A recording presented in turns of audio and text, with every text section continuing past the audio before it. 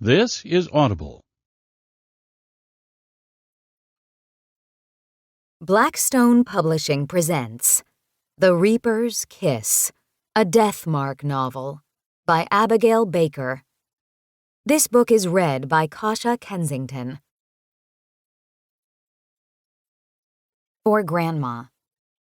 Here's to you, as good as you are, and to me, as bad as I am. As good as you are and as bad as I am, I'm as good as you are, as bad as I am. Chapter 1. It is important to know that every single human being, from the moment of birth until the moment when we make the transition and end this physical existence, is in the presence of guides or guardian angels who will wait for us and help us in the transition from life to life after death. Elizabeth Kubler-Ross. 12th of April. Present day. I kill people with my tattoo machine. The machine doesn't send out waves of lethal electricity or poisonous ink. Nothing sneaky like that. The moment a client requests a skull in any form, he or she will die within days. That's what it takes. Ask me for a skull, and you're on the fast track to your death. My boss, Gérard Bastille, and I do not have a following of devoted regulars from across the province like other tattooists. If it's not their time to die, people tend to instinctively stay away from us, with the exception of a few who are good at ignoring subconscious warnings. But the customers who come to Salon de Tatouage in our quaint little corner of Quebec City never have a chance to continue building their skin art collection. Obviously, Gérard and I are not run-of-the-mill tattoo artists. We are scriveners from the world between life and the hereafter that we call Styx. Scriveners are harbingers of death, augurs of looming demise with tattoo machines. Our respective death marks, Gérard's pin-ups and my skulls, help the Grim Reapers responsible for ferrying souls to the underworld zero in on elusive souls whose time has come, so they can satisfy their quota lists for the head Grim Reaper. If we were to get soft and reveal our identity to our human clients, or try to warn them off, we'd incur a lethal Level 8 offense and face judgment by head Grim Reaper Marin, the big, bad king of doom, who looks like an ordinary human with a penchant for black turtlenecks and fascism. He was in charge of the business of death, but he ruled like a tyrant king. Any level of offense above 5 is guaranteed eternity in Erebus, the torturous and unforgiving afterlife that humans prefer to call hell. Ask any one of us and we'll tell you we'd prefer eternity in the paradise that is Elysia instead, our version of rainbows and sunshine in the afterlife. I wasn't interested in committing even a minor infraction, since I have a preference for sunshine and rainbows and not misery and hell. With shoulder-length brunette dreadlocks and ripped denim jeans, I am a rebel of high fashion, not politics. That day, like every day, I was flagging one more human soul for a Reaper to take to the hereafter. I hadn't met this Reaper. I never meet any of them who benefit from my death mark. I simply leave my skull on a human so his assigned Grim Reaper could find him in the sea of souls on Earth. Moose the Noose, an American tourist from upstate New York, was today's death mark. With a proclivity for bone-rattling motorcycles, unwarranted hostility, and inappropriate pillow talk, Moose was a cliché bucolic American, bloated around the midsection and surly from a lifetime of well drinks and bar fights. Or so I assumed. His smack on my ass and lusty, "Thanks for taking me on such short notice, sweet cheeks," was inspiring one of my best death marks yet. "Why a skull?" I said in my French-Canadian accent, an inflection that Moose referred to as frog speak. But I have never eaten frog legs. I'm not French. I'm Canadian. Alas, teaching advanced astrophysics to a toddler would be more rewarding than explaining the difference between Canadians and Frenchmen to this client. "Skulls mean death," No one fucks with death. Moose grunted from his tanned neck the size of my thigh. Those lusty brown eyes were fixed on my cleavage, thinly veiled by the scooped collar of my black tank top. It's a good conversation starter, too. I feigned interest in his choice of artwork as I wiped ink and blood from the outline I'd just completed on his bicep. With my toe on the pedal, ready to bring life to my machine and imminent death to my client, I glanced at my salt-and-pepper-haired boss sitting in the rear corner of the shop. From his perch behind his drawing table, the scrivener's gray eyes were set on his artwork as his right hand danced over the paper. Gerard looked like any other 50-something man with black-rimmed glasses. He had once been handsome, but after his years of smoking, his skin had lost what was left of his youth, and the tattoos that ornamented his legs and arms had faded into forgotten landscapes. Gerard's demanding gaze rose to meet mine. "Mind your heat," he said, like he did every morning. And every morning his warning amounted to very little, because I was not particularly savvy at controlling my power. When giving a death mark, my hands grew hot, like irons on a fire. It was an anomaly, and I was trying to learn to control it. In the meantime, to avoid burning my clients, I always wore opaque, black latex gloves while working. As for Gerard, well, he never became hot when giving a death mark. He never showed signs of anything. He was calm as Quebec's Arctic weather, his temperament in contrast to my shifty, fiery hands. I often wondered how we could possibly be of the same grim profession. As I tried to mind my heat, already feeling the intensity as I filled in the skull's jaw, I spotted Moose rub his groin as he said, "Gotta take a piss." The skull's chin on his bicep needed another pass of ebony ink. Its vacant eyes stared, awaiting a gray wash to add depth to its lethal gaze. As much as I wanted to finish this death mark and get on with my day, I gave a clipped sigh, killed the machine, and pointed to the door at the end of a hallway. Moose lurched toward the restroom, leaving Gerard and me sitting quietly in the shop. The only sound was the radio softly playing in the background. I was grateful that Gerard didn't start to lecture me on how to improve my skill set, but I would have taken his mentoring over having to listen to Head Reaper Marin's voice. His tenor monotone overrode AC/DC's Hell's Bells, which was playing on our radio. Whenever Marin had an announcement, all he had to do was get behind a camera and microphone, and any Stygian's radio, computer, phone, or television would broadcast his message. Humans didn't hear his ramblings, which was probably for the best, since he was no Tom Brokaw or Jon Stewart. "Good afternoon, Stygians. I am disappointed to report that one of our own has betrayed us," said our overlord of death. Shivers ran up and down my spine. I feared Marin more for the violence he authorized than for his emotionless noon reports. Today, like every other day, he was speaking to us for one reason only: threats of eternal damnation.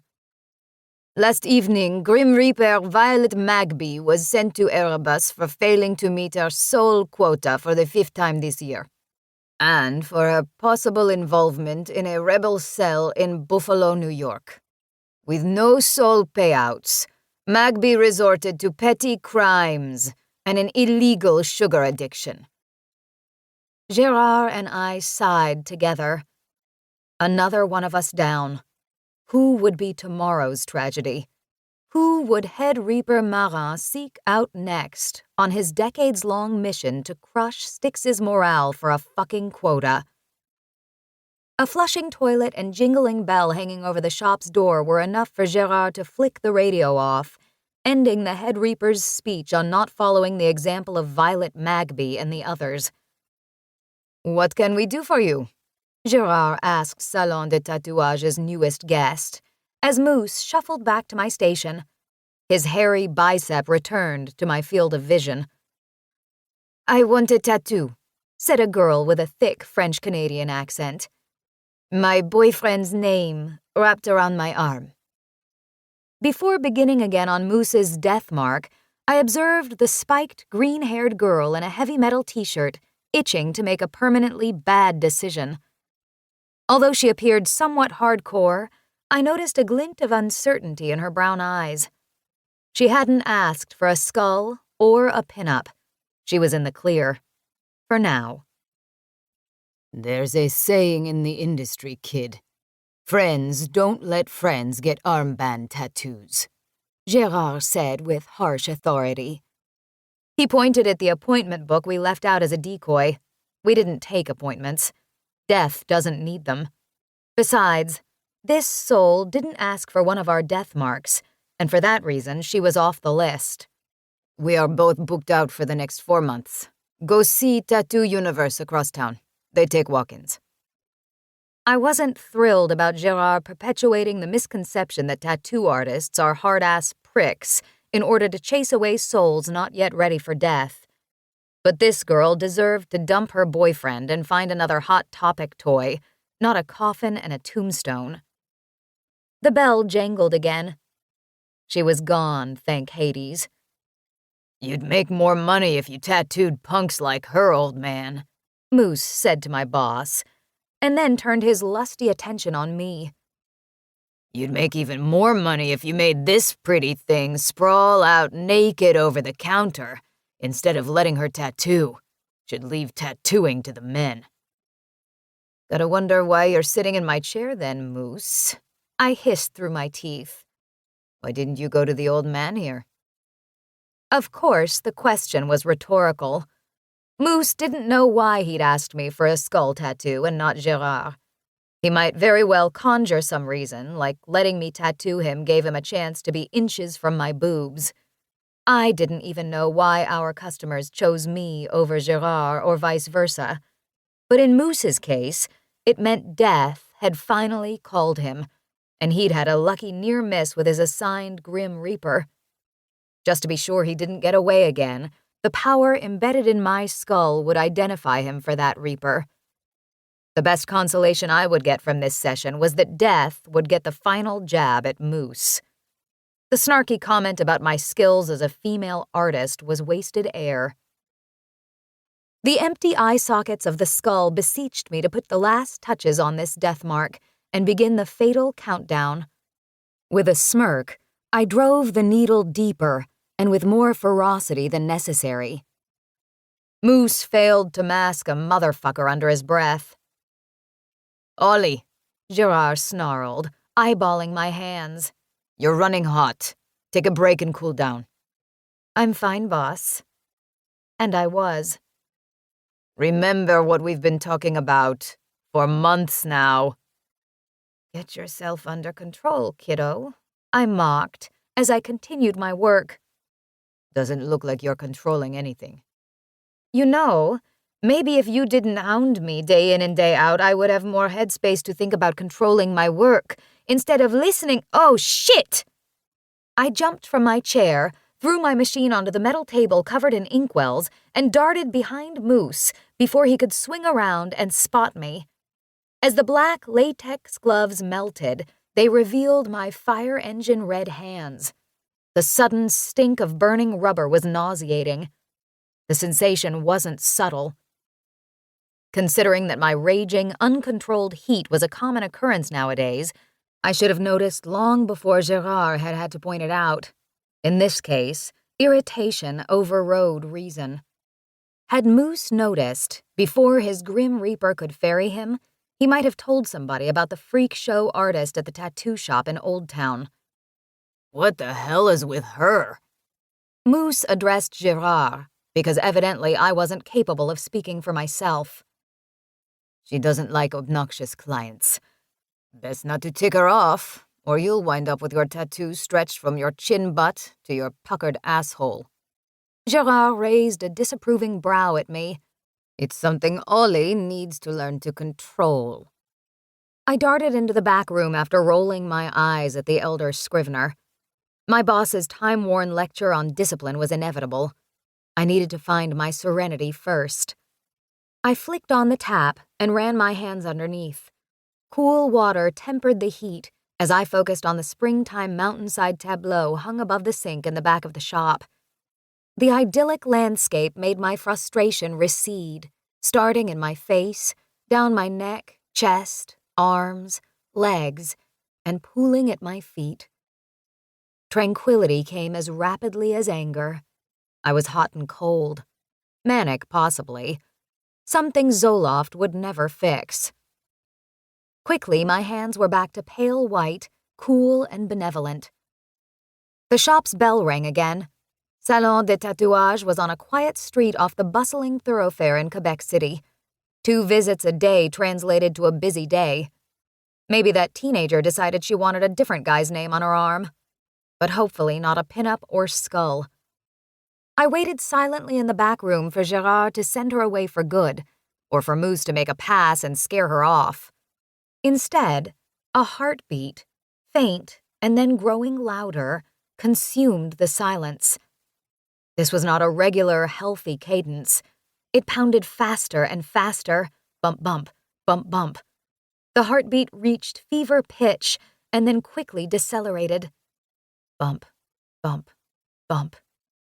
I burst through the beaded doorway of the back room, my own heart racing, to see a grim reaper standing at Moose's side, one hand clamped around Moose's left arm and the other pressed to his chest. This reaper was an average-looking man with light brown hair and a well-built physique. Death's employee was not carrying the stereotypical scythe or wearing a black robe. Not that Moose noticed the reaper feigning concern. Even though reapers look like everyday humans when they're not ferrying souls, the humans who are passing into the afterlife never realize the reaper is there at the moment of the heart attack, the fiery car accident, the plane crash, or the random mugger who shoots them in the face over $20. But there's always one waiting. Picking off seedy humans like Moose was their preferred job, the cherry on top of a grim sundae. But here's the thing. A death mark always has to be finished to have the power to call a person's reaper. But the one on Moose was only partway done. This reaper's eyes were gold, the warning that he was angry, horny, having a sugar craving, or ferrying a soul. In this case, it was the latter. Had a human seen him and understood what he was doing, he would have seemed callously unemotional, but he was focused on the task of transitioning the living to the afterlife. The work was as important to him as the removal of a cancerous tumor was to a surgeon. Moose's heartbeat slowed. His lips blanched, and eyes locked into a familiar, vacant stare. Gérard, who had obviously not seen an unfinished death mark with the ability to call the human's reaper happen before, stared at me, broadcasting a stern, I can't believe this shit is happening in my shop look. The surly American's heart stopped. Between Moose's dead lips appeared a silver coin. The reaper plucked it from his victim, gave it a discriminating inspection, and then stuffed it in his pocket.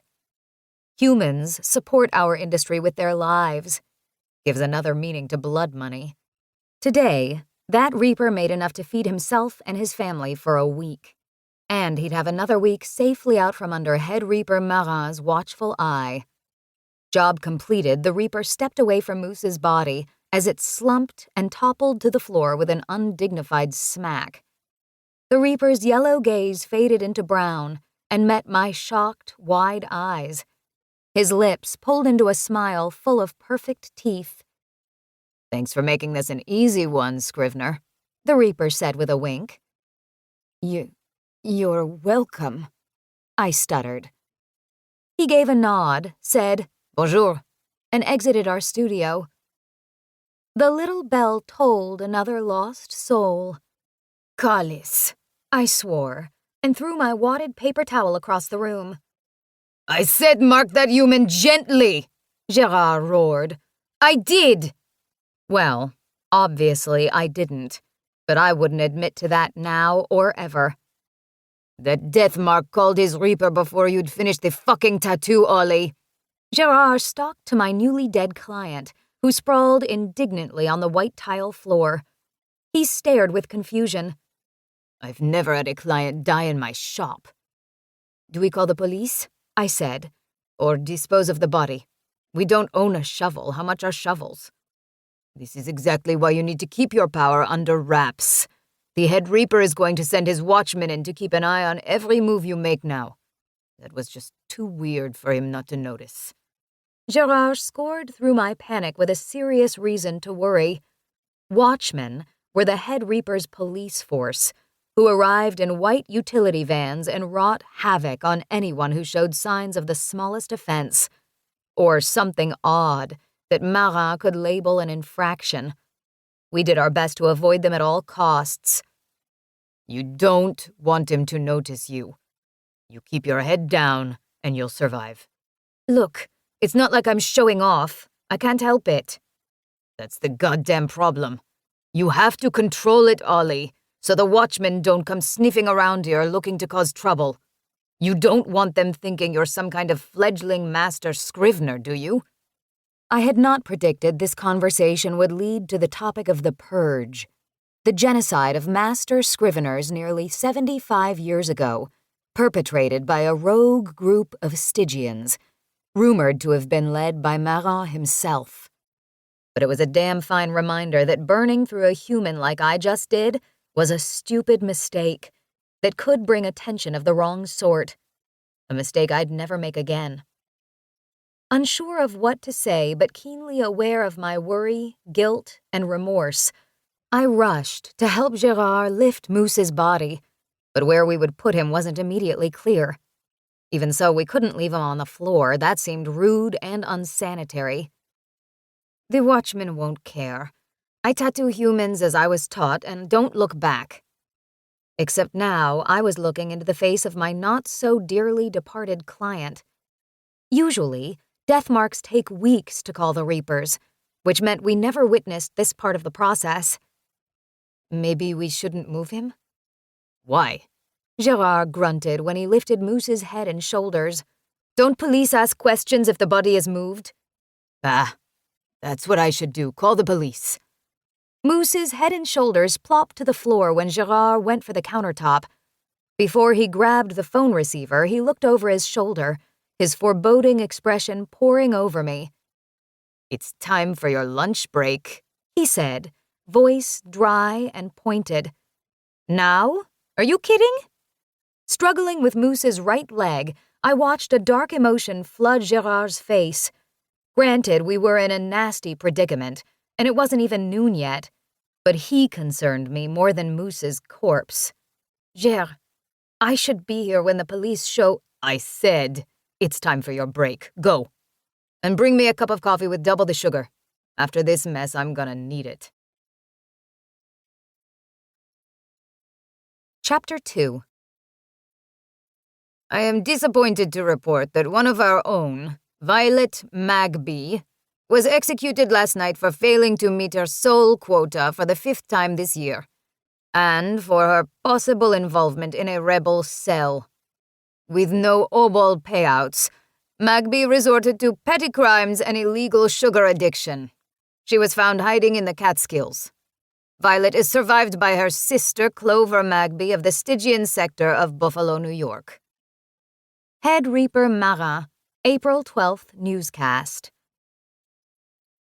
Although there were plenty of places to grab a quality jolt of caffeine near Salon de Tatouage, the additional time away from the shop would give Gerard the space he needed to clean up my mess. Besides, my preferred coffee shop was a 10-minute cab ride away. From Gerard's reaction, what had happened was unheard of. Had I meant to leave such an impression on my client? To doom Moose before the death mark was through? I would not have felt an ounce of concern now. I was not sad for his passing. This was the business of death. If I felt bad for every customer who sat in my chair and received a skull, I would be locked away inside a padded room by now. No, I was worried for one reason only. Erebus, eternal suffering. 15 minutes after witnessing Moose's heart putter to a stop, I disappeared inside Le Nectar Café, where splendor is roasted, ground, and brewed to perfection. The coffee shop's heavy wood door swung shut behind me, stubbing out the crisp Quebec air.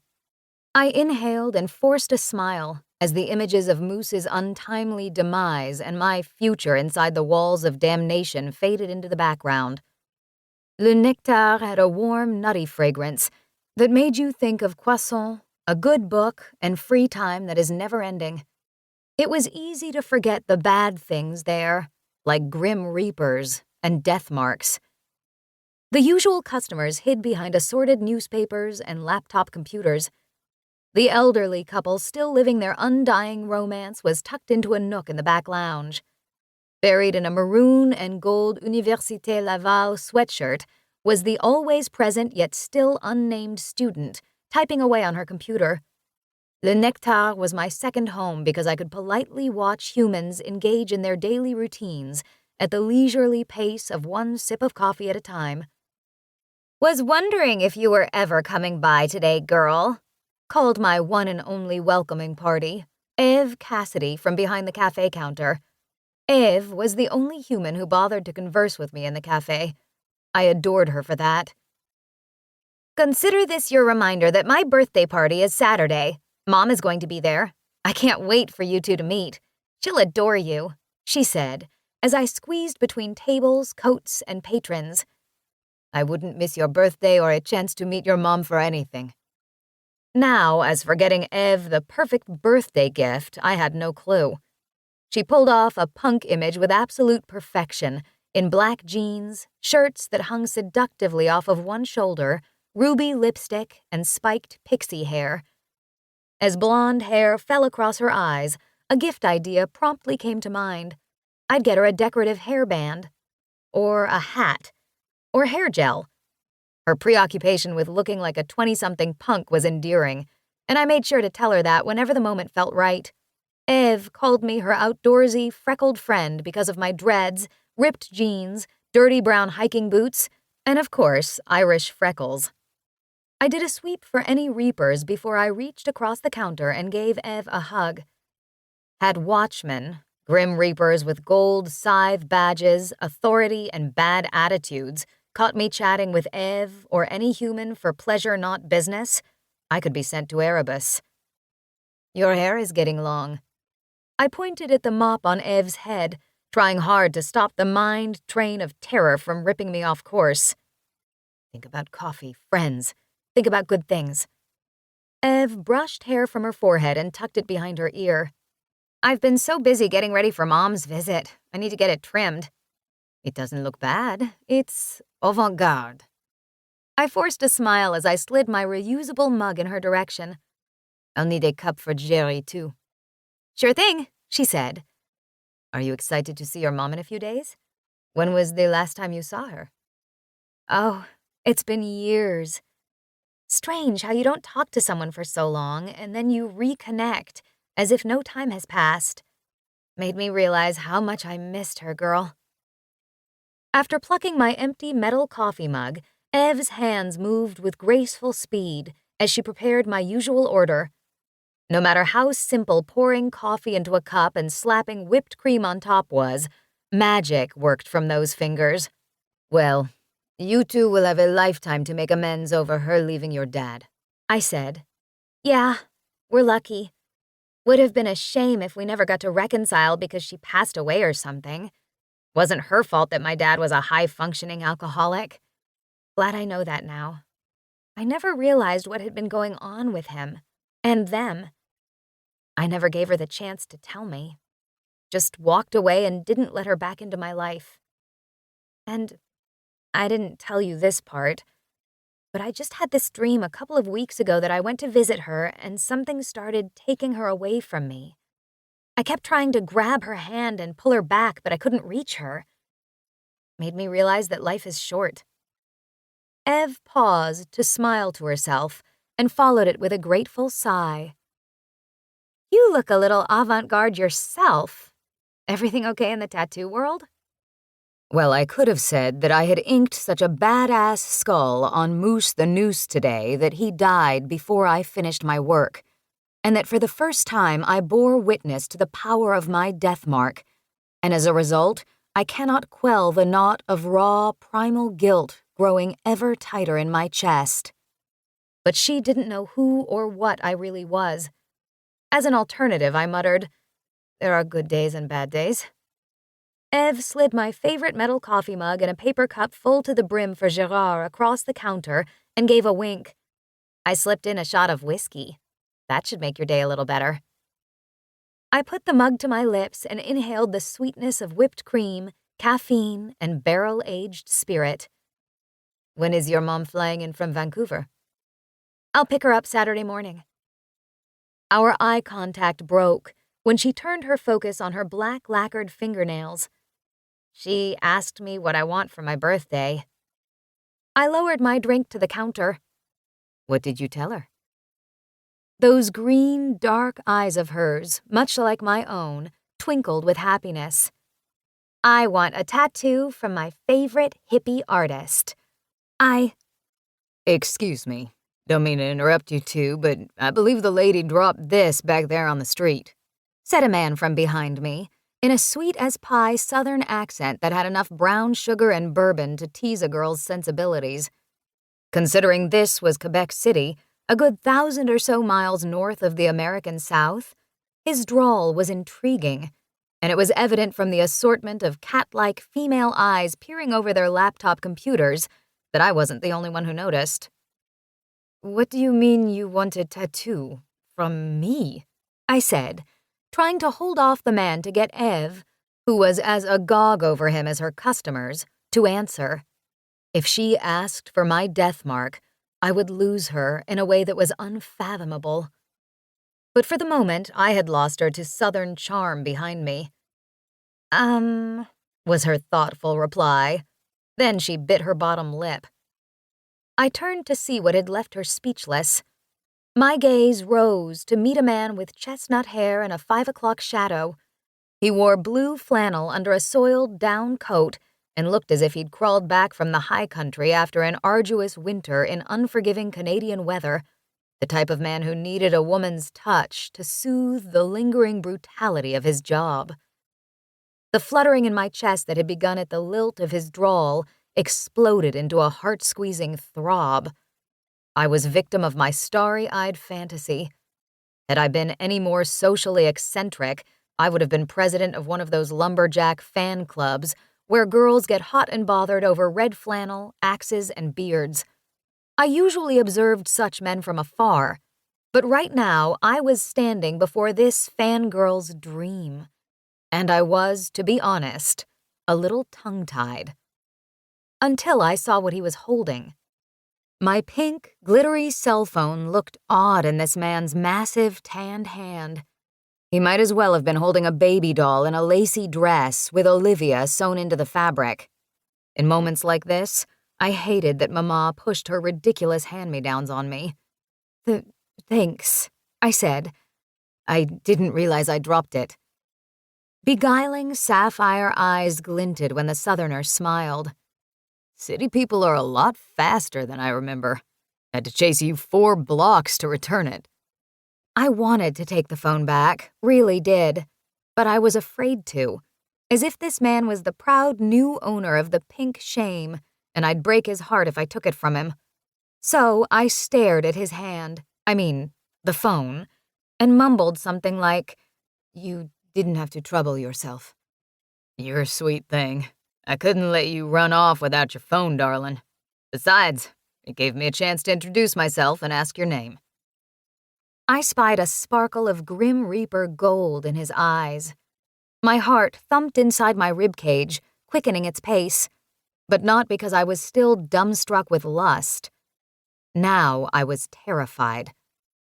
What if he was an undercover watchman hoping to arrest me? Did this one follow me from the shop after what happened to Moose? Is he undercover for the head reaper, here to make trouble? Channeling Ev's articulateness, I sputtered, "Thanks," snatched my phone from his hand, and whirled back to see Ev wearing a proud tigress's smile. I didn't need her egging me on with the pylon of sexy death behind me. "Wow, Ollie, here you were going on about how there are no good men left in the world, and lumber sexual shows up to prove you wrong," Ev said, The playfulness in Ev's words reminded me that she had declared it her job to find me a good man to go to bed with. A boyfriend was the last thing I needed in my life these days. I've got to get back to work. Might I accompany you then? The Reaper said. That's a great idea. Ev's grin was impish. It's a long walk. You'll have plenty of time to get to know each other. No thanks, I said. I like the time to myself. Don't let her scare you off, sir. She's shy around handsome men. I'll see you later today, Ollie. Don't do anything I wouldn't. Too soon, Ev was off taking another customer's order, abandoning me with this Reaper. Walk away from the human, darling. There are watchmen nearby. Flannel Death whispered, so close to my ear that the skin on my neck prickled. His warning registered as I threw an elbow in his side to get him to back away. He wasn't lying. In their uniforms of black suits and gold scythe pins, ones that made them look like FBI super agents to humans, were a male and female watchmen peering through Le Nectar's front window at me. Although they weren't demanding I join them outside so they could strong-arm me into confessing to some minor infraction, they watched intently. I wanted to say goodbye to Ev and ask one more time what kind of tattoo she wanted for her birthday, but I kept my lips sealed as I made for the exit. With my new friend, the Grim Reaper, nudging my back, I slipped through the door of Le Nectar, coffees in hand, and my head full of mounting worry for Ev. The familiar, cold squall swept around us. I shivered under my parka and glanced up at the sky. Where humans saw scattered clouds with sun peeking through, Stygians saw millions of ashen, moaning souls. No sun, no stars, nothing but bone-chilling murkiness. And that's all we ever saw. The watchmen closed in on our left, tearing my attention away from the soul-cloudy sky and frosty nip. Stop right there, you two, called the male. We're in a rush. Can you make it quick?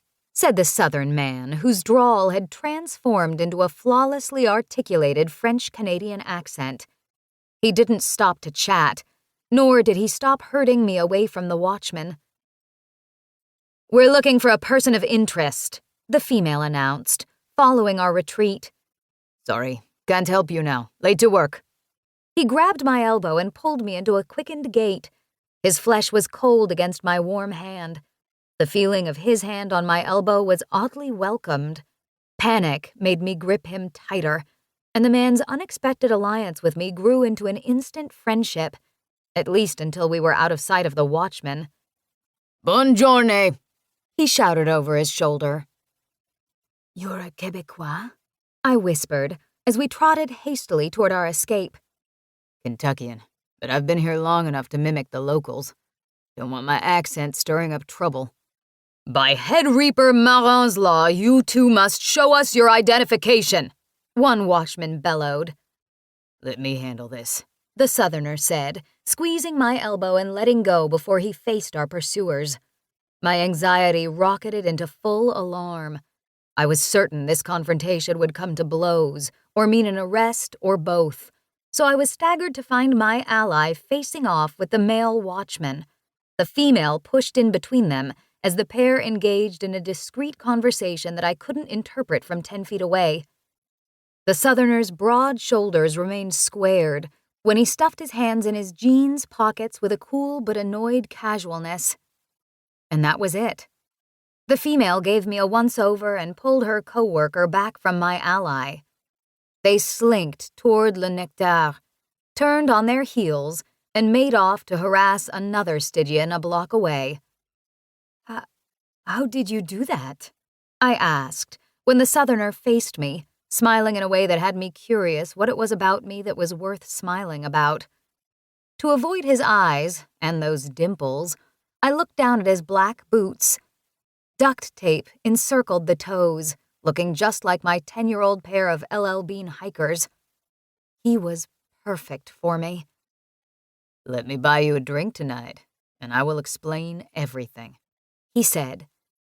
I could have accepted his offer because there would be no reason to say no to such a brave soul. But Papa had always told me, if it feels too good, it probably is. Papa was what I call a jolly pessimist, and I was smart to remember his lessons.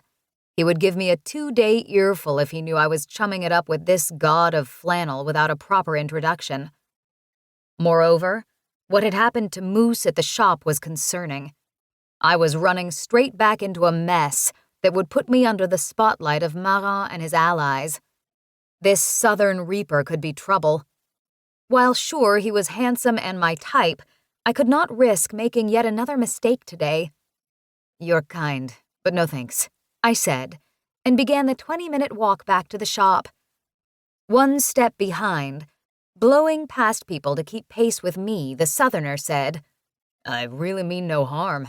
Please, I'm new to town, and would like to get to know the locals." I didn't notice that I had come to a stop until I was face to chest with him. I spat out the first excuse fresh in mind. "Welcome to Quebec City. I don't date men without tattoos." He looked at me no different than a moose staring down the barrel of a 12-gauge, incredulous and vaguely challenged. "Does that mean you want to see the dolphin on my left butt cheek? I assure you it's remarkable." His hands went for his ZZ Top belt buckle. "Hades, no, I do not want to see your dolphin." Well, maybe. Yeah, definitely. His long fingers fell away from his buckle. "Right then, I'll save the porpoise for later." "I'm sure you'll find some other friendly soul to show your porpoise to." With Papa's words of wisdom in my head, I was back to speed walking. The southerner followed on my heels.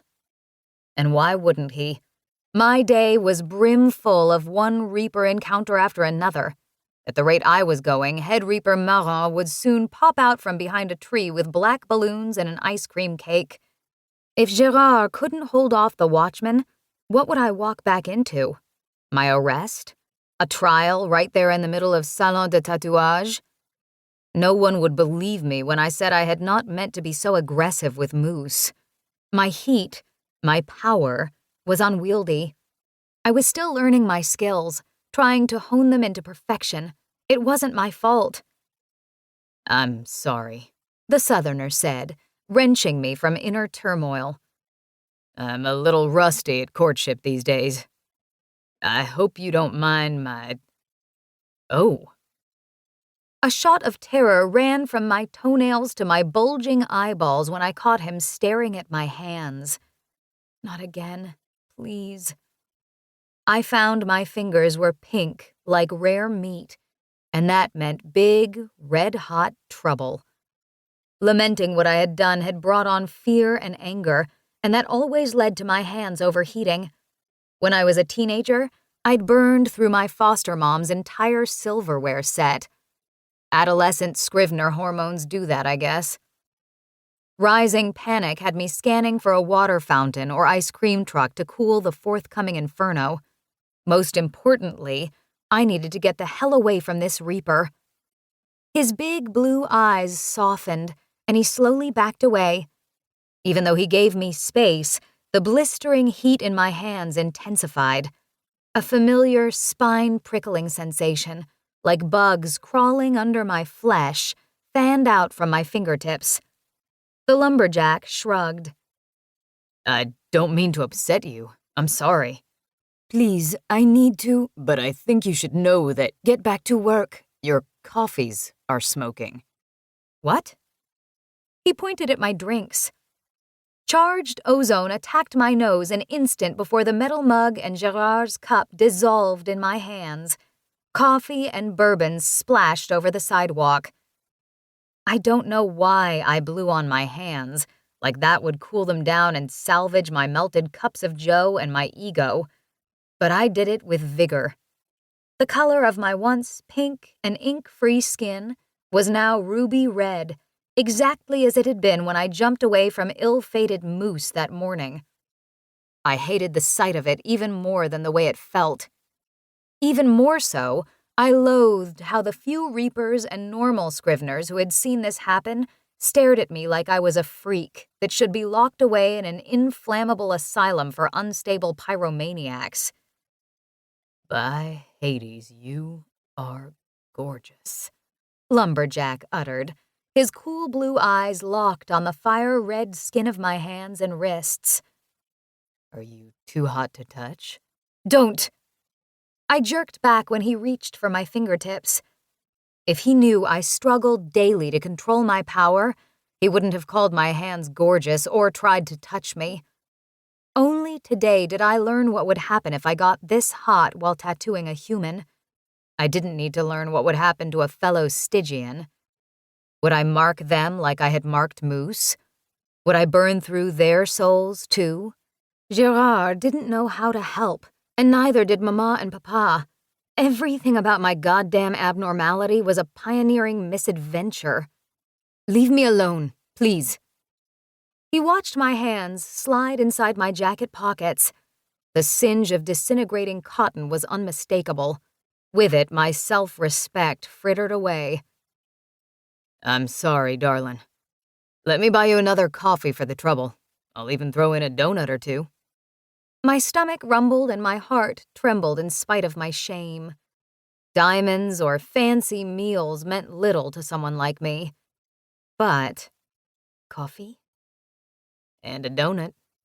He smiled warmly. Grim Reapers loved their sugar cane. Candy, cakes, even sugar packets. The substance gave them a blissful high that often distracted them from their task of ferrying souls. Marin's reason for banning sugar was a practical one.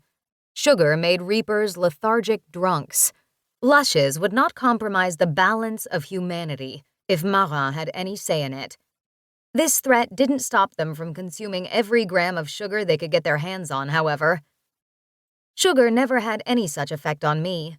My drug was coffee, something this handsome Reaper was smart to notice. I can't carry my coffee if I am hot. I started to pull my hands from my pockets but stopped myself. I have an idea, he said. Give me your hands. No. Was he nuts? Trust me. How I found it in me to trust him was not clear, but I slowly pulled my fingers from my jacket pockets and dropped them to my sides. As I did, he collected a bundle of fresh white snow from the sidewalk. Though no Stygian had dared to touch my skin in this state, and rightfully so, he covered my hands with the snow. Steam rose from our connection. The snow melted, cooling the heat within seconds. Once all that remained was dripping water, I gradually untangled my fingers from his. Together we dried our skin on our jackets. There was no particular way to break from such a connection without making awkward but flirty faces at each other. I've never done that before, he said. Glad it worked. Me too. Now you can hold your coffee. I giggled. Fuck. I giggled? Thanks, I said, and then began a lazy stroll back to work in Old Town. There was good reason for this forced calmness. Acting casual seemed like the sexy, confident thing to do. But I would have preferred to stay far away from the tattoo shop for the remainder of the day. Since I couldn't, delaying my return was my only means of controlling a situation that had spiraled down the toilet bowl of shitty luck. So, what brings you to Quebec? I gave the universal I don't know your name look as I waited for him to formally introduce himself. The name is Brent Hume, hailing from Beattyville, Kentucky, ma'am. He slid his hands inside his jacket pockets. I'm in Quebec because I'm looking for work. Ferrying? Nah, I need a paycheck so I can eat. You don't get obol payouts from each soul you ferry? Whenever Reapers removed a soul from a human body and sent it to the afterlife, a coin, an obol like the one plucked from Moose's lips, appeared. Obols weren't much money after they transformed into local currency, just enough to cover food and incidentals, but something is better than nothing. I was banned from receiving obols. Don't ask, Brent said before I could. It's a story I'll dredge up another day. Do you have any job leads? Gérard occasionally hired reapers to clean the shop, but for some inexplicable reason, inviting this hunk to work where I tattooed death marks seemed no different than putting a hungry lion inside a cage filled with bleeding zebras. Or maybe deep down I knew he'd be too distracting, pushing a mop around me as I worked. Brent didn't seem like he was in such dire straits that he was starving anyway. However, he did wear a worn jacket, jeans ripped at the knees, and those hiking boots taped at the toes. "Chez Ashton serves cheap grub," I said. "Great poutine. My treat." "No, darling. I'll never take a penny from you." Judging by his strained grin, he didn't enjoy the hodgepodge of French fries, cheese curds, and gravy called poutine quite like I did. Too easily, I visualized a hungry Brent Hume eating alone in Chez Ashton, and it tugged at my sympathy. I had a talent for finding melancholy in everything, even this rugged reaper dining by himself. Papa had teased me for it, and Mama had said it was humanity, Hades' gift to me that Mama swore no other Stygians were privileged to have. I still had yet to understand why this was a gift, as I wept over sad television commercials, as I shoveled pints of Ben & Jerry's down my throat. "I haven't spoken with a scrivener in ages," he said rather abruptly. I was suddenly nervous and craving Chunky Monkey. "How do you know I'm a scrivener?" "Lucky guess. But don't worry, I won't tell anyone." He reminded me why we were walking to another coffee shop. My fucking red-hot, troublemaking, death-dealing hands. "Well, Brent Hume, I'm not just a scrivener," I said with a bite. "I'm an artist. One of my favorite pastimes is sitting in Le Nectar and drawing pictures of the visitors. I have a dream of opening an art studio and selling my charcoal drawings." As we crossed the street, Brent's hand splayed over my lower back to guide me toward the sidewalk. I jumped onto the curb, dodging a puddle of gray slush. He sloshed right through it, kicking water without a care for the mess he was creating. I buried my cooled hands into my threadbare pockets as I thought about Le Nectar and its best barista, Eve. Hell would have me by the throat if I had to come up with a plan to keep her from coming to the tattoo shop, where she might feel compelled to request my death mark. Surely I wasn't the only scrivener in history faced with such a dilemma. Unlike reapers, this job made it difficult not to connect with humans. Scriveners spent hours inscribing death into people's skin, and that inevitably led to conversation. Sometimes we grew fond of our doomed clients, and then we grew a conscience, and well, we don't want to tattoo them any longer. That was what I had been toying with since Eve mentioned the birthday wish she'd told her mother. But listening to me rationalizing my thoughts wasn't the kind of conversation Brent the Kentuckian Grim Reaper sought, was it? To change the subject, I mentioned the first thought that came to mind that didn't have to do with Eve. "I'm intrigued. Do you really have a dolphin tattooed on your butt?" He looked off to the left, seeming to ponder a question that had a simple yes or no answer, and then set his blue eyes back to me. "I don't have a porpoise on my ass." "That's probably for the best." "I'd let you put one there if it strikes your fancy."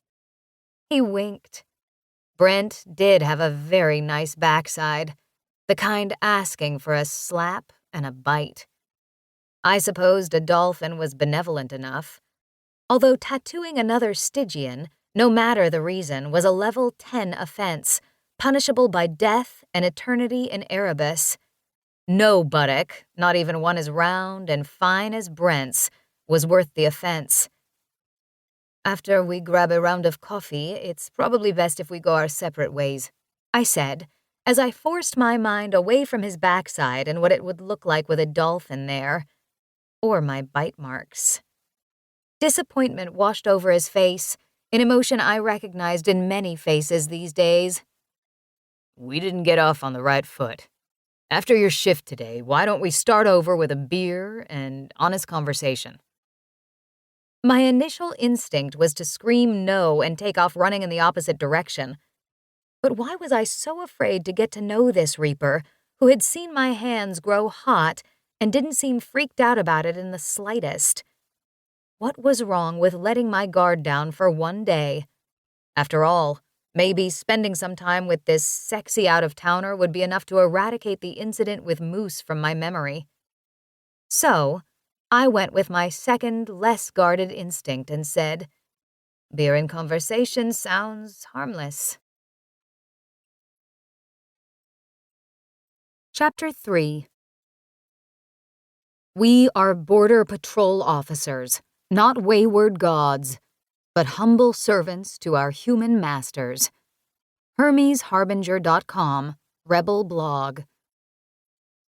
When I turned the corner onto Rue Charlevoix, I quickly backstepped and sought refuge inside the doorway of a used bookstore I had grown to love during my years in Quebec City. Outside of the tattoo shop was an ambulance, its back doors wide open as two paramedics loaded a gurney covered in Moose's dead body into the vehicle. The ambulance was not what sent me into alarm. The white, windowless minivan did. Watchmen drove those minivans. Clutching a drink in each hand, I was reminded of Brent's audacity with the watchman outside of Le Nectar, and his kindness in tempering my heat and buying me 2 cups of coffee, one for me and one for Gérard. After reluctantly agreeing before parting ways to meet him after work, I hustled back to the tattoo shop. Only now did I wish that I had encouraged him to join me on the return trip for one reason. Brent had a way with handling watchmen. As I sank into the protection of the doorway, I reminded myself that showing fear would give the watchman a reason to think I had done something wrong. Truth was, I hadn't done anything wrong. I simply let my abilities get the best of me. But with Master Scrivener's on Marin's list of troublemakers, showing signs of anything out of the ordinary, even though I wasn't a master, was problematic. Breathe, I thought to myself, honoring Gérard and Maman's advice. Breathing with intention tempered my heat. It always had, but I seemed to forget this whenever fear or anger gripped me. Face your fear, Ollie, and keep breathing. I quietly rallied. Of course, that voiced confidence did little to force me from the safety of the doorway. It took another 10 minutes before I inched my way out and around the corner to peek at the red and black awning of Salon de Tatouage. This time the ambulance was gone. The white van was not. "Brought you coffee," I said to Gérard, who sat behind his drawing table staring at me when I came in, with his eyes full of concern. He was trying to get me to notice the person standing in the back corner of the shop, but I had spotted the dark blonde male when I walked in the door. "Bonjour," I said, as I set Gérard's coffee down on his drawing table, addressing the stranger. "You are?" "I'm Chad," the blonde man said. He smiled in a way that was forced and marginally wicked. When his eyes flashed not gold but red, I was acutely aware of why Gérard remained quiet. Chad was not a watchman, but an Eidolon Reaper. Eidolons ranked high above watchmen and lowly reapers and scriveners like Gérard and me. They were Grim Reapers for Grim Reapers and scriveners. That was their one and only job. The only 2 Stygians above the Eidolons were the deliveryman of Styx's death lists and head reaper Marin. There was no clever or discreet way to slink out of the shop's door. I couldn't announce that I suddenly felt feverish and needed to rush home. I had to stick to my dwindling confidence. What I had done to Moose had been an accident. There were no signs of anything strange or rebellious. Nothing. "I'm sorry. Gérard didn't tell me we would have a guest, so I didn't bring you coffee," I said to Chad, trying to kill with kindness. "I can run back out if you like." "That won't be necessary, Ollie. You have a client," Gérard said, and gestured with his eyes to the corner behind me. Frustration hardened into dread when I turned to face my newest customer. And when I laid eyes on her for the second time that day, my heart swelled and pounded inside my rib cage. "Hey, sweetie," Ev waved. "Did you get lost on the way to the shop?" I, spilled my coffee and grabbed another. "Ev, why are you here?" My voice broke. "I didn't get a chance to tell you before you left with the sexy foreigner that I would come by today for a tattoo. I'd love to have it done and healed before the party this weekend, so Mom sees it in all its glory. She will love it. Her first birthday gift to me in years." Ev's face, with its charming innocence, would have made me smile on any other day. I was profoundly aware of Chad the Eidolon just feet away. He had the power to take Gerard and me out with minimal effort. Eidolons had that kind of sway, something they earned after decades of moving from the ranks of average Grim Reapers to third in command after Marin. Chad was here for one reason only: to observe and to catch me in the act of breaking the rules. Gerard peered over the rims of his glasses. His eyes were full of urgency. He wanted to talk, to tell me something dire, but wouldn't with the Eidolon hovering nearby. "So you finally decided to get tattooed, Ev?" I tried to speak evenly as the tension grew and grew. Ev was unaware of what was happening between three of Death's employees. For her own good and mine, I needed to remain oblivious. "Figured now is no better time." Ev's face glowed with anticipation. Her attention swept to Chad, who lingered in the corner, watching, waiting. Warmly, she grinned at him. He returned the expression with eerie precision, much like a serial killer to his victim. I passed my tongue across my dry lips and glanced at Chad. He had the same look I had seen from tortured Stygians who had avoided Erebus by going to prison. They wore a tormented but cruel expression, itching to impart their suffering on others. What left my skin in goosebumps was Gerard's obvious apprehension. Something happened between them while I was away, and it was ugly. "What about Victorian rose mailing for a tattoo?" I asked my client, knowing full well that I could not do such a thing. "I've been wanting to do a piece like that. It'd look beautiful on your arm." "Oh, that sounds nice." Ev's cheeks squished her green eyes with a grin. "But I want a Day of the Dead skull on my bicep, Mom's favorite. And since you're known for your skulls—" My world started spinning off its axis. Whenever a skull crossed my path, around Halloween or embroidered on a woman's purse or on a man's t-shirt, I pushed the images into the recesses of my brain, where I hoped they'd fade away forever. Ev's comment jogged my memory of her pristinely accomplished Day of the Dead makeup this past October, which I would gladly forget all over again. And another thing. I never talked about my work. About skulls in particular. "Where did you hear about my skull work?" I asked through my teeth. "He came into Le Nectar, bragging about your killer skull work." Ev gestured to Chad. "Said his friend got one done by you earlier today. What's his name?" Chad the Eidolon revealed a set of yellow teeth with his sneer. He made no effort to disguise what was happening. I had been set up, and he was the mastermind. "Moose," he said. "People like Moose come here to get one of her special skulls. Ain't that right, Scrivy?" "Scrivy?" Ev snickered. "What is a scrivy?" "What those in the know call tattooists, my dear," Chad said. I gave Gerard a look, hoping that perhaps he'd know what to do. He hung his head, visibly outranked. Then my heart broke. I pressed the stencil against Ev's goose-pimpled flesh.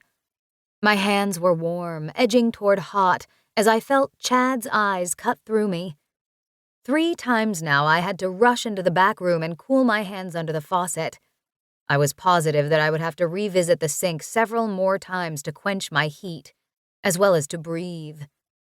But my lungs were barely capable of taking a full breath. To cover up any semblance of grief, I pulled Ev over to sit in the tattoo chair and sank into my own swivel stool. As I peeled the stencil off, noting how senseless it was to put it on in the first place because I didn't need one for a death mark, the view of Chad sitting with his arms crossed, his attention locked on me like a hawk's on dinner, was nightmarish.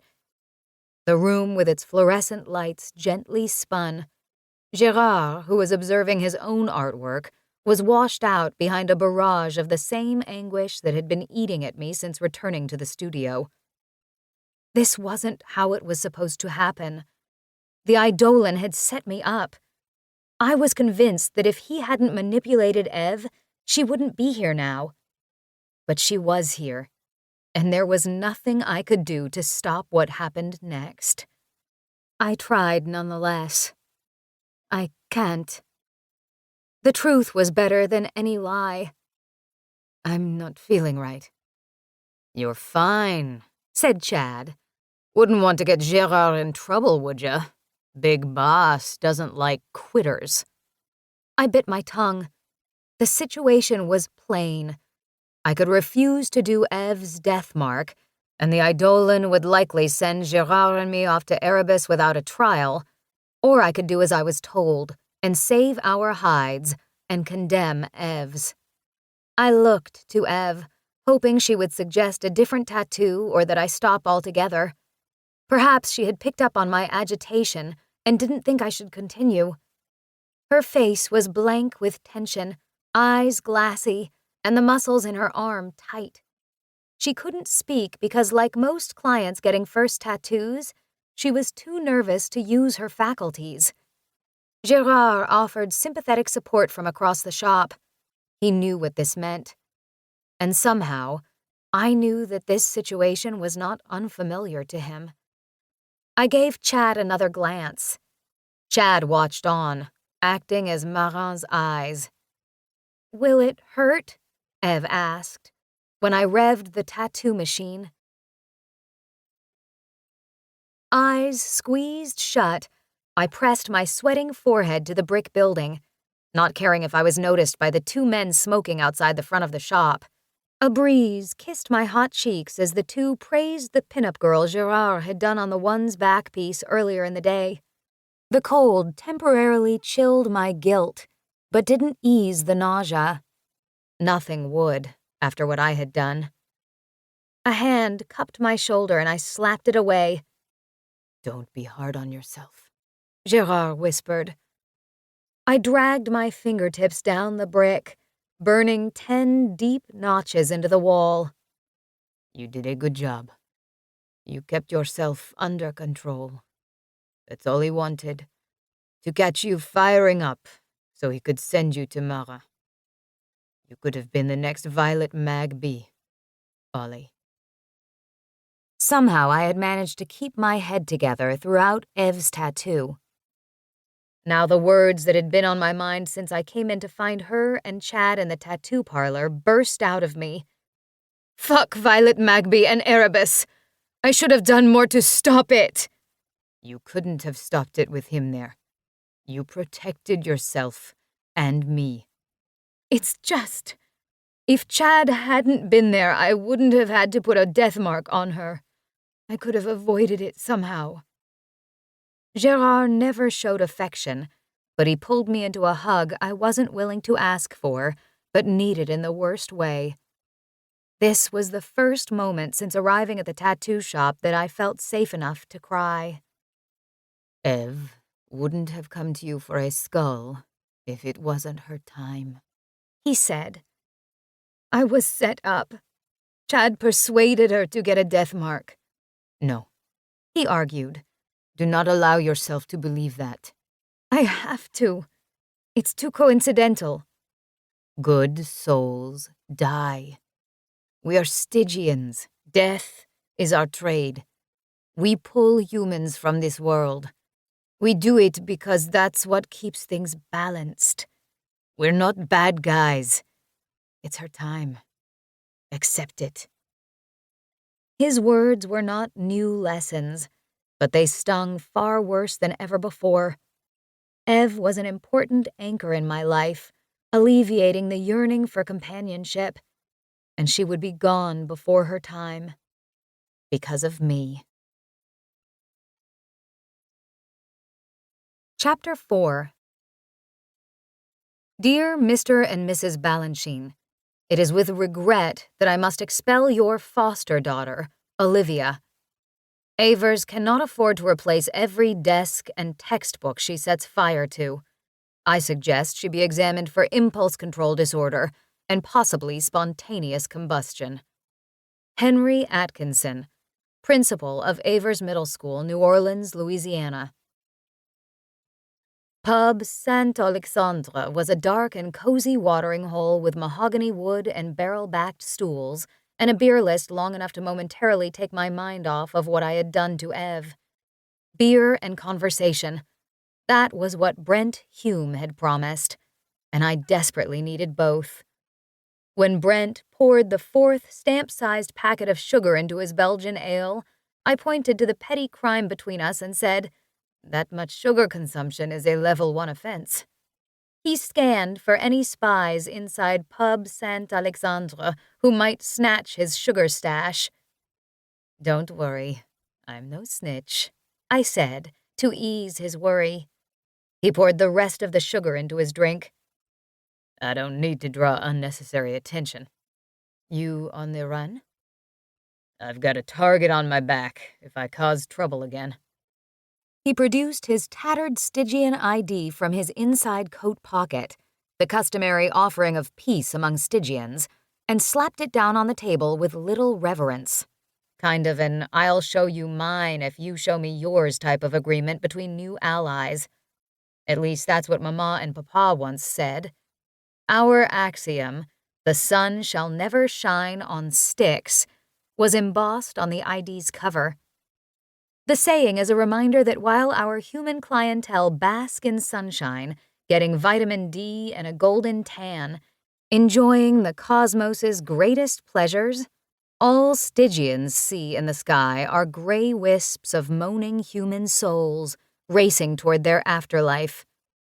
Our existence between life and death is forever in shadow. No big, happy ball of light for us. I reached for the document. "May I?" "Manners, manners." "By all means." He sipped his sugar beer, and I peeked inside the ID folder.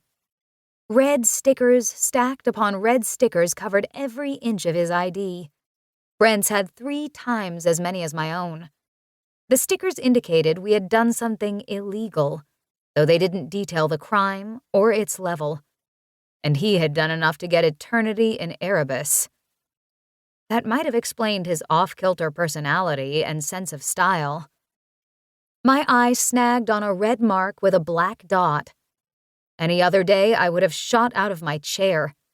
Thank Hades, beer makes me as lazy as sugar makes reapers. "You've got a rebels sticker?" I whispered, eyes darting back and forth. Brent Hume was a dissident?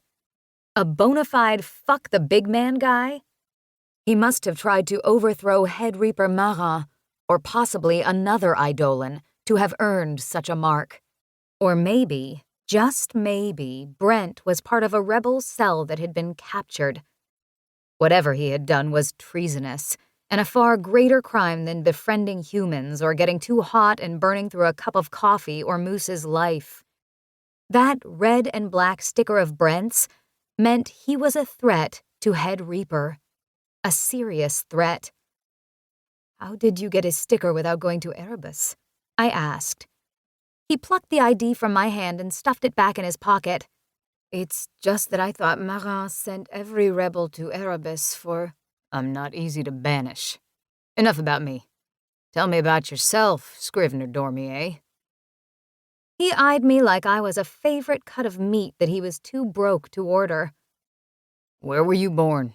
How long have you been tattooing? Why do you look like you've been crying all day?"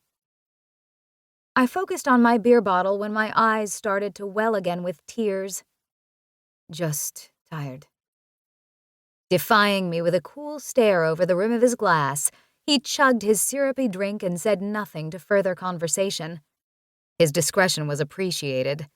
Even though it would be foolish to air my personal struggles to this new acquaintance, rebel sticker or no, the real reason I fell quiet was that I couldn't bear to speak about what had happened. If only Ev would make it to her reunion with her mother on Saturday at her birthday celebration. Maybe if I could gift her that time, I might be able to forgive myself. Since you're a rebel, you wouldn't happen to know who is running the Hermes Harbinger site, would you?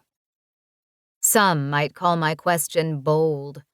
I'd call it a chance to turn the conversation away from my swollen eyes and the reason for them. Besides, Brent was the only Stygian I knew with a red and black sticker who wasn't in Erebus.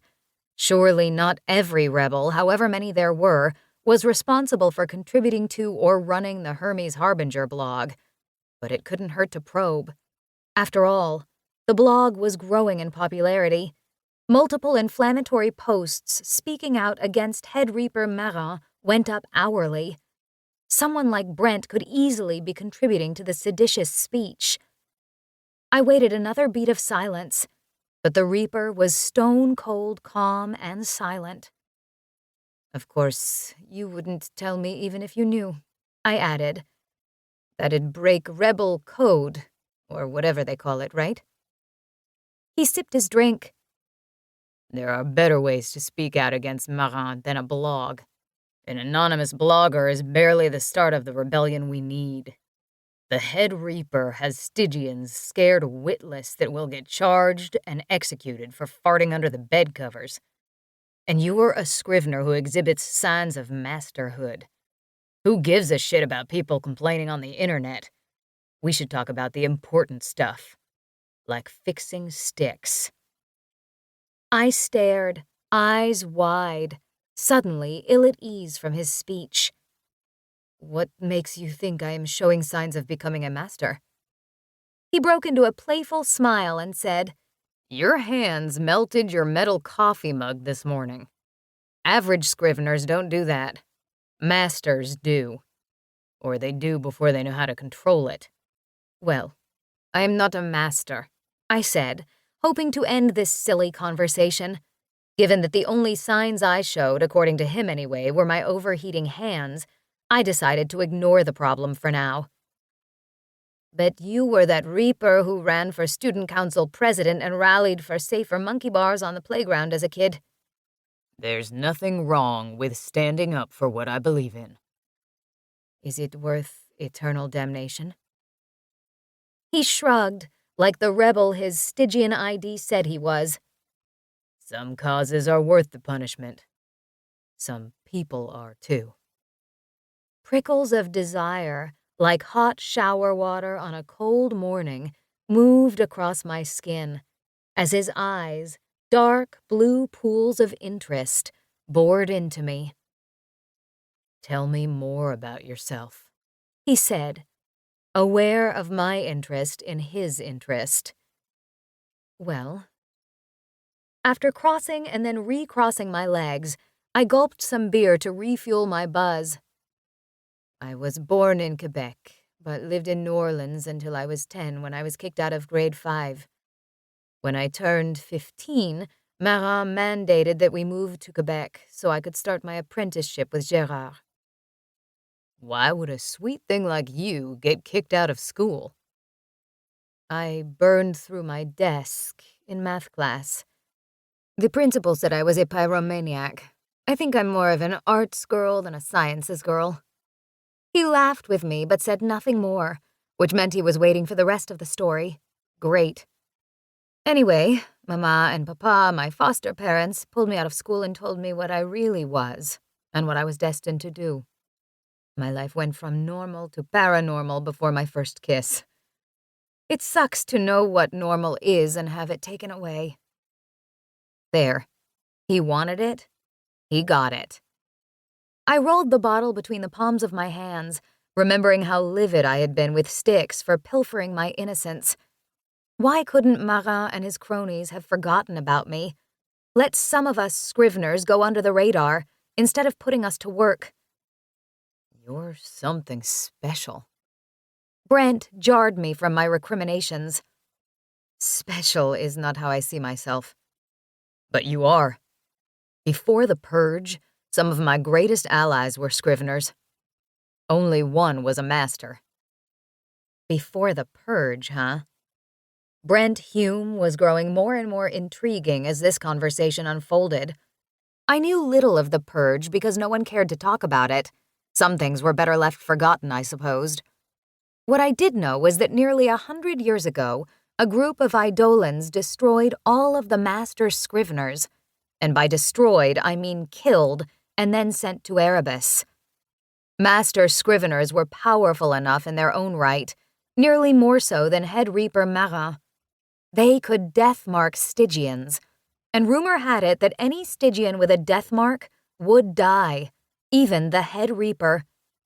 It wasn't a stretch to assume Marin had ordered his legions of Eidolons like Chad to execute master scriveners, considering his predilection for running Styx like a merciless, power-loving overlord.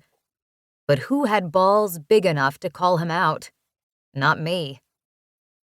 Mima lived to be 102, and we celebrated her last birthday as if it were the Canadian centennial. Although Brent didn't appear a day over 35, if what he was saying was true, he had to be over 100.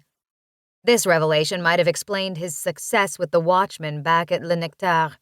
Age trumps a lot of things with Stygians. But still. Aware he was one of those cool cat enigmas who shared information on a need-to-know basis, just as I imagined true insurgents were, I cleared my throat and leaned over the little round table, practically tipping our drinks. Since you were alive when it happened, do you know why Marin supported the Scrivener Purge? He took a swig of his ale thick enough to chew. The reason Marin offed so many Scriveners was to protect his own ass. If there are free agent master Scriveners and Eidolons afoot, he is vulnerable to being overthrown. What do you mean? The Eidolons helped him with the Purge. Brent raised an eyebrow. Not all Eidolons were involved in the Purge, just a select few who bow incessantly to Marin's will. Well, in my mind, they are all responsible. I grumbled, feeling that my prejudice was entirely warranted. Olivia, Brent said with tension, not all Eidolons want to bring down Scriveners. A master Scrivener and an Eidolon can dethrone Marin. And believe me, there are Eidolons out there who would love to have one half of that honor. Eidolons and Scriveners dethroning Marin together? I had never heard this before. Not one hint. Nope. Inside, I wanted to scream from this shocking and rather delightful idea. Outside, I shrugged, as if I already knew all this obvious information, thank you very much. Of course that's how Marin can be removed. I've known that for years. I'm not prejudiced against all Eidolons, you know. That's a relief. Yep. I took a massive gulp of beer. Yep. He followed my lead and drank his sugar beer, too. Afterward, we sat in silence, staring at various items in the bar, humans, anything that wasn't each other. Somewhere I read that there is always a lull in conversation every 10 minutes. This was one of those moments, coupled with a hefty slice of awkwardness. Anyway, Brent went on when the silence became too much for us. Stygians prefer not to face truth, no matter how heinous. It's easier to chug our sugar beer and pretend like the Purge never happened. True. We weren't that different from the humans we served. Without humans, we wouldn't exist, so it stood to reason we would adopt human behaviors. Groupthink, political corruption, murders, wars. Nice, happy things. I slouched with the sophistication of a trucker. Marin bitches on and on about the balance of life. Yet he eliminated the Stygians who can help him achieve balance. It's wrong. Makes you want to stand up for what is right, doesn't it? You could stop giving death marks and see what happens to his precious balance, said the rebel. Rebellions were dangerous. I grew up in foster care with the Balanchines due to the results of a failed rebellion. Right after I was born, my parents, both Scriveners, were sent to Erebus because they fought for justice. I would not become another story for the ages. I would keep to myself, keep my head down, and watch the rebellion from afar. That's how I would survive. I'm not about to tell the big guy that I won't work. Although with Ev's long-term future cut short, it would be an excellent time to give Marin my middle finger salutation and resignation. In another life, maybe. Hear me out, Brent went on, ignoring my disinterest in revolution. The human population has almost tripled since the purge. He's scared someone will call him out on it, so he rules with an iron fist. His heavy brows shaded his deep blue eyes. He needs your kind now more than ever, Dormier. I snorted, nixing any spell my French-Canadian charm might have had over him. If you and your kind were to stop working, souls wouldn't cross over, and Earth would erupt in anarchy. Scriveners hold a lot of power. You have to see it for what it is. I couldn't figure Brent out. Sort of like if Prince Charming saw Cinderella in sweats, pimply-faced and covered in ice cream stains, and he still took her to the ball. What did he see in me that screamed rebel? Did you chase me down this morning because you want to start a rebellion? I said, half joking, half serious. I chased you because you dropped your phone. That you're a potential dissident master Scrivener makes you the full package. You're trying to flatter your way into my bed, I said, after the kind of silence that makes your skin want to crawl off your bones and make for the nearest exit. You make flattery sound like it's a bad thing. Goal! Roared the hockey fans in the pub, distracting me from the dark pools of untamed intent in Brent's eyes. I spotted a small television perched on the bar top, encircled by humans. Good evening, Stygians, a familiar voice crooned, heard only by Brent and me. Our low-frequency station, which humans couldn't perceive, replaced the clash of hockey players dashing for the puck with a picture of Head Reaper Marin on the TV screen. His pale skin was a perfect complement for his textbook strong features and bald head, but left him looking washed out in his black turtleneck. It was his obsidian eyes, devoid of irises, that disturbed me, as if he could see through the television and into my soul. I'm disappointed to report that a hospital fire in Phoenix, Arizona did not reap its due share of souls today, Marin intoned. Human emergency personnel retained all lives. I do not like reminding you that our job is to deliver souls to the afterlife. Slip-ups like this will not be taken kindly. I worked the top layer of varnish on the table with my nails. Marin wasn't directly chiding me, but I couldn't help but feel his threat score through the noise to latch onto my conscience and eat it raw. In other news, he continued, my watchmen have reported that the rebel blog, HermesHarbinger.com, is being run by a turncoat in the northeast of North America, possibly the province of Quebec. They are tracking down the exact location as I speak. I ask that you be on guard for anyone technologically savvy as they— Brent turned back to me, annoyance cut into his brow. Overheard someone saying the Montreal Canadiens are playing the Predators. Must be the game we're missing. I already knew. I had religiously watched the NHL as soon as I had rigged my home television to pick up on anything between 54 and 806 megahertz, the human stations. I called the clever electronic box the Interceptor. Most Stygian radios and televisions only picked up Marin's messages. I couldn't say what level of offense hot-wiring a television into my homemade interceptor was, but it surely wasn't execution-worthy. Marin might have had me living in fear, but he would not separate this Quebecois from her hockey. Suppose Brent and I had more in common than I had thought. We both needed our fixes of sweaty men on ice skates body-checking each other over a 6-ounce piece of rubber. Of course, I was certain he didn't find it quite as deliciously sexy. If he did, we'd have a lot more to talk about. "Betcha the Canadien will win," I taunted. I'll tolerate a win so long as I don't have to listen to Marin's bullshit. "Très bien, Monsieur Hume." His sly smile seemed to enjoy the sauciness of my French inflections. Does that mean I get to go home with you tonight? Those blue eyes twinkled gold. I ran my fingertip along the curve of his beer glass. Not a chance. Chapter 5. Our alliance can elicit change. Our deliverance will come with only a whisper into the void.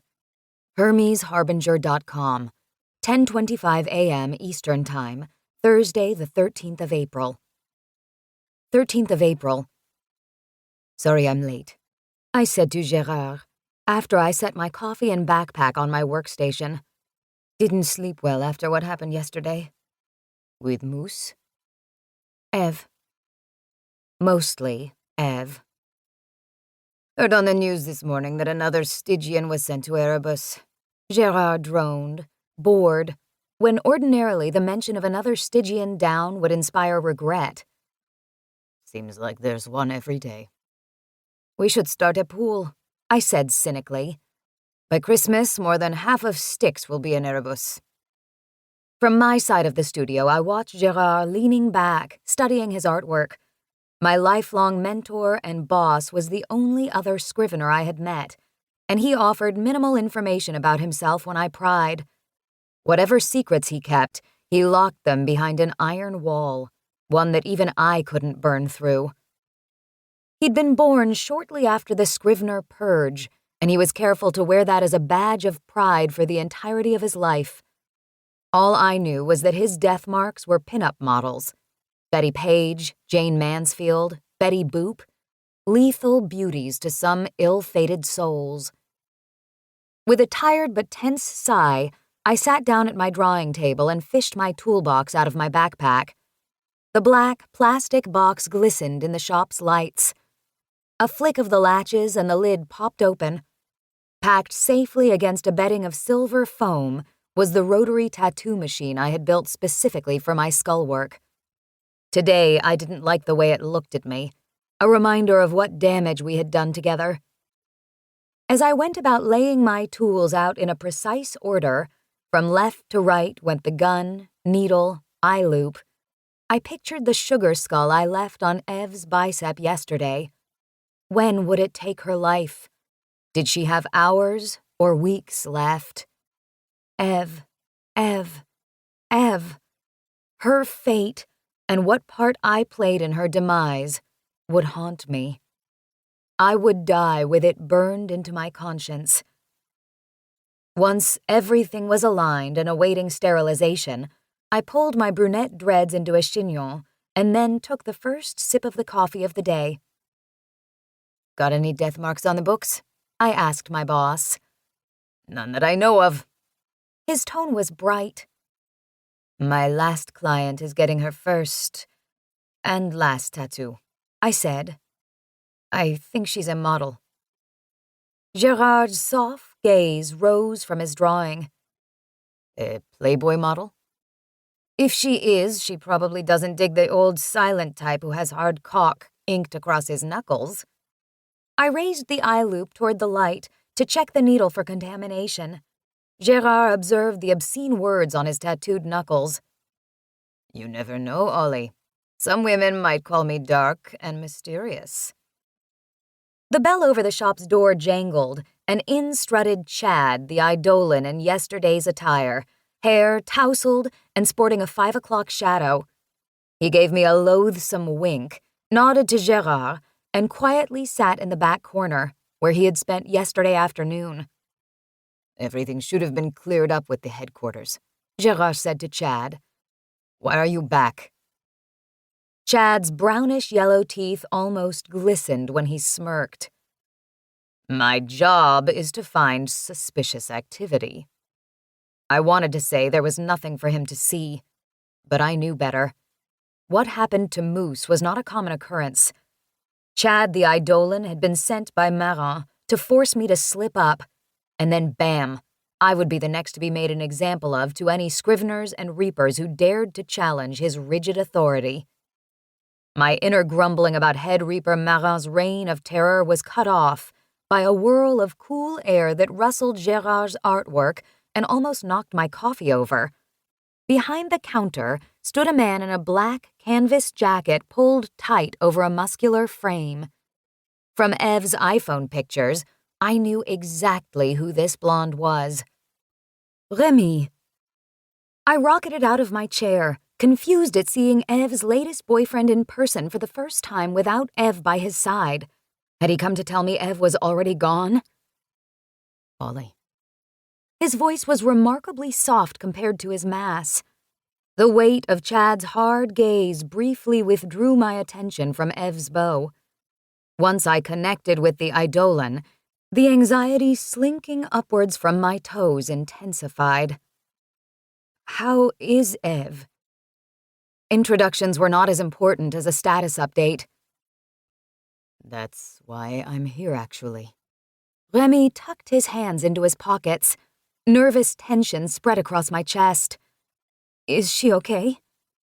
Her tattoo is infected. She asked me to come by and see if you have more of that ointment you gave her.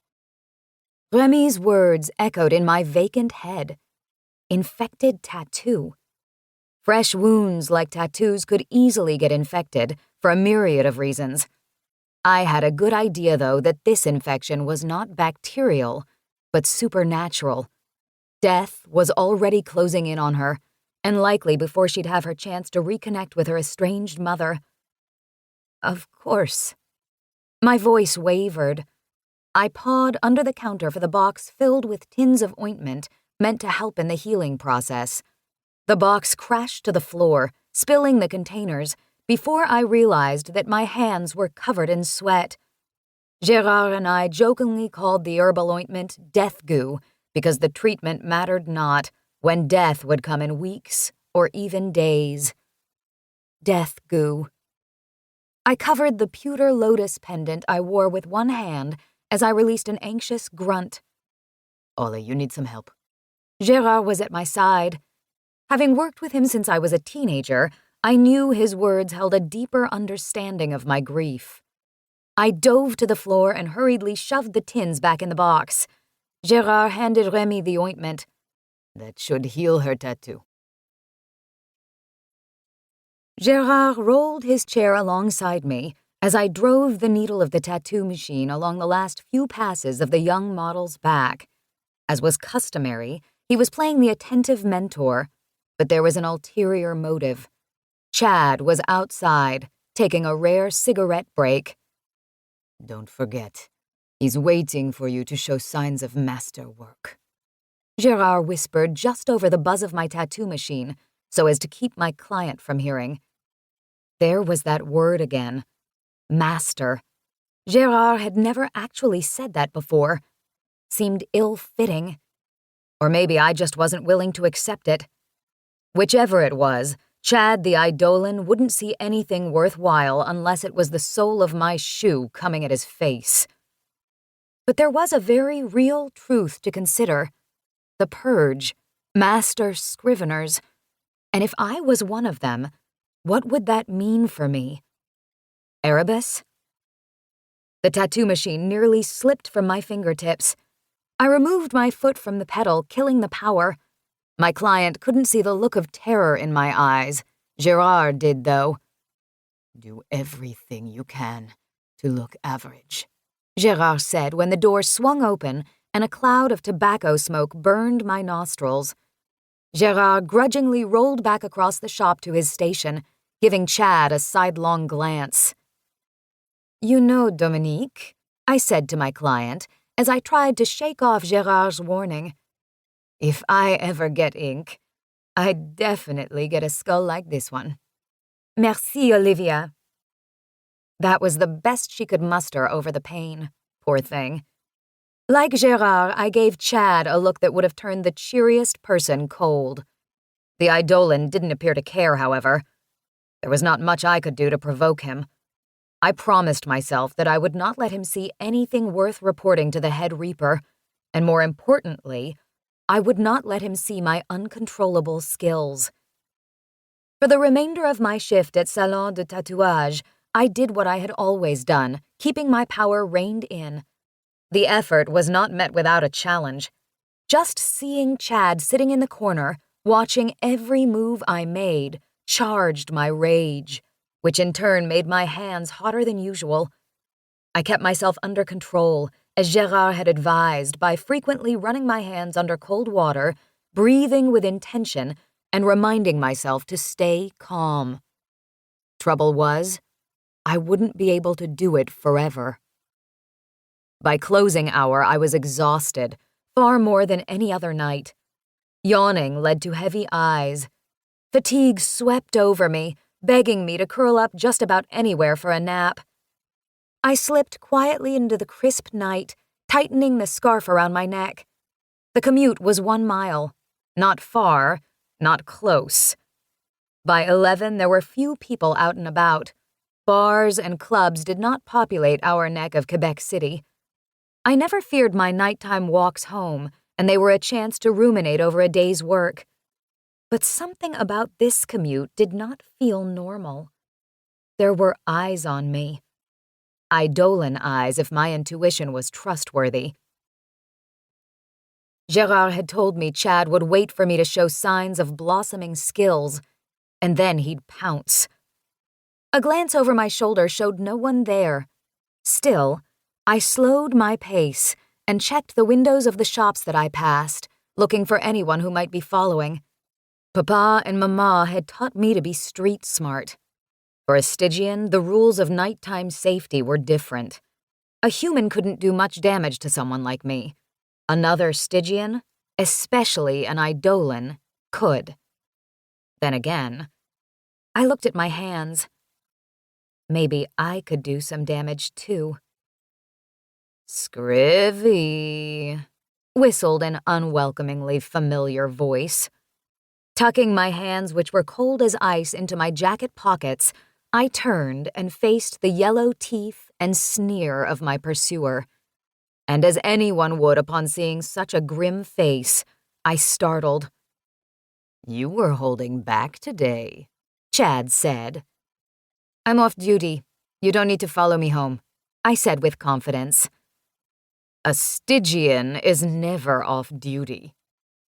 His cigarette breath, something even the crisp air could not diffuse, offended my senses. "Scriveners work shifts, and my shift is over." The words came out of my mouth, but I was sure they weren't mine. Speaking back to an Eidolon, who as a group were third in command of all Stygians, was not the wisest of responses. An obedient "yes, monsieur" would have been far more diplomatic. Yet even when I knew what I should do, my mouth flapped on anyway. "Why don't you keep working and let me go home in peace?" It was stupid of me. Very, very stupid. Chad's eyes bled into angry rubies, the uniquely demonic stare of an Eidolon. This show of dominance and rage did not thwart me, and it occurred only in passing that the reason I was not afraid was fairly simple. I was numb. Eve, my best friend, wore my death mark. Her finite time was quickly ticking away. Whatever Chad could do to me was not as menacing as what my own mind was doing. I broke from our standoff, glided around him on the walkway, and made for my apartment. As I rushed away from him, he sniggered, as if to say he had let me off easy tonight. But I'd pay for my insubordination eventually. Chapter 6. Come, come, Godfather Death. Not too soon, but not too late. Come, come, Godfather Death. Drown all evil in the river of hate. Styx nursery rhyme, circa 1922. Dudley, my 30-pound black and white mutt that I rescued from the snow-covered streets of Quebec City nearly 5 years ago, dove into his midnight dinner as if it was the greatest thing he had ever experienced. I was certain that couldn't be true, after the delight he showed when he peed on his favorite mailbox in front of my apartment building 5 minutes ago. Then again, dogs seemed to think everything was great. Food, toys, a good pat on the head. As for me, there was too much on my mind to even enjoy Dudley's happiness. Shame, regret, frustration, suspicion. The consolation was that I wasn't on guard inside the safety of my home. I didn't have to worry about Chad watching over my shoulder, waiting to trip me up. Not a worry of either of Maron or Chad destroying my soul. I had done nothing wrong, at least nothing criminal. The trade-off didn't bring relief. On my perch on my kitchen counter, I kept my head buried in Reaper Monthly as I waited for Dudley to finish his meal. Staring back from the glossy magazine was Head Reaper Marin in his usual black attire. He stood in front of 3 Reapers charged with a level 10 offense for allowing a suicide bomber and his victims to survive an attack last month. The humans lived when death had ordered them to die. The Reapers' heads were hidden under black bags as a way to stamp out their individuality, to make them cattle in a slaughterhouse before they were sent to Erebus to endure an eternity of torture. Reaping meant revenue, and someone had to pay. If it wasn't a human's soul, it was a Stygian's. My demise could end up in the next Reaper Monthly if I wasn't careful. Dudley took the last bite of his kibble and quickly began nosing the metal bowl across the linoleum floor for remnants of flavor he might have missed. The squeak of metal against plastic was unpleasant, but I would not stop him from getting the most out of his dinner. Hades knew I had taken enough from others today. As the screeching intensified, because Dudley left nothing for scavengers, including himself, a dark mass moved behind him. I sat up, rails straight. My apartment was playing optical illusions on me. Home Sweet Home was one of the disregarded buildings in a forgotten part of Quebec, with nauseating floral wallpaper from the 1920s, yellowed water stains in the ceilings, creaky floors, and a constant chill, even in July. Shadows were par for the course. Dudley whined. I tossed Reaper Monthly aside. It landed cover up, pages crumpled against the countertop. I leaped off the counter. When my feet landed with a soft thud on the peeling linoleum, I saw the dark mass again. Movement. A hazy outline of a person making for my bedroom. I burst inside the room and flicked on the light, but there was nothing in the bedroom, not a rat or a bug or a ghost. My overactive mind loved to play tricks on my sensibilities. An odd noise was definitely a burglar. A mysterious shadow was a ghost. Straddling the worlds of the living and the dead made it difficult to dismiss mysteries as benign. Dudley stopped at my side. His black nose twitched as he sniffed the air. A spine of raised fur ran down the length of his shoulders and back. He too sensed something peculiar. You saw it too, didn't you, Duds? My furry companion's awareness was the validation I needed to put the chain lock on my front door, turn on every light in my apartment, and bury myself under my bed covers. Daybreak couldn't come soon enough. A tug on my foot woke me from a dream about the Montréal Canadiens skating through the streets of Quebec, away from a hockey team of giant Band-Aids. Dudley had a habit of this. After tiring of sharing a pillow, he'd dig at the end of my bed, pulling and shoving my feet into the perfect nest. I returned his fussing with a gentle kick, but didn't feel his body. I peeked over the comforter at the foot of the bed. Dudley wasn't there. In fact, he wasn't anywhere nearby. Horror dripped down my shoulders when I realized that the lights, which I had left on, were off, and the ambient light from the street lamps pouring through the windows spread a pale glow across the bedroom. "Duds?" I whispered. My dog never left the bed, especially not on those cold Quebec mornings. He'd stay buried underneath the blankets until he was forced to face the day. That he was gone in the wee hours of the night left me riddled with tremors. I slid quietly out of bed. My feet barely registered the icy wood floor. "Dudley?" I peered around my bedroom door, where I had a direct line of sight to the front entrance to my apartment. My heart slid into my stomach. The chain lock had been undone, and the door hung ajar. "Dudley?" Someone or something had been in my apartment after all, but who, and for how long?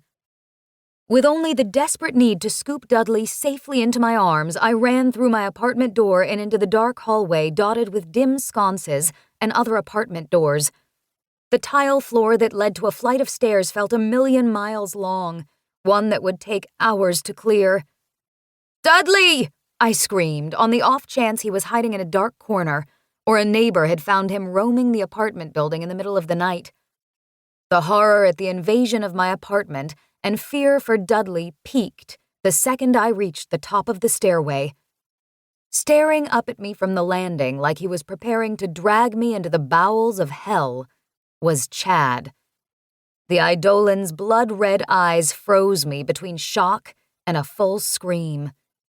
A chill washed over me when, silent, he climbed the stairs between us in the time it took me to blink. It wasn't winter cold, but a weight of despair and resentment and murderous intent that held me paralyzed. My breaths were clouds of visible panic inside this Arctic horror. "You killed Ev, Scrivy," he said in a guttural bass. "Her blood is on your hands." With each word he grew louder, rattling everything. The walls, sconces, doors, the old dusty paintings jumped with each spiteful syllable. I threw my hands over my ears and backed toward my apartment. "You are a terrible creature, you are." Chad followed my measured retreat. "You killed your friend.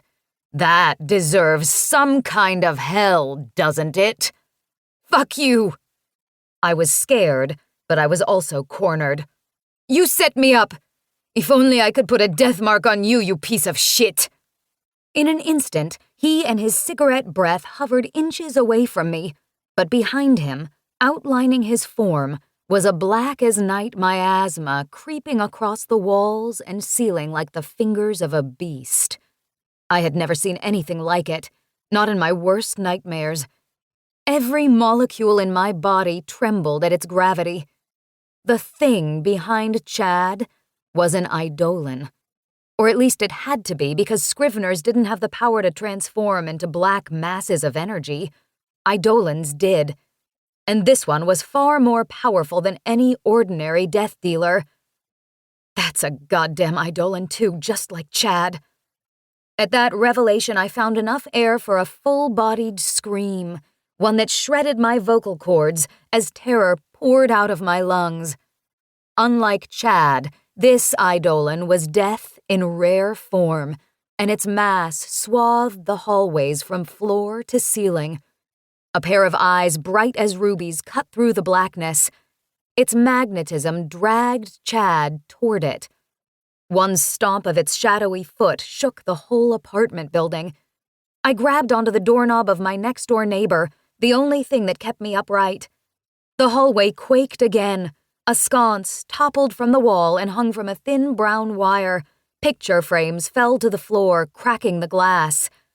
I dared to look at the Eidolon behind Chad, wondering if he was here for me, possibly to take me to see Head Reaper Marin, possibly because they were working together. A skeletal face emerged from the darkness. Its massive jaw unhinged and dropped like a snake, swallowing its kill, as a chorus of blood-curdling screams rattled me from the inside out. My eardrums throbbed. I threw my hands over my ears and watched on in horror as the Eidolon took on Chad and not me. Chad fought back, transforming into his own version of a monstrous blackness, but he did not compare. Whatever challenged him outweighed his influence despite his best effort. I could not help but think this other Eidolon was there to knock Chad out of the way, set on taking me to Head Reaper himself. As I had done before and without thinking, I ran for my apartment, slammed the door shut behind me, put on the chain lock, and shoved my entertainment unit in front of the door. These things wouldn't stop Eidolons from entering my home, but the layers of obstacles gave me an illusion of protection. Rigid, I stood in front of the barricade, listening to the sound of two Eidolons settling their scores in the hallway, and I wondered how no one else heard the ruckus. Or were my neighbors too scared or too smart to emerge from their apartments? Heart racing, I waited. And then I remembered Dudley. I waited a moment longer. Just as suddenly as the bedlam erupted, it was over. The room fell into silence. From under the couch came a soft whimper and the thin white tail of my black and white mutt. If I explain it again, will you let me in? Noted rebel Brent Hume, the Kentucky Eidolon Reaper, asked from outside my locked living room window. He sat scrunched on the fire escape, wearing the same blue flannel and taped boots ensemble as the day before. Eidolons were responsible for eliminating the master scriveners with Marin's full endorsement. Brent had told me that some Eidolons did not agree with Marin's destruction. Was Brent one of them? Or was he duping me? This locked window would not keep me safe from him if he wanted to cause trouble, but it felt more reasonable to lock it than to leave my future completely to fate. Dudley peeked around the lip of the couch at me. He didn't want another visitor tonight. Neither did I. But Brent was determined to have a heart-to-heart about what happened in the hallway only minutes earlier. Ollie, please. It's cold out here. Brent nudged. You're an Eidolon. You could be up to no good like Chad.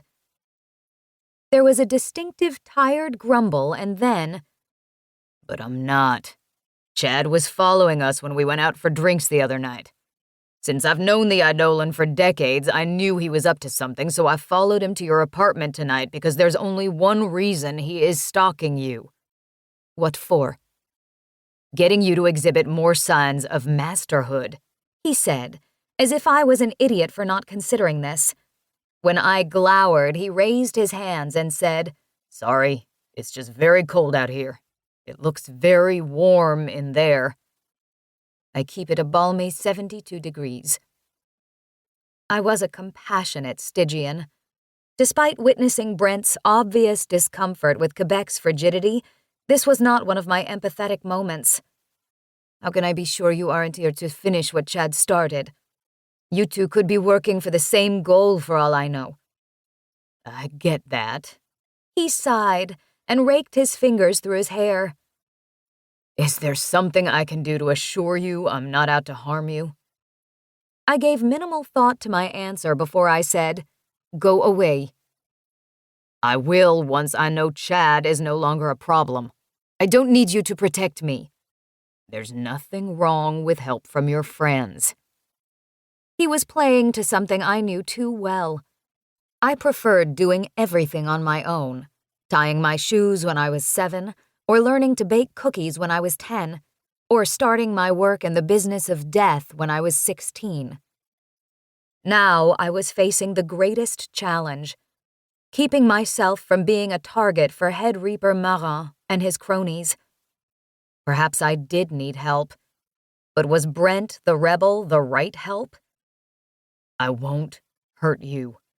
Ever, Brent stressed. Please let me in. I'll stay long enough to warm up, and then I'll keep watch outside in case Chad returns. Better you stay outside. Look, Ollie, if I was set on bringing you down, I would have done it already.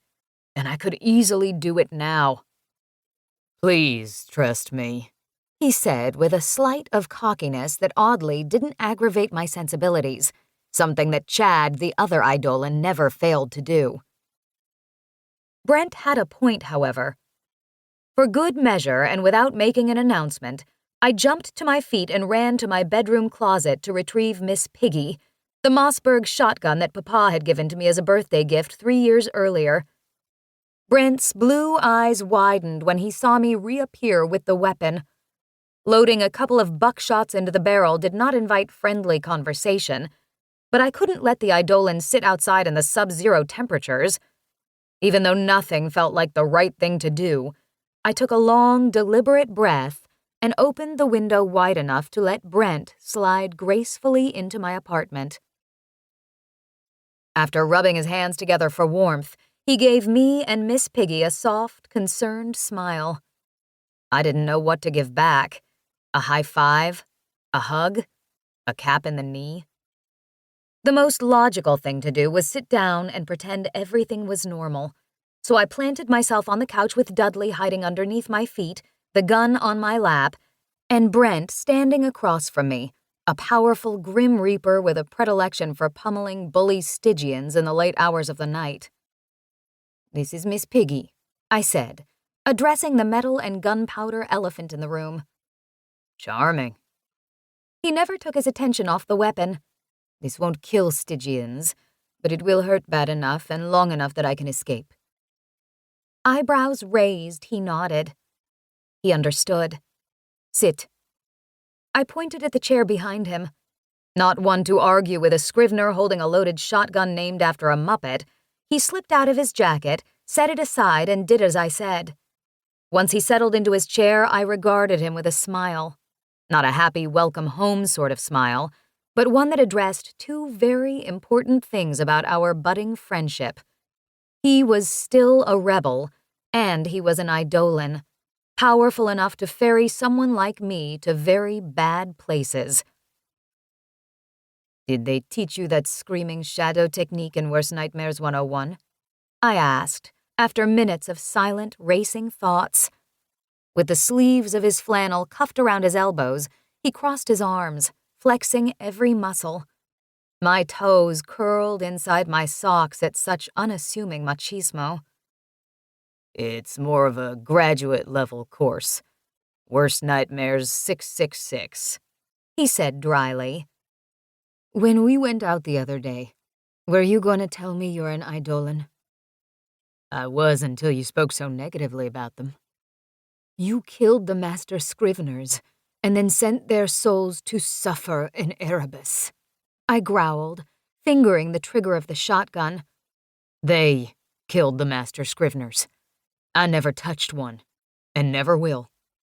My loyalty has always stayed with the rebellion, not Marin and his mindless followers. I scrunched my brow as I tried to discern Brent's emotions. "So you don't like Chad?" "No. He has got his head so far up Marin's ass that it's difficult to see where one stops and the other begins." The visual of a Chad-Marin hybrid should have been scary, but it wasn't. "So, was Chad involved in the purge?" "He and others, yes." "Where do you come in?" I remained vigilant as the conversation unraveled.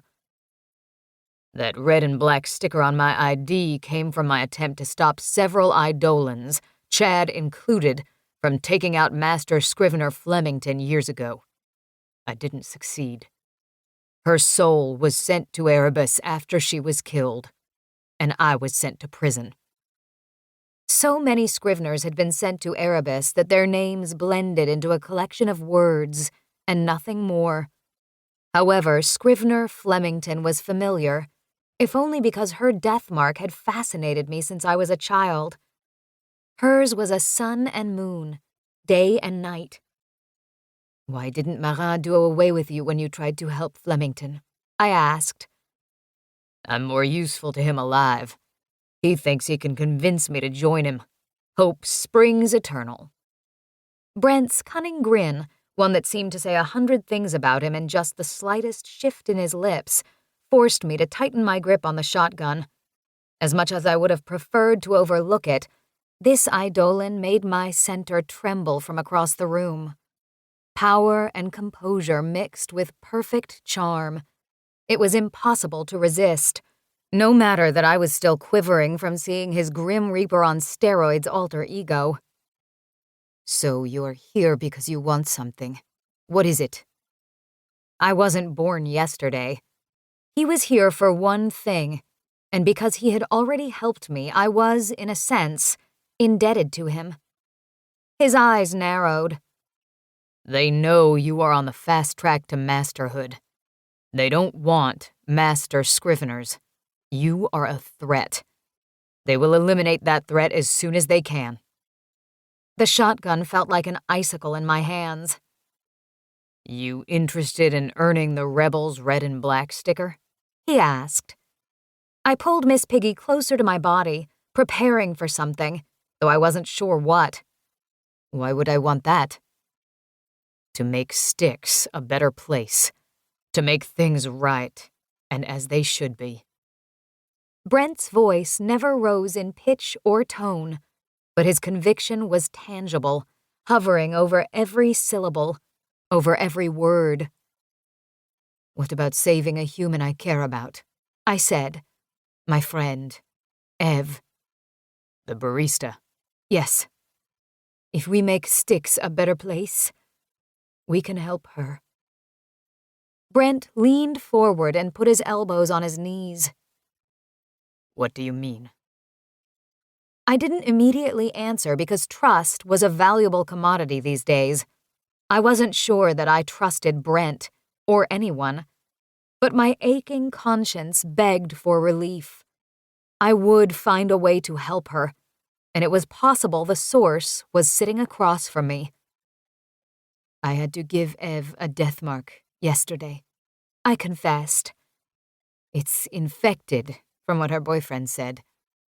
If my death mark works anything like it has been lately, she'll be dead in hours. A day, maybe. She won't get to see her mother on her birthday. I should not have done it, but Chad was there. He made sure I went through with it. I want to help her. To delay her death so she can get her affairs in order is the least I can do. Brent rubbed his chin. The gesture made me aware of his stubble, and that it was a fine look for him. Noticing his attractiveness during a conversation about Ev made me feel even worse. Ev asked for a death mark. It's her time, he said. If we worked together, we could make sure that Styx is working fairly, not like it is now. We could do it in honor of Ev, though. My mood quickly turned sour. His reply wasn't what I wanted to hear. Had he told me he'd help me secure Ev time to say goodbye to her mother and this world, I would have been more inclined to give his request some thought. Rebellions were idealistic. Giving someone a second chance was a noble and practical act. I sniggered. Would we be Batman and Robin, running around Gotham saving the day if we do this? Would we get to drive the Batmobile and jump off buildings, too? He looked at me as if I'd sprouted offensive coin-sized warts on my face. I'm serious. I cannot do any of it without your help. I returned a perplexed, hard stare. Ollie, a master scrivener and an eidolon can take out the head reaper. This is why I need you. We can do it, but only together. His summary sounded more like he was dictating directions for putting together furniture. But his request was 24 hours too late. Yesterday, he and I could have taken Head Reaper Marin out, and today Ev wouldn't be wearing my death mark. I had one response to his brazen and treasonous proposition. After setting Miss Piggy on my lap, I held out both my fists at Brent. He looked perplexed, so I said, "Choose one." He picked my right hand. I turned it upright and opened my fist. He stared for a moment, looking at my flattened palm. There's nothing there. Exactly, I said with cheer. That's how many fucks I give about your rebellion, Eidolon Hume. He blinked incredulously. I could see is she for real running in a hamster wheel inside his head. And then he unfolded his arms and rose to his full gargantuan height. The visual should have frightened me into hiding in a closet, but it didn't. He wouldn't draw me into his one Eidolon rebellion. I see, he said in a forced calm, jugular vein popping from his muscular neck. You're too scared to stand up for what's right. I don't blame you. Fear is how he gets us. I'm not scared. We simply don't have the same goals in mind. My hands were back on the stock and trigger of Miss Piggy as I stood up across from him. For a while, we stared at each other in silence, because neither of us had anything more to say. Dudley was still underneath the couch, nails scraping the wood floor as he tried to get comfortable. Thanks for your help with Chad tonight, I said with as much gratitude as I could muster. I'd appreciate it if you'd leave. I can. Ollie, please, I think we're getting off on the wrong. Take care of myself from here on out. I disliked knowing Brent would spend the remainder of the night out in the cold, assuming he had nowhere else to go. But he wasn't my friend if he spent every interaction trying to lure me into a rebellion. His shoulders drooped when he turned to the window. I'm sorry that I've offended you.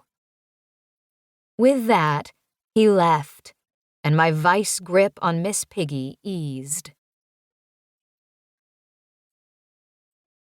Chapter 7. Give me the waters of Lethe that numb the heart, if they exist. I will still not have the power to forget you. Ovid. The Poems of Exile. Tristia and the Black Sea Letters. 14th of April.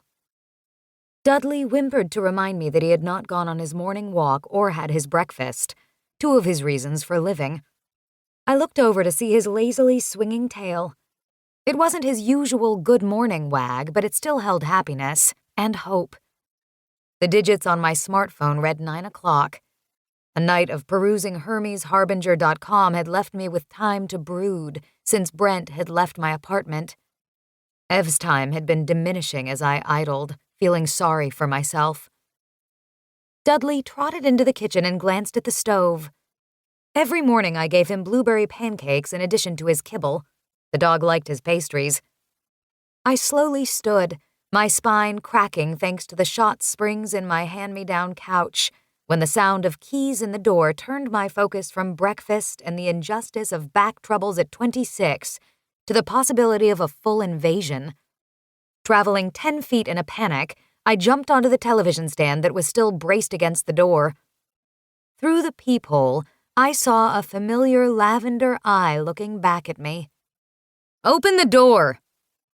My foster mother Lorelei Balanchine's voice carried through the apartment with a cutting ping. The sound fired shivers through me like it had when I was a teenager, hiding in my bedroom and rereading the raunchier parts of her romance novel collection. An indulgence I wouldn't normally admit to. "Hold on, Mama." After I'd shoved the television stand back to its place and slid back the chain lock, both of my foster parents barged in with well-rehearsed purpose. I stumbled to the side, a hand to my tender back, and sighed. "You knew we were coming over. How are we supposed to get in if the door is locked?" Mama ranted as she brushed past me, carrying a plate of cookies. She was an emerald blur to my tired eyes. Her familiar green maxi dress accentuated her full-bodied curves. Waist-length black braids were wrapped in a color-matched headdress. Plastic limes dangled from her ears.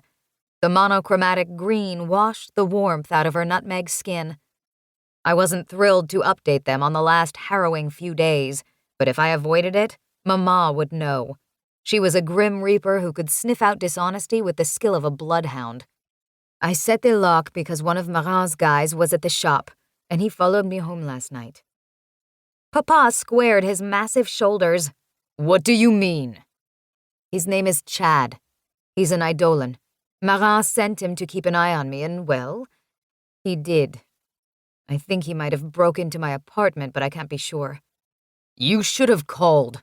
I would have come over, baby girl, Papa said, with spite for Chad in his bass voice. His iron arms pulled me into a hug and popped the knot out of my spine. I was melted butter as I sank into his embrace. Papa's hugs were worth getting lost in, and not just for their chiropractic assistance. Even now, my cheek pressed to the soft cotton of his shirt, I felt as safe as I had when I was a little girl. Maybe I should have called him after Chad's creepy visit. The knot in my back started to tighten all over again. Thanks, Papa, but everything is fine now, I said, pulling back from his arms to look into his dark brown eyes. Today, Papa had shaved, displaying the glow in his dark chocolate skin. I always preferred him without a beard because I could see his smile better. You know my feelings on Eidolons and watchmen, he hissed. They are all a bunch of self-serving sons of bitches. One sure as hell shouldn't be following you home. What's this Chad's last name? I'll have words with him. He deposited his jacket on the kitchen counter as we converged on the plate of chocolate chip cookies that Mama set between us. Papa, it's not a big deal. Liar. Like hell it isn't.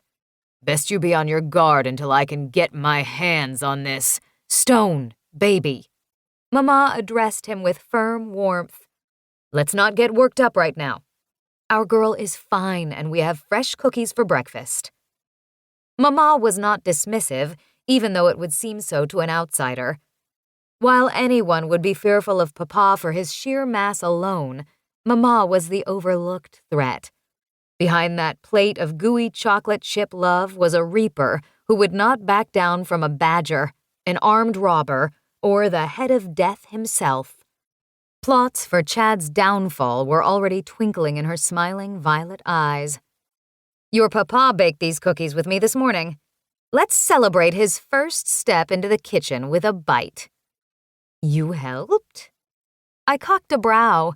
Papa's bowling team would love to see a picture of that. Papa in a pink, frilly apron rolling out cookie dough.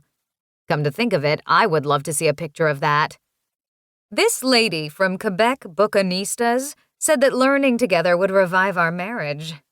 Mama's smile made her freckled cheeks bunch up. I had always liked that Mama and I both had freckles, despite the fact that our skin was different colors. Mine pale and cool, hers dark and warm. When I was little, I imagined she'd sprinkled her freckles over my cheeks when she'd give me kisses goodnight. I still liked to think that. I guess after so many years, you'd need a little romantic rekindling. What are you reading in Quebec Bucanistas these days? Any suggestions? I said. She put on that sassy smile I learned to copy at a very young age. We're reading Regency romances. Such lovely literature. Don't be fooled, girl. Your mama skims for the steamy parts. So did I. The doorbell rang. It had been so long since I heard it, I didn't recognize it. What's that sound? Papa didn't either. But then he and Mama found the use of a doorbell odd because they preferred to barge into a room, not use pleasantries like doorbells. Probably the wrong apartment. The bell rang again. Be right back. I pulled away from the counter. As always, I used the peephole to assess the threat. No Eidolons. There was nothing but the hated 1920s pink and gold floral wallpaper. What I would have given to have a strong chat with the interior decorator who'd gotten her hands on the wrong roll of bad taste and went bonkers covering every square inch of the common areas of the apartment building.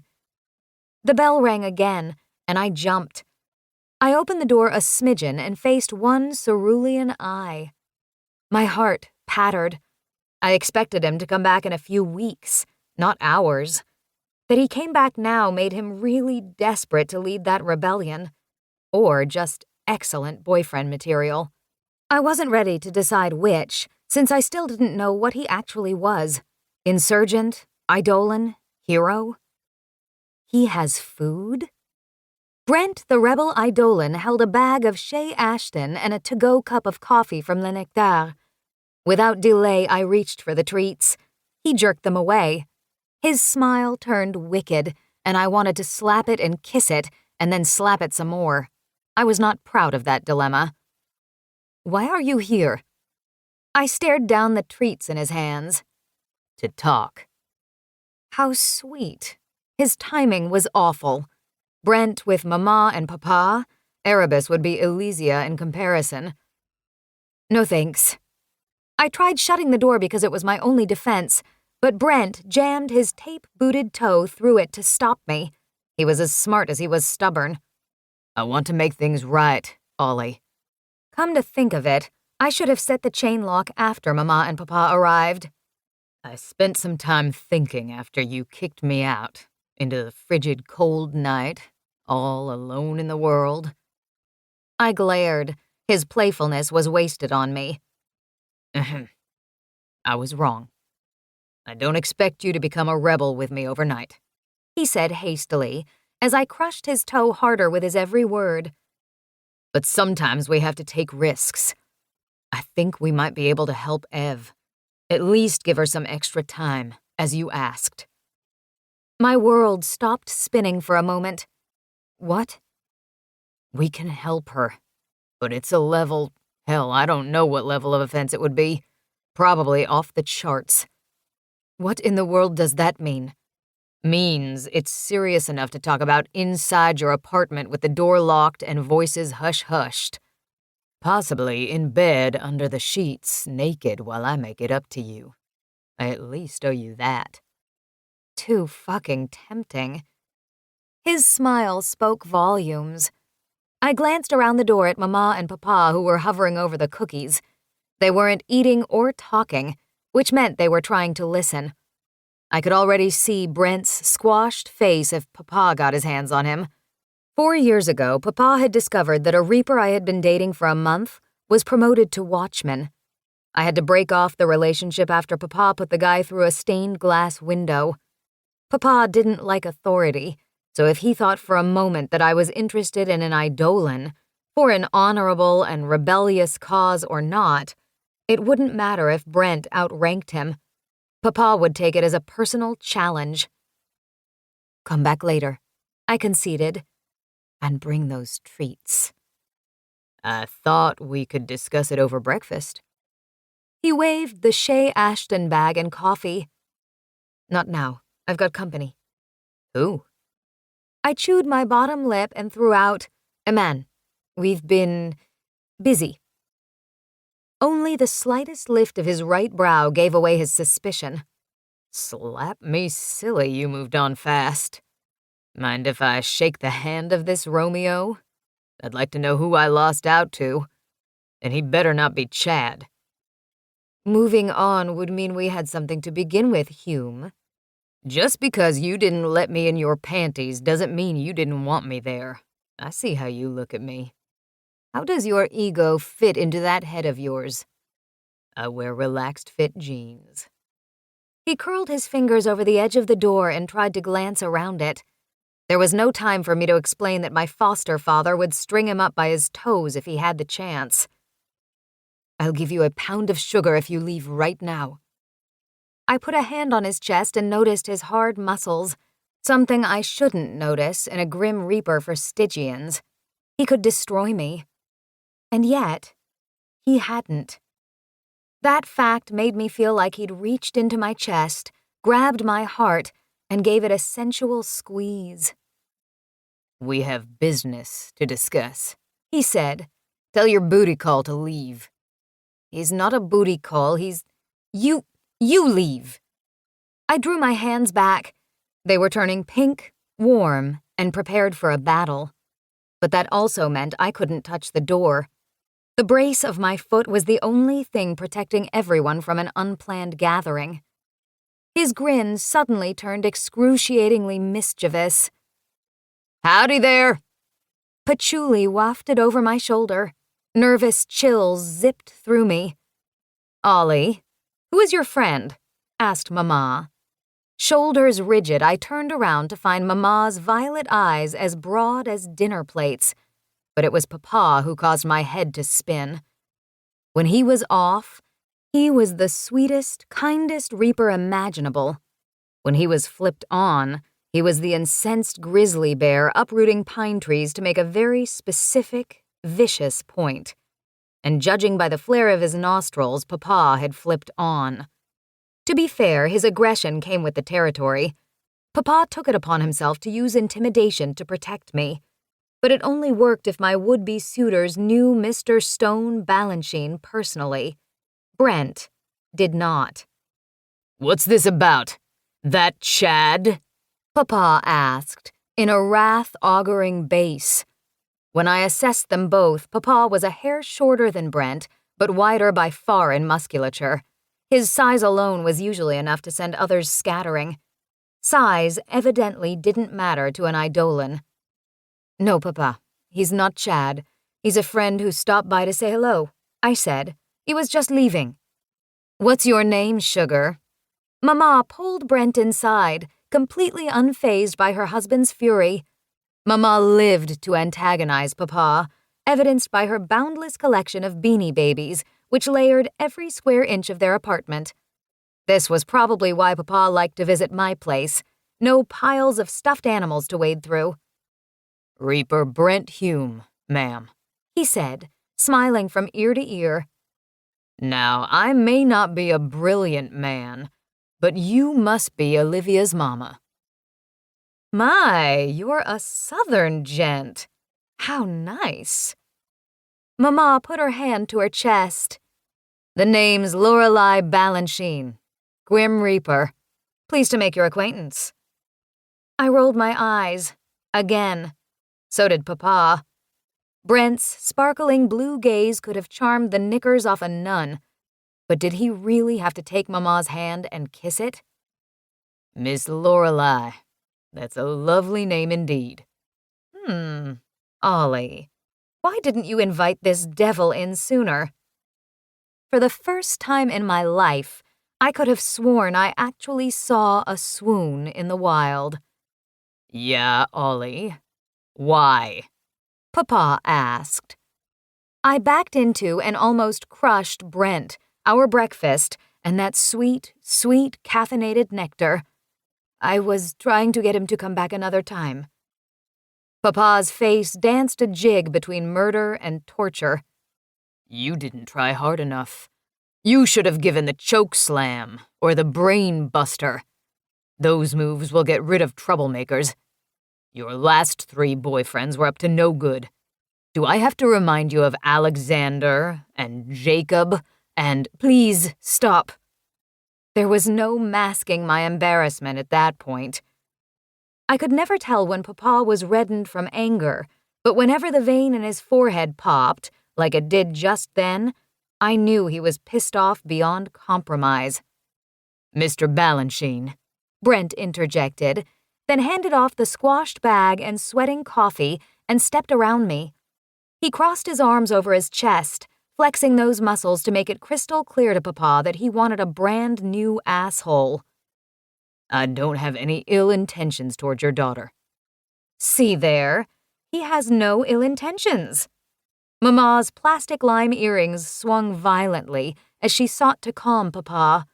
"I taught our daughter to find a decent man. One of these days she'll get it right. Now, Ollie." She turned to me with a strained smile, ignoring Papa's seething stare. "Stone and I are going to leave, so you 2 sweethearts can do whatever it is you were going to do. No, we're not dating. However, if we were, I'd at least have the glow from a recent orgasm to make this conversation bearable. I barely know him. You don't have to disguise how you feel, we understand. Mama, there's nothing to understand. Brent came by because we're gonna save a client I marked from death." The conversation fell silent. Dead silent. The only sounds were the traffic below my apartment and my upstairs neighbor using his rowing machine. "What did you say?" Papa's dark skin glistened in angry sweat. I wasn't sure what to do. Run? Hide? Kool-Aid Man my way out of the apartment building? I looked between Brent, Mama, Papa, and then back to Brent, who was staring like I had punched his elderly mother in the throat. I shouldn't have spoken. I knew. Desperate measures were in order. My grand resolution to this problem was coming in 3, 2... Mr. Balanchine, Brent said. What Ollie meant to say is that since I'm an Eidolon, I can help her fix a problem with an elusive death mark before Marin catches on. No big deal. My ears must have heard that wrong, son. You're a what? Papa growled. An Eidolon. Papa's paws clamped around Brent's throat. Here. I tossed Brent a Ziploc bag stuffed with ice. His mouth finally stopped bleeding after 20 minutes, a surprisingly long time for a Stygian. Usually, our wounds healed within minutes, so long as they weren't too deep. Thank Hades for that.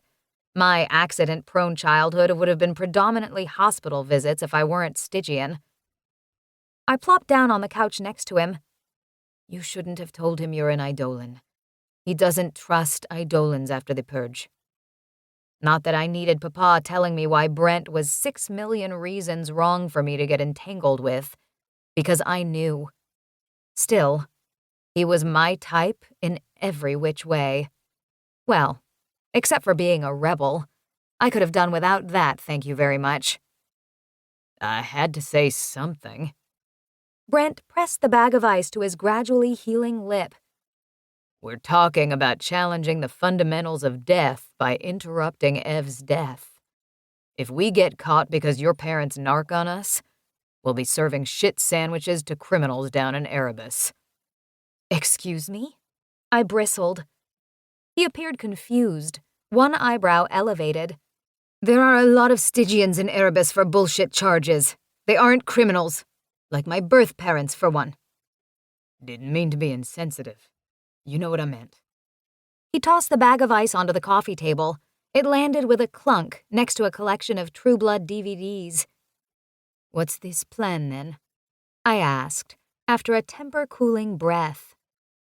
There's a place in Quebec that holds death lists for Reapers, called the Registry Vault. I worked there as the delivery man before I was kicked off the job. The delivery man was the second in command, next to Head Reaper Marin, the big honcho. Brent Hume had been 1 degree away from the seat of power that many would fight to acquire. The notion was surreal and disturbing. You were the delivery man? He nodded, completely nonchalant. Are you fucking kidding me? I barked. Brent released a long exhale. I'm not fucking kidding anyone.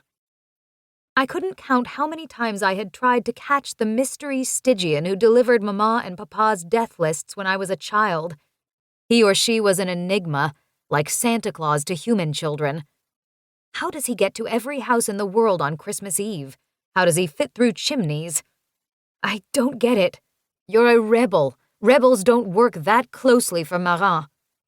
I joined the rebellion after Marin kicked me off the delivery man job. What did you do to get fired? I was not afraid to pry. Stole death lists. Why?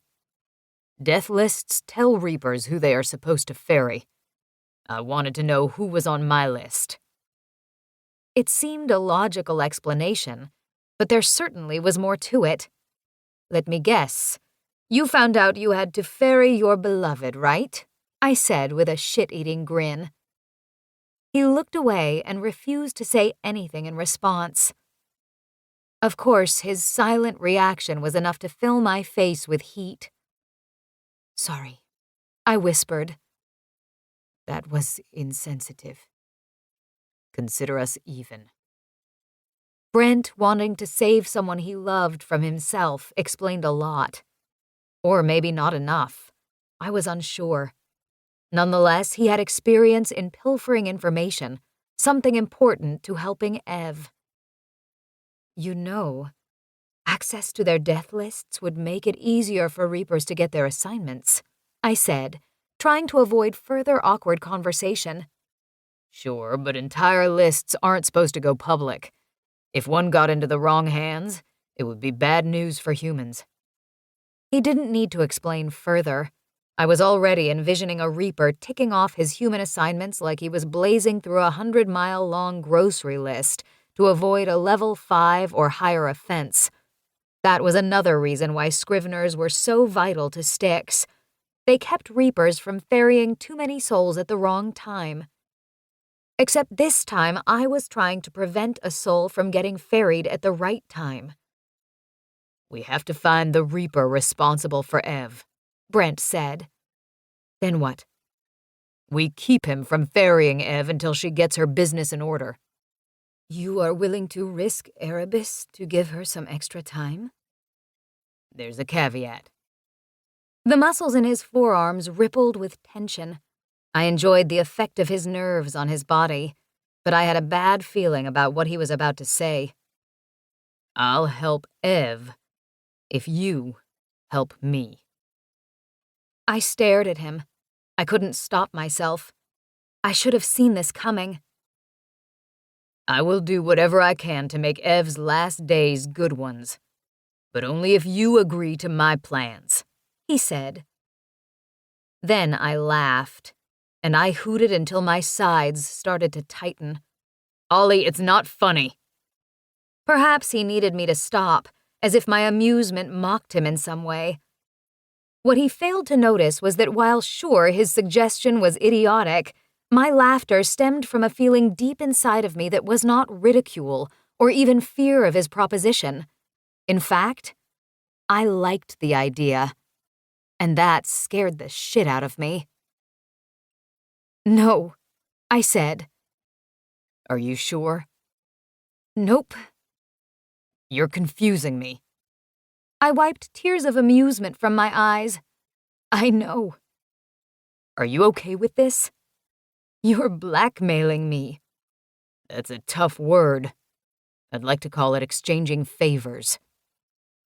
Nothing in life is free.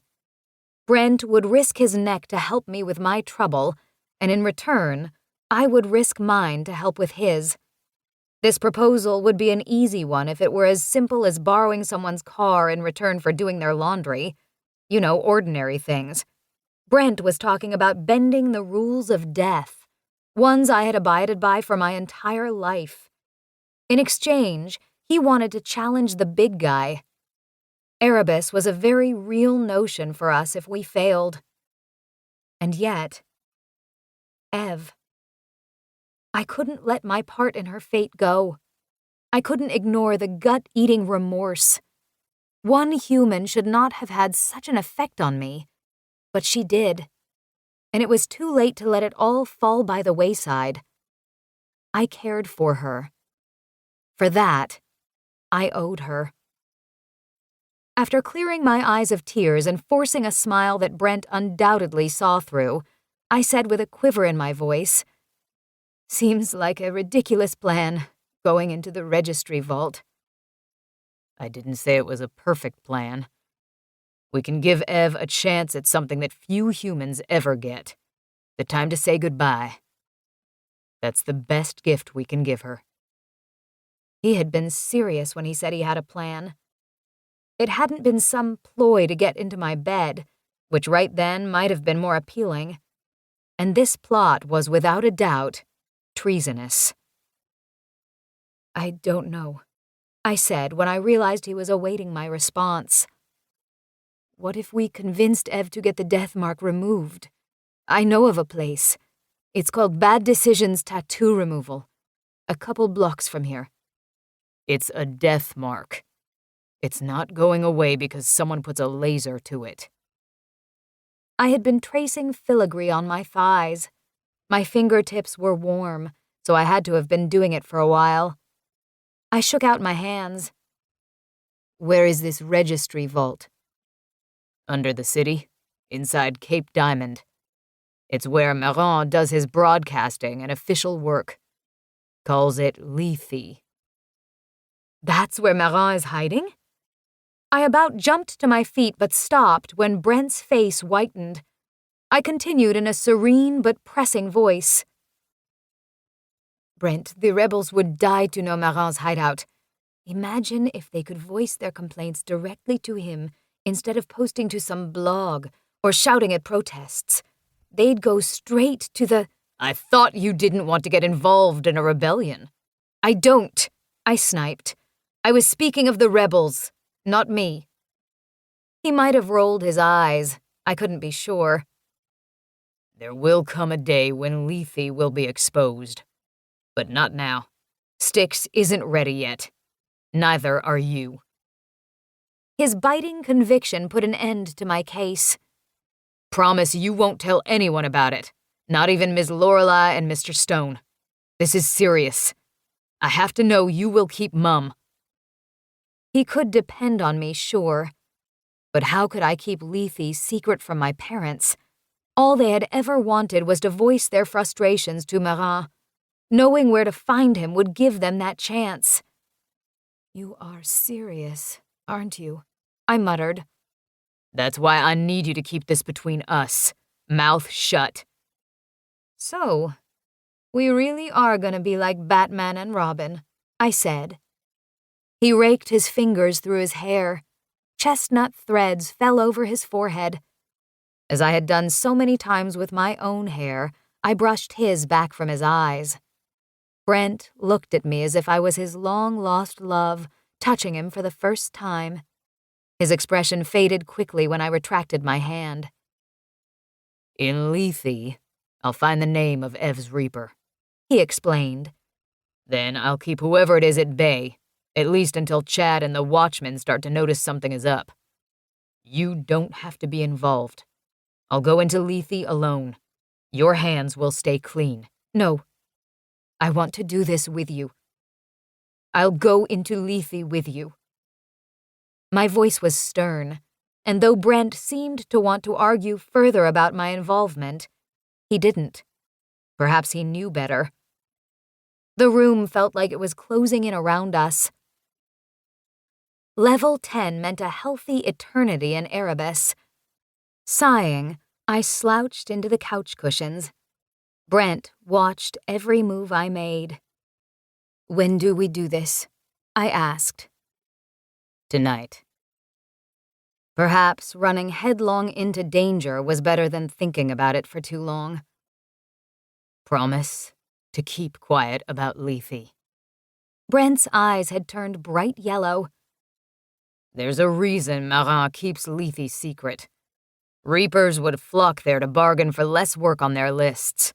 Marin won't hear their requests. Death despises bartering. As I understood it, death doesn't barter at all. Dead was dead. There was no middle ground. That slice of truth made me uneasy over what we were about to do. Chapter 8. If we knew from where death comes, could we thwart his approach? HermesHarbinger.com, 10:50 p.m. Eastern Time, February 27th. We can't fit in there, I griped, when Brent lifted the manhole cover in front of a sleepy apartment building in Old Town. I scanned left and right. No watchmen were lurking that I could tell. Can't we go another way? I told you already. We have to go through a drain pipe behind the chateau. We can't use the front door like polite folk. Brent had told me there was an official entrance into Lethe in Quebec City's most famous hotel. Le Chateau Frontenac sat atop Cape Diamond, looming over the St. Lawrence River like a red brick fortress. When I had asked him why Quebec City had been chosen as the entry point for all of humanity into the afterlife, Brent had answered that Marin was a big fan of Canadian weather, hockey, and maple syrup. From his pithy description after I had pushed further, because his joke was neither funny nor helpful, I had deduced that the world-renowned hotel sitting atop Cape Diamond was a brick-and-mortar facade to keep humans from spying too deeply into the inner workings of Styx's hidden lair. Quebec City, built on top of a 300-foot escarpment, was the perfect place for Marin to hide out underground and yet move easily in and out of Lethe as he wished. No one would ever suspect Canada to be the gateway to the underworld. Too nice. Disappointing, really.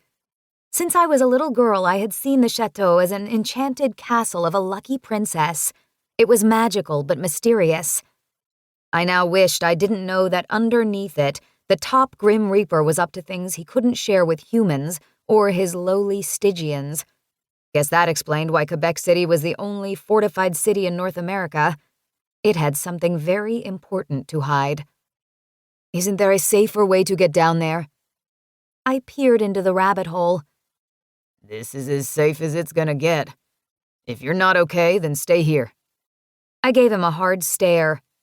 I barely saw Brent's face in his all-black ninja outfit, save for a sliver of his steely gaze. You go first, he said. I'll be right behind you, above you. I'll go second, rather be on top. I'll remember that for the bedroom. His voice dripped with suggestions of things we had no business pursuing here in the middle of Old Town. You're not strong enough to pull the drain lid back. But if we do that, we might have trouble getting out, if they come after us. We're not coming back this way. How are we getting out? I asked. There's a tributary from Lethe that empties into the St. Lawrence. We'll swim out. I wouldn't faint. I wouldn't be that woman. Brent, swimming isn't my thing. He almost dropped the manhole cover to catch me if I collapsed. Oddly, I preferred the idea of him wrapping his arms around me and carrying me home instead of whatever hell we were about to enter into. Just as long as Papa and Mama didn't make a surprise visit, of course. I'm a fine swimmer. I'll help you, he soothed. This was bad. A narrow tunnel? An exit we would have to swim out of? Why had I insisted on going with him? I should have left the expert to his job. I should have told him this was stupid.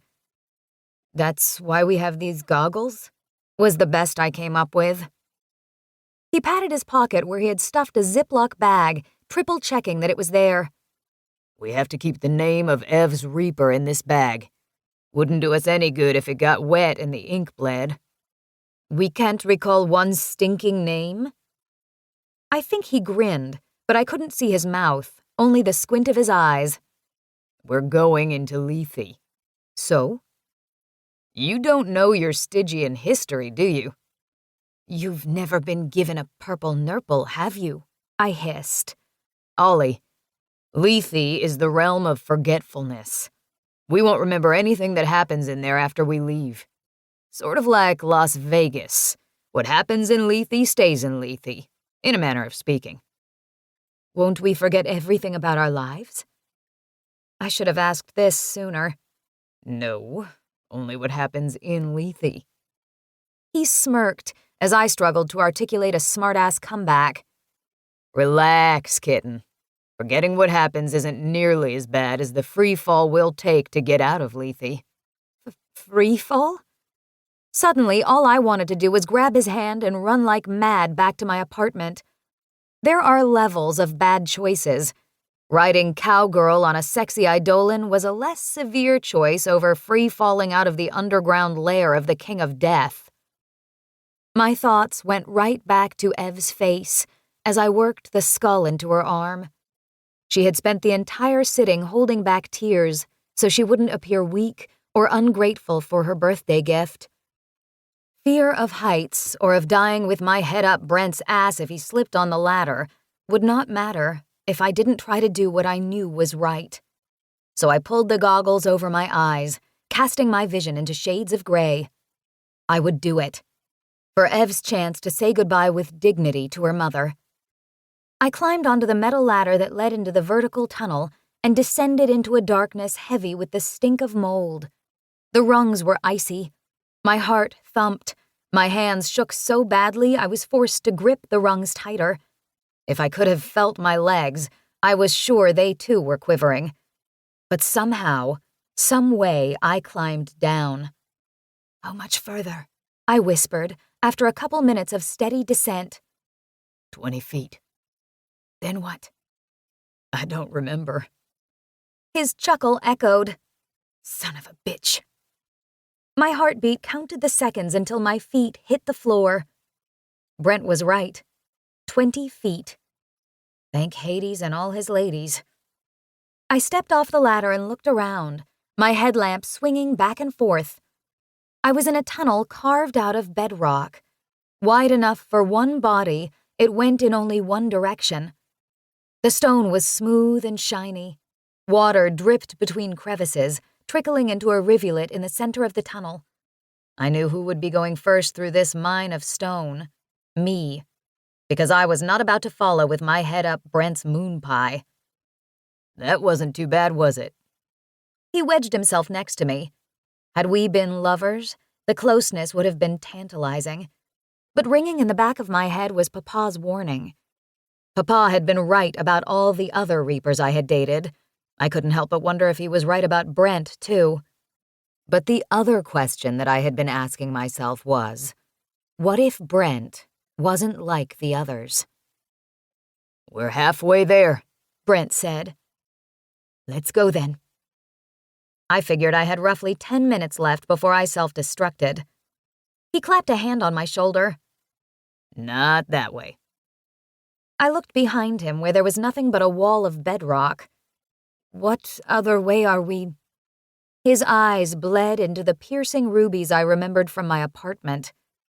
That would have been okay had I not watched his body give way to his demonic shadow.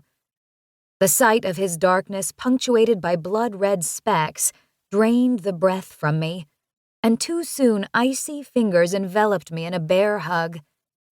I stared down in Eidolon, and he was not as playful as his humanoid counterpart.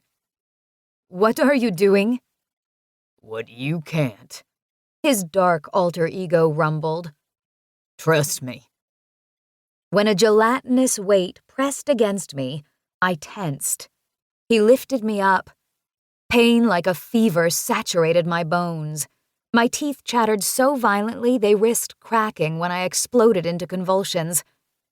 This was not how I imagined my first bodily encounter with a sexy lumberjack would be. Who would? Nevertheless, Brent had said to trust him. I did. I had to. Whatever he was doing, I had no expectation of fighting him off. I was his whether I trusted him or not. So I burrowed within myself, thinking of tranquility, of Dudley fetching his favorite tennis ball in the park across from my apartment. Breath returned as fast as it had left. Wintriness evaporated, and I was warm again. I opened my eyes to see that the man, not the apparition, knelt at my side. Welcome to Lethe. Try the veal, Brent said. We were in the tunnel. Behind me there was a wall of rock, like the one that had been behind Brent. The tunnel ahead of us looked exactly the same, except that we're facing a different direction. What did you do? It's an Eidolon trick. Half-death. I possessed you so I could ferry you through the rock. He flicked on his headlamp and pulled a small leather booklet from his pocket, removed it carefully from a plastic sleeve, and flipped through the pages until he came upon a hand-drawn map. Not exactly how I wanted to get inside your G-string, but I'll take it.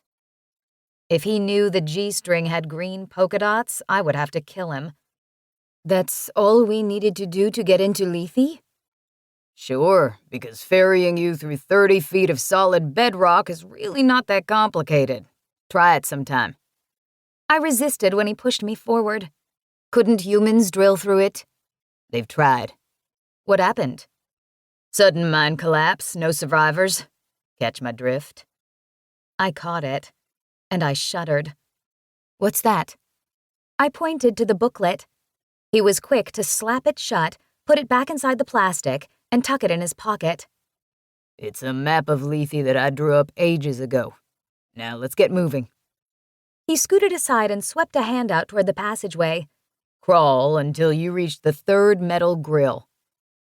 I rolled onto my hands and knees without a lick of grace, then twisted to face the tunnel.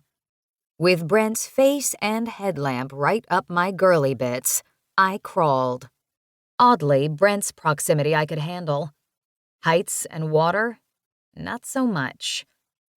I slowed to gaze down the narrow shaft after clearing several feet. There was no light except for my headlamp sweeping back and forth. How far would we crawl? Would we creep into a trap? For the second time, Brent rammed my derriere with his headlamp. This wouldn't have been an issue if he didn't have the forward momentum of a buffalo. I assume the first time was an accident. Now you're getting personal, Hume. You're too slow. Had I been on wheels strapped to a jetpack, I couldn't have crawled faster. I kicked, catching his shoulder with my boot heel. Back off. Go faster. I can't. There was silence, and then a strained, I hate this part. I came to a full stop, inviting his headlamp to ram my backside again. It did. Is there something I should know about? I don't like enclosed spaces, he quietly confessed. Hold the phone. The Eidolon is claustrophobic? He palmed my buttocks. Go, before I flip out. I feared heights. Brent feared enclosed spaces. We should have disclosed our list of phobias before we crawled into a 3x3 tunnel to hell. But after several more minutes of knee and elbow scurrying, I spotted slivers of pale light through a ventilation grill. I flattened onto my belly and used my elbows to drag myself to the grill. A whiff of that familiar aroma of death, sickly sweet with a hint of musk, crept through metal slats. Below us there was a hallway like any hotel hallway. Damask wallpaper and carpet scrolled with green and rose tulips adorned the walls and floor respectively. This was Lethe? A black shape popped into view and ruined any thoughts of taking a vacation here. I recoiled and collided with Brent. My buttocks crashed into his triumvirate of man bits. What a lovely way to introduce our privates. Some way the Eidolon had maneuvered himself above me, without me feeling him, and gazed down through the grate. I wasn't sure what intrigued me more, Brent's skills or the spirit below, wandering aimlessly through a hallway inside the underground portal to the afterlife. At least Brent was alive. Is it a human soul? I said, not bothering to ask why Brent covered me like a reaper blanket. Later I would ask. If I remembered. Yeah, human, he whispered into my ear. They spend time in Lethe forgetting their lives until they're fully crossed over. The ghost stopped in its directionless route and looked toward us. Brent yanked me back, our limbs entangled into an erogenous jumble. Had I let him put me over the back of the couch and dishonor me however he wanted, would it have been anything like this? I waited until the ghost carried on, then asked, with Brent's better bits pressed to mine, How long do they stay here? He gave a shift of his hips, a gratuitous but very nice gesture, and he said, For as long as it takes for them to forget. Be quiet. The vaults are 2 more vents ahead. I thought to ask what the next vent would reveal. I saved my words and I climbed out from our leg and arm pretzel to stealthily scuttle toward the next grate. After several minutes I came to our second destination.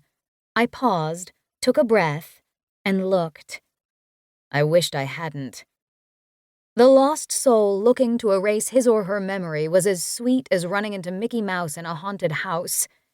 The creature I now stared down on was far less cuddly cute. It gave a resonant growl that vibrated the air duct. Grasping his collar, I put my lips against Brent's ear, not caring how he interpreted it. What the hell is it? A sentinel. Don't stop. He nudged me forward. They smell fear. The sentinel had an elongated face with fangs protruding from its jaws, but the body was a skeleton of an overgrown dog. Ribbons of fur clung to its bones. The monster glowed with an unknown light source, and I didn't plan to hang around to figure it out. It released another growl. I shuffled onward, ignoring how my knees protested. Brent was closer to my backside than before. Our escape took far too long, as I imagined that sentinel climbing into the air duct after us. Then, a whiff of stale paper wafted through the third vent, our destination. The registry vault was beneath us. I looked through, praying to Hades I wouldn't spy a hairy dog skeleton there. Droplets of water trickled from the grate. The view didn't indicate the room's size, but I saw walls packed full of wooden cases with words on the front of each drawer. And no monster. I put my hands on the opposite side of the grill and crawled over it, careful not to touch the metal or make a sound. "It looks like a giant card catalog," I said. Lines of soft light washed over what I could see of Brent's face. Sort of is. The head reaper and his closest confidants didn't bother converting their paper files to electronic ones. This place looks exactly as it did in 1910, he said. Reapers don't tend to redecorate. Guess not. The cases were falling apart when I was here. Such a pain to... What now? I wasn't interested in listening to old man Hume reminisce. See those wood cabinets? He pointed to several lined up along a wall. They looked as rotted and time-worn as Greek antiquities. Gotta find Ev's name in the catalog. Then we cross-reference it with the Reaper's list to be sure we got the right one. That sounded peachy, but I had no intention of moving. He curled his fingers around the grill, pulled it free, and handed it to me. Like an upside-down gopher in black goggles, he lowered his head, checked the scene, then snapped back. You first. I handed the grill back. When hell freezes over, you first. Grumbling, he dumped it and proceeded to unfurl inside the tunnel, which for a 6'5" giant was no small feat. He wasn't elegant, especially not after getting his right knee wedged on the lip of the ventilation hole. This was why he didn't like small spaces. I stifled laughter as he slipped headfirst through the hole and did some kind of acrobatic twist. He hit the flagstone floor with both feet, crouched like the ninja he resembled. That performance quieted my amusement with admiration. He might have been apprehensive above in the cramped tunnel, but now he was on the alert as he scanned the room he'd once known. With a wriggle of his finger, he said it was my turn to do a nimble twirl from the ceiling. I lowered my feet until I felt something squishy. A glimpse down. My boot squashed his cheek. Good, he had me. I pulled my torso out of the vent as best I could as his hands caught my calves. They slid up my thighs, stopping short of my hips. He was helping, but somehow his touch felt sensuous when it should have been all business. I lowered tentatively into his grasp until I was stretched out with my hands on the rim of the ventilation hole. Let go, he whispered. Boy, I wanted to. Until I looked down another 4 feet.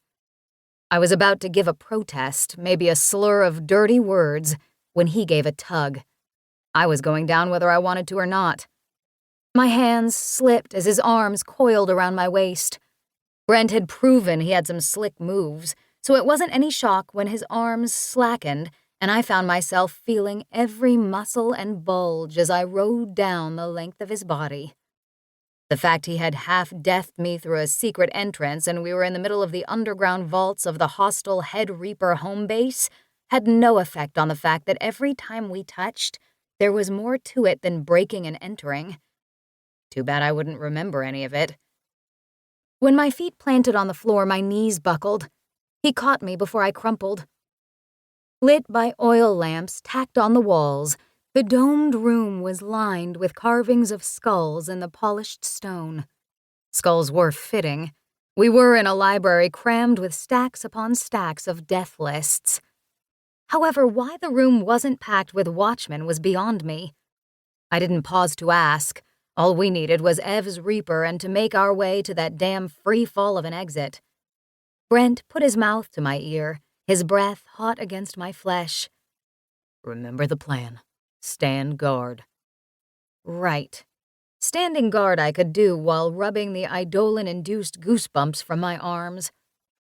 I looked back and forth, then turned to him and nodded. There wasn't much I could do if a watchman or those ghost-white sentinels came to have a chat. 10 of the longest minutes of my life crept by. The raised hairs on my arms tingled. Every possible danger raced through my mind. Would we get caught? Would I trip and knock down the entire vault of Reaper lists? Was there a ladies' room nearby? Someone tapped my shoulder.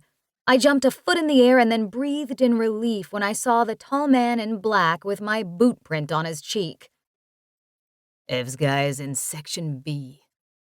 Above the card catalogs, twice as tall as Brent, hung wood signs with letters burned into them.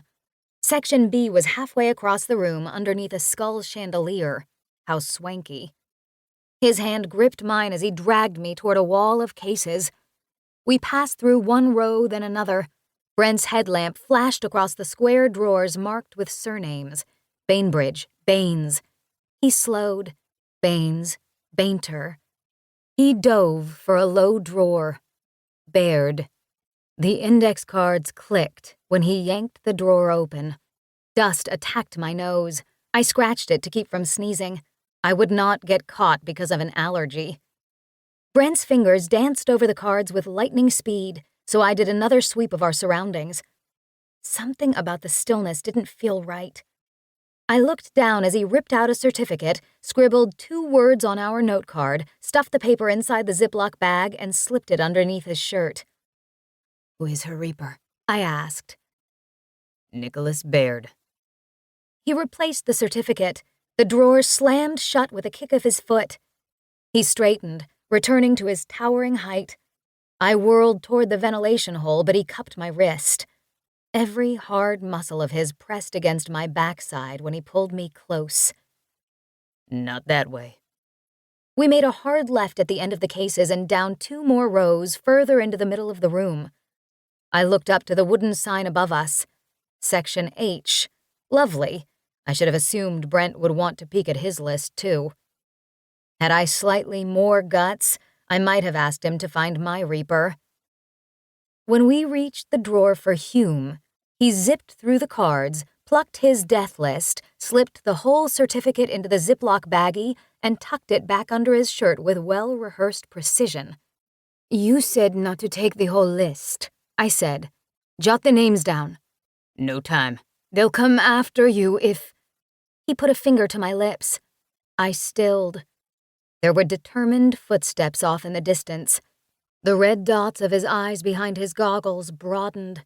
We had no need to verbally exchange words. Brent bolted upright.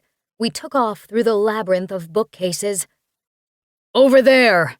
shouted a foreboding voice that surely belonged to a 5x5 brick house of a watchman.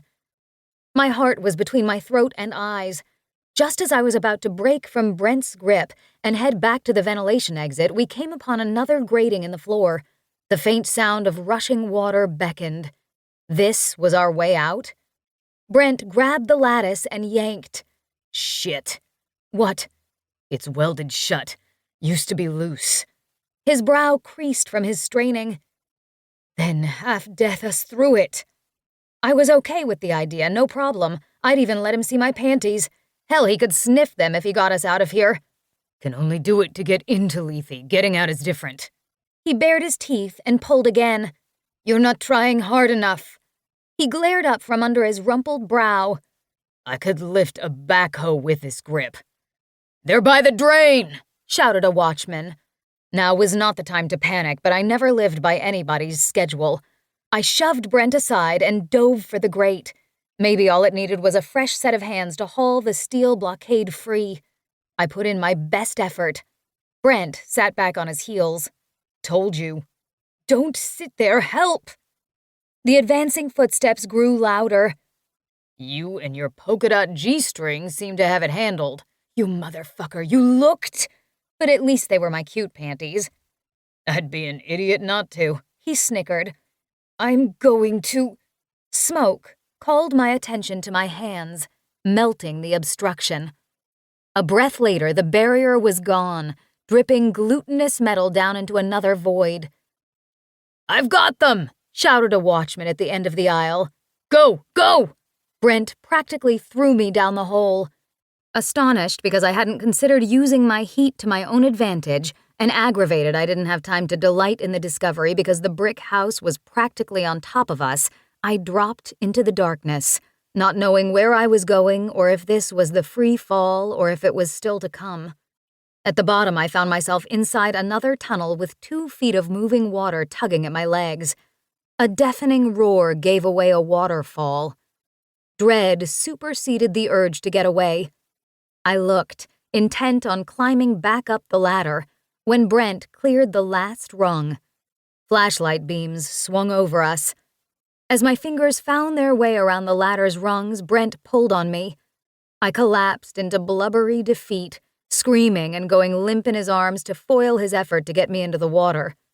He pulled me close, so I couldn't fill my lungs for another shriek before we were no longer standing in the waters flowing through Lethe, but plummeting with them over the precipice of an underground waterfall. Chapter 9. The hypothalamus is one of the most important parts of the brain, involved in many kinds of motivation, among other functions. The hypothalamus controls the 4 F's: fighting, fleeing, feeding, and mating. Marvin Dunnett. Not a single word passed between us from the moment we smacked through the water's surface on the St. Lawrence River to when we stumbled dripping wet into my apartment. There was nothing to discuss, because as Brent had promised, we could not remember anything after reaching the bottom of the manhole beneath the chateau. Besides, stopping to debate whatever we thought had happened, soaked as we were, was not possible. Quebec, winter, enough said. However, we must have gone through Lethe.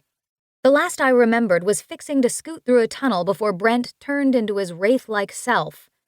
Nothing, not the pounding of our feet on the pavement from the sprint to my apartment, had loosened the remainder of the experience. Nothing but an abyss remained. How eerie that I had gone through the portal to the afterlife and couldn't recall anything about it. After cranking the heat in my apartment and flicking on the lights, and most certainly after I gave Dudley a warm greeting, I looked at my co-conspirator. His mask and goggles were gone, he was shivering, and for some reason he had a size 7 muddy boot print on his cheek. "What happened?" I asked through chattering teeth. "Not sure, but it was a ride." We convened around a piping hot radiator in my living room. The temptation to sit on it and warm my buns was there, but I resisted. What was impossible to resist was standing side by side with Brent, without touching. And the more we sought warmth, the closer we became. Too soon we were all but hugging in effort to regain our body heat. Had he suggested removing our clothes, I would not have partaken. I would have liked to know what the rebel Brent Hume was like in the bedroom, but not right before Lethe, in Lethe, or after Lethe, and certainly not standing over a radiator shivering ourselves silly. My clicking teeth slowed as the radiator and Brent's body heat melted a layer of ice on my clothing. "Did you get the Reaper's name?" He pulled down the collar of his shirt to expose a white note card inside a plastic bag. A name was scribbled on it, but from what I could see, the writing had bled. Brent noticed a second after me. "Motherfucker," he groused. "The ink got wet." Of course it did. It was too much energy to roll my eyes, for now I needed heat. Lots and lots of heat. He held the baggie up to the overhead light. "I see a name. Baird." "Is that a last name or first? Is it a male or female? Who is it?" My shivering worsened my panic, which in turn worsened my shivering. "We did this all for nothing, didn't we? Didn't we?" "Good Hades, calm down, Scrivener." He turned from me when I tried to get a peek at the name through the soggy baggie. Not one to take such an obvious cue to give him space, I went for it, using my own shivering to launch into the air. Quick as he was, he underestimated my determination. The baggie was in my hands before my feet touched the floor. Being short and swift was a fine offense against tall and slow. Hey! He barked. It says Baird. It's a last name. I ducked when he reached around my shoulders, thwarting his effort to retrieve the baggie. But I can't read the first name. No knowing if it is a guy or a gal. Give it back! Brent refused to continue reaching for the prize, as if little old Olivia outplaying him was an affront to his ego. I don't know a Baird, I said. Neither do I. This means I can't just look the Reaper up and distract him or her like I had planned. So, I was right? I dropped my arms to my sides as we faced each other, Brent looking as bewildered and broken as I felt. Seems so. I sighed to keep from breaking into tears. My shoulders and head felt heavy. The couch seemed a great place to throw myself down and let my emotions pour out. I would have found out if Brent didn't rush at me and grab the baggie. There was only a small glimpse of his wicked smile before we found ourselves entangled, both vying for the prize. A moment after, I found out what it would be like to collapse onto the couch, only with the Eidolon too falling over top of me. The springs of the beast cringed from our weight. Thoughts of Ev and the name Baird flitted away in exchange for one very real thing hovering above me. I grew tense but hopeful when his eyes turned to my lips. I knew what that meant. Every woman did. However selfish and grossly out of place it was, I was okay with one kiss. More curious than frightened to discover what it was like to kiss an Eidolon who could drain my life. Perhaps my motivation was to ridicule fate by kissing the lips of death himself. Or maybe I was cold, tired, and downright horny. Brent, we should not. His mouth covered mine. I lost myself for a moment, forgetting how to kiss back. Even if I'd wanted it, I hadn't expected him to follow through so brazenly. But when his tongue grazed my closed teeth, that sphere of bliss in my center dropped down between my legs. My body begged me to give in, to let him have his way. I dug my fingernails into his back. He growled, and the sound vibrated my chest. I smiled a smile he couldn't see before returning his kiss with twice the vigor. Our teeth scraped as I enjoyed his sweet spice. I had to feel every movement of his jaw and lips and tongue with my own. He overpowered me, not by strength, but with a carnality that had me begging him not to stop, like I could enfold myself within his kiss forever. Pawing at his back, I pressed my breasts against him, inviting him to feel the rest of me if he wanted. But he jerked away, and I snapped my eyes open. What? Sensuality drained through my toes. I can't, he said, and quickly backed away. Everything upsetting and wicked, like Ev and her Reaper, that I left behind just a second ago returned like a flood. Full as I felt with renewed grief, I still deflated when Brent stood to his full height. In one hand was the baggie with the card Baird written on it. With the other hand, he raked his fingers through his wet hair. He glanced from side to side, looking for something or simply trying to avoid looking at me. I'll go back and get the name again. Sit tight. I shouldn't be long. Wait. I sat up.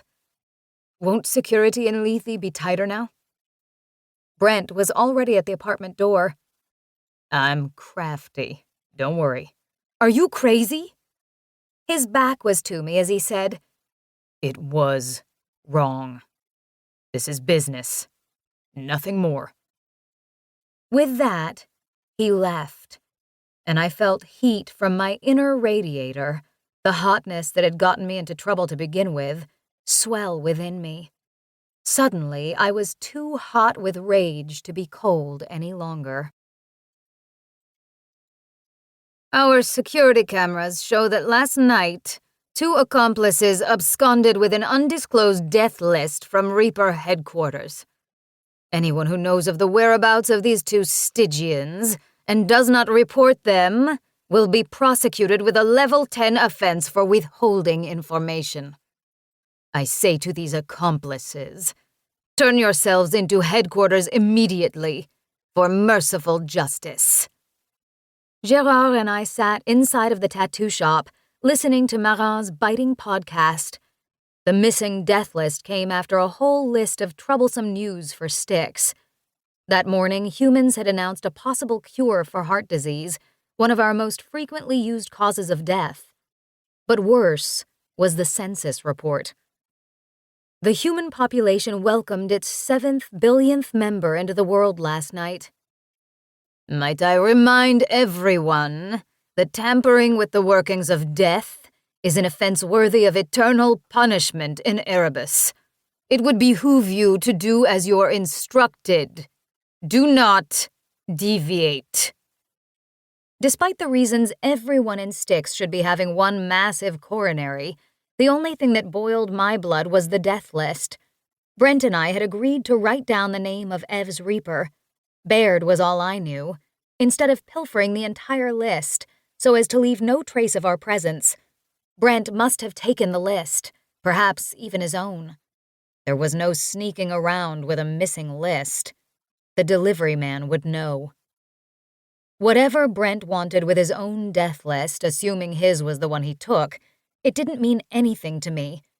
Not only had he reminded me how lonely I was by kissing me and then telling me it was wrong, he'd conned me into becoming a fugitive. It was only a matter of time before they found out who broke into the registry vaults. I was, by my own stupid mistake, a rebel, and I was fucked for it. The only consolation was that Brent wasn't captured, a concern I had since he had never returned. When you eventually surface, Hume, I grunted under my breath. I'm going to kill you, resurrect you, and then kill you again. That's what I'll do. Someone tapped my shoulder. I jumped. I didn't take it. Look busy. Charming Chadwick is back for more. Gérard didn't skip a beat. Over my shoulder, I spotted Chad, stomping out his cigarette outside of the shop. Fortune would be a kind goddess if she gave me some confidence, so I wouldn't inadvertently confess my crimes to the creeper Eidolon. I'd have to be cool and continuously remind myself that Chad had followed me home and tried to attack me. We had history, and I was not about to give in to him like I had to Brent. On my swivel chair, I rolled over to my station and fished my gear out of my backpack. It was Tuesday. Ev and her Reaper could have their fateful meeting at any moment, and Brent was probably halfway across North America by now, doing Hades knows what with the stolen property. Scrivies, said Chad as he glided into the shop. You better be ready for some death marks today. Head Reaper is in a foul mood. We can't go out and solicit death marks, Gérard said, and it was the first time I heard him talk back to the Eidolon. Indeed, Jerry. I made sure that Salon de Tatouage will be busy today. Did you do it by convincing everyone you saw to ask for pinups and skulls? I hissed from my workstation. Exactly how I coerced your girlfriend to come here. Yes, indeed. Chad's cigarette breath carried across the studio. The stink was sickening. I was in no mood for smelly work conditions, or this SOB scrutinizing our work. You're not supposed to interfere with the process, I said through my teeth. Silly Scrivy, what little you know. For a moment, I saw him in my mind's eye with a death mark right in the middle of his forehead. It was a small tattoo, nothing impressive, but it was there, and triumphant. Imagined victory must have been written in my expression, because Chad's eyes flashed red to wrench me back from my fantasy. Rest assured, Eidolon, I growled before the image faded entirely. You won't get any master work out of either of us today unless you want a pin-up or skull on that butt-ugly face of yours. Gerard was at the counter before I suggested a better place to put a death mark. Ollie, don't argue. Am I supposed to let this fucker follow me home and harass me too, Ger? I was standing, but I didn't feel my legs. I felt nothing except the desire for everyone to leave me the hell alone. Brent, Chad, Head Reaper Marin. What are you talking about? Gerard glanced between Chad and me. This champ harassed me after work the other night and then broke into my apartment. Chad's eyes turned red at my challenge, and I grew confident. My hands matched his gaze. They were ready to do something, burn him or slap a death mark across his horrid mug. I would risk Erebus to show him I was not afraid. Does the Head Reaper approve of bullying? Ollie! Gerard glared at me. I hid my red hands behind my back. Sorry, I'm having a bad week. No shit. He put a hand on my shoulder. Go home. You can't do good work if you're unfocused. My cheeks felt as hot as my hands as I held gazes with the Eidolon. Chad, excuse us, please. Gerard steered me toward the back room as Chad remained lingering in the shop, seething from my insubordination. I was tempted to put my fist in his jaw, but stopped when Gerard wrenched me into his office. You have got to watch yourself, he whispered. He set Ev up. He is going to stick around until he catches me doing something, and you know it. I can't win, so I'm going to fight back even if it destroys me. My eyes were gritty, my hands red-hot. Parts of me felt like they'd erupt or detonate with one more push from an outside aggressor. I did not fear anyone but myself at present. Gerard's nostrils flared. Take the day off. Go visit Ev. Say your goodbyes, and then make peace with it. I wanted to go against the rules Brent and I had agreed to and tell Gerard everything about the registry vault, the death list, Brent's affection. But if I spoke, I would have burst into sobs. I wouldn't let Gerard see tears stream down my cheeks. He wasn't the type who knew what to do when someone cried, not even when his male clients sobbed during a tattoo session. Come back to the studio when you've cleared your head, kid. Gerard patted my shoulder again and stepped out of the room. I listened to him smoothing things over with Chad before I took his advice. I slipped out the back door of the studio, leaving my tattoo machine and backpack behind. I would find Ev, and I would prepare for the worst. Chapter 10. Congratulations, Stygians. The blog has reached 1 million hits in only 4 months' time. The voice of the stifled is mounting. Their murmurs are stirring the rebel fiend. HermesHarbinger.com, 2:30 p.m., 4th of April. 15th of April. When I arrived at Ev's familiar, dilapidated apartment building in Saint-Roch, I started to push the buzzer for apartment 4B, but put the moment on pause. On the walk to her apartment, I had toiled with what to say, what to do, or if I should in a roundabout way tell her how much she meant to me as our final goodbye. Everything from admitting that I was a scrivener from the world of Styx to a simple hug went through my mind. Nothing felt sufficient. The only option was that I wouldn't let her die alone. With a deep breath, I pressed buzzer 4B. Oui? She called through the speaker after a few seconds. Ev, it's Ollie. I thought I'd come by after work to see how your tattoo is healing. Can I come up? I checked behind me. A row of street lamps spotlighted parked cars and leafless trees. No watchmen or eidolons in sight. Everything was tranquil, dissonantly so. I pressed my hands against my queasy stomach. I carried the same unsettled feeling as a child, tucked away under a bed during a game of hide-and-go-seek. Only the stakes were higher than any childhood game I ever played. The buzz and unlatching of the building's main door were a relief. I skipped several stairs until I reached the 4th floor. Barefoot and in a pair of jeans and a white t-shirt, Ev stood in the doorway to her apartment.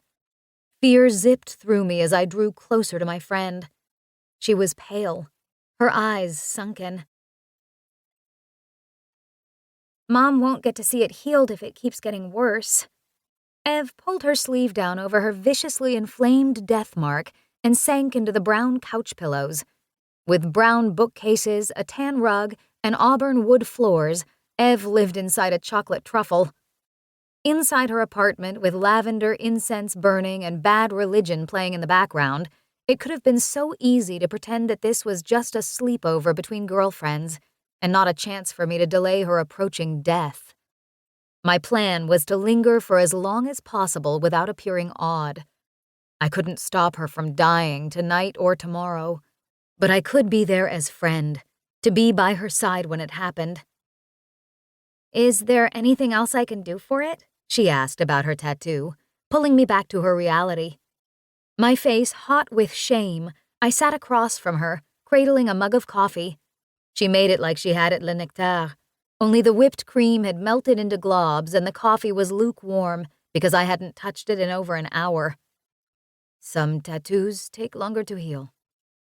Some death marks take longer to work, too.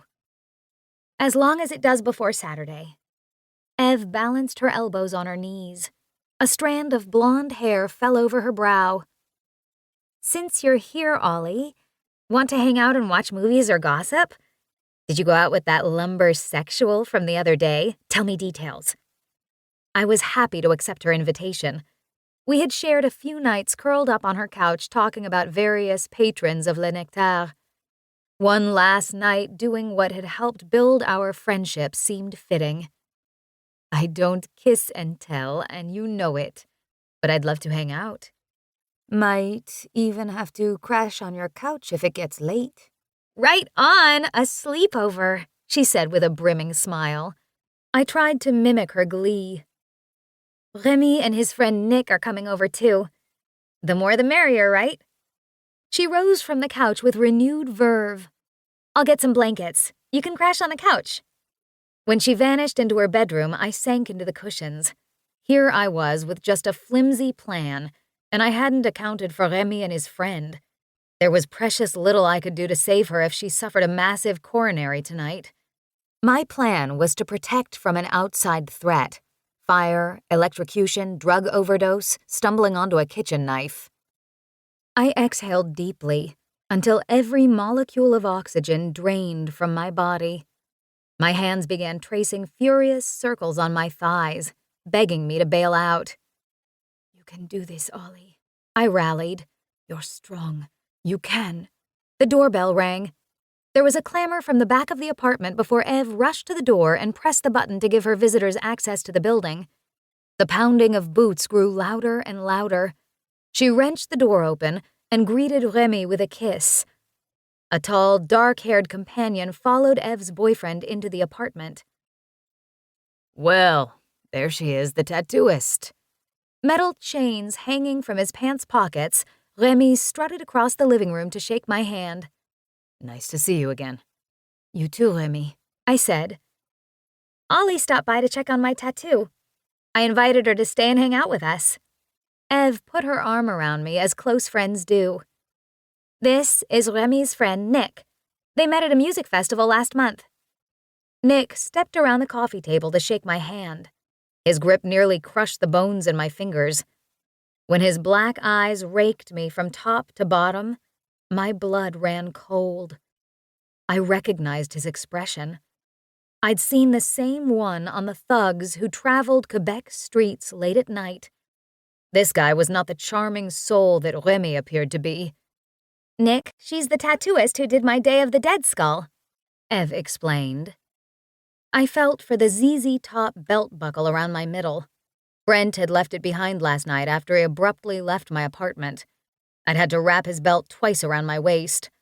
No matter how irritated I was with how he betrayed my trust by running off last night, his belt was the only thing holding me together. "Would you and Nick like to rent us some videos for tonight?" Ev nudged her boyfriend's side. Nick gave her a cutting look. Let's go down to the corner store and grab drinks first. It's late, and Ev isn't feeling well. Why don't you and I go, Nick? Remy said, after Ev started for her shoes and jacket. Nick squared his shoulders. They can watch for any trouble. What trouble? I said before I could stop myself. Nothing you need to worry your pretty head about, Nick mocked. Whatever trouble Ev and I were supposed to watch out for down at the corner liquor store, he wouldn't divulge. I had a good enough imagination to put together a few ideas, however, none of which I liked. I had agreed to stay by Ev's side. I would, even if going out into the night seemed to be the worst of options. What are we doing? I asked Ev the second Nick and Remy vanished into the liquor store. We do this all the time. She never once looked at me. She kept her attention locked on the empty, dark street. Apartment buildings and corner stores surrounded us. The air was humid and icy, burning my lungs with each breath. What do you do exactly? I nudged. It's not a big deal, you know. It's slightly criminal, not like we're stealing Rolexes. Ev's attention drifted to her boot toes. Remy doesn't seem the type. Neither do you. I peered into the liquor store. Remy and Nick were at the register with their arms flailing and the clerk shouting at them. I wondered what it was they were arguing about. Ev, on the other hand, kept her eyes on her boots. This is Nick's thing, not ours. She lifted her head when the voices inside of the store grew louder. Do they usually argue with the clerk? I put my face closer to the window, spying. Ev lost interest in her toes and followed my lead. She pressed her nose against the glass, too. Does the clerk usually get his gun? I asked with a warble in my tone. Her eyes were wider than I had ever seen, enough warning for me to grab her hand and run for safety, either in her apartment or some alcove far away from Remy, Nick, or the pissed-off and heavily armed sales clerk. Ev squeezed my hand tightly as we crossed the street. The pops of a fired handgun made us squeal. Our pace quickened. From over my shoulder, I saw the liquor store door fling open and Remy and Nick spill out, dodging bullets. A heavyset man in a green parka aimed his gun at us and fired again. With Ev's hand in mine, we ran. But all too quickly, the men passed us by, their legs longer and their gait more generous. "Goddamn kids!" shouted the clerk. Having been provoked enough to pull out his gun and make his point, I was sure he'd call the police. Remy and Nick had already disappeared into a dark side street lined with homes and a canopy of trees. They whispered from the darkness, "Over here," and "Come on." I pulled on Ev's hand, intending to vanish into the darkness with Remy and Nick. She resisted. "Ev, come on," I urged.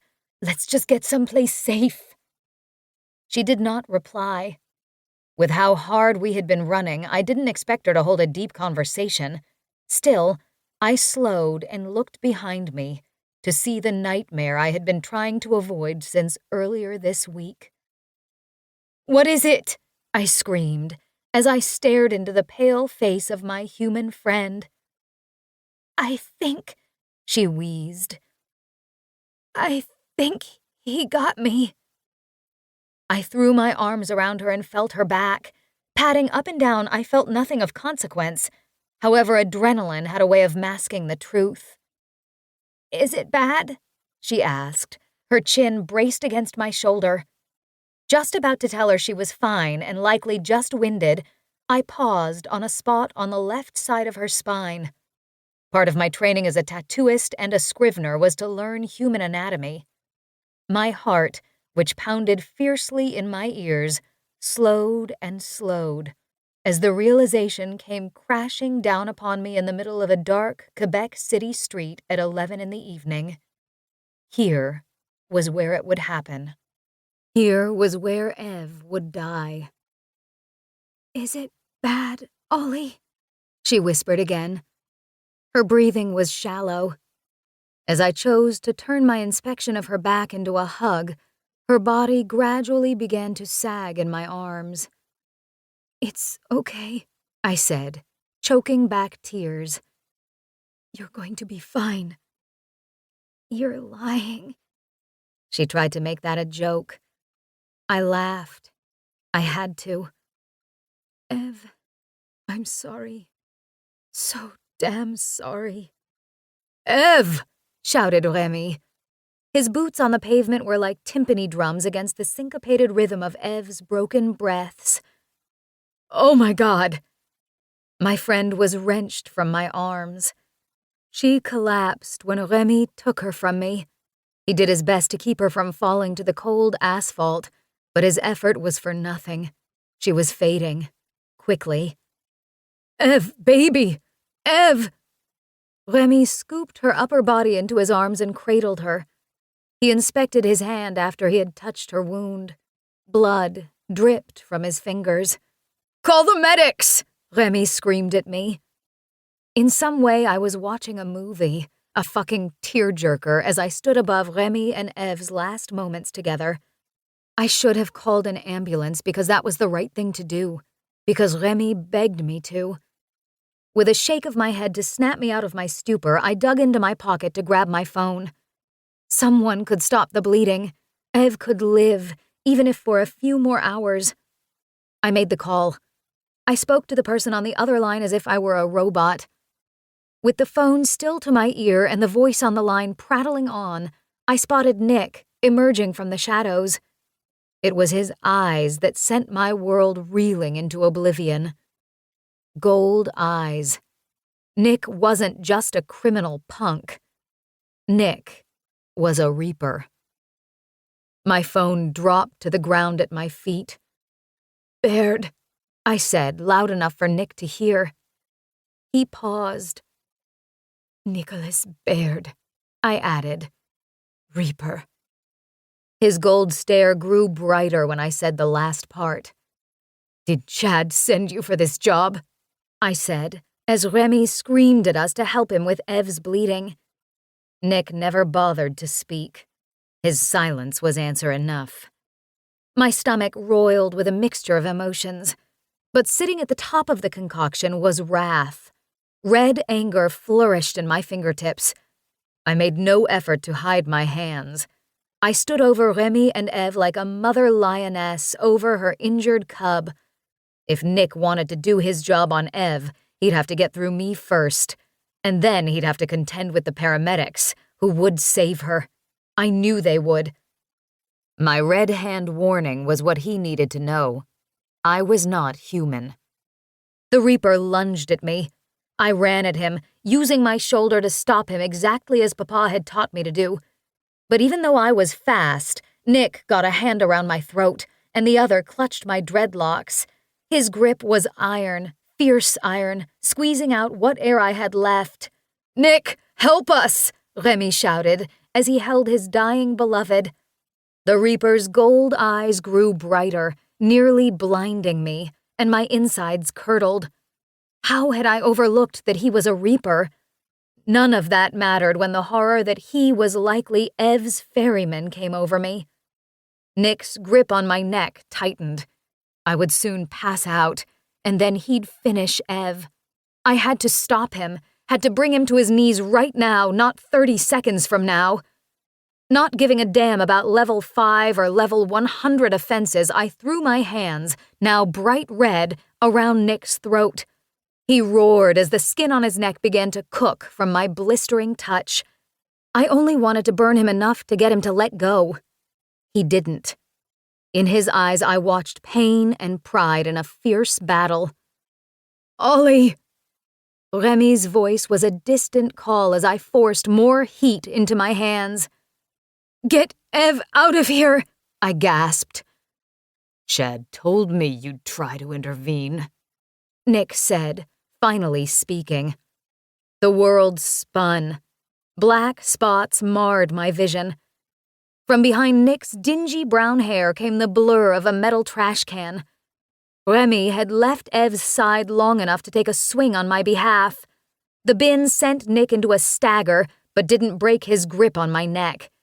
Those eyes of death went from yellow to a blinding gold. He turned on Remy. I couldn't move fast enough to stop Nick from snatching the trash bin from him. Metal struck Remy's face. Blood exploded over us as he crumpled to the pavement. The attack on Remy gave me just enough time to throw an elbow into Nick's side. It was for nothing. He wouldn't go down so easily. Nick wrenched me toward the sidewalk. His target was the hood of a parked car. Unconcerned that I might burn him to ashes, I swung my hot hands at his body. My fingernails dug into his flesh on his arms, burning off the topmost layer. I had expected him to throw me through a window or snap my neck. I would have preferred it. Instead, he flung me face down next to Ev on the road. Her blood had already pooled around her. Her face was still and pale. Tears swelled in my eyes. "I'm sorry. I'm sorry I couldn't save you," I cried. A knee rammed my back, cracking a bone in my spine. I flattened onto my belly, defenseless as agony raced through my body. It did not matter if Nick had realized 10 minutes earlier or only just now that I was Stygian. His determination was all I needed to know that he recognized what I was and how to do proper damage. Death teeming in his hardened expression, Nick turned on Ev. His eyes were locked on something that only he and I could see. The death mark on Ev's shoulder glowed through her yellow jacket.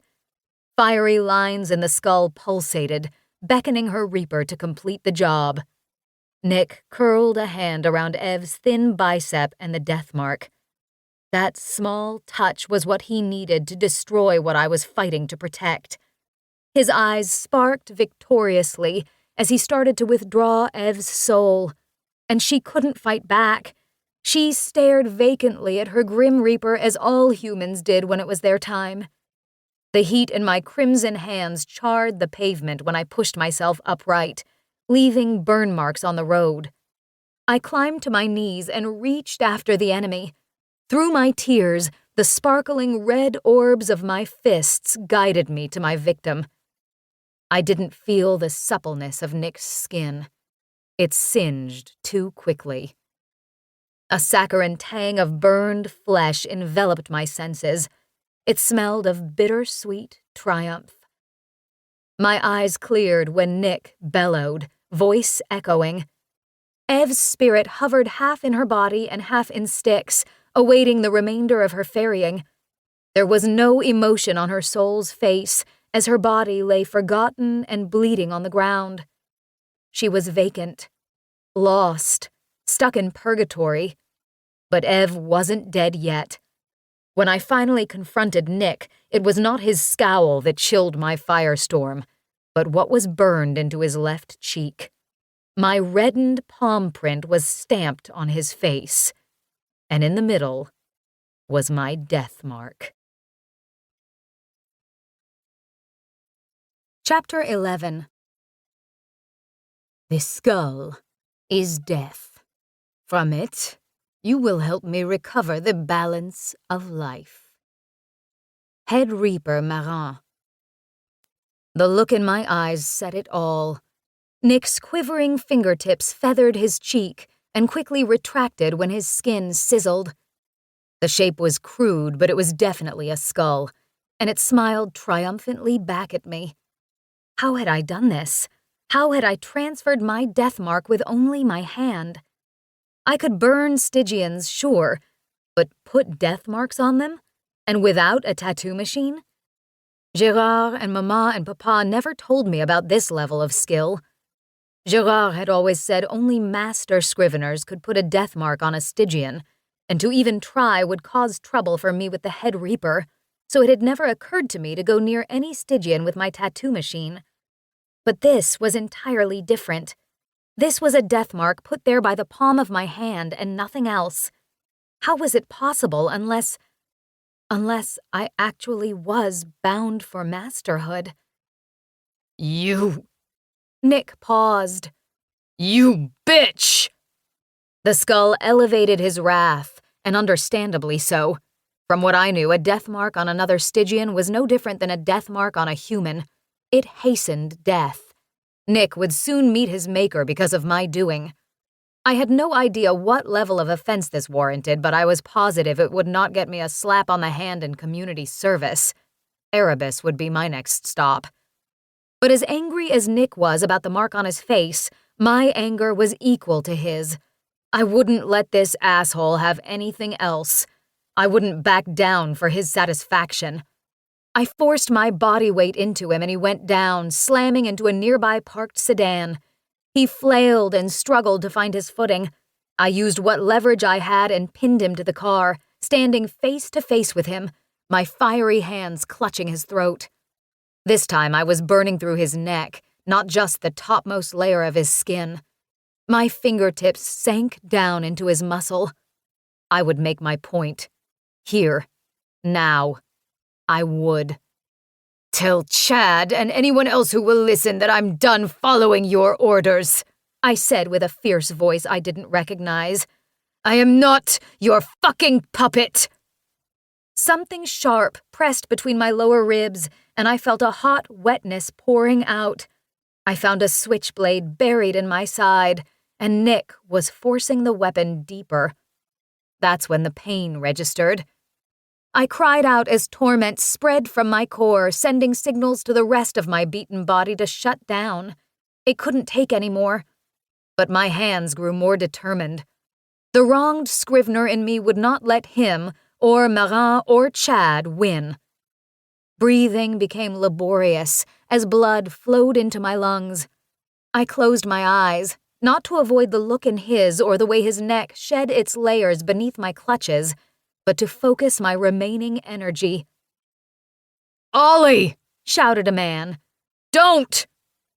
Brent threw his arms around my waist and wrenched me from my prey. Nick collapsed, gasping. The switchblade dropped to the pavement. Brent released me as quickly as he'd snatched me away from doing further harm to Nick Baird. I stumbled backward, nearly losing my balance entirely, grasping my ribs and spitting blood. Nick cowered against the car. Brent didn't transform into his dark alter ego to make his point. There was no action, no attack, simply electrified silence as he stared down at Nick, his red eyes ready to devour the Reaper whole. Nick threw an arm over his face to avoid the Eidolon's grisly stare.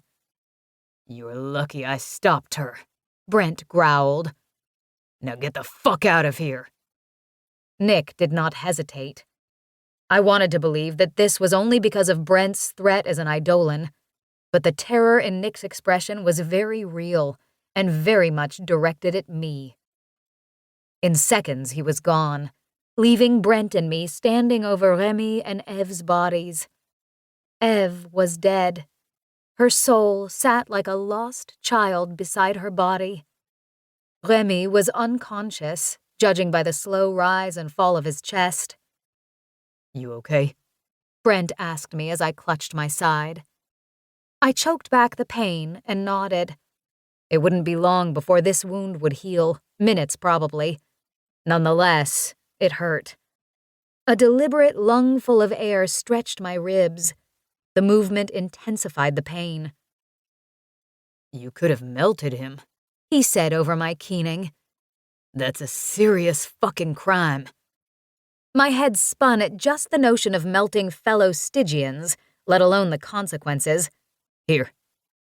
He removed his jacket and then his flannel, which he wrapped around my ribcage. He tugged. I yelped.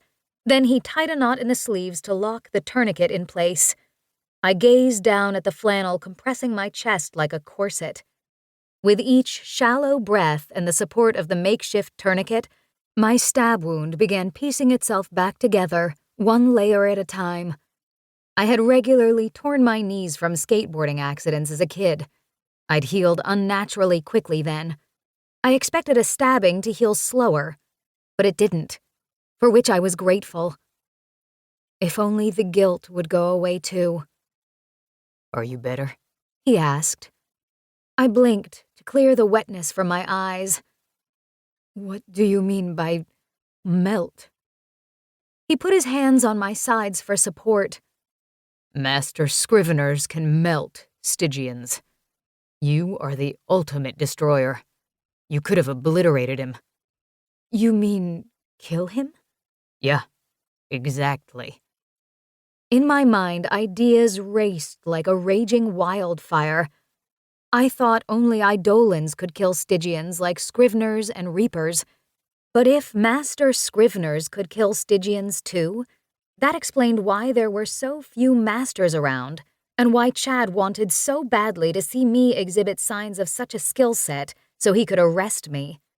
As my mind filled with ideas, my head spun and my heart felt as if it would explode. "We can't talk about this here," I said, as I looked over at Remy and Eve sprawled out on the street. Sirens roared in the distance. Medics were coming to their aid. When they arrived, we would have to be someplace else. Remy was still, his head bleeding from the hit, and Eve lay crumpled on the ground. Crimson rivulets spread like fingers out from her body. Their bodies did not haunt me. I had seen death before. It was Eve's soul, sitting next to her body, staring, green eyes calling to me from a purgatory where she didn't belong, that tore my heart into tiny, meaningless pieces. With a little bit of restored energy, I tried to break out of Brent's grip to crawl to her side. Brent held tight, dragging me back into his arms, too far from Eve to touch her. Her soul tried to stand and walk the 10 feet to reach me, but was drawn back to her limp body. She was joined to it at the hip, half ferried, half dead. "Don't talk to her," Brent urged. "Damn it!" I cried out, the act stinging my punctured lungs. "I couldn't stop it. I couldn't save her." "Let her go." "She needs me." Ev's soul wavered through glassy tears as I wept. "She doesn't know she's dead. She's confused." Brent pulled me upright. "You have to focus on yourself now." "No, no, no." "Listen to me." He shook my shoulders. "You've done what you can. She's gone. Dead. And you will be too if you don't work with me." His white thermal undershirt was caked in blood. He wore a glazed expression like this was far more horrific than anything he had ever seen. I found that impossible to believe. He was an Eidolon. "We can't stay here." Brent's closeness felt good, comforting in light of our predicament. "We have to get out of Quebec before this reaches Marin." "I won't leave her like this." Brent sighed long and hard. Surely he was trying to prepare a response I wouldn't want to hear. After a moment, he said, "Once the assigned Reaper starts a job, he's the only one who can finish it. Not even the head Reaper can pick up where another left off." I met his eyes. I needed him to hear me. "I know you can help Eve. Can't you go after Baird and make him do it?" I thought of those souls high above and how I'd once feared that Eve would soon become one too. Now I feared that Eve would become a ghost who haunted the same place day in and day out, feeling forever connected to a body that no longer existed. That was worse. Much, much worse. Brent's grip slackened. "Baird won't come back after what just happened. He's probably already hunting down watchmen to tell them what you did. The best we can do is leave her, Ollie. I'm sorry." "Please, I will do anything you need for your rebellion, anything, if you help her, Brent." He set his jaw. "Check her body for a pulse, just in case." I flew to Ev's body and put my fingers against her lukewarm neck. I focused as I waited for a heartbeat. Ev's soul leaned forward, observing her body as I tried finding some inkling of life.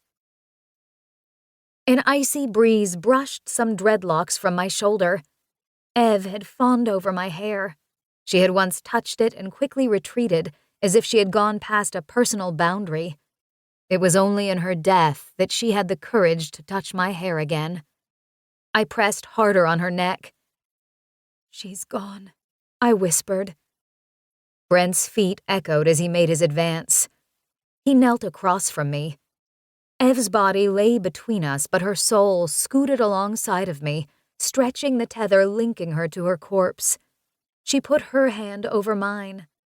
As I gazed at her ghostly touch, I stilled. The tears hanging from my eyelashes didn't dare to fall. "Give me your necklace," Brent said. Why? "Her body was her anchor. That's dead. I'll ferry part of her soul into your necklace as a new anchor. It's the best I can do." Then what? "Nothing. If Bear doesn't finish the job, she'll be stuck in your necklace until it is destroyed. And if it's destroyed, she'll be lost forever." Sniveling, I put my fingers to the pewter lotus flower. It had been a gift from Mama when I finished my apprenticeship years ago. She had said that as a lotus grows out of muddy waters, I would rise out of the ugliness of my job as a scrivener. I lowered the pendant into Brent's palm. The black leather cord coiled around the lotus. He folded his fingers over it. I knew of nothing worse for humans than remaining bodiless and straddled between two worlds. Ev would be that unfortunate soul forever struggling to find a home that was visible, but just out of reach. She would become a ghost story people whispered to each other in the dark hallways of derelict buildings. That was no way to exist, not for the cruelest of spirits. With her soul in the pendant, she would be with me. I would be Ev's home, the bearer of her soul. Brent pressed the lotus to Ev's glowing pink death mark, the only thing on her body that was animate. Even that was waning. "Are you sure you want this for her, Ollie?" I had said I wouldn't let Ev die alone. I would uphold that promise. I nodded at the Eidolon kneeling across from me. Do it. Chapter 12. And when you fall asleep, children, do not look to the dark corner, for the black beast will be there, waiting to ferry you home. Marcus Bordeaux, Bedtime in Sticks, circa 1945.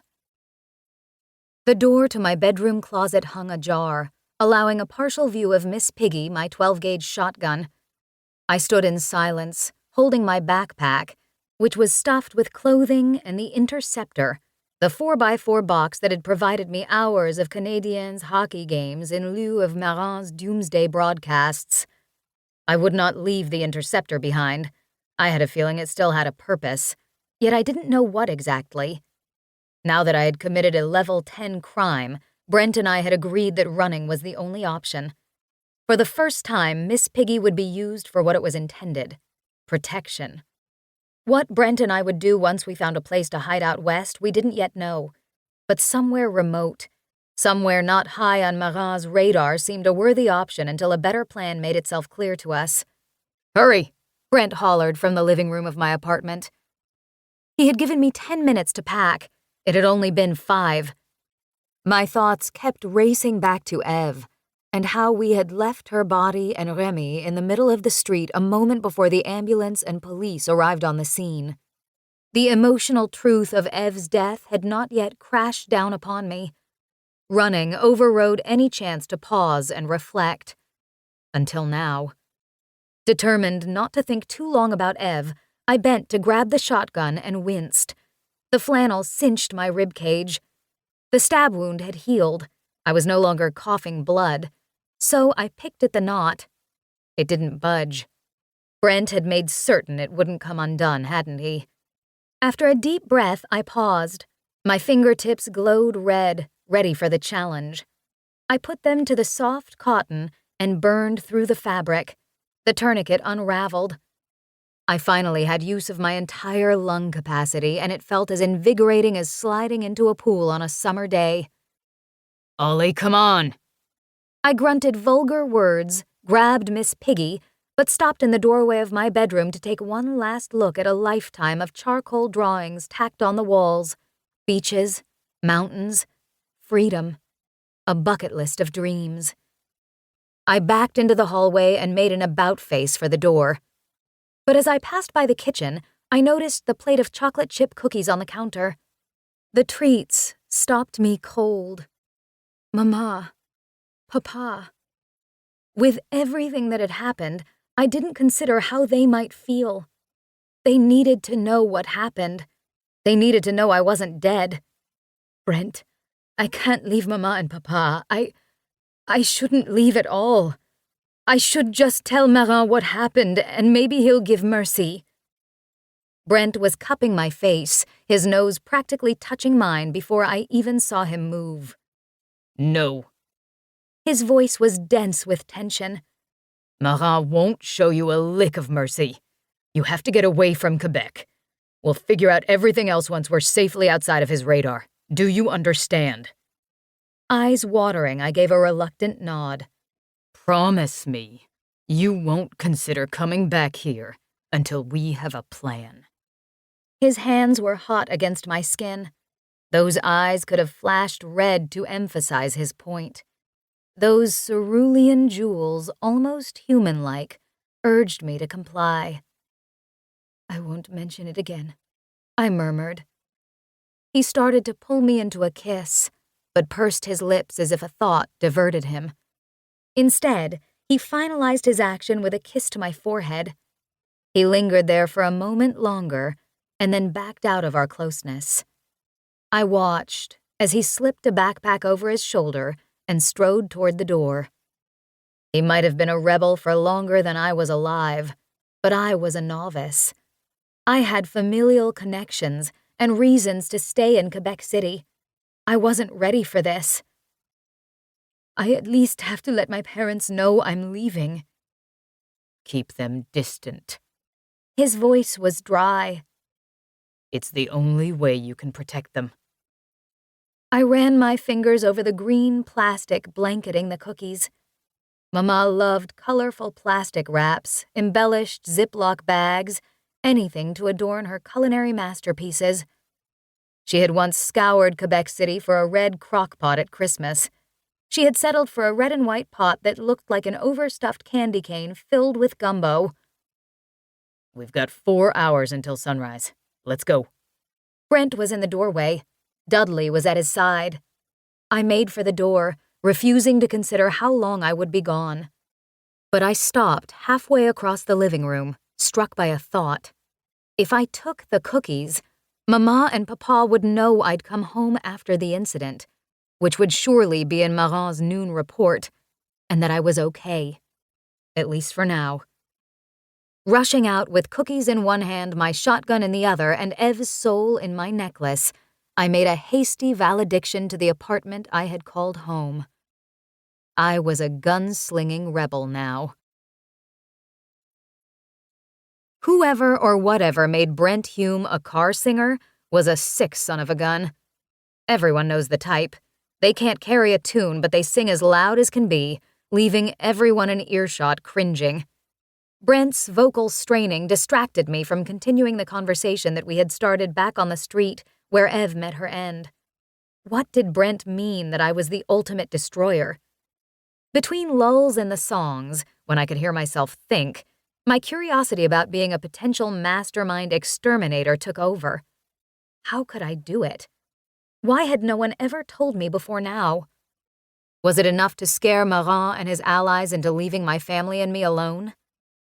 Another question came to mind, but it felt wrong, considering the turmoil swarming around me like a plague of grim locusts. Why had Brent kissed me and then declared it a mistake? Between Brent's singing and my inner mayhem, I'd found myself sketching a portrait of a screaming woman for the last 9 hours. My sanity was summed up in her misery. I hadn't felt right complaining because Brent had taken the first, second, and the third driving shifts. I wasn't keen on maneuvering a stick-shift Dodge truck through mountainous roads, tweaked as I was. Brent didn't mind driving. He also didn't notice that I wasn't a fan of 90s pop music. His singing started back at the United States border, where the patrol officer had asked us where we were headed. I said New York City, because it would be easy to blend in there. Don't people go to cities to hide? Besides, maybe Brent would find some 90s-themed karaoke bar so he could sing his precious heart out. Brent argued against it, not finding a karaoke bar, but rushing off to New York City. So instead, we were heading to Beattyville, Kentucky, home of moonshine and Brent's family, so we could rest in a safe place, load up on supplies, and make for the west before the watchman caught on to our whereabouts. We were still only in upstate New York, however.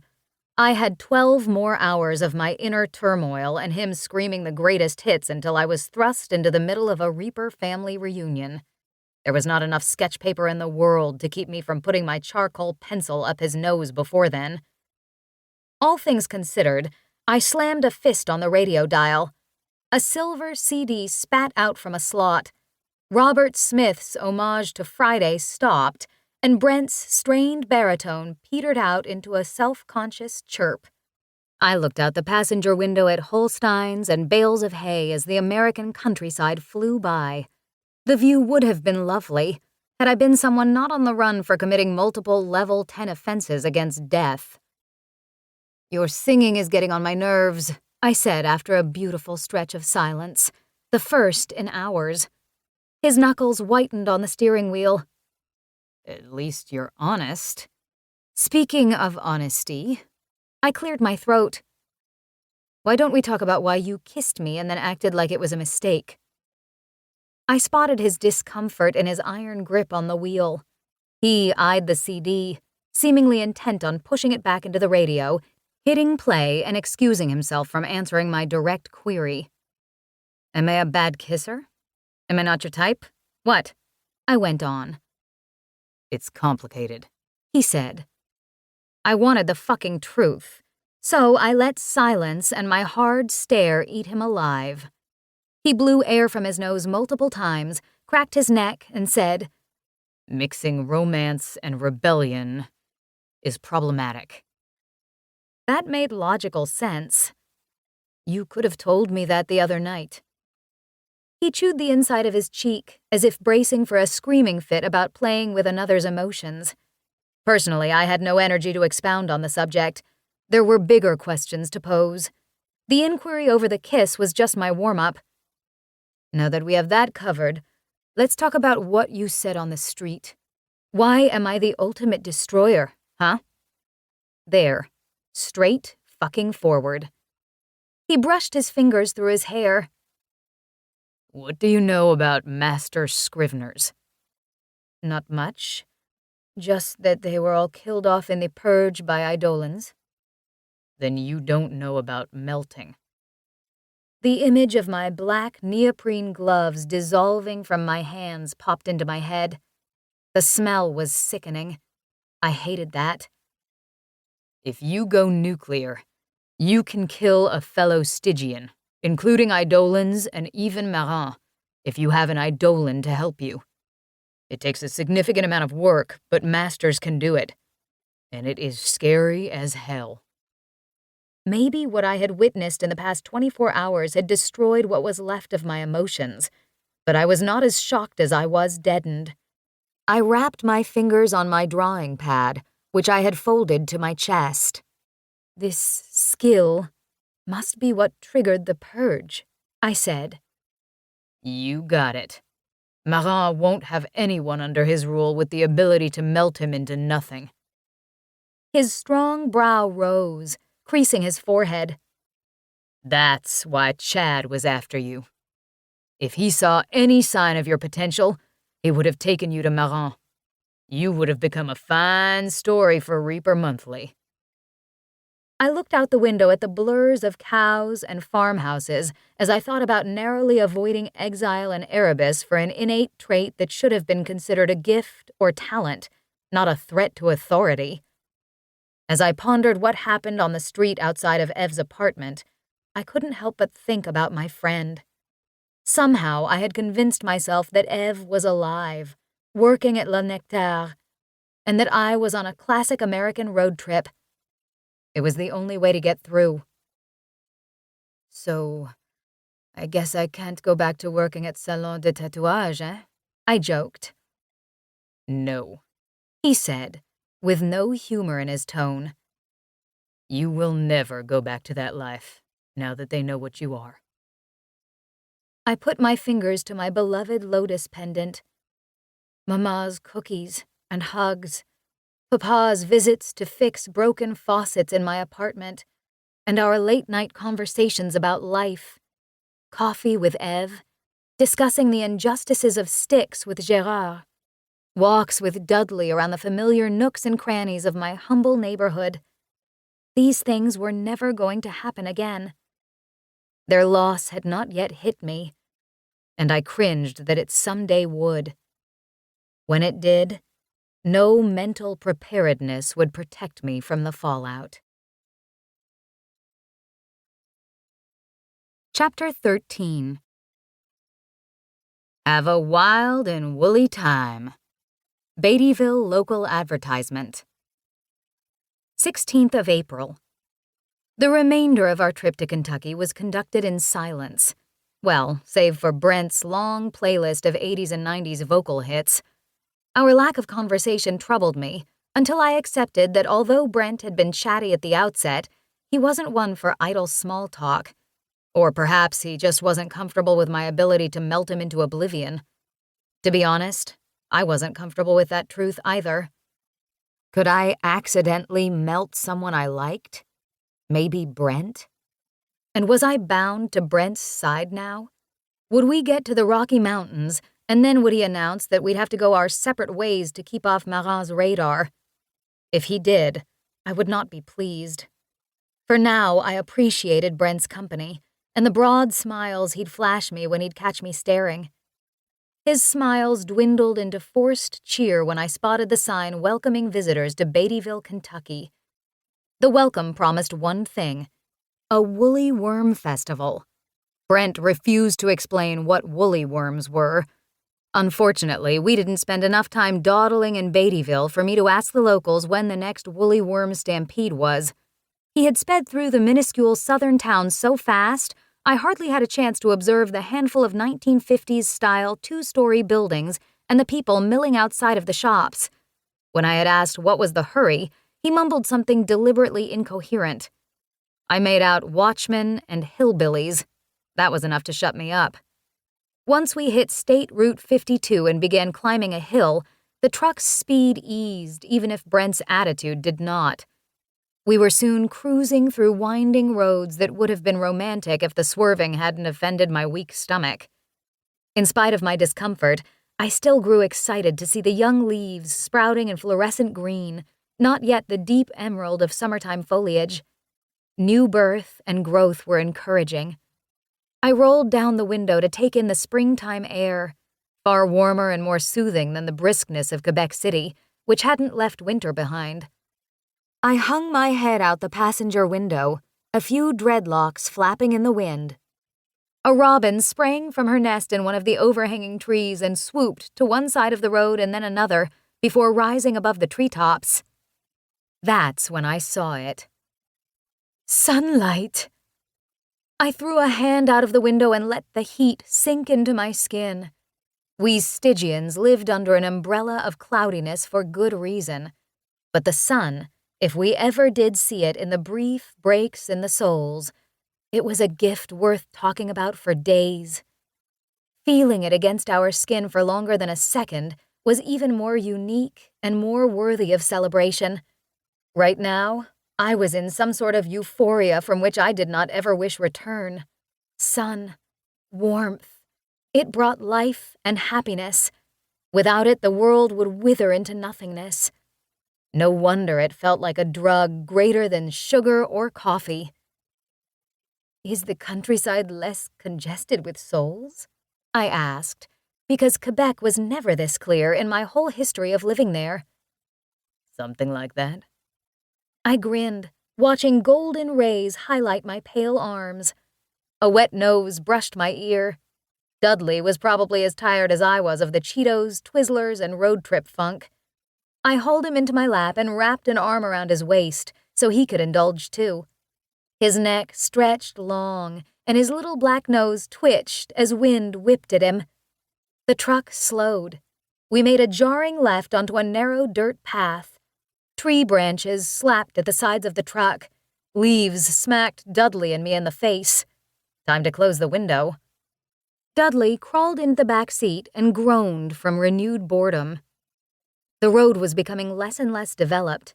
Grass filled in where dirt left off, and that faded into underbrush. Everything in the truck creaked and bounced. Soon the road wasn't there at all. "Are we in the jungle?" I asked. "We Humes live as remotely as possible." Dudley flopped around on the back seat like a salmon in a boat. His ears bopped. Paws clung to the seat with no chance for grip. Stress filled his beady eyes. "We're almost there, Duds. We are almost there, right?" The truck came to a halt, throwing us forward. The engine rumbled and then died. A fallen pine tree blocked the trail. "Get your stuff. We're hiking," Brent grumbled. Dudley gave a pitiable whimper. I scratched under his chin. "It can't be that much further, Duds." Oh, how wrong I was. Our journey turned into a 3-hour scramble through dense brushwood. I enjoyed hiking, having gotten lost in the Quebec countryside numerous times.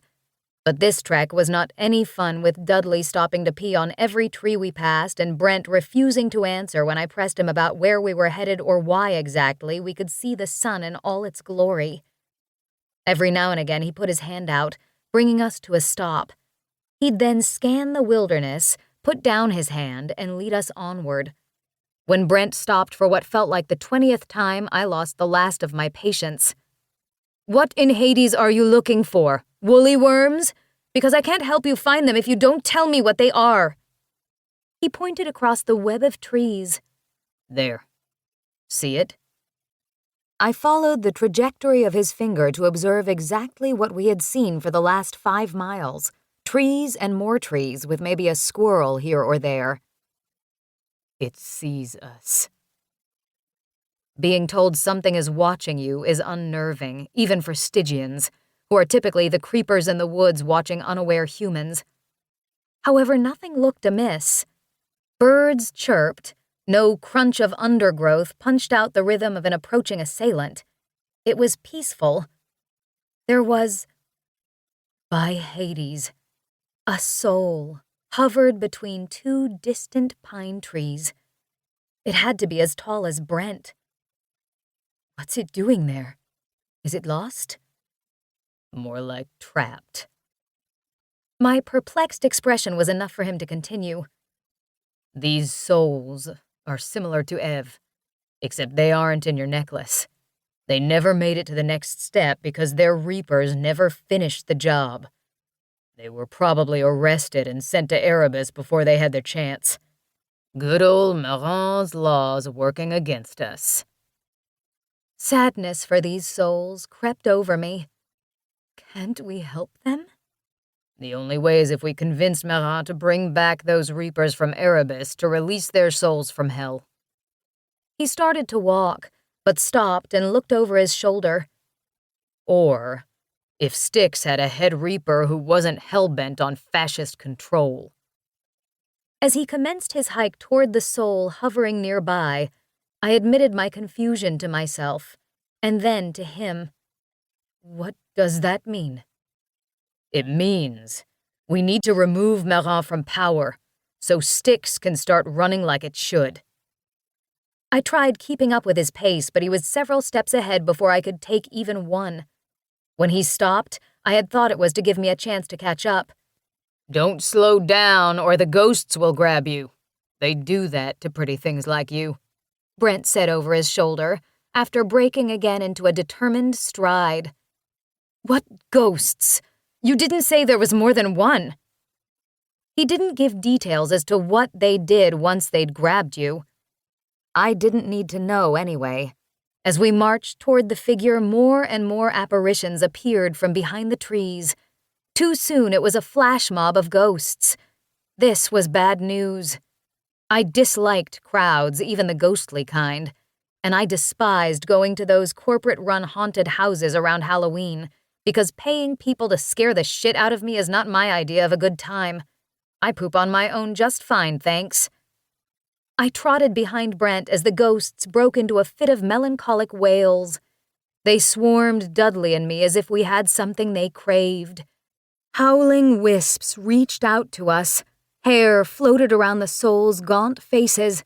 Gnarled flesh pulled over their eye sockets and mouths. There were no eyes, no pupil or iris, but they apparently saw the fear in my face, and they seemed to crowd me all the more for it. Brent said not to slow down. I didn't, but that did not stop the lost spirits from fondling my hair or the lotus pendant anchoring Ev's soul to me. Some teased Dudley's floppy ears as he kept one pace ahead. Brent! A cluster of immaterial bodies crowded in front of me. Brent! Keep walking, he said off in the distance. Dudley went up on his hind legs, his front paws clasped around my waist, looking at me for direction. His skinny body quivered, so I scooped him into my arms and ran. The first spirit I blew through left me with a damp chill. The feeling got worse as I moved through the rest of the crowd. Brent! My scream barely made it over the wailing. Dudley dug his claws into my arms. Where are you? Between hazy shapes, I spied our escape. I put Dudley down. He was the first to rocket out of the ghost labyrinth. I followed close on his heels. We waded through a creek and over a small embankment. Before us stood a 2-story log cabin with a wraparound porch and open windows with floral curtains flicking in the breeze. To the side was a red barn, partly hidden behind the cabin, and a pair of run-down cars from the 50s stacked on bricks. Trees circled the homestead. The place seemed peaceful enough, until the wrong end of a shotgun pressed against my right cheek. The man behind the double barrel was shorter than Brent, but twice as wide. His brown beard was flecked with gray. A green ball cap shielded his face from the raging sunlight, but it didn't hide his menacing stare. What you doing here, little miss? He asked, in an accent far heavier than Brent's. I started to push the strap of Miss Piggy from my shoulder until he cocked his gun. The slide and click was deafening. Maybe a point-blank shootout wasn't a good idea. Wally! Brent shouted from the thicket, somehow behind us when he had been marching ahead. The forest full of broken spirits was disorienting. Brent must have gotten snagged up in their curiosity, too. But if he had, the silvery ghosts allowed him to move freely now. They parted like stage curtains as he marched through the last of the pine trees. Once Brent cleared the woods, the souls filled in where he had trudged, each eyeless spirit watching from afar. Put the gun down, Brent ordered over their fading cries. Wally did, and Dudley and I took a collective breath of relief. What are you doing here, little brother? Wally stepped back. He smiled at me with a nice set of teeth. The herd is getting bigger. Ignoring his brother's question, Brent pointed toward the souls on the perimeter of the woods. They peered through the trees, just as hostages peered through prison bars. I now understood why Brent didn't find the sun quite as special as I had. Those souls should be high above, floating toward their salvation, not in Kentucky haunting a forest, waiting for head reaper Marin to take note of their plight. I felt mortified for soaking in the sunlight a moment ago. Their suffering was the reason for the sun. The herd is only gonna get bigger if Marin doesn't do anything. Wally's yellow eyes faded to a cool blue. He doesn't give a damn about anything but keeping himself in power, Brent hissed. Right. Well... Wally put his hand on my shoulder. Welcome, miss. Scrivener Dormier, I said, feeling a little too formal for the circumstances. Aha! A scrivener. Have you come here to help us, then? Wally queried. We'll see, won't we? I said with a fake smile. That we will. You two wait here. I'll go hide the step stool before Sue Ellen sees you. Like that, Wally dashed to the cabin, up the porch stairs, and then vanished behind the screen door. Step stool? I asked. If you see her carrying one that's painted like a Holstein cow, best you run." What in the hell had I gotten myself into? The cabin's screen door flung open and smacked against the siding.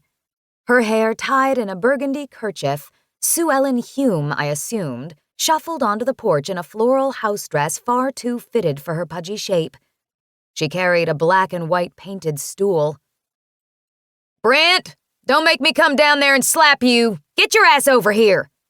She slammed the stool down, straining the integrity of its black and white legs. Dudley sprinted toward the beater cars, evidently needing no further warning to clear the area. Brent laced his fingers with mine and started toward her. "She has this stool," I said from the corner of my mouth. "Is she an Eidolon too?"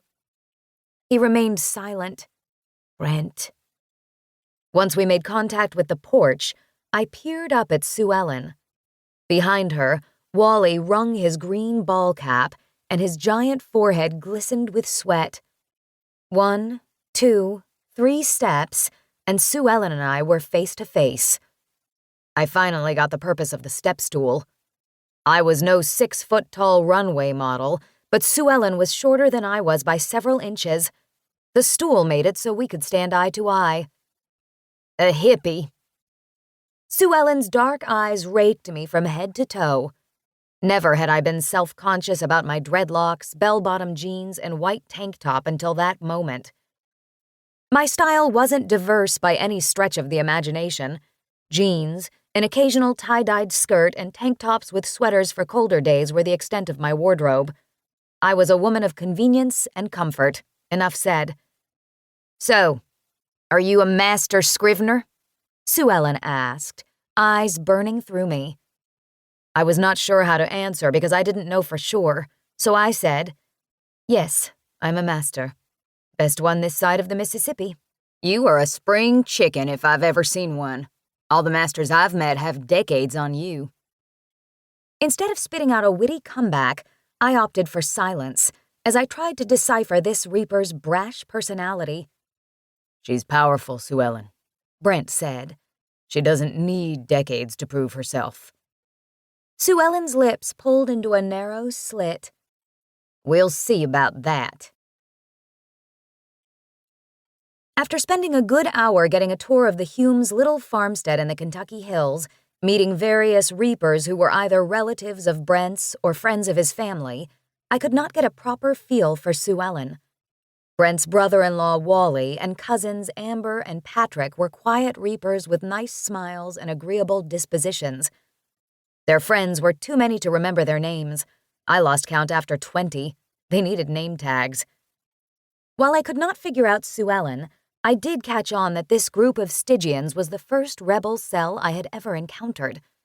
The 30 or so Stygians surrounding the outside of the Humes' modest home proved that rebel cells were no myth or fabrication of the government. Sue Ellen had warmed up to me during our tour. That warmth was shown with an arm around my shoulders.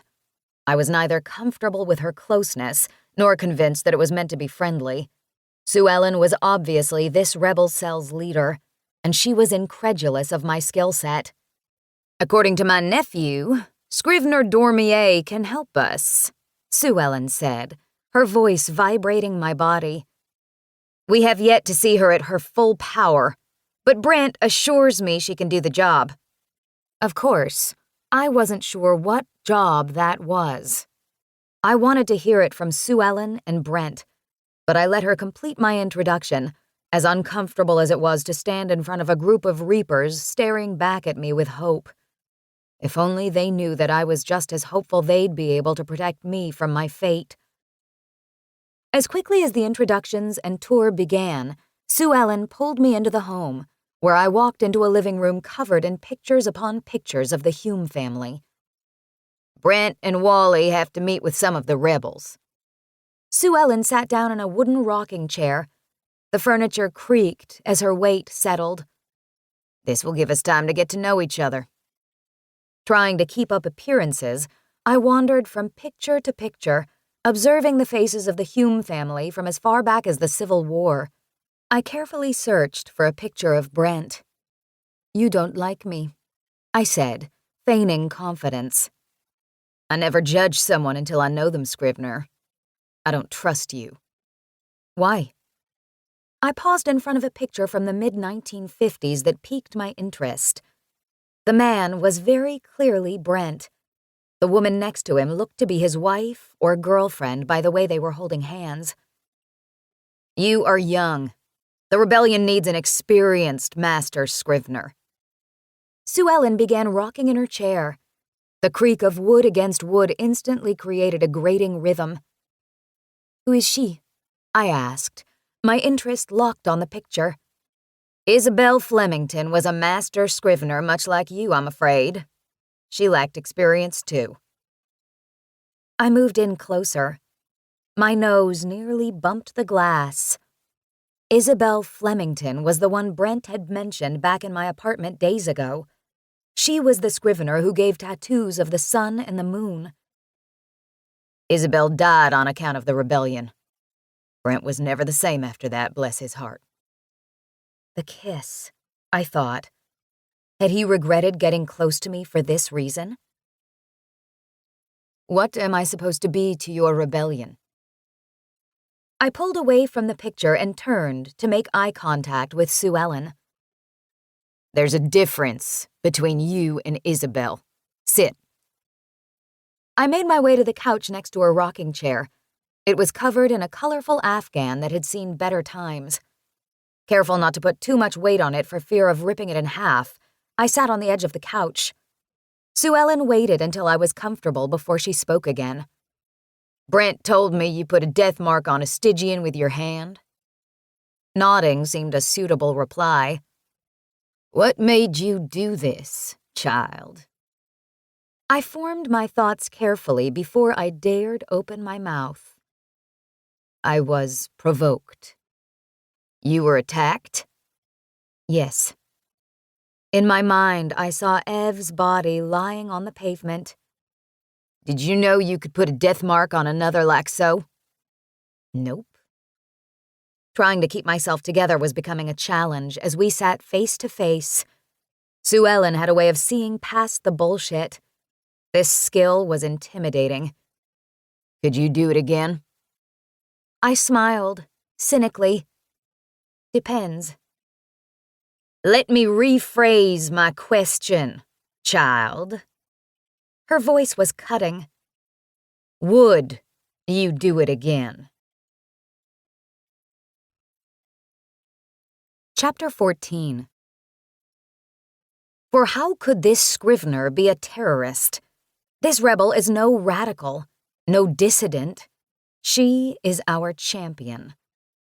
HermesHarbinger.com, 11:05 a.m., 17th of April, Sunday. 17th of April. My brain was slow cooking in a bone crock pot. Springtime Kentucky nights were far warmer than Quebec's. My bell-bottoms dangled over the edge of the dusty mattress. A tank top and panties were all I could stand to wear in the stuffy barn loft. Though I was close to naked in another person's guest room, I was not self-conscious about it. Heat makes a modest soul do strange things. Illuminated by a kerosene lamp on the banister of the loft, Brent sat shirtless and slumped in a wooden chair, his back to me, oblivious to my suffering, as he stared out over the darkness of the barn below, keeping watch. The golden blush of light swathed him from the waist up. I should have been spellbound by the rise and fall of his shoulders, or the rope of muscles stretched over his large frame, or how it would feel moving in and above me. But I wasn't. My attention was fixed on the tattoo between Brent's shoulder blades. Inside a Celtic infinity loop was a skeleton cupping the earth in one hand and a scythe in the other. The entire piece looked hours fresh. I had no clock to tell me how long I had been staring. I tried to gather the courage to ask him about it. Stupidly, I clammed up every time. And yet, with this hesitation, I mustered the nerve to inch across the mattress and slink behind him to have a closer look, on the off chance he had fallen asleep. Heat boils away common sense, I suppose. I squinted as I crept closer. The lines of ink were flawless. No imperfections that made human-done tattoos so endearing. Whoever had tattooed it was a master of her skill. And if I was correct, the lineage was Celtic. The filigree swerved and arched with purpose, telling an intricate story about death and his duty to humanity. It's about 80 years old, He said. Halfway across the bed, I froze in my elbow crawl, butt in the air. He'd heard me coming. Looks good, doesn't it? He started to turn around. I accomplished my first backflip. But I had no time to celebrate the triumph of mind over body, as I was determined to conceal myself with the bedsheet. There's no sense in covering up, He said in a husky but light-hearted voice. I've got a great imagination. Was your ink done by Isabel? He nodded. A sad smile stretched across his lips. His eyes glazed as people's do when they're thinking about a memory. Sue Ellen told me a little about her today, I said. Figured she might. I'm sorry that you lost her. His chest and shoulders expanded from a deep, calculated breath. I'm sorry I kissed you, and then acted like it was wrong. That gave me pause. I thought you said romance and rebellions don't go together. I did. In the faint lighting, I watched one eyebrow lift, egging my libido on. At the moment, hiding out in the middle of Kentucky, standing on the edge of a life of a rebel, I felt oddly connected to Brent. I knew enough to feel somewhat at ease in his company, but not quite enough details to let him see just how much I needed him. Why did Isabel give you that tattoo? It was a test of trust. She could have put her death mark there. He breathed out, as if he had a million things to share and only the air to speak my name. His attention drifted to my right side. How's your stab wound? I noticed how he twitched when I lifted the hem of my tank top to bare my stomach and ribs. The reflex was not an effort to shy away from seeing my body, but from something more carnal in nature. I deduced this from the subtle flicker of red in his blue eyes. Even this Eidolon, the most powerful Stygian I had met next to Head Reaper Marin, couldn't mask his desire. The wound is fine. I had healed hours and hours ago. He knew that. I did too. Exposing my body was not entirely fair, but felt just fine from my perspective. I was thinking about what happened back in your apartment. His voice was soft and low, like he had been formulating a way to talk about it without igniting a fight between us, or something more pleasurable. I shouldn't have come on so strong. But you are. You're an amazing being, Dormier. I said nothing, trying to continue being the stoic hard-ass who was baring her torso in effort to lure him closer. We shouldn't allow ourselves to get involved, He added, as he rose from the chair. Those butterflies in my stomach sprang into jumping jacks as he moved toward the bed. Why not? I stuttered, when his knee dipped into the mattress. I don't want the same thing that happened to Isabel to happen to you. I snorted a laugh. I've fucked up my life without the help of a rebellion. No reason that should get in our way. Thankfully, he laughed too, as if it gave him relief. A smile tugged at the corner of his mouth as he peeled back the tank top over the rise of my breasts. I was certain he heard those butterflies thumping my stomach walls. But I didn't care either. He needed to know that behind my snarky exterior, I wanted him as well.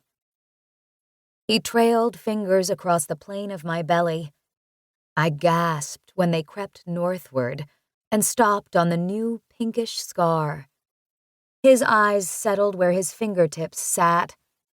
For a while he stared, and I found it in me to breathe steadily.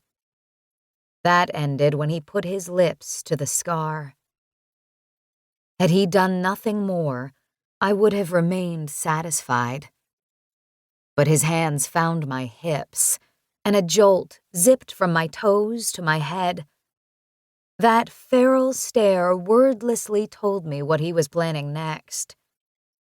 His thumb locked underneath my chin to force my face to align with his. There was softness in his lips when they met mine. His tongue moved carefully, asking for entry. And with each pass I opened wider, inviting him. I slipped my cool hands around his neck and through his hair. With a burst of excitement, I noted that in this moment, in these conditions, I fully trusted this reaper. So I pulled my top over my head. He released a strange but contented growl, hooked his fingers on my panties, ignoring the catch of my breath, and slid them down my legs. Tingling rushed through me as I lay naked before him. He covered my breasts entirely with his palms, kneading them with careful attention to each moan that slipped through my lips. I had no chance to overindulge. Those hands, working out the tension in my body, skated down to my hips, and then were gone.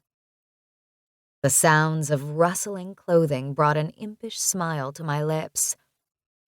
I watched his jeans slide over his hips to reveal his swollen erection.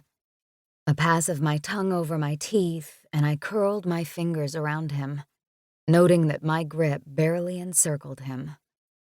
A bass rumble emanated from a secret place when I began to caress him, learning every inch of his manhood with each stroke. I quickly struck a rhythm while savoring the spasms rippling through him. He pinned my wrists on either side of my head and covered me. His lips took mine hostage again. The pillow dipped when he pressed his forearms into it for balance. Our fingers interlaced as his hips, hard with muscle, glided between my legs, forcing the tip of his sex against me. "I want you," he whispered into my ear. My lungs screamed for air, but somehow I uttered, "I want you too." Brent followed through to the hilt, stretching me beyond expectations. I threw my head back into the pillow and cried out in a blend of passion and pain, two things I never knew could be so damn harmonious. But he stayed motionless, quiet, as if he was uncertain. Shh. His hand covered my mouth. I was about to reach for his shoulders when he flew to his feet and into his jeans. I rolled up, riveted in panic. "Stay here." He buttoned his jeans. He tracked around the mattress, his muscles flexing with the cadence of his stride, jeans hanging from his hips. He descended into the darkness as Dudley sprang out of it. The mutt rushed up the stairs of the loft with his ears pulled back and tail tucked between his bony hind legs. His bottom was the last I saw of him before he vanished behind my backpack. I clawed at the floor for something to wear other than the bedsheet. I found my panties and Brent's shirt. I threw both on. The buttoned flannel hung to my knees. With my shotgun slung over my shoulder, I raced down the stairs. The barn door was slightly ajar where Brent had slipped out. I peeked through the crack. Brent's backside was to me. The moon didn't have to accentuate his musculature any more than nature already had. In only jeans, he was a Greek statue. And he was standing before a militia of watchmen, their scythe pins glistening in the moonlight. Chapter 15. Death is our mission, not egalitarianism. Bill of Stygian Rights. Preamble. She can't run forever, said a voice from the other side of the cracked barn door. Turn her in. I don't know where she is. Brent's voice was deeper than I had ever heard. You'll be charged for a level 10 for harboring a terrorist if you don't hand her over. We know you're together to overthrow Marin's seat. I cupped a hand over my mouth. A terrorist? Overthrow Marin? You weren't listening, son. I said, I don't know where she is. We have a warrant decreed by Head Reaper Marin to search any location on the basis of suspicion. In the crack between the doors, the watchman moved into eyeshot. He was quite young, but his eyes shimmered as bright as the moon. He was primed for a fight. Let us search the property and we won't make further trouble for you. Brent hooted with laughter. You are going to make trouble for me? We'll do what we have to, Eidolon Hume. There was no mistaking his trepidation. What's going on? Wally was outside the barn, somewhere I couldn't see. You are not allowed on this property without permission, watchman. And there was Sue Ellen. We're here for Scrivener Olivia Iris Dormier, ma'am. Brent left no opportunity for further conversation before he shifted into that lightless phantom. Sue Ellen's yelp echoed when a gang of reapers swarmed him. I started to pull the barn door open to help when a hand found mine. Yellow eyes like the headlights of a far-off car stared at me. The rebel's grip was unrelenting as he dragged me across the barn toward a door that hung ajar. Another pair of yellow eyes peered through the door waiting for us. "Come with us," a teenage female reaper murmured, grabbing my hand to help her young allies steer me toward the forest behind the barn. I glanced over my shoulder, thinking of Brent defending a Scrivener from a horde of watchmen. Surely he could take them, but there was no dignity in running if it meant leaving him to fight my battle. I resisted the young reaper's pulls. "I've got to help him." "No," one cried. "Brent told us to hide you if they come." "We have a spot where they'll never find you," said another voice from behind me. I turned to see yet another reaper helping to shuffle me off into hiding. "Brent knew they'd come?" I said. "The watchmen always come looking for trouble." I stole another glance at the barn. A flash of black and white galloped toward us. Dudley's tail circled like a propeller. Thank Hades he made it. "Come on."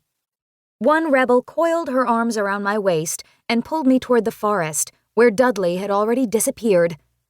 One leap over a cluster of branches and we were encircled by a fortress of trunks, underbrush, and weeping spirits. Foliage scrabbled at my limbs. Twigs snapped underfoot. Disembodied hands of the ghosts grasped at us.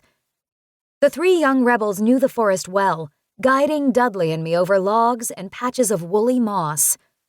My heart soared into my throat when I spotted a pair of yellow eyes. A watchman closed his hand around one rebel's throat, and she screeched. I put the stock of my 12-gauge against my shoulder when I came to stop. Having never shot anything that breathed, I didn't know about injuring watchmen with gunpowder, but it was a damn good night to discover if it would work. "Let her go!" one rebel screamed. She and the male flanked me. The watchman tightened his grip on his victim's neck. I cocked the gun. "Turn yourself in, and I won't harm her." The watchman's tenor was bitter. My finger hooked the trigger. Could I get a shot in without hurting my ally?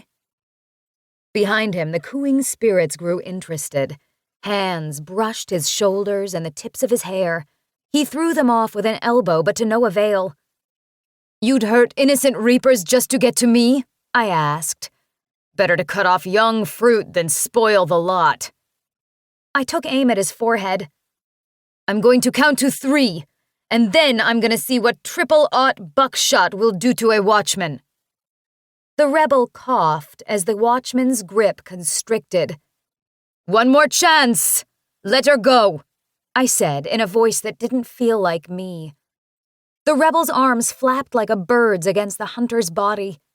Through the forest, more watchmen raced toward us. The ghosts cluttered their path, slowing them down, but they weren't enough to stop them entirely.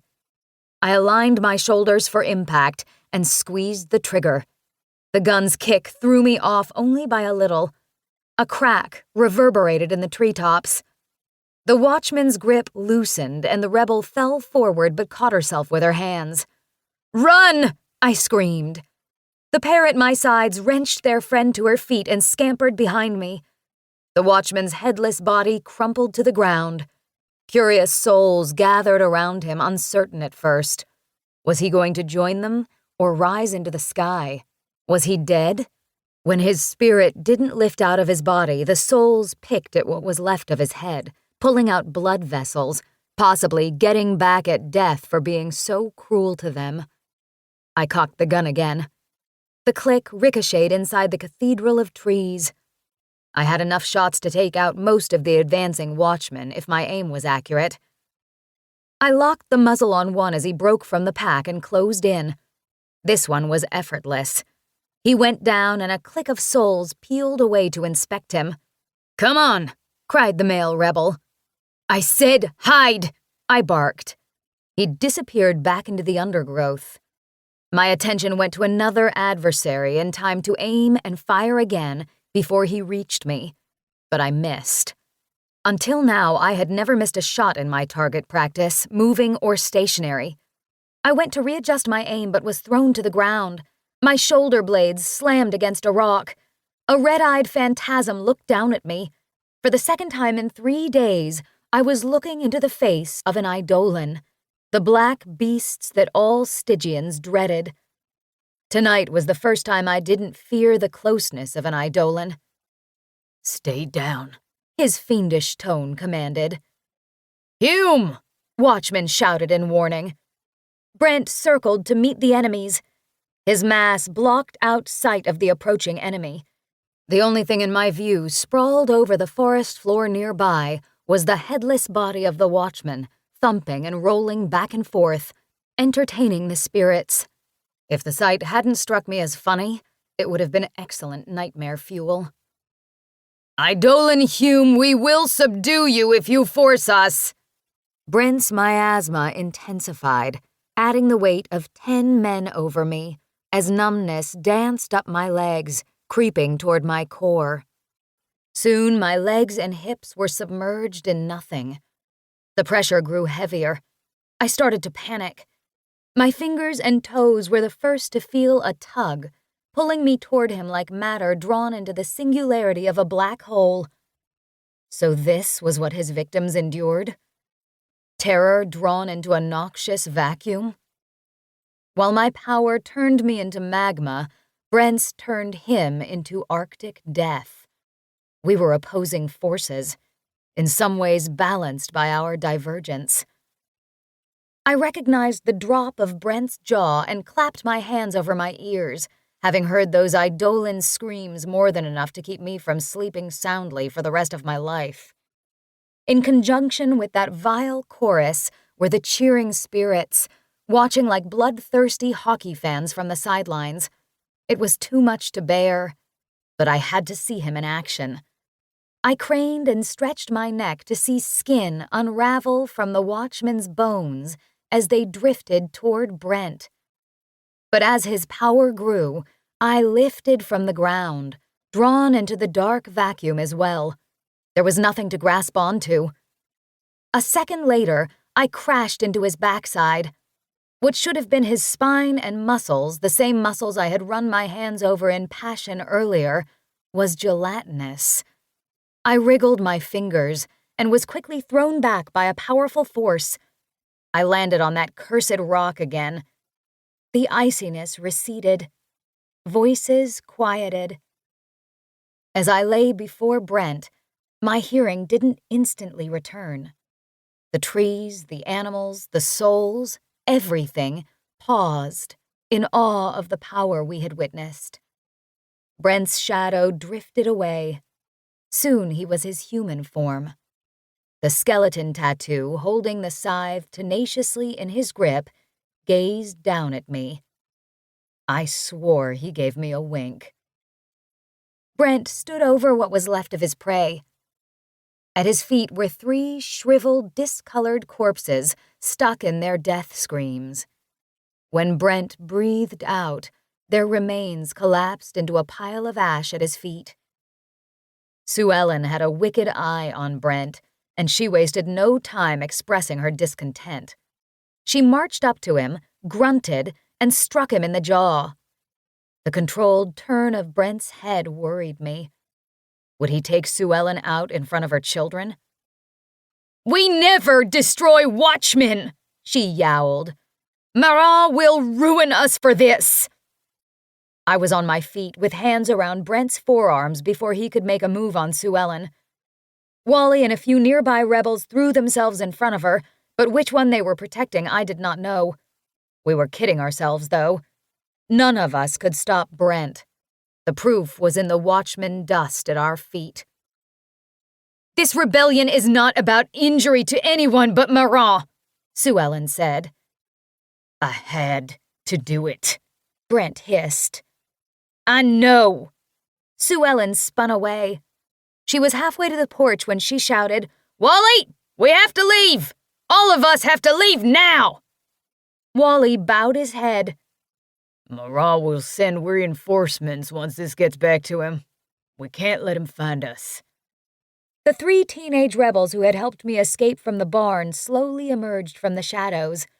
Each gave me a passing glance of pity as they returned to their campsites. Others followed the same course, heads low, fear in their faces. "Where will they go?" I asked Brent. "Anywhere but here."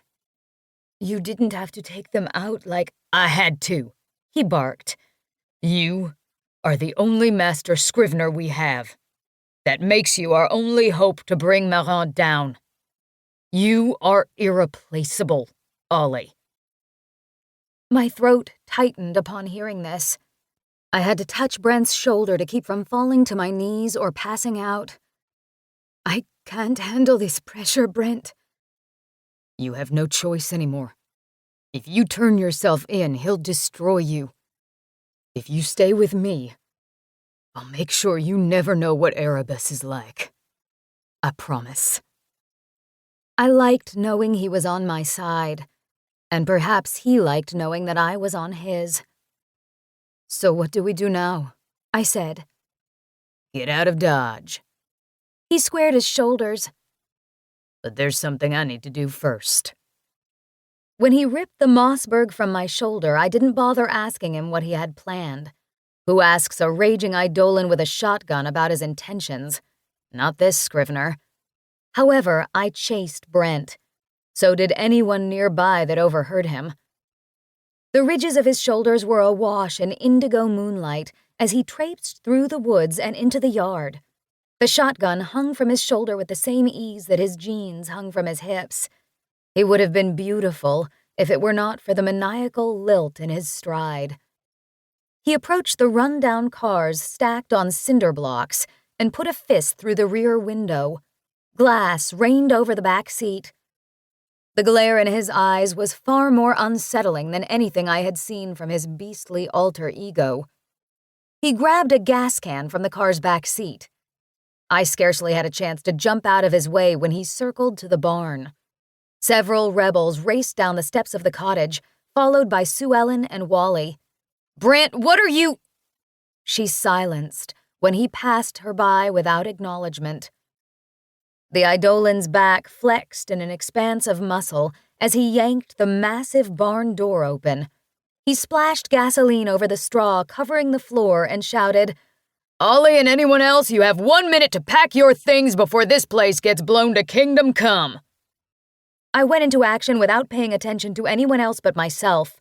My feet barely touched the ground as I ran. In the loft, I tossed everything into my backpack and didn't pause to slip on pants or shoes. There was no time. Brent hurled the gasoline can aside where it landed with a hollow thud as I shot out of the powder keg. The incoherent chattering from outside was filled with worry. Wally and Sue Ellen stared with dropped jaws.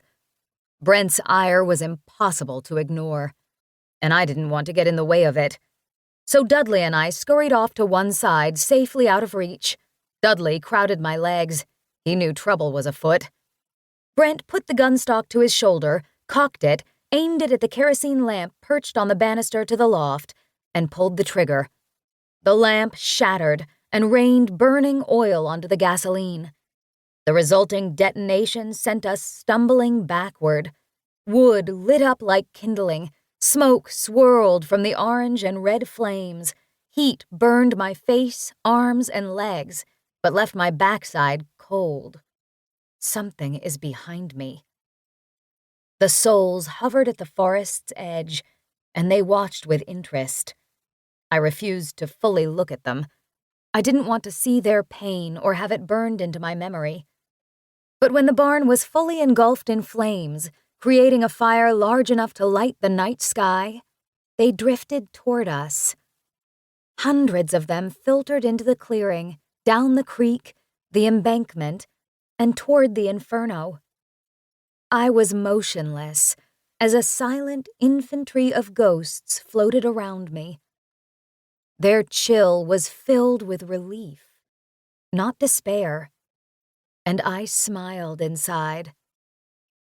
The first souls to reach the barn moved into the fire, their disembodied shapes intertwined with the smoke and flames before they shot toward the sky, at last united with the swarm of souls soaring above.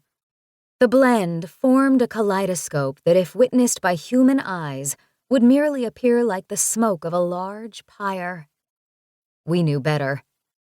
Brent's attention was glued to the barn as I crept to his side. Fire reminds them of what it was like when they were alive, Brent said somberly. Will it lead them home to the afterlife? I asked over the fire's crackle and Sue Ellen's wailing. Not directly. It'll only get them out of this place. With any luck, they'll find their way back to Quebec with the other unferried souls where, hopefully, Marin will let them cross over. But probably not. We looked at the sky, now clouded over in souls, the way the sky should be when spirits were on their way to meet their destinies. The sun and the stars were beautiful, but they were gifts that were never meant for us. Overcast skies meant Styx was working as it should. And now, in this small corner of the world, it was. Could you have done that for Eve? Eve was half ferried from her anchor. For one reason or another, these souls were never given directions to the afterlife. It's different. In many ways, worse. The truth made me all the sadder for their suffering. Let's hope Marin is in a good mood if they make it to Lethe. He shoved my shotgun back into my hands. I dropped everything to catch it. His gaze settled on my bare, muddy legs. Put on your pants and boots. We've got a long hike back to the truck. Chapter 16. All voting is a sort of gaming, like checkers or backgammon, with a slight moral tinge to it. A playing with right and wrong. Henry David Thoreau. A continent-wide search has begun for a confirmed rebel uprising. Only hours ago, it was reported that master scrivener Olivia Ollie Iris Dormier has gone missing from her post in Quebec City. Speculation is that Scrivener Dormier has united with known rebel eidolon Brent Rutherford Hume to protest Head Reaper Marin's attempt at peaceful restoration of balance between humans and Stygians. Brent's fist crushed the radio, reducing the background noise to just the hum of rubber tires on asphalt. I hate that they're calling us terrorists, I said, as I flicked the corner of my drawing pad with my fingertips. The result was a click, click, click as I unleashed my anxiety. They think it's terror if you piss yellow and shit brown.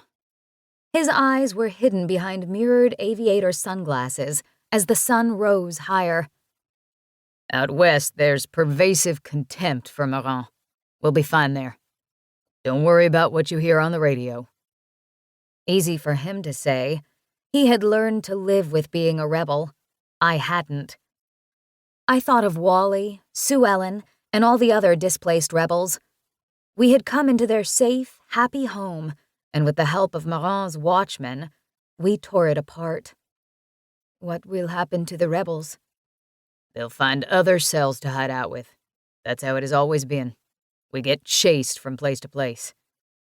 Doesn't sound like much of a life. It's hell. One of these days it's gonna stop, even if I have to take Marin out alone. You can't take him out alone, though. His aviator sunglasses snapped to me, then back to the road. So how does it work exactly?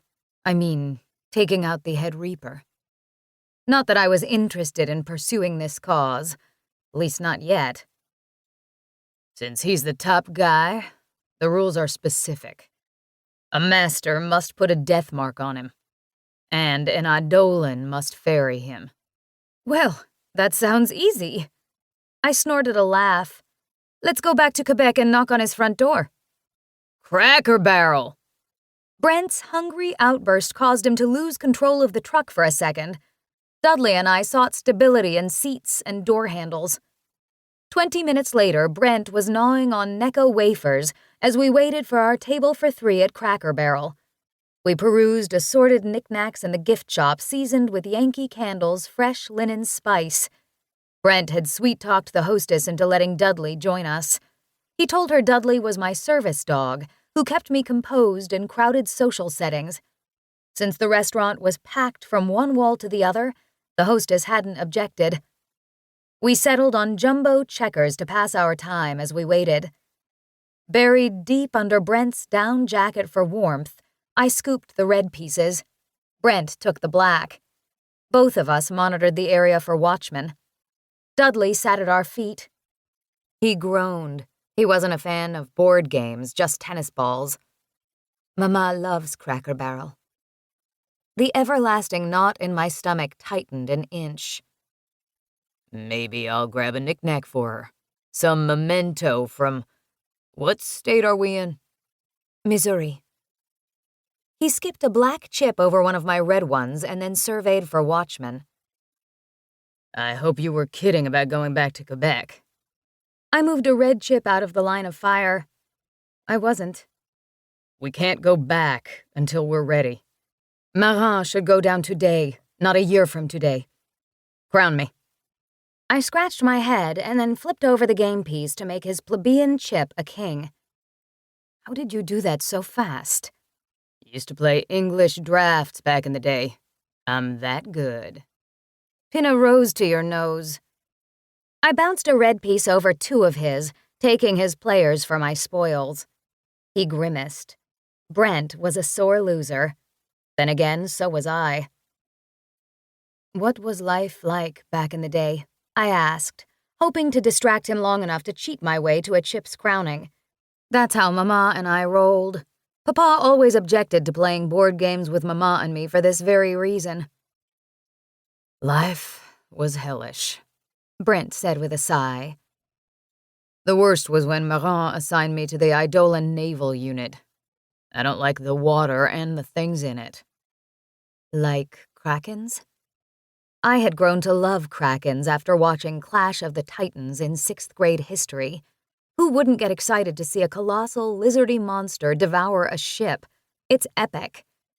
Krakens are mythological creatures. They don't exist. I gave a shrug. I wasn't sure if his know-it-all attitude was for fun or for real. I twirled a dreadlock between my fingers as I strategized my next move. Cheating in front of Brent wasn't easy, even when he scanned for those scythe pins. Where did you sail? Shipped out from La Nouvelle Orleans in June of 1945, bound for the West Indies. Did you hunt krakens there? He looked at me like I had 2 heads, or several tentacles and an appetite for pirate ships, and said, Spent more time raiding rum distilleries than working. That lasted 10 years before Marin put an end to it. He jumped his king over one of my pieces, another red chip down. "Did you get to travel to other places?" I asked. "Was stationed in every continent besides Antarctica." From the lift in his baritone, he liked talking about his past, at least the more pleasant parts of it. "My favorite place was northwestern Montana, along the Continental Divide in the Rockies." "Why?" Melancholy crept into his contemplation. "If you've ever wondered if there is something greater than the world as we know it, visit Montana. All that untouched land shows you there's more than you and me, that we aren't just employees of death. It levels the playing field between humans and Stygians. We're just souls, and we're happy for it." That was not the answer I expected. "Could you be happy in Montana?" "I'd be happy anywhere that makes me feel less like the monster I am."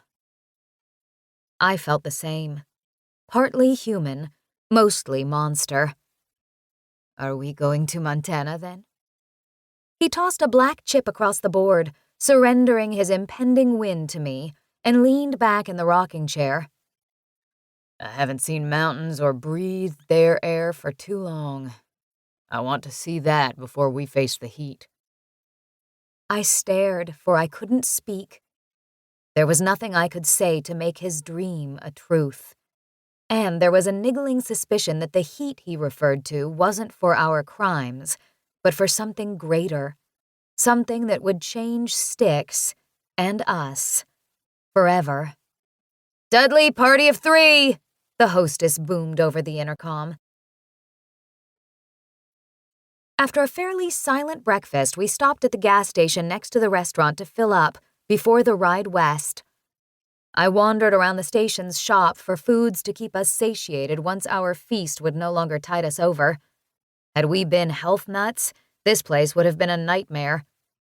I grabbed what I could carry and waddled to the register. Bags of Cheetos and Funyuns, bottles of soda, pixie sticks, and several Kit Kat bars blanketed the counter.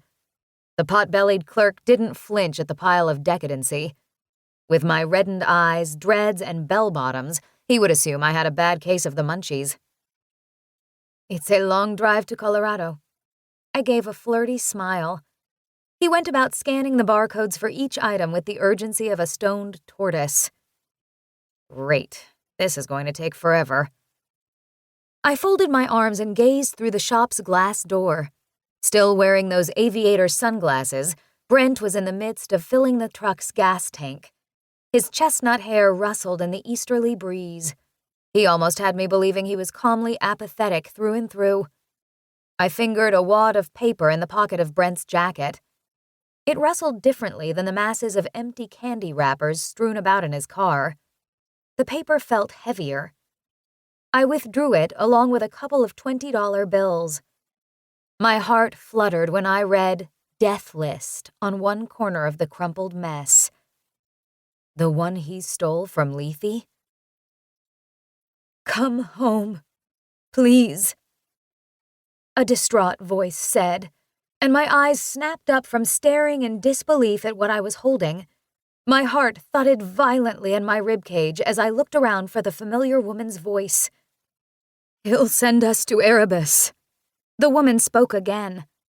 A massive pressure took shape in my forehead. I shoved the death list back into the jacket pocket when the clerk shifted to one side and revealed from behind that distended belly a small television with an antenna. I didn't see a sports game or whatever he was watching.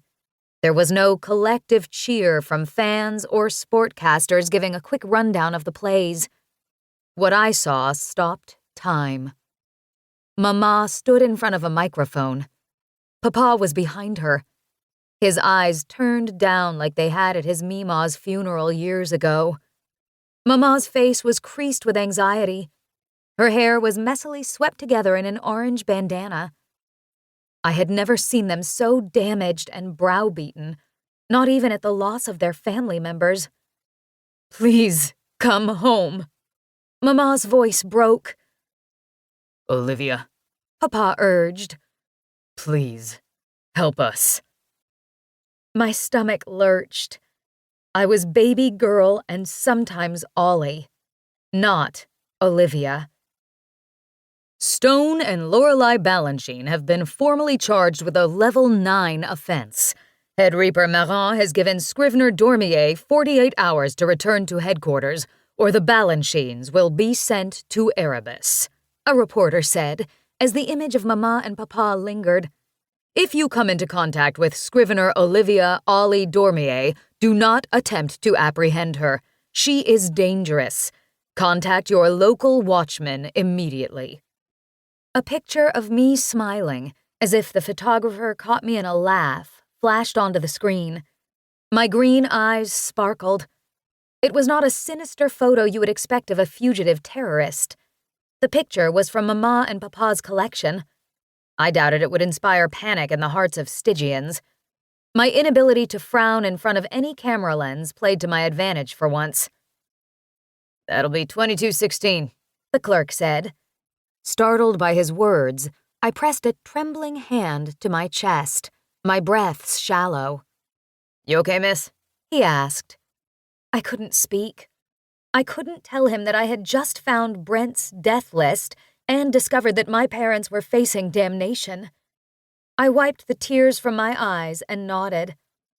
He dumped the last of my pickings into a brown paper bag anyway. His belly moved back in front of the television screen. I slapped the 220s down on the counter and muttered, "Keep the change." The shop door swung shut behind me. I dove for the truck's driver's seat, tossed the bag of food in the back with Dudley, and patted at the ignition. The key slot was empty. Motherfucker! I pounded the heels of my hands on the steering wheel. "Looking for this?" Brent slid into the passenger seat with the truck key pinched between his fingers. I plucked it away and rammed it into the ignition. I knew enough about driving a stick shift to put the car into neutral before turning the engine over. That was the extent of my experience, but I would tear through the gears to get the truck back to Quebec City. He covered the hand that death gripped the shifter, slowly crisping the leather and melting the steel. "Why are you shaking? What happened in there?" Tearful, I shoved him away and clutched the steering wheel. "You don't look right." He threw his hands around my wrists and gave a tug. I lost contact with the wheel before I could melt it into a defunct blob. "What's going on?" "It's none of your goddamn business, Brent." He didn't reply or back down, though I was sure I looked set on administering a death mark with my glare. Even as he fought the sting of my heat, he wore the stare of a militant soldier. He had years to perfect the gaze. I wouldn't conquer it in seconds. So I blew air from my nose and gazed into the rearview mirror. "I can't do this," I said at last, and felt no better for it. "I'm not a rebel, I'm a fuck-up. Mama and Papa are going to be sent to Erebus unless I go back in the next 48 hours. Those sapphire eyes became slits. "Get out of the driver's seat." "No." "You'll get out by your will or mine." I steeled myself. "This is my choice, not yours. I have to save them." "It's a trap, Ollie. The moment you step back into Quebec, Marin will arrest you and banish you in one fell swoop." "I don't fucking care. I won't let them go to Erebus on my account." "They'll go regardless, and you will too if you go back. Your parents don't want you to go down. They'd want you to stand up for yourself." "Bullshit!" I screamed. "It's bullshit! I have no choice!" We sat listening to Dudley's rustling in the back seat. Every one of the 10 minutes we stared each other down, I wanted to yield to his influence. But when I thought of what he might suffer if he remained at my side, what everyone might suffer if I didn't go back and stand up for Eve and Mama and Papa, I re-established my resolve. "You're more naive than I thought if you believe that Marin would show you or your parents any mercy," he hissed. "I have to go back," I said, "and you can come with me or continue to hide out west." Cussing under his breath, He climbed out of the truck in a huff and slammed the passenger door so hard a crack slithered across the dirty windshield. I waited until he disappeared into the gas station shop, and then I put my hands on the steering wheel. This was my chance to peel off without him. He may not be able to catch up if I cranked through the gears. For a second time, the tang of burned leather filled the truck cab. Son of a bitch!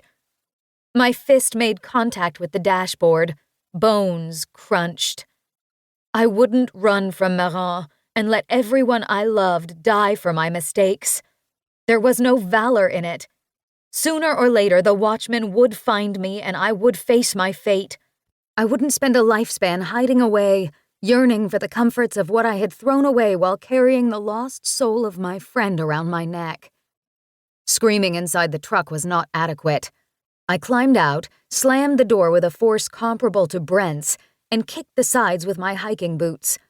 Dudley watched through the truck window with his ears pulled back. I pumped my reddened hands when a bell tolled with the swing of the shop's door.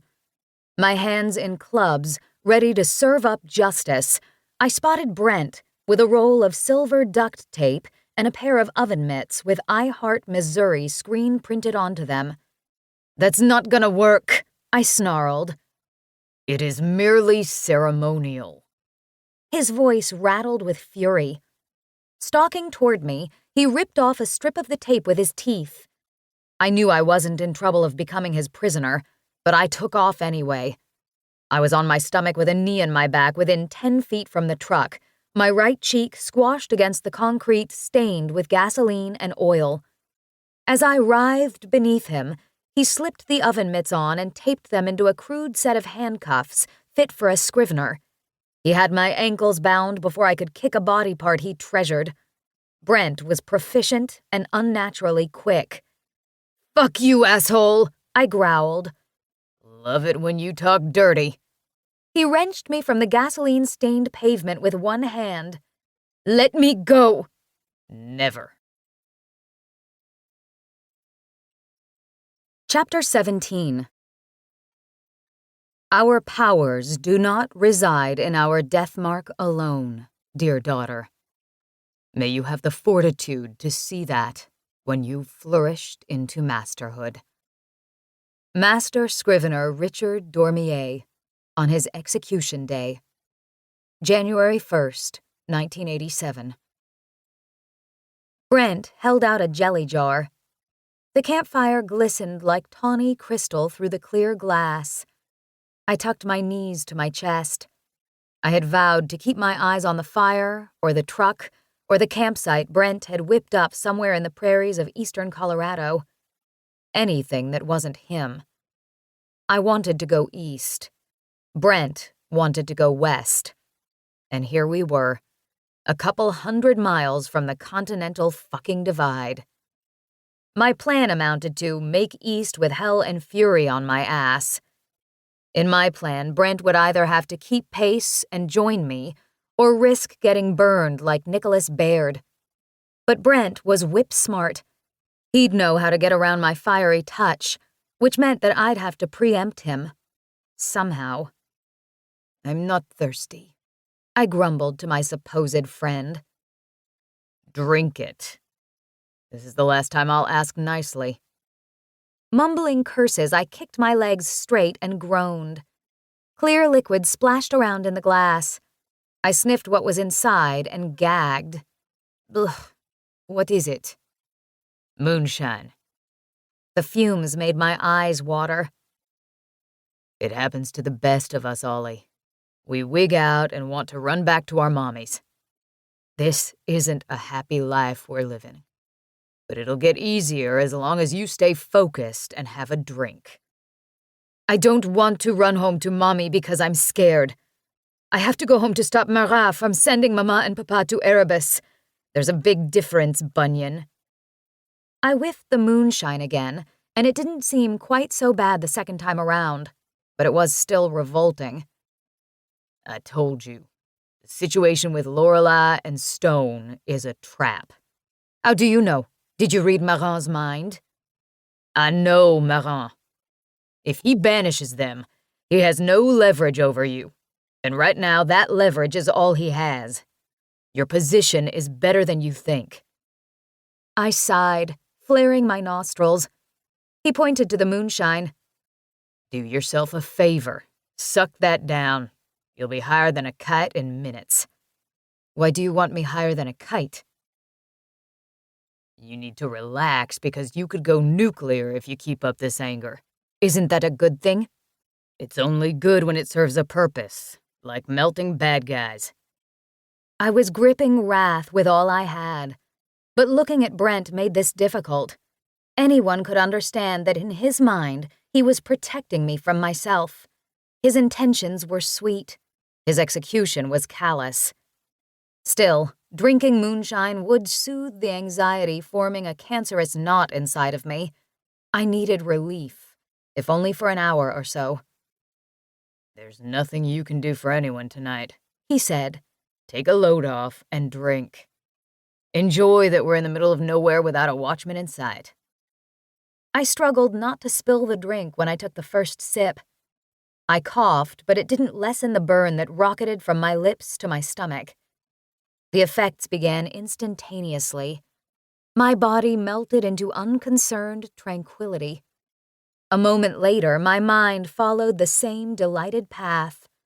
I chased it with another drink. He plopped down at my side and threw his legs out in front of him.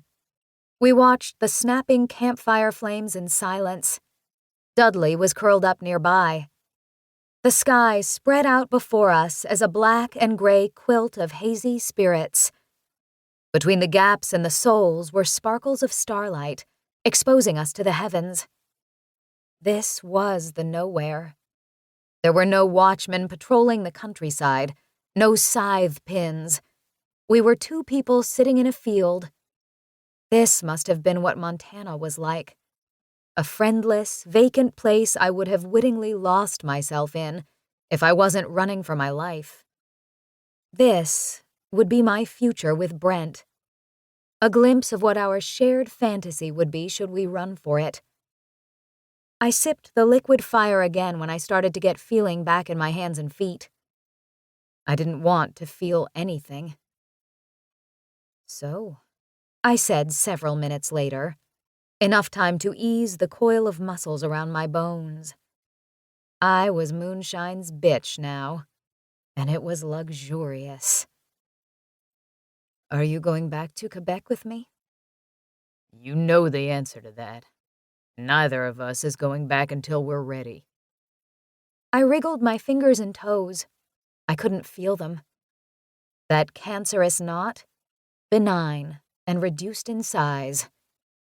I generally tolerated a couple of beers before I started wailing "Foreigners, I want to know what love is" at the top of my lungs, but I had no clue what this 500-proof spirit would do if I took another sip.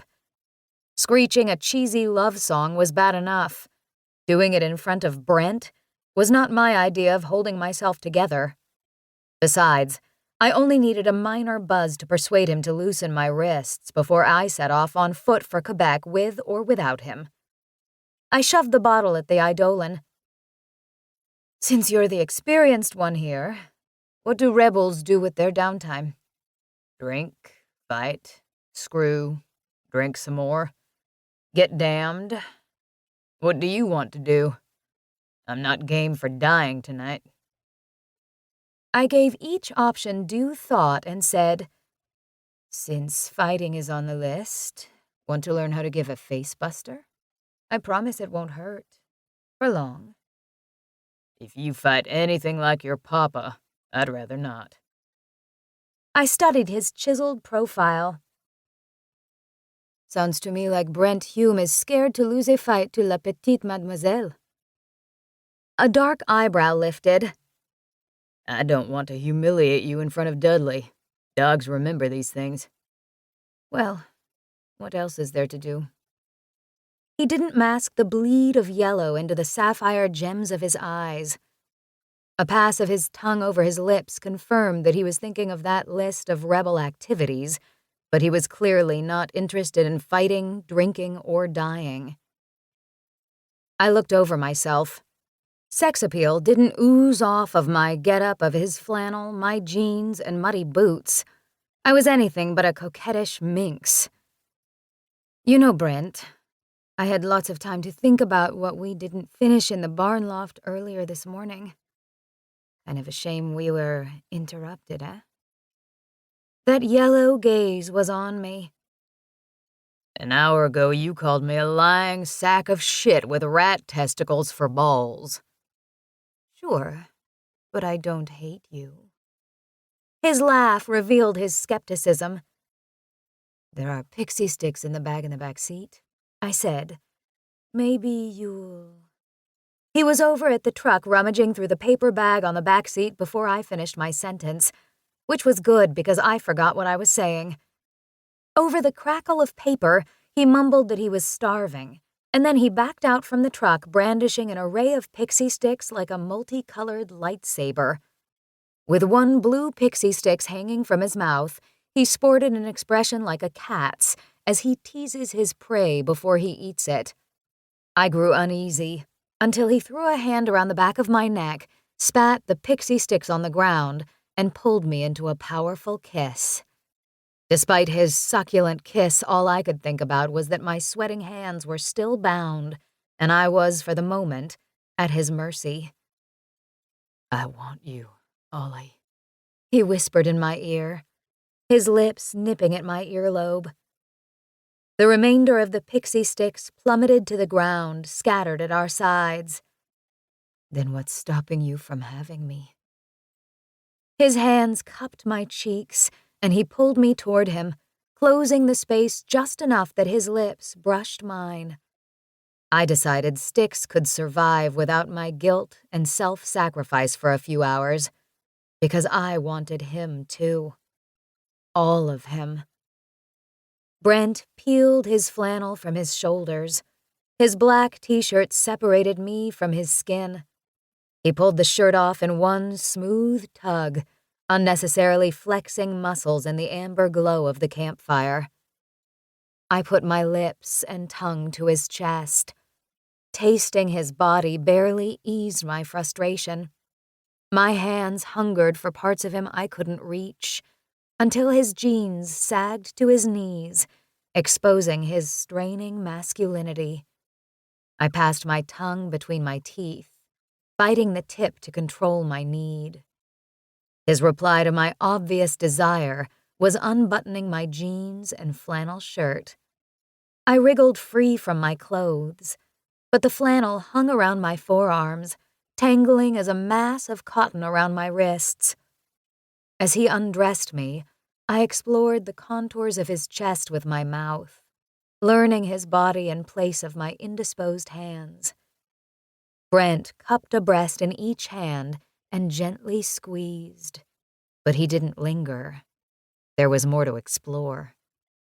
His hands traveled along my sides and over the arc of my back. With a hook of 2 thumbs under my panties, he lured them down my hips and thighs. He leaned back and gave a growl that was not human, but dark and wicked, with the promise of doing exceptionally amazing things to me. His gold eyes ran up and down my nude body. He was plotting his next move. Before I could show him what I wanted, he put his lips to my collarbone and suckled his way down to one hardened nipple. I burrowed my fingernails into the cottony mitts when he bit down, simultaneously sliding a pair of fingers inside me. My mind raced as I succumbed to his prowess. This splendid bit of exquisite musculature had fought and killed for me. This body belonged to a man who exuded raw machismo that made every last inch of me feeble at his touch. He had said I was amazing, but I hadn't the chance to tell him the same before I melted into his grip. His tongue probed my stomach until it finally met the junction of my inner thighs. He looked at me, not for an invitation, but as a warning. I gasped when his tongue captured my womanhood in a hungry kiss. Somehow my legs were yanked out from under me. Our heap of discarded clothing broke my fall when I landed on my back. I gave in. I abandoned the struggle as every swirl of his tongue on my hot flesh drew out my essence for his own survival. Moaning, I arched my back to deliver more to him. And all I could do to steady myself in case I fell off the earth was to put my mitted hands on the top of his head and steer his tongue to send me toward that blinding, pulsing release. But I didn't close my eyes. I had to watch his proud frame dance with my body.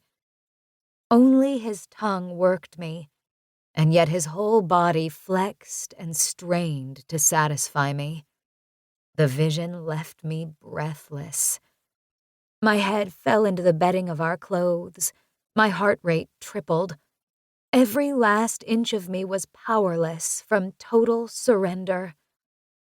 "Brent, now!" I cried out. "Please!" He took one last intoxicating draw before moving between my thighs.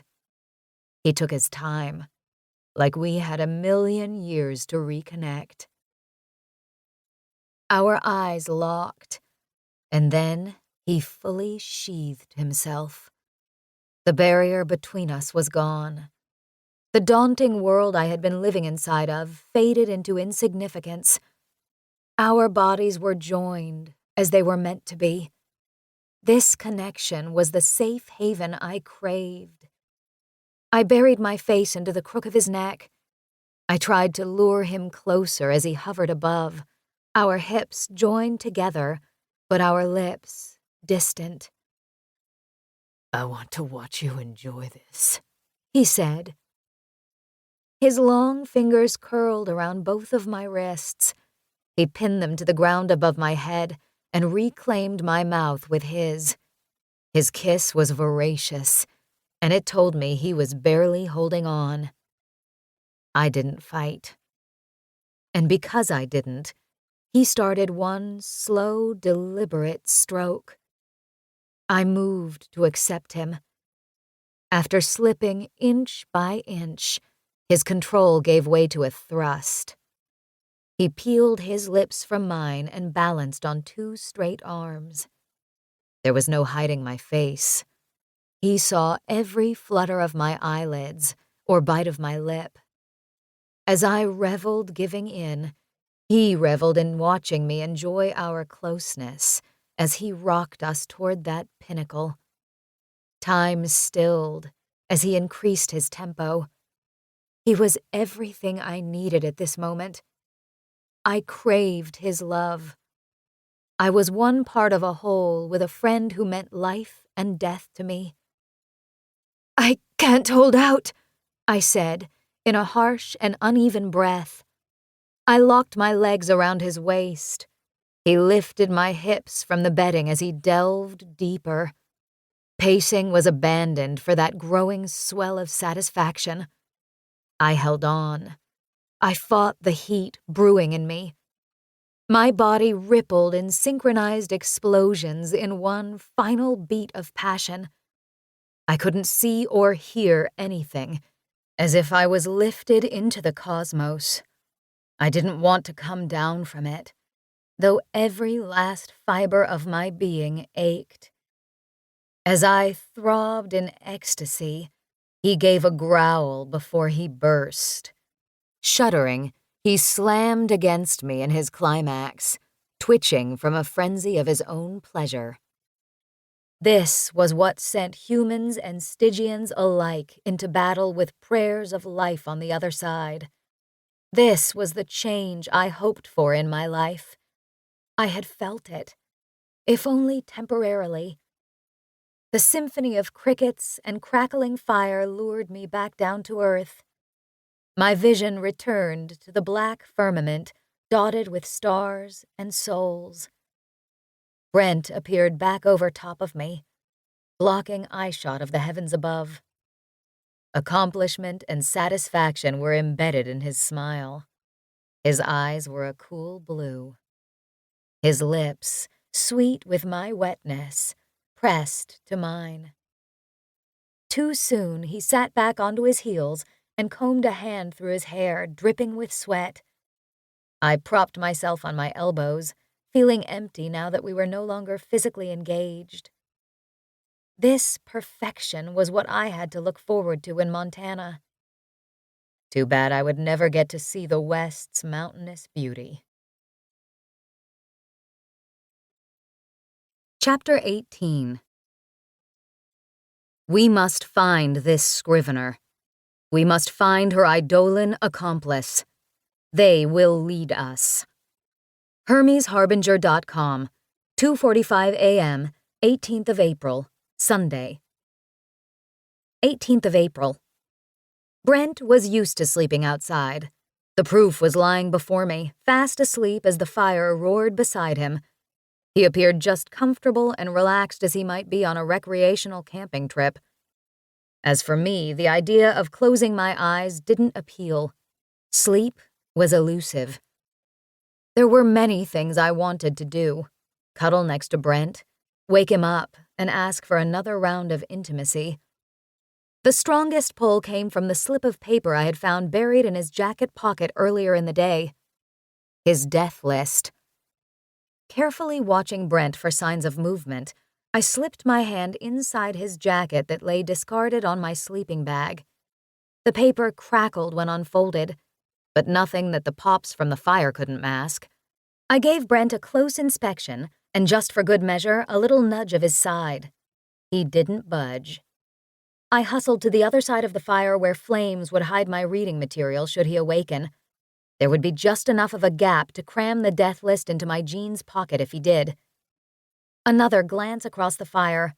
All was safe, and I turned my attention to the list. Death list for Brent Rutherford Hume, Eidolon Reaper. I took in a deep, controlled breath to steady my shaking hands. I had never dared to read over another's death list. It felt sacrilegious, disrespectful. Yet, the topmost name on Brent's death list gave me pause. I peered over the top of the paper at Brent at rest. Jacob John Jackson, William James Jackson, Marcus Theodore Ruth, Derek Theodore Jackson. I stopped. With a full breath, I dared to read the name I saw out of my periphery. Olivia Iris Dormier. I read it over and over as incredulity swelled within me. Olivia Iris Dormier. Olivia Iris Dormier. A sudden tightness in my chest left me breathless and dizzy.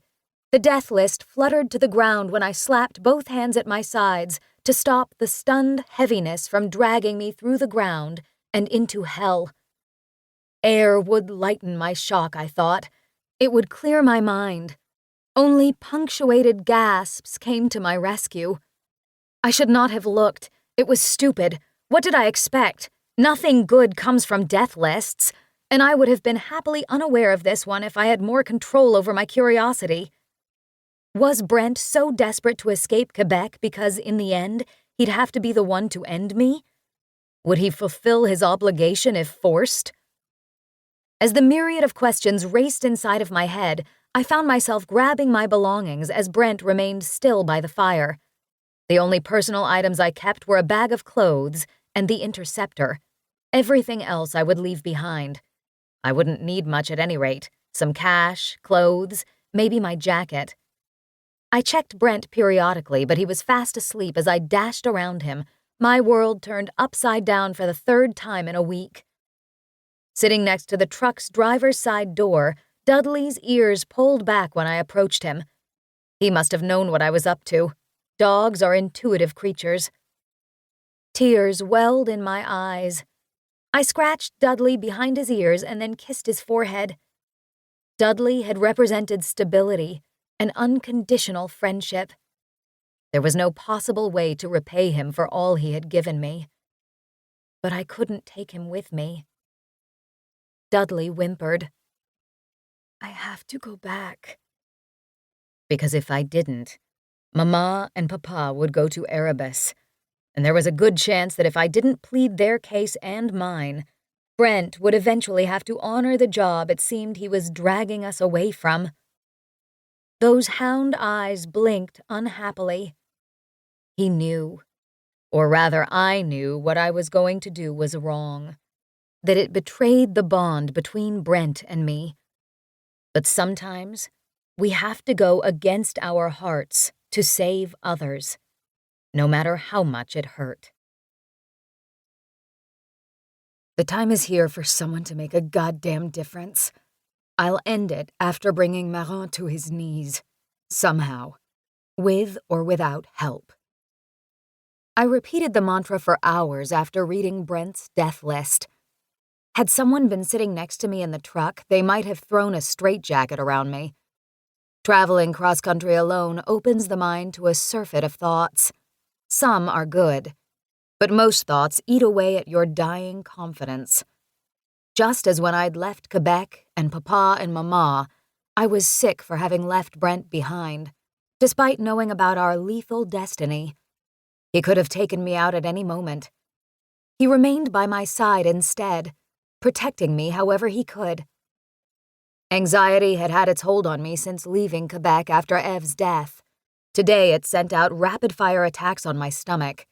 Soon the unease would spread outward, taking my heart and lungs as its prisoners. It wouldn't be long before I succumbed entirely. By the time I hit Buffalo, New York at 10 at night, I was beyond exhausted. My legs were stiff, buttocks raw, eyes crossed, and I had several more hours of driving ahead. Going against better judgment, I pulled into the Sisters Cafe, a greasy spoon that had seen kinder economic times and wasn't bustling with diners like the IHOP across the street. I looked at my lifeless phone on the empty truck seat next to me.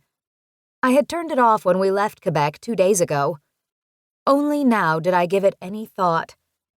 I pressed a button to give it life, because in some small way, I hoped Mama or Papa had escaped Marin and were trying to call and tell me.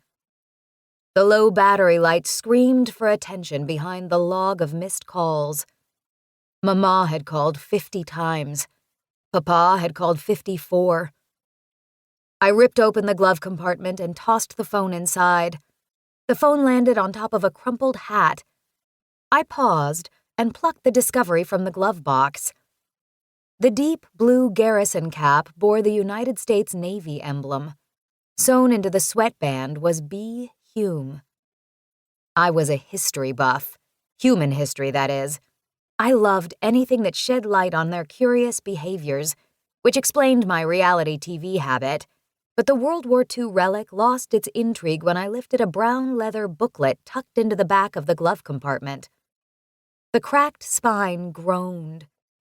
Inside was Brent's recognizable chicken-scratch handwriting. November 5th, 1944, I read aloud. Below the date was a sketched map in varying shades of black and blue ink, some of it drawn long ago, and some lines that could have been added yesterday.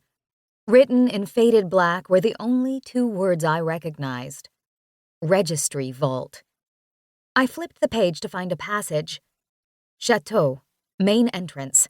Across from elevator is left stairwell down to bottom floor. Another left, employee door. Make another left, down a flight of stairs.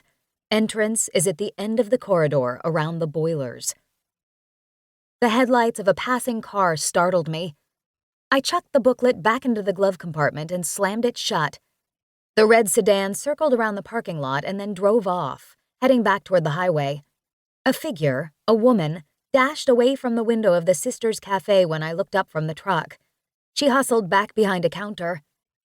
Every car and person, everything felt like the enemy. The aviator sunglasses would at least keep part of my face hidden for the brief minute I'd given myself for coffee. Maybe whoever saw me would think I was a movie star and not a harbinger of death wanted for a gazillion level 10 offenses. I walked through the door of the Sisters Cafe with my guard on high alert. On either side were rows of empty red booths bound together with neon pink piping. Straight ahead was a bar covered in red menus, napkin holders, coffee mugs turned on end, and sugar dispensers. The girl from Ipanema played softly from a speaker by the cash register. Behind the counter, a busty woman in a pink uniform, with blonde hair pinned into curls and brows arched in black pencil, invited me with a warm smile to come and sit. I noted the woman's name tag from across the diner. Clover. She was the one who had dashed from the window. I strode to the counter with my head down. "Coffee to go, please." "To go?" That's what I said. "This ain't downtown Buffalo, honey. We don't have those paper cups like Starbucks. We do make a fine pot of coffee." A baby pink porcelain mug was flipped over and filled to the brim before I could protest. "Cream?" When she poured the perfect amount of milk to turn the coffee a honey brown, just as Ev had always done, I halted my retreat. I put a finger to the lotus pendant. Ev, Mama and Papa, they needed me. "Caffeine keeps me going on quiet nights like this," Clover said, unobservant of me inching away, though I so badly wanted to snatch the mug and fly like the wind. "We have a lot of quiet nights now that everyone goes to IHOP next door. Most people who come in here are trying to avoid the crowd. What brings you here so late?" She lowered the carafe to the counter. I turned toward the door. You aren't going back to Quebec, are you? The watchmen are looking for you there. You won't get far. Best you stay away." I stopped. A surge of heat rushed into my hands. I looked over my shoulder at Clover. "What did you say?" Her smile was replaced with wide eyes when I slowly stalked toward her. Good. She knew she pushed too hard. "It's that I recognize you under those glasses. It's your mouth. It turns down so prettily, just like it does in your pictures on TV." I scoped out the lay of the land again. No watchman appeared from a dark corner to slap me with an arrest warrant. No white vans pulled into the gravel parking lot. It was a muted television hanging from the ceiling to Clover's right that sickened me. My face and freckles were on it. Shit! I stomped my foot. Oh, dear. She swung her full hips around the countertop and hustled toward me. "Please don't go. You're safe here. No need to get upset. Stay back." I threw out my ruby hands. "I can mark you if I want."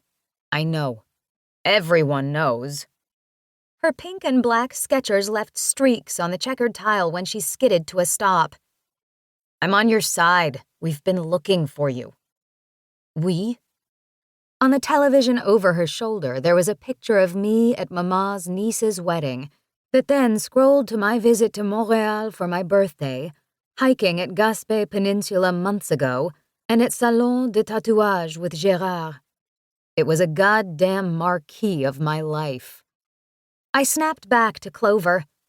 "Are you an undercover watchman?" "Heavens, no. I'm not a loyalist."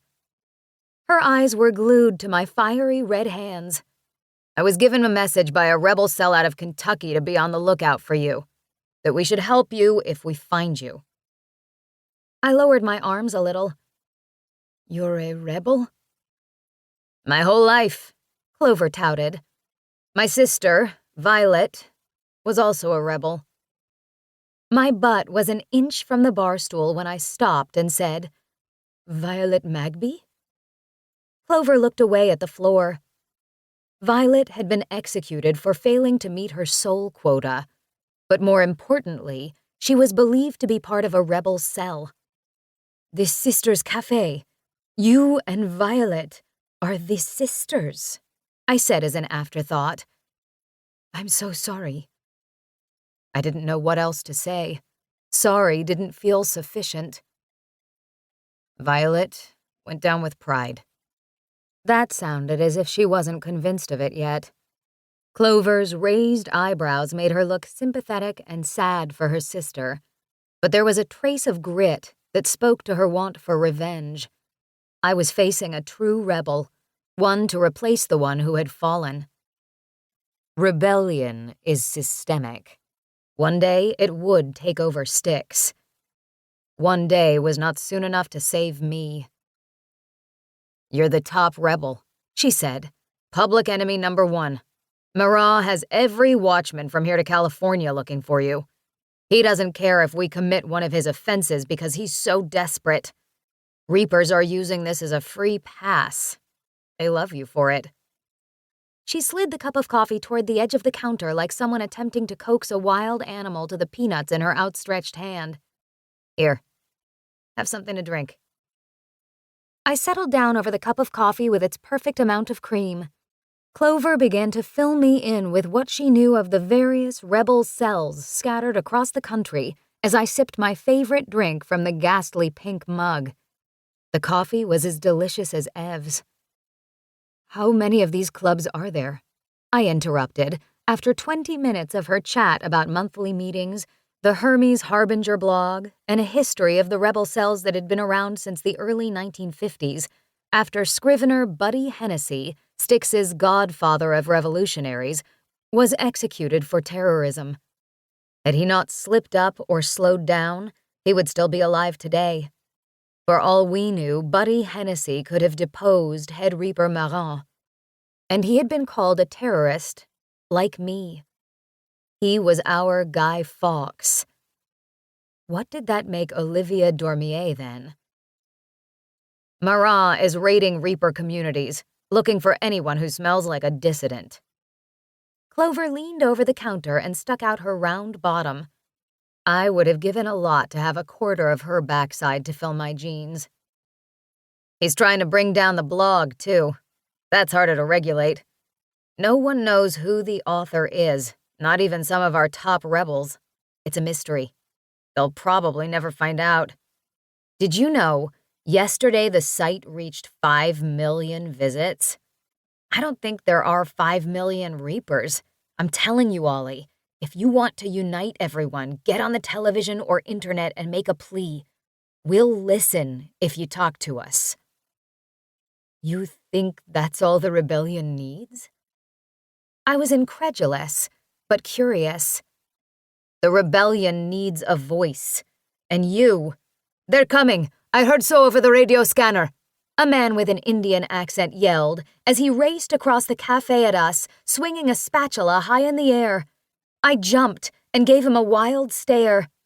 He lowered his spatula. "I mean you no harm," he said to me. Wearing a white apron covered in splotches of dried egg, the thin man was dark-skinned with a curly black beard and a navy blue turban. "Who's coming, Azim?" Clover nudged. There was an engaging hope hidden behind the alarm in Azim's round eyes. He stared at me as if he wanted to ask me a million questions, though there wasn't time to even properly introduce himself. "The watchman." "Motherfucker." "Hide, Olivia," Azim urged. Car headlights washed over our faces. "Hide, behind the restaurant." Azim tucked his spatula under his arm and took my hand. "We'll take care of them." Before I knew what he was doing, he had steered me to the rear of the restaurant, thrown open the back door to the cafe, and shoved me onto a square patio. Chapter 19. 1 cup of powdered sugar, 3 cups of sugar if serving Reapers, 1 teaspoon each of baking soda, citric acid, and tartaric acid, 2 tablespoons of Kool-Aid, and a pinch of extra sugar. Lorelei Balanchine's Pixie Sticks recipe. Azim closed the steel door, shielding me from whatever was about to come down on the Sisters' Cafe. I prickled with anxiety. I was exposed outside. I scanned the area to quiet my fears. My choices for hiding spots were a dark barricade of pine trees 20 feet away, a 30-year-old beige Oldsmobile, and a dumpster appropriate for discarding a dead body, or 10. I would have to make for the truck to escape. With my back flat against the brick facade, I padded toward a corner and inspected the parking lot. A familiar white utility van, the watchman's paddy wagon, parked alongside the truck, nixed any thoughts of running for the vehicle and peeling away. Fuck. What I would have given for Brent's company at the moment. If I hadn't left him in such a hurry, I might have been in Buffalo in the Sisters Cafe with him by my side.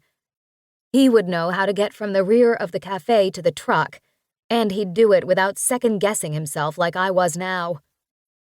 I have no idea what you're talking about. Clover's voice came muffled from the other side of the door. We haven't seen anyone. No one ever comes to the diner anymore. They go to IHOP. Have you met Darlene there? She'd help you find someone. She's a nosy one. I dove behind the dumpster and rolled to a stop in a perfect crouched position. Metal creaked as the cafe's back door swung open. Careful not to kick up gravel, I stretched out so that I could watch from under the dumpster, maintaining a push-up in case I had to spring into action.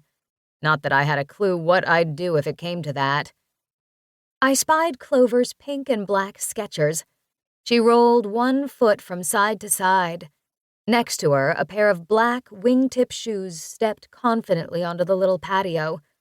A floodlight shined down on them, casting the shoes' stitching in dramatic contrast. See? Nothing. I told you, Clover said. Now, would you care for a slice of pie? We're known for our pecan pie. Imitation sugar, of course, but you wouldn't notice that. Her drivel faded when the door clicked shut behind them. I let out a tense sigh and collapsed to the ground. From under the dumpster, I spied the truck. I scrambled to my feet, so my back was against the brick wall. I eyeballed my next move. This check revealed a second watchman standing next to the van, hands at his sides. He wasn't a towering reaper, probably an inch or two taller than me. The punk wore skinny jeans, loafers, a brown leisure jacket, and was far too blasé to sport his scythe on the lapel of his jacket. Instead, it was hanging from his belt loop at a slant. "We haven't seen anyone like that," Clover shouted from inside the cafe. "We've been on her tracks for days. We know she passed through here." "I haven't seen her." "Are you willing to testify in front of the head reaper that you haven't?" A 2-ton weight landed in my stomach. I'd have to make my move soon to keep Clover and Azim from trouble. I put my hip to the brick. My pocket crackled from a pixie sticks. I ripped off the top of the wrapper with my teeth, took in one big breath, and out of the shadows trotted across the gravel parking lot toward the truck. My heart thudded so hard, I feared it might crack my sternum. "Don't lie to me," shouted the watchman inside the cafe. "We haven't seen her." Her voice was strained. "Hey, buddy," I called out to the watchman. 2 gold dots locked on me before I sent a typhoon of sugar granules whizzing into the air. His eyes disappeared underneath an assault of sour apple pixie dust.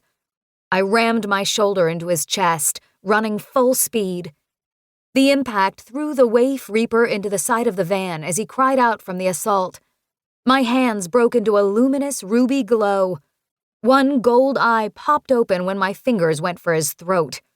His Adam's apple instantly collapsed, crushing his windpipe. "I'll burn a death mark onto your neck if you fight me. Get in the van." The cafe door hurled open and outran his comrade. "Stop!" I barked. For some reason, he did. "I'll burn through his neck if you come closer." The punk's wail and his singeing flesh backed up my warning. "You can't fight 2 of us," the black suit said, hands raised. "I wouldn't test me on that, Grimmy." Clover and Azim peered through the foggy cafe window. I spotted Clover's cheek, trickling blood. Azim cupped his chin like his jaw might be broken. "Get in the back of the van, both of you." The suit didn't move, but I wasn't about to send him a personal handwritten invitation. "I'll mark him. Do you want his hastened death on your conscience? Because that's what'll happen if I mark him." "No," the suit growled. "Then start moving." Giving me a chilling death stare, he strode to the back doors of the van. I wrenched his ally to his feet, my grip scorching his throat. The suit slapped 2 hands on the door latch and yanked the van open. My boldness withered from what I saw inside.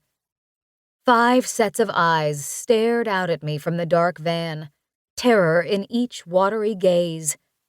I stared back at the 5 captives. To what lengths would Marin go to catch me? I saw brilliant shades of red. Wherever boldness went to hide, rage didn't give a shit. What were you going to do with them? I demanded of the suit. Take them to Head Reaper. His voice was biting. Then what? The greenhorn watchman howled. My hand had turned garnet. My fingers were set on eating away my captive's throat, exactly as maggots devour rotting flesh from a bloated carcass. I tightened my clasp. I wanted to watch my hand melt through the son of a bitch's neck as I slowly decapitated him. But his squeal snapped me out of it. I loosened my grip enough to keep from choking him and asked of his companion, "What will Marin do with them?" "He'll send them to Erebus." "Why?" His eyes narrowed into citrine splinters. "Because of your rebellion." I departed the Sisters' Cafe in the white van. Locked in the back, the watchmen were tied into statue-like immobility thanks to Azim's talent with rope. They had divulged, after an interrogation, that Marin decreed anyone who had contact with me, or was under suspicion of having contact, were to be returned to Lethe for due discipline. In other words, banished. This left me terrified, evidenced by my death grip on the steering wheel, and enraged, evidenced by said death grip slowly melting away said steering wheel. Maybe my hands knew more than I cared to admit. Maybe they were ready to deal out justice, and I hadn't quite caught up. I wasn't sure if hunting Stygians was how Marin treated every rebel, or if I had something extra special on other insurgents.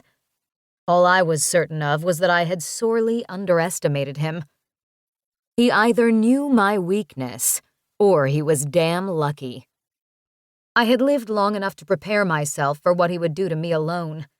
I couldn't watch those around me become his victims too. I had helped snuff out enough souls. Too long I had slaved to Marin's megalomania. No more. I had left the 5 prisoners at the Sisters' Cafe with a promise from Clover that she would see them safely to their homes straight away. I prayed I had left Clover and Azim with thoughts of a better world, because I was uncertain of it. Suppose if they held out hope, maybe hope would return to me, as I continued on the last leg of my expedition into a version of hell on earth. As I drove, the only source of companionship, aside from the gagged watchmen groaning like 2 whining teenagers, was Marin's arid voice over the radio. "I am well aware of the unrest that runs through Styx today. I say to you, be patient.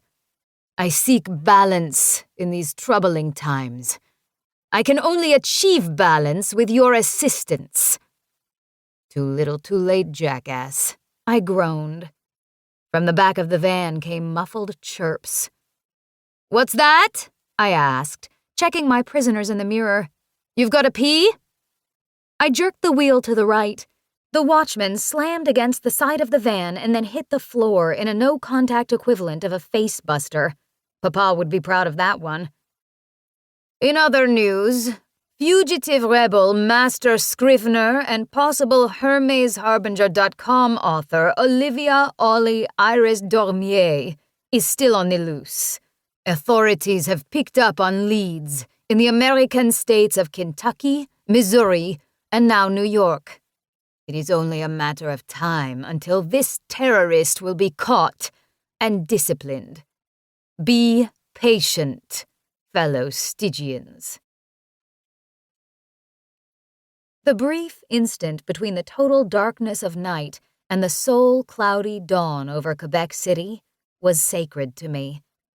The city's stratified buildings, old and new, were stacked alongside the St. Lawrence River, as if rising to kiss the souls flowing over the crests of Lévis and the Isle of Orléans. This daybreak would have been beautiful if I weren't driving east on Autoroute 40 in a Stygian paddy wagon with two baddies in the back and a steering wheel melted down to the metal ring. The view of Quebec reminded me of how much I'd missed the home I had spent a lifetime longing to escape. I had been gone a few days, and yet the city looked vibrant. Flower beds of tulips and English ivy sprouted life. I wove through the narrow streets of old-style buildings painted in a rainbow of colors. I passed by familiar places that had been landmarks on my daily walks to work, the laundromat, the coffee shop. I put my hand to the lotus pendant. An Evelis Le Nectar was open for business. My throat ached as I thought about her. I'd never again go into Le Nectar to find her standing behind the counter. Eve was gone. And the worst of it? I could not have saved her, because she had an enemy I could not have anticipated. Me.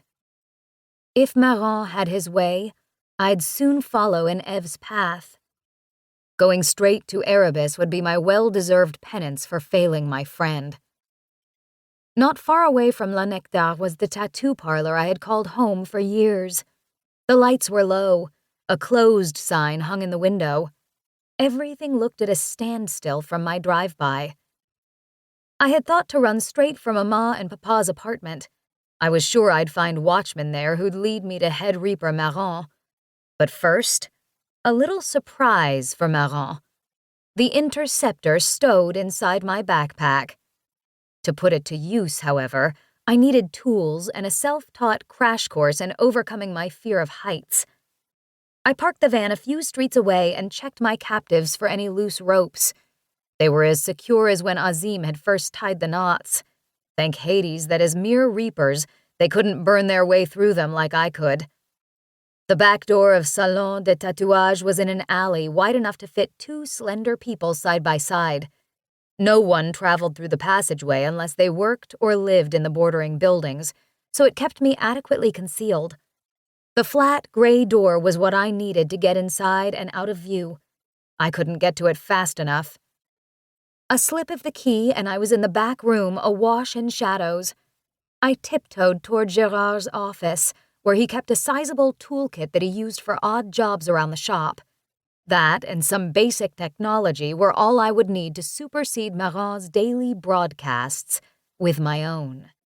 Well, I prayed it was. I was going to climb to the 18-story high roof of Le Chateau, where the main Stygian broadcasting equipment was located, to rig the interceptor to the Stygian antenna, interrupting Marin's mandated broadcasts with my own call to unite the rebels, one that would surely set Styx on the road to a full-on insurrection. But I was still inside Gérard's office, not 180 feet above the city.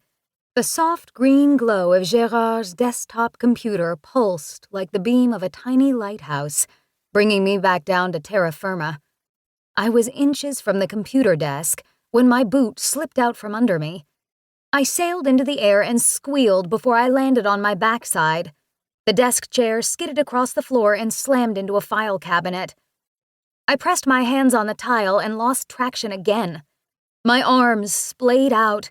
My noggin cracked against the tile. The pain wasn't as bad as my injured ego. Hades only knew what else would fail me. Brains, courage, bladder. I ran my hands down my face. At least no one saw this. If Brent had, he would surely... What the... I inhaled a metallic pong. I rose, trying to get my feet underneath me. One foot slid over a plane of water, but I caught myself when I threw my shoulders over the desk. I yanked the lamp chain. A glow of 40 watts illuminated the back room. Painted from floor to ceiling and everywhere in between was a mosaic of bloody handprints, in what looked to have been a sadistic fight. My foot and handprints had streaked the red film blanketing the floor. "Gérard!" I started toward the door. My knees collapsed, and I crashed into a file cabinet. Over and over I attempted to stand, until I spilled out of the office and into the storefront.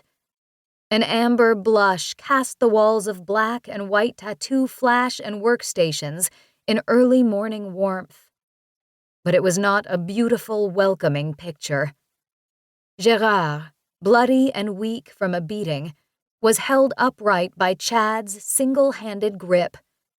Behind them was a pair of watchmen, arms folded over their chests, and those damned scythes pins winking at my predicament. Chapter 20. Scriveners are my curse. Head Reaper Marin. 19th of April. "Looky here," Chad sneered, an all feeling drained out of my body. "The scrivy returns." Gérard's strained face reddened from Chad's tightening grip. His fingernails cut into my mentor's throat, and though I had no personal experience with Chad's power, I was confident he was displaying only a smidgen of what strength he possessed. The two watchmen lingered, seemingly waiting for Chad to give his command. My muscles were reduced to paralysis. Firing on all cylinders, my mind begged me to dash out of the shop and run for safety. But my heart, pounding like a trapped wild animal inside my ribcage, urged me to stay and fight. Gérard needed my help. I couldn't let them see my fear, even if it had flashed across my face in the instant I walked into the room. I had to hide it, mask it, and convince myself that I was a warrior hell-bent on protecting Gérard, while inside I was screaming for a quick death. My hands throbbed with heat like they had hours earlier outside of the Sisters' Cafe. "Don't hurt him!" I uttered a plea for my mentor and friend, wishing I had enough air in my lungs to speak more persuasively. My knees buckled slightly when I attempted to root my stance. The shift of the watchman's eyes told me they noticed it. "You want me to turn myself in?" "Ollie, don't," Gérard grunted. Chad's grip constricted an inch. Gérard gasped. I couldn't help but wish Gérard could call on his own power or heat to help himself. One clamp of a singeing hand around Chad's neck would be a sufficient attack. But Gérard, bloody and weak, had nothing in him. No life force powerful enough to save himself. And as far as I knew, he wasn't a master. However, my own heat rose like wildfire up my arms and toward my shoulders. Rare was the occasion when this talent in my hands outsourced itself to the rest of my body. Now that it had, I peeled my jacket away, letting it drop to the floor at my feet. The hawk eyes of my adversaries followed my every move. My ruby-colored arms were certainly an unsettling vision, or so I assumed, because just as they spied uncertainty in my weak knees, I spied something in them. Hesitancy, regret, fear. "Let him go, and I'll turn myself in," I said, with confidence I didn't know I had. "See here, Scrivy, I don't have to negotiate with you," Chad bit back. "You have no leverage." The shift in the watchmen's faces told a slightly different story. They didn't want to get near me. That much was obvious. Touching this Scrivener would risk burns, and if they knew anything about Nick Baird's fate, they knew what I was capable of. Or so I hoped. But Chad's threat on my life and Gérard's was greater than anything else. I needed help. Brent and Clover and Azim. No, I needed a whole army to help me put an end to the senselessness. Alive or dead, it wouldn't matter. Marin would continue his tyranny, and his loyalists would enforce it. The next move was mine, and my primary concern was seeing that Gérard walked away unscathed. I put my hands into the air to show my intent to surrender. A drop to my knees was my laying down of arms. Just as I began to bow my head and tell them that I was giving in, I watched Chad's gray eyes transition into eidolon death red. "No!" I shrieked. The time between the air leaving my lungs and my legs propelling me upright was sufficient for Chad to draw out Gérard's soul. In one vile inhale, my mentor of 12 years, the only other scrivener I knew, my friend, and the man I turned to for advice, was gone. Ash collected on the floor where Gérard once stood. In an instant, Gérard became a memory, all because of my choices and actions. There was no logic, or hesitating, or thinking. What little sense I had was gone. I threw myself at Chad, knocked him to his back, and clamped my red hands around his throat as my lungs poured out a murderous screech. In the reflection of the shop's window, I caught a glimpse of myself. I didn't recognize this scrivener, this beast in a red bodysuit filled brimful with insurmountable rage. Chad wasn't quick to let me have my way. I had no doubt that he had encountered a master scrivener's full-blown ire before. Unlike Nicholas Baird, he had skills beyond the average reaper.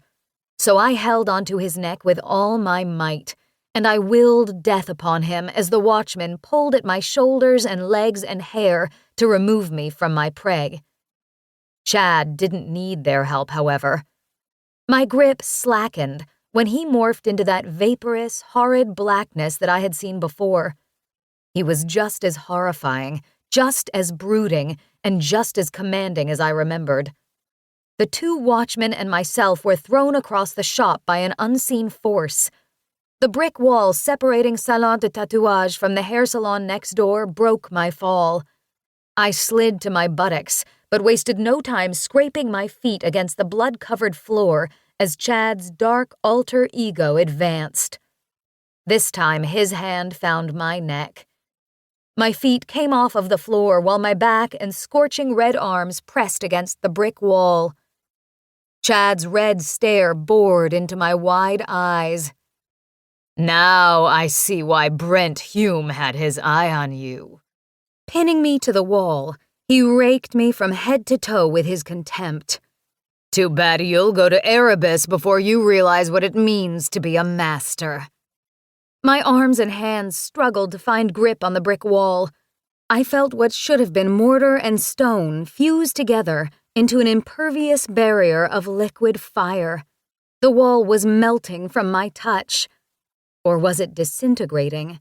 Or, when I felt cool air brush my palms, was it vanishing?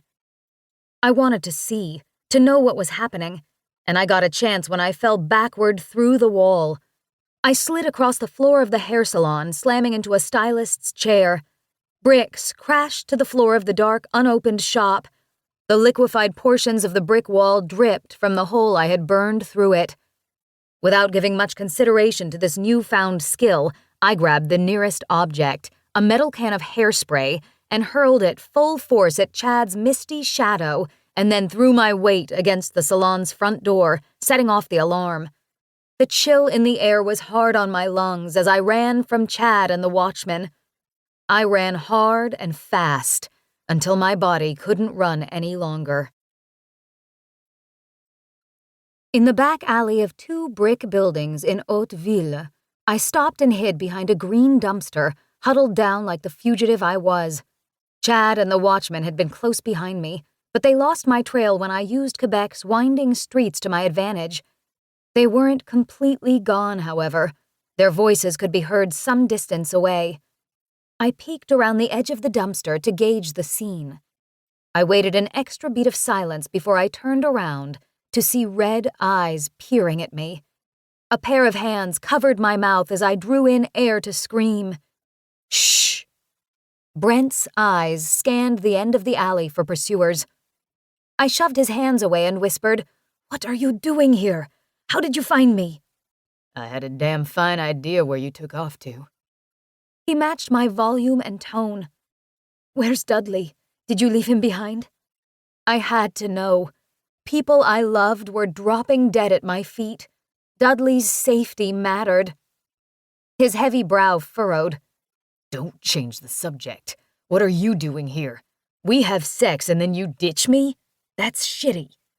You know why I had to come back, I argued. He rose to his feet, obviously no longer concerned about detection, and so I followed his lead and stood up too. Fine, Ollie. We'll play the game your way. Damn right we will. I tamped down my regret and guilt for Gerard as I faced Brent. I had grown used to guilt eating away at me. Another soul on my conscience wouldn't break me. I was already broken. Chad took Gerard out, I said.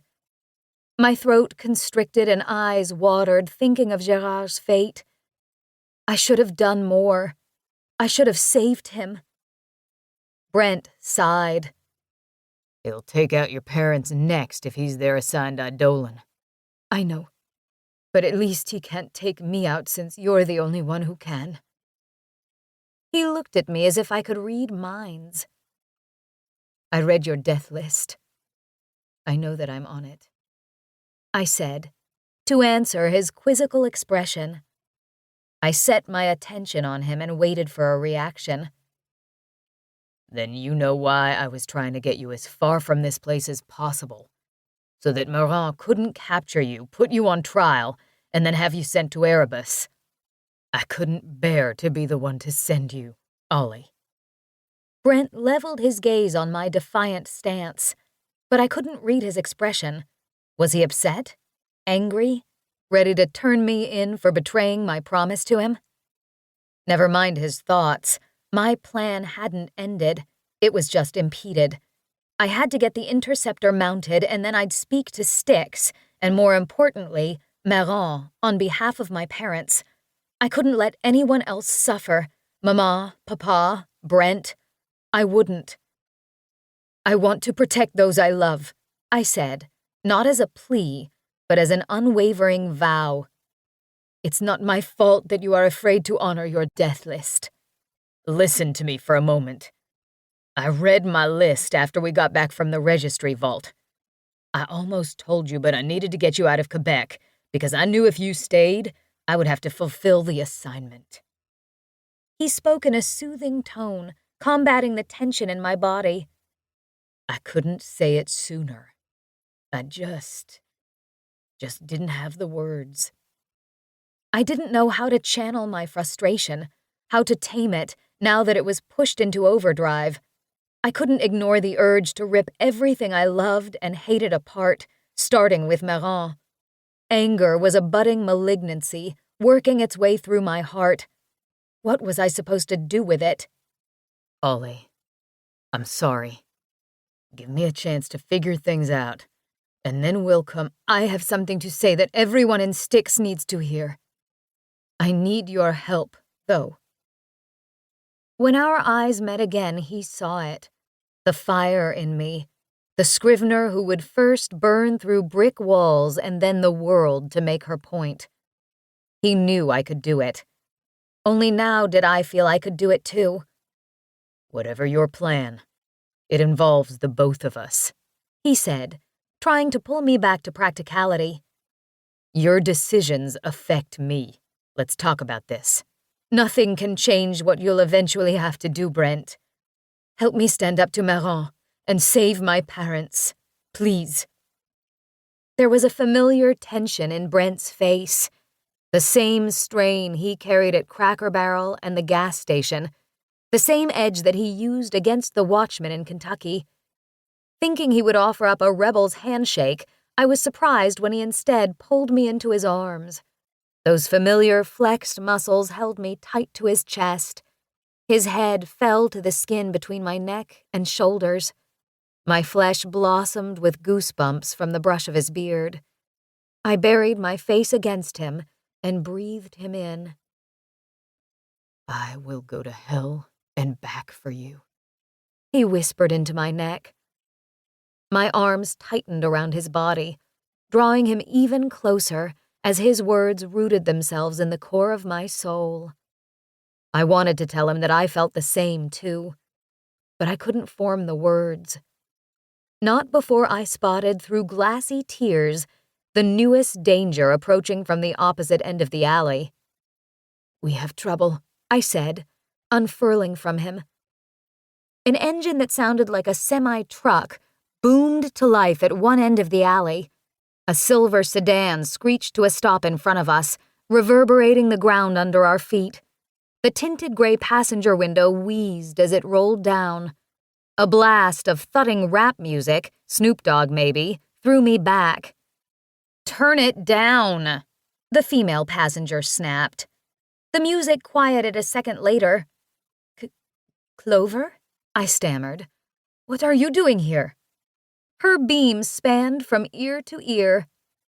"Bonjour, Olivia." I did a double take of the sinewy reaper behind the wheel. Azim had shaved his beard, but still wore his blue turban and that brimming grin.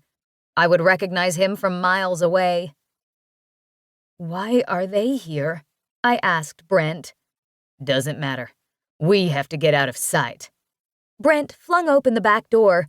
He shoved me inside the car. I slid across cool leather, making a note of the Mercedes-Benz logo embroidered into the headrests. Brent tapped Azim's shoulder and slammed the door. The car took off, roaring out a lion's call, and threw us all into our seats. "Would someone please tell me what is going on?" I finally had the ability to formulate words. "I followed your trail," Brent answered, keeping his gaze set ahead. "I met Azim and Clover shortly after you left Buffalo. We thought we were too late when we drove past the tattoo parlor and saw it was destroyed," Azim said. The sedan rocked as he swerved in and out of traffic. Azim's talent for staying unperturbed didn't surprise me. Back in Buffalo, while he had tied up the watchmen and dumped them in the back of the van, he prattled on about the latest blog post on Hermes Harbinger, and he had done it with a smile. The car veered onto Autoroute Dufferin-Montmorency. The Isle of Orléans, with its humble ridges, was on our right, coming into view through the morning fog billowing over the St. Lawrence River. The island grew larger as we approached Pont de l'Île d'Orléans, the only bridge that linked it to Quebec City. "Why are we headed toward the Île?" I gazed out the windshield. "Quebec City's rebel cell is having an emergency meeting," Clover said. "And you're the guest of honor." Chapter 21. We must find this scrivener. We must find her Eidolon accomplice. They will lead us. HermesHarbinger.com, 2:45 a.m., 18th of April, Sunday. The Isle of Orléans was an island of rolling hills blanketed with vineyards overlooking the St. Lawrence River and Quebec City. Most locals visited for a quick escape from downtown. I had come here plenty of times when I was a kid, climbing trees and sneaking grapes from the vineyards. We arrived at a quaint cottage with a painted red door and white stucco siding. This is where the rebels are meeting? I'd imagined that the Quebec City rebels would meet in some forgotten factory building miles from downtown. "Yes, ma'am," Clover replied, balancing a mountain of Sister's Cafe sweatshirts in her arms. She and Azim had crammed the trunk full of them to pass out as a sort of rebel uniform. Brent had called it death swag. He wasn't that far off. Nonetheless, the clean red sweatshirt I was buried under brought warmth on the chilly spring day. "Best we not stay out here for them to find us. Everyone get inside," Brent demanded, and we, all of us, obliged without delay. Uneven wood floors as old as Quebec groaned under us as our parade entered the cottage, which was reminiscent of a northwestern mountain lodge that had gone forgotten. The furniture was pieced together from scrapped tree parts. A dusty moose's head hung above the fireplace, and all semblance of a lively rebel meeting stopped. More than 24 golden eyes fixated on me simultaneously, each pair glistening in the light of the crackling fireplace. Brent and I stood side by side, fingers interlaced. I wasn't convinced that somehow we'd been duped into a trap fashioned by Maron, but I eyed everyone, plotting how we'd escape if this were indeed an ambush. But then something gave me pause. The clicking of nails on the hardwood floors started after I took several long breaths. Dudley trotted past all the pairs of legs toward me. He reared up, tail slapping from side to side when I dropped to the floor. Those beady hound eyes bulged. I pulled him to me and gave him a suffocating hug. "Duds," I said to my furry companion. He licked my cheek, a habit I didn't like because I knew where that tongue had been. "Was Brent good to you, buddy?"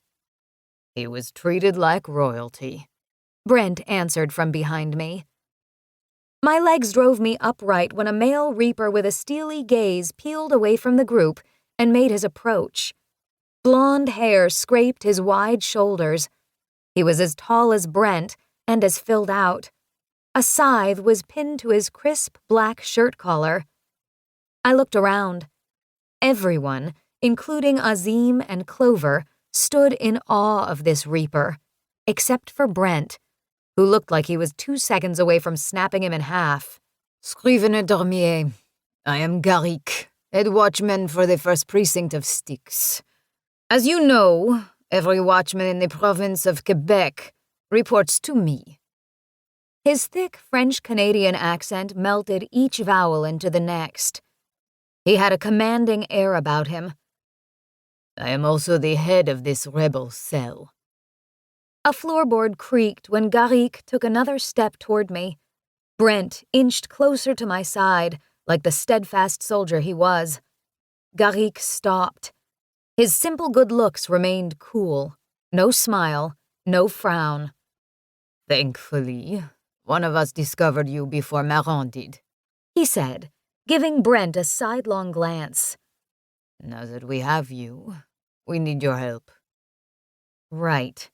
This wasn't a, "Hey, let's have punch and cookies while we talk about how to make Styx a better place" type meeting, was it? "You want help with deposing Maron?" I already knew. No sense in wasting air. "Then it seems we are on the same page," Garrick said with a cunning smile. I squared my shoulders. "So long as we play by my rules, we are." Garrick stared pointedly. Perhaps he didn't expect me to be quite so demanding. "Will you do what I say?" I needed to know the answer, and now. "I cannot promise we will agree to your orders, Scrivener Dormier." "I think you should," Brent interjected. "Dormier knows what she's doing." Garrick raised one eyebrow. "Would you do what she says?" Brent squeezed my hand.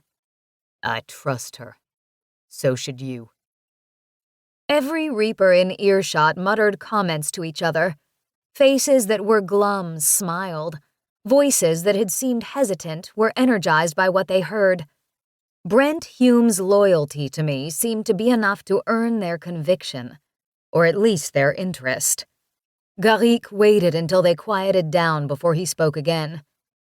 "Let's hear your plan, then, Scrivener Dormier." After telling the rebels my plan, which amounted to putting myself in the public spotlight to call on the union of anyone who opposed Maron's fascism, they weren't keen to help. They wanted me to say that I would run headlong into Lethe and boil the flesh off of Maron's bones.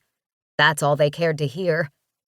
I acquiesced to their pleas after hearing their counter-proposal, however. I would make my public broadcast, and then Brent would help us get into Lethe. From there, we would stop Maron for good. While I wasn't entirely certain that I could, I needed the rebels to help me speak out, and in the end, save Mama and Papa. But after a couple hours of plotting and strategizing, I needed air. I slipped out the back door and onto a little concrete patio where new grass sprouted through a myriad of cracks.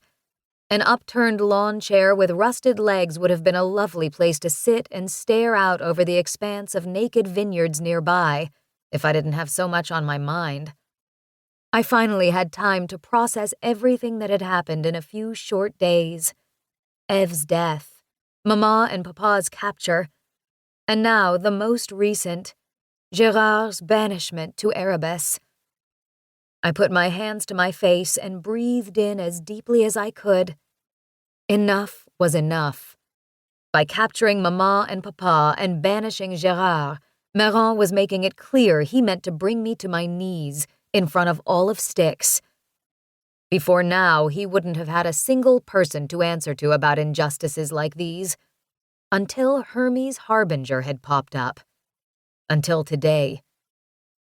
I tore at a hangnail with my teeth. Papa would have given me a disapproving glance if he saw me now. He had always said I had pretty hands, that I shouldn't hurt them. I tucked them into the kangaroo pocket of my sweatshirt.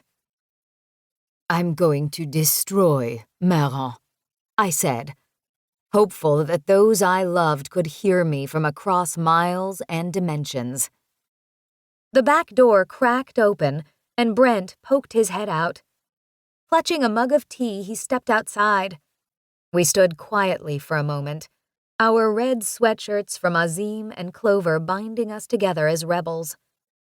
Against the springtime chill, steam from the drink spiraled out of the mug like miniature spirits rising toward the sky. Brent offered me the drink. A whiff of lavender swept over me. I took a sip. "Lavender is calming," he said. "I'd need a vat of this stuff to calm me down. Or maybe just a keg of beer." "That too." We laughed, but it was a tense, forced laugh. Brent ran his hands down his face and dropped them to his sides. His expression lost its lightheartedness. His brow carried the stress of the world. Had I the power to kiss that stress away, I would have.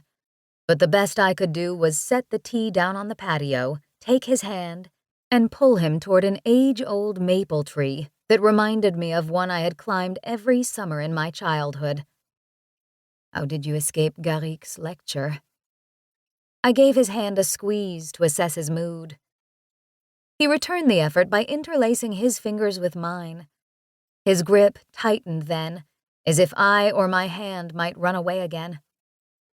"Garrick's got his head so far up his ass, he probably can't see that the Reaper sitting in my place is 5'2" and female."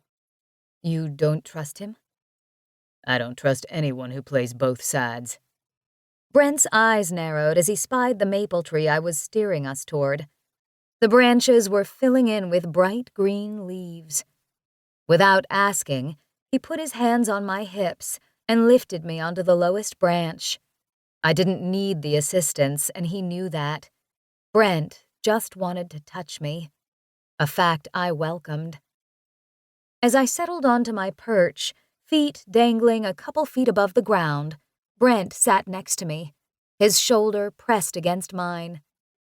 How appropriate that as we gazed across the vineyards back toward the house, the sun began its descent. We sat in silence, listening to the ambient noises, squished together on the branch like a pair of teenage lovers. This stillness was the peaceful center of the hurricane. The storm was coming. We would be in the thick of it sooner than I wanted to acknowledge. This fleeting ceasefire was paradise. "Are you ready for this?" he asked, in reference to the plan of attack. My eyes fluttered shut in an effort to keep the world of Styx and rebellion separate from the tranquility of the moment. "I have no choice, whether I'm ready or not." "Guess that's how rebellions work." "Suppose so." I looked back at the sky and then at Brent, where I caught a fleck of anxiety in his expression. His confidence slackened, like he wanted to drag me through the Earth's core and all the way to China, miles from this mess. My cold fingers barely felt his beard when I drew him in for a show of thanks. For once, I was cool and calm as he enfolded me in his arms, deepening our kiss as the sun set on our slice of peace. Chapter 22. There is probably no pleasure equal to the pleasure of climbing a dangerous Alp, but it is a pleasure which is confined strictly to people who can find pleasure in it. Mark Twain. 27th of April. The morning sun was bright and vibrant over the Isle of Orleans. Brent darted in and out of the cottage, loading the Mercedes's trunk with ropes, harnesses, and tool chests that we had acquired from the rebel cell.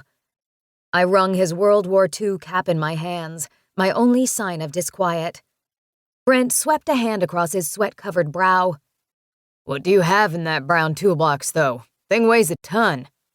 Some tools. I stuffed the garrison cap inside one of the giant pockets of my navy blue jumpsuit, which had Zoe embroidered across the chest pocket. Brent, Azim, and Clover wore the same costumes, except their suits were named Juno, Boris, and Rebecca, respectively. The Mercedes creaked when Brent dumped the last of the goods into the trunk. The weatherman said it'll be sunny until early afternoon. We should get moving now, because it will be more difficult to install that doohickey to the roof if it is raining or snowing. It's an interceptor, Azim said, standing next to the driver's side of the Mercedes. It's a doohickey. In the hours since arriving at the Isle, Azim and I had to remind Brent that the interceptor, the square metal box, was our key to seizing Styx's main broadcasting system. Hooked up to the antenna, it would be our means to connecting to the masses. Brent checked the sky. We better hurry. He's correct. We can't delay, Garrick said as he climbed into a white watchman van. Towering over Quebec City in verdigris copper and russet stone, the fairy tale stronghold atop a mountain, Le Château Frontenac awaited our arrival. The wide central tower of the chateau looked taller than ever when we made our final turn into the hotel's courtyard. In minutes, Brent and I would be dangling from the top from a blue rope the diameter of my pinky. The notion turned my already unsettled stomach. Brent, Clover, and I climbed out of the Mercedes and left Azim sitting at the wheel, prepared to make our getaway. We agreed that blending with humans would hide us from watchmen, or at least it would confuse them long enough for us to make our escape. Around us, flags representing ambassadors from France, Great Britain, and Italy flapped in the brisk April wind. The Quebec City flag, with its 4 white fleurs-de-lis and a cross embedded in royal blue, saluted us from high above. The bellhops retrieved luggage from the row of guests' cars. They never knew that 3 citizens of Styx walked past them. We hustled one by one through the turnstile doors to step into Le Château's lobby for the first time. Panels of mahogany adorned with sconces and chandeliers encased us. Together, we stood in front of the revolving doorway as blasts of cool air swatted our backsides, inviting us to retreat. Granite floors were blanketed in Persian rugs. The elaborate furniture looked too elegant to be comfortable. Ebullient workers trotted around the lobby in their pressed suits and red bow ties, assisting guests. Dressed in our navy jumpsuits and army boots, toolboxes in hand, the 3 of us Stygians were plebeians among human monarchs. I tucked my hands into my jumper's pockets. I can't believe I've never been here. Brent hooted. I can. This place isn't for the poor. I'd have to start charging for the cafe's sweatshirts to stay one night here. Clover eyed a rather handsome bellhop wrestling a suitcase onto a brass dolly. It might be worth it if I can take one of those home. Brent stared at Clover as if she was intriguingly bizarre to him. Well, I sighed. It's business from here on in. Brent's mirrored sunglasses reflected the bustling atrium. His jaw was set, shoulders squared, and lips showed no hint of nerves. I fed off his bravery. Clover, you know what to do. Before I finished the words, she was off toward her station in the rooftop chef's gardens, where she would be our eyes should any watchman try to make a move on us. I made for the concierge desk with Brent bringing up the rear. Behind the counter, a man with snow-white hair and a mustache curled at the ends was my target. Can I help you? The concierge asked, sporting a nice grin under foggy eyes. This place is busy, isn't it? I asked. Indeed it is. I wouldn't be able to tell a ghost from a human being in here. It's gotta be good for business. Anyway, I'm Zoe. Says so on my badge. I pointed to the name embroidered into my jumpsuit. Brent bumped my shoulder. So, I went on, my colleague spoke with Marcus, who reported a leak in the roof on the tower.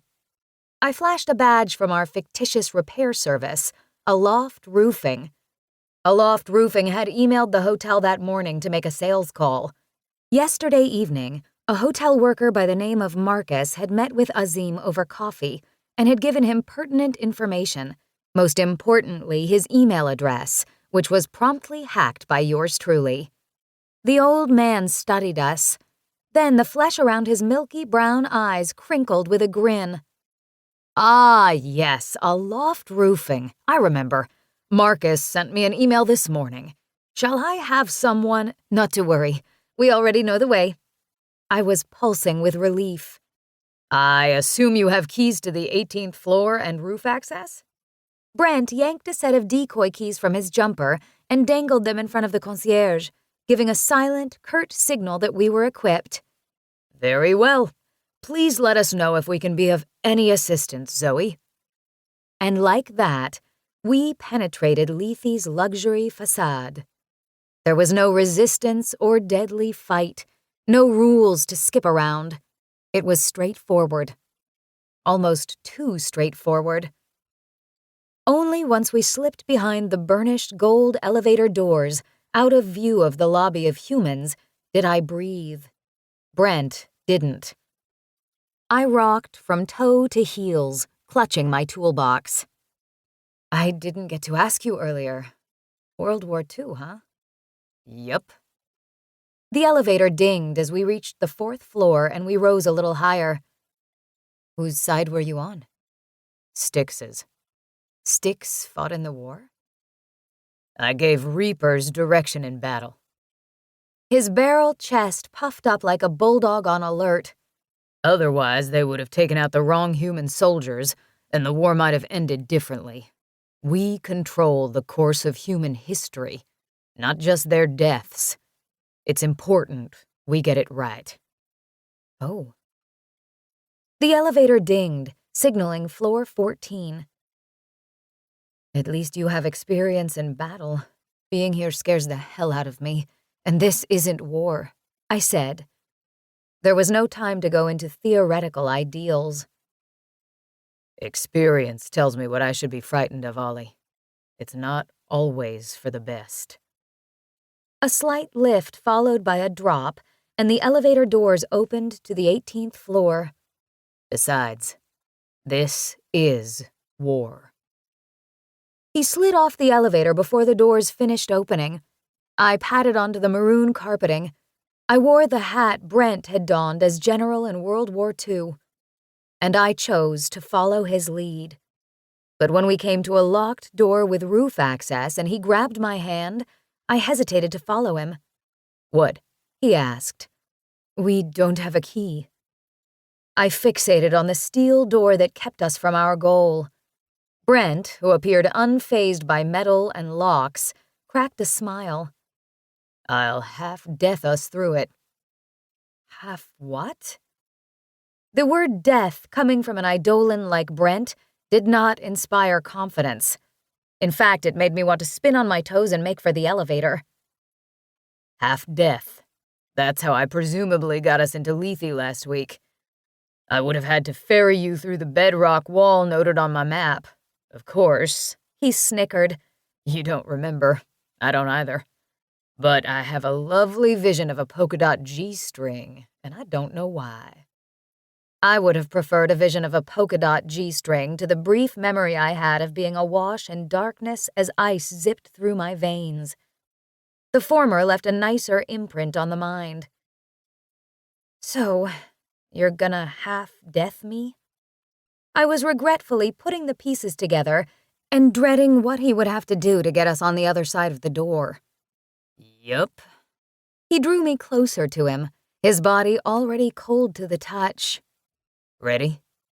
I sighed, took a deep, calming breath, and then I tried not to think about this next part.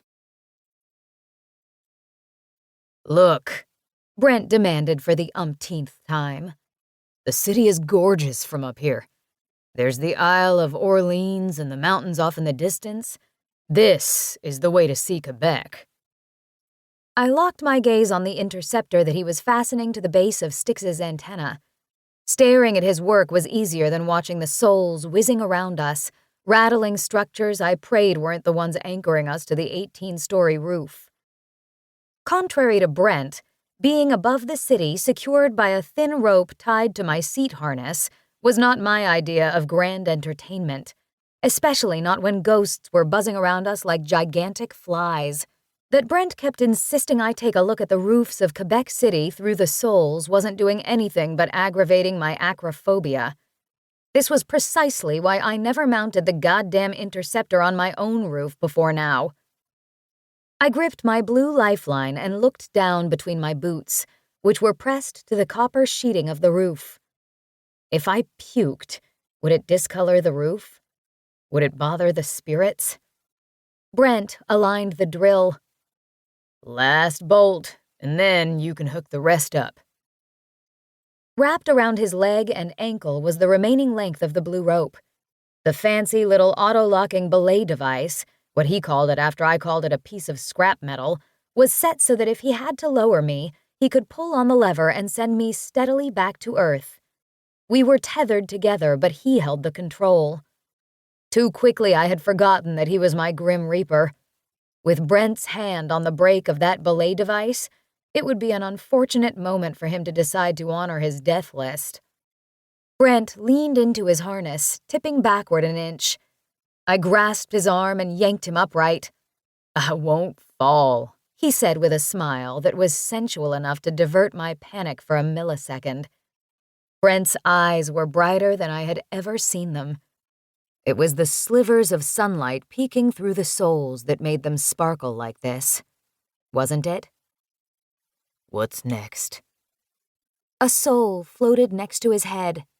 He flicked at it as he would a bug. If a bodiless soul with no face could grimace, that one did before it floated away.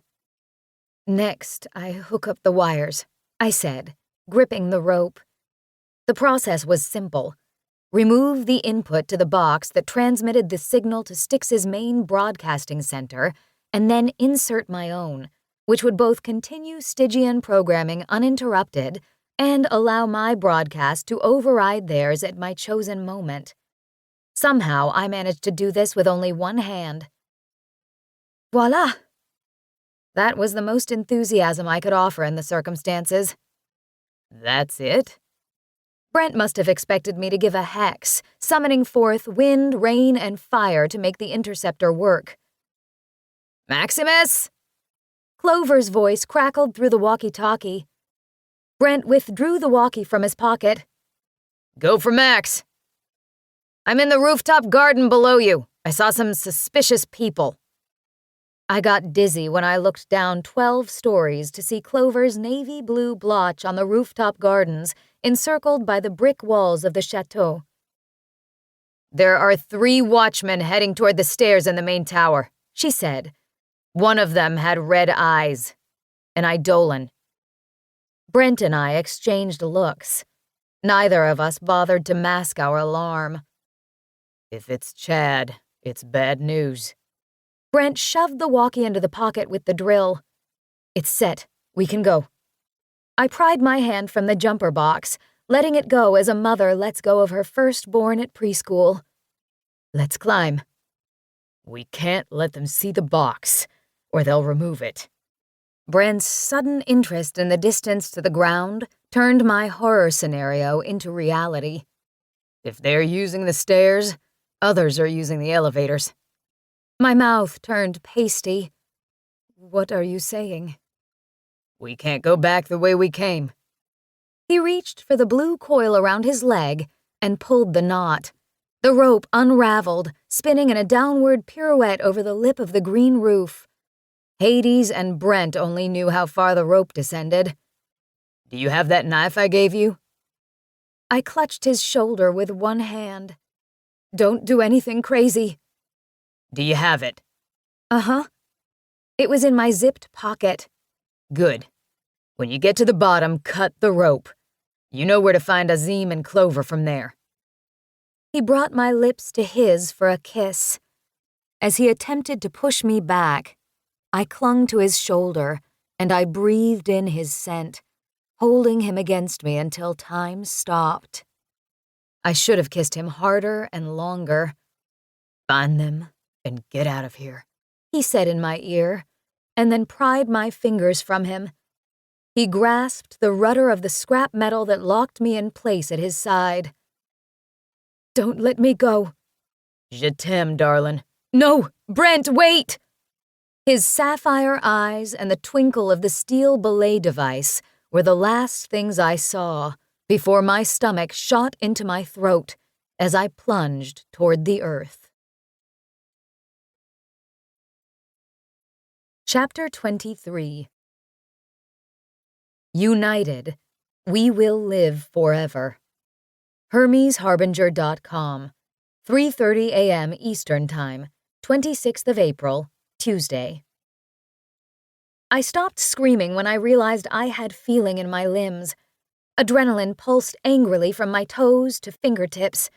I was dangling a few feet above the rooftop garden of the chateau.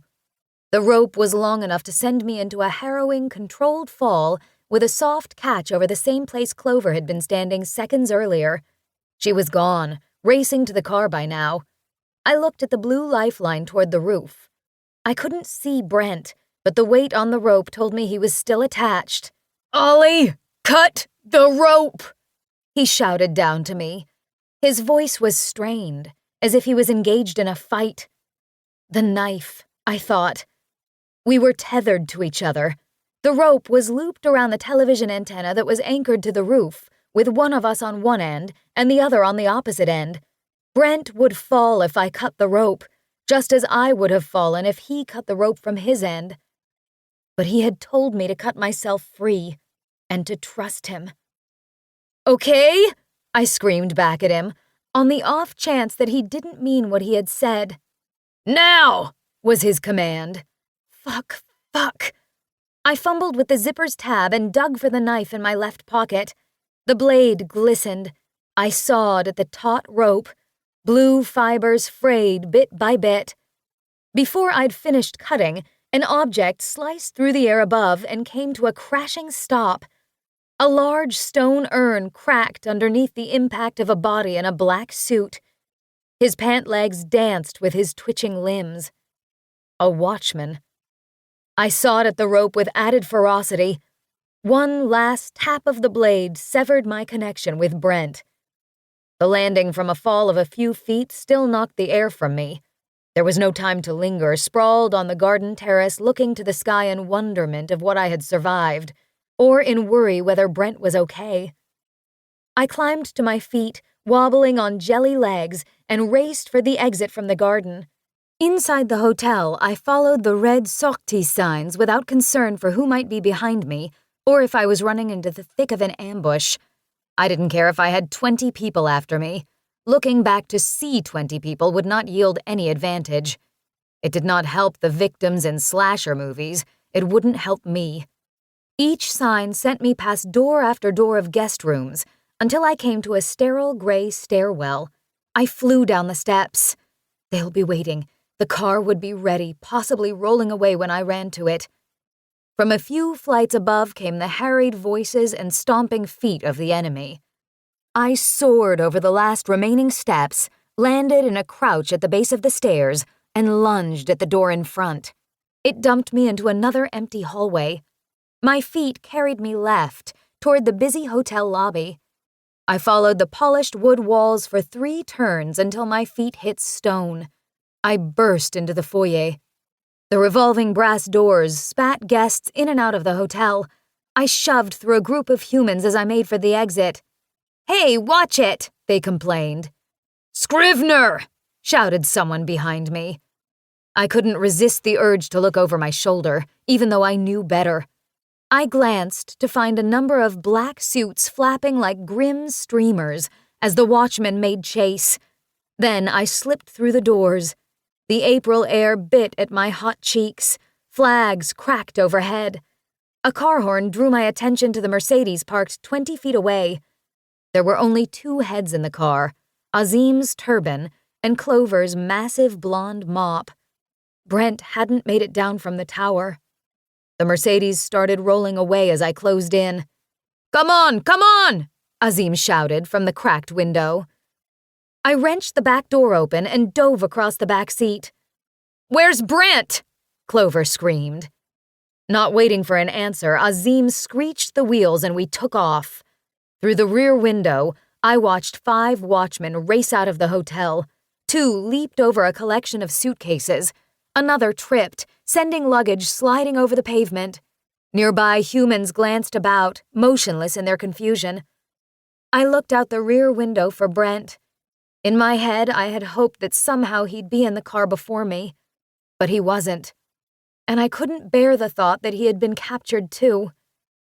No matter the risk, I wouldn't leave him behind. I never would. Not as long as I had authority over my mind and body. I can't leave him. I wildly searched for a navy blue jumpsuit amidst the chaos. "Stop the car, Azim!" He said, "Get to safety. That's what I'm doing." The Mercedes sped up.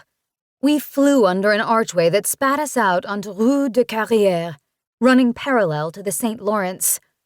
I said, "Stop!" Evidently, Brent had his own secrets. Azim had made a promise that he would protect me, but promises didn't supersede the end of my 9mm pressed to his ear. That was my secret backup plan. The car hydroplaned on melted snow before it came to a halt.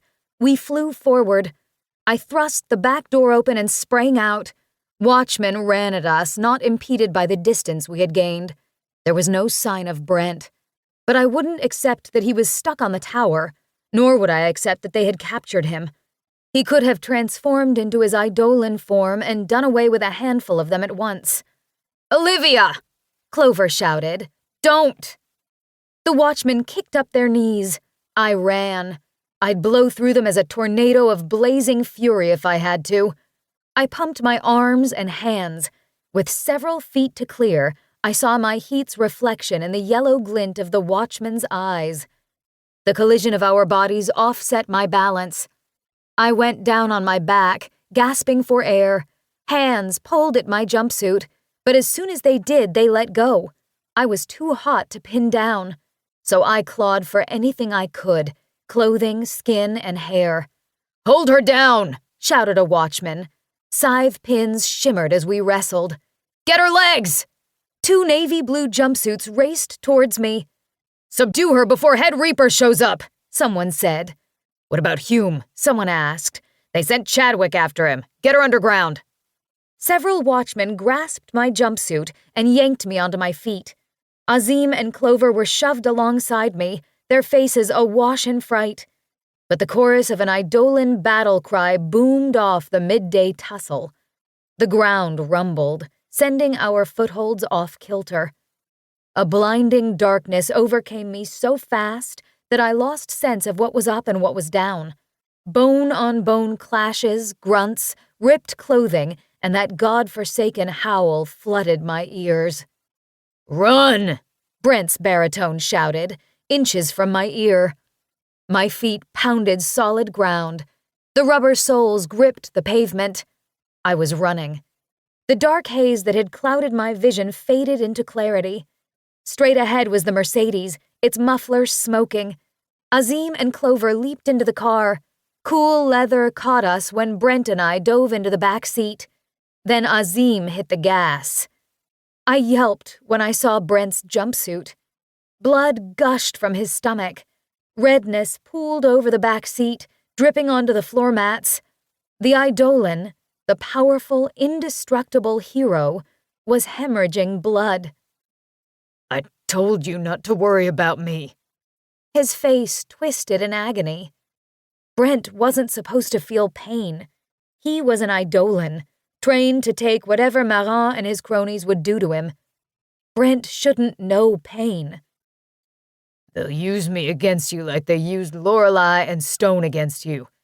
Instead, you stuck around and almost got a face-to-face meeting with Meron. I had to help you. He pushed my hands away when I reached out to him. Let me see. He peeled his hand from his abdomen, opening the torn jumpsuit. I grew faint at the frayed tissue, the sight of his innards oozing out of his body. He put a hand over his stomach to hide his injury, but it was too late. We saw. Clover threw both hands over her mouth. Oh, God. An injury like that wouldn't have time to heal. Brent was bleeding out too fast. Chad and some of his friends jumped me after I fell 18 stories. I'm toast. I grew sick. He fell because of what I had done. He had become vulnerable to an attack because I had saved myself. Brent, I thought you meant for me to cut the rope. He also should have been able to turn into his dark Eidolon alter ego and save himself. I did. I also said to get out of there. You shouldn't have waited. How did they do this to you? Eidolons can take down other Eidolons. I was lucky I got away at all. I pressed my lips together to keep tears from rolling onto my tongue and turning the flavor of this moment any more bitter than it already was. Where should I go? We don't want them following us back to the Isle, Azim said, as his attention danced between the road ahead of us and the road behind us. After a series of shallow breaths, Brent glanced through the back window as Azim increased speed. Garrick's white van was catching up. Every time an enemy van attempted to pass Garrick, he swerved to one side, nearly tipping his own van to do so. There was little hope of us outrunning the watchmen if Garrick couldn't hold them off. With Brent injured as he was, we would not get away if they intercepted our course. Brent, please. My voice was mostly air. Don't give up. We'll get you help. You can't put me before everyone else. I won't leave you. I touched his shoulder. This time he didn't shrug me off. I watched my hands pull at his jumpsuit to cover his injury, to stop him from bleeding out. But the effort was meaningless. No cleverly designed tourniquet would be enough this time. Azim, get to a hospital. They'll stop his bleeding. You do that, and I'll drain you, Brent hissed. Head for Pierre Laporte Bridge. Azim's eyes flickered, recalculating our getaway. I'm the boss here, I bet. This is my plan. Don't listen to her, Azim. You don't get to do this, Brent. I fanned my hand over his knee and put the other to his shoulder to hold myself in place as our car zipped through the city streets. Pierre Laporte Bridge appeared at the foot of the escarpment. Silent, Brent stared ahead, his head bobbing with the potted road. Over his shoulder, the white vans were careening in and out of traffic. Our destiny was about to bear down on us, and I couldn't face it with Brent giving up. So he saw the bigger picture, the Stygian revolution come to pass. But in the end, it didn't mean anything if he did not see the mountains again. He deserved that. He earned it after what he'd endured. The tires of the Mercedes made contact with Pierre Laporte Bridge. A small bump jostled everyone in the car. Clover let out a hushed sniffle. When you get to the middle of the bridge, stop. I'll take over driving. What are you going to do? I asked. Distract them long enough for you to get away. No, that's stupid. Come with us. The sloped beams of the suspension bridge passed overhead. Those white vans flew down Cape Diamond. This nightmare was unraveling too fast. I had no time to prepare. But for what? Escape? Erebus? Surrender? I love you, Ollie, Brent uttered. We're almost there, Azim said. Soon the car skidded and stopped. Traffic veered around us. Horns blared. I looked through the rear window again. The vans made it to the far end of the bridge. When I turned back, Brent was gone, and Azim wrenched me out of the back seat. "No, Brent!" I fought Azim's hold. He and Clover tried to help me stand. The driver's side door slammed. Brent was behind the steering wheel. I dove for the handle. "Don't do this!" Azim threw both arms around my waist as I pounded my fists on the glass. Brent didn't flinch when the window cracked. The Mercedes engine revved. The car flew backward, spun in a half circle, and took off. Dread fluttered violently in my ribcage as I watched my lover, my reaper, my friend, barrel toward the enemy with our luggage and dreams stowed in the trunk. At my feet was a pool of his blood, left behind to remind me why I had to let go, that he would likely die whether he stayed with me or saved us from danger. I put my hand to my chest, because if I didn't, my heart would spill out. "We have to run!" Azim grabbed my hand. "The river," I said, ignoring the fact that I wasn't much of a swimmer. Azim's olive eyes danced between a bridge truss and me. "Then we jump." "Jump!" Clover squealed.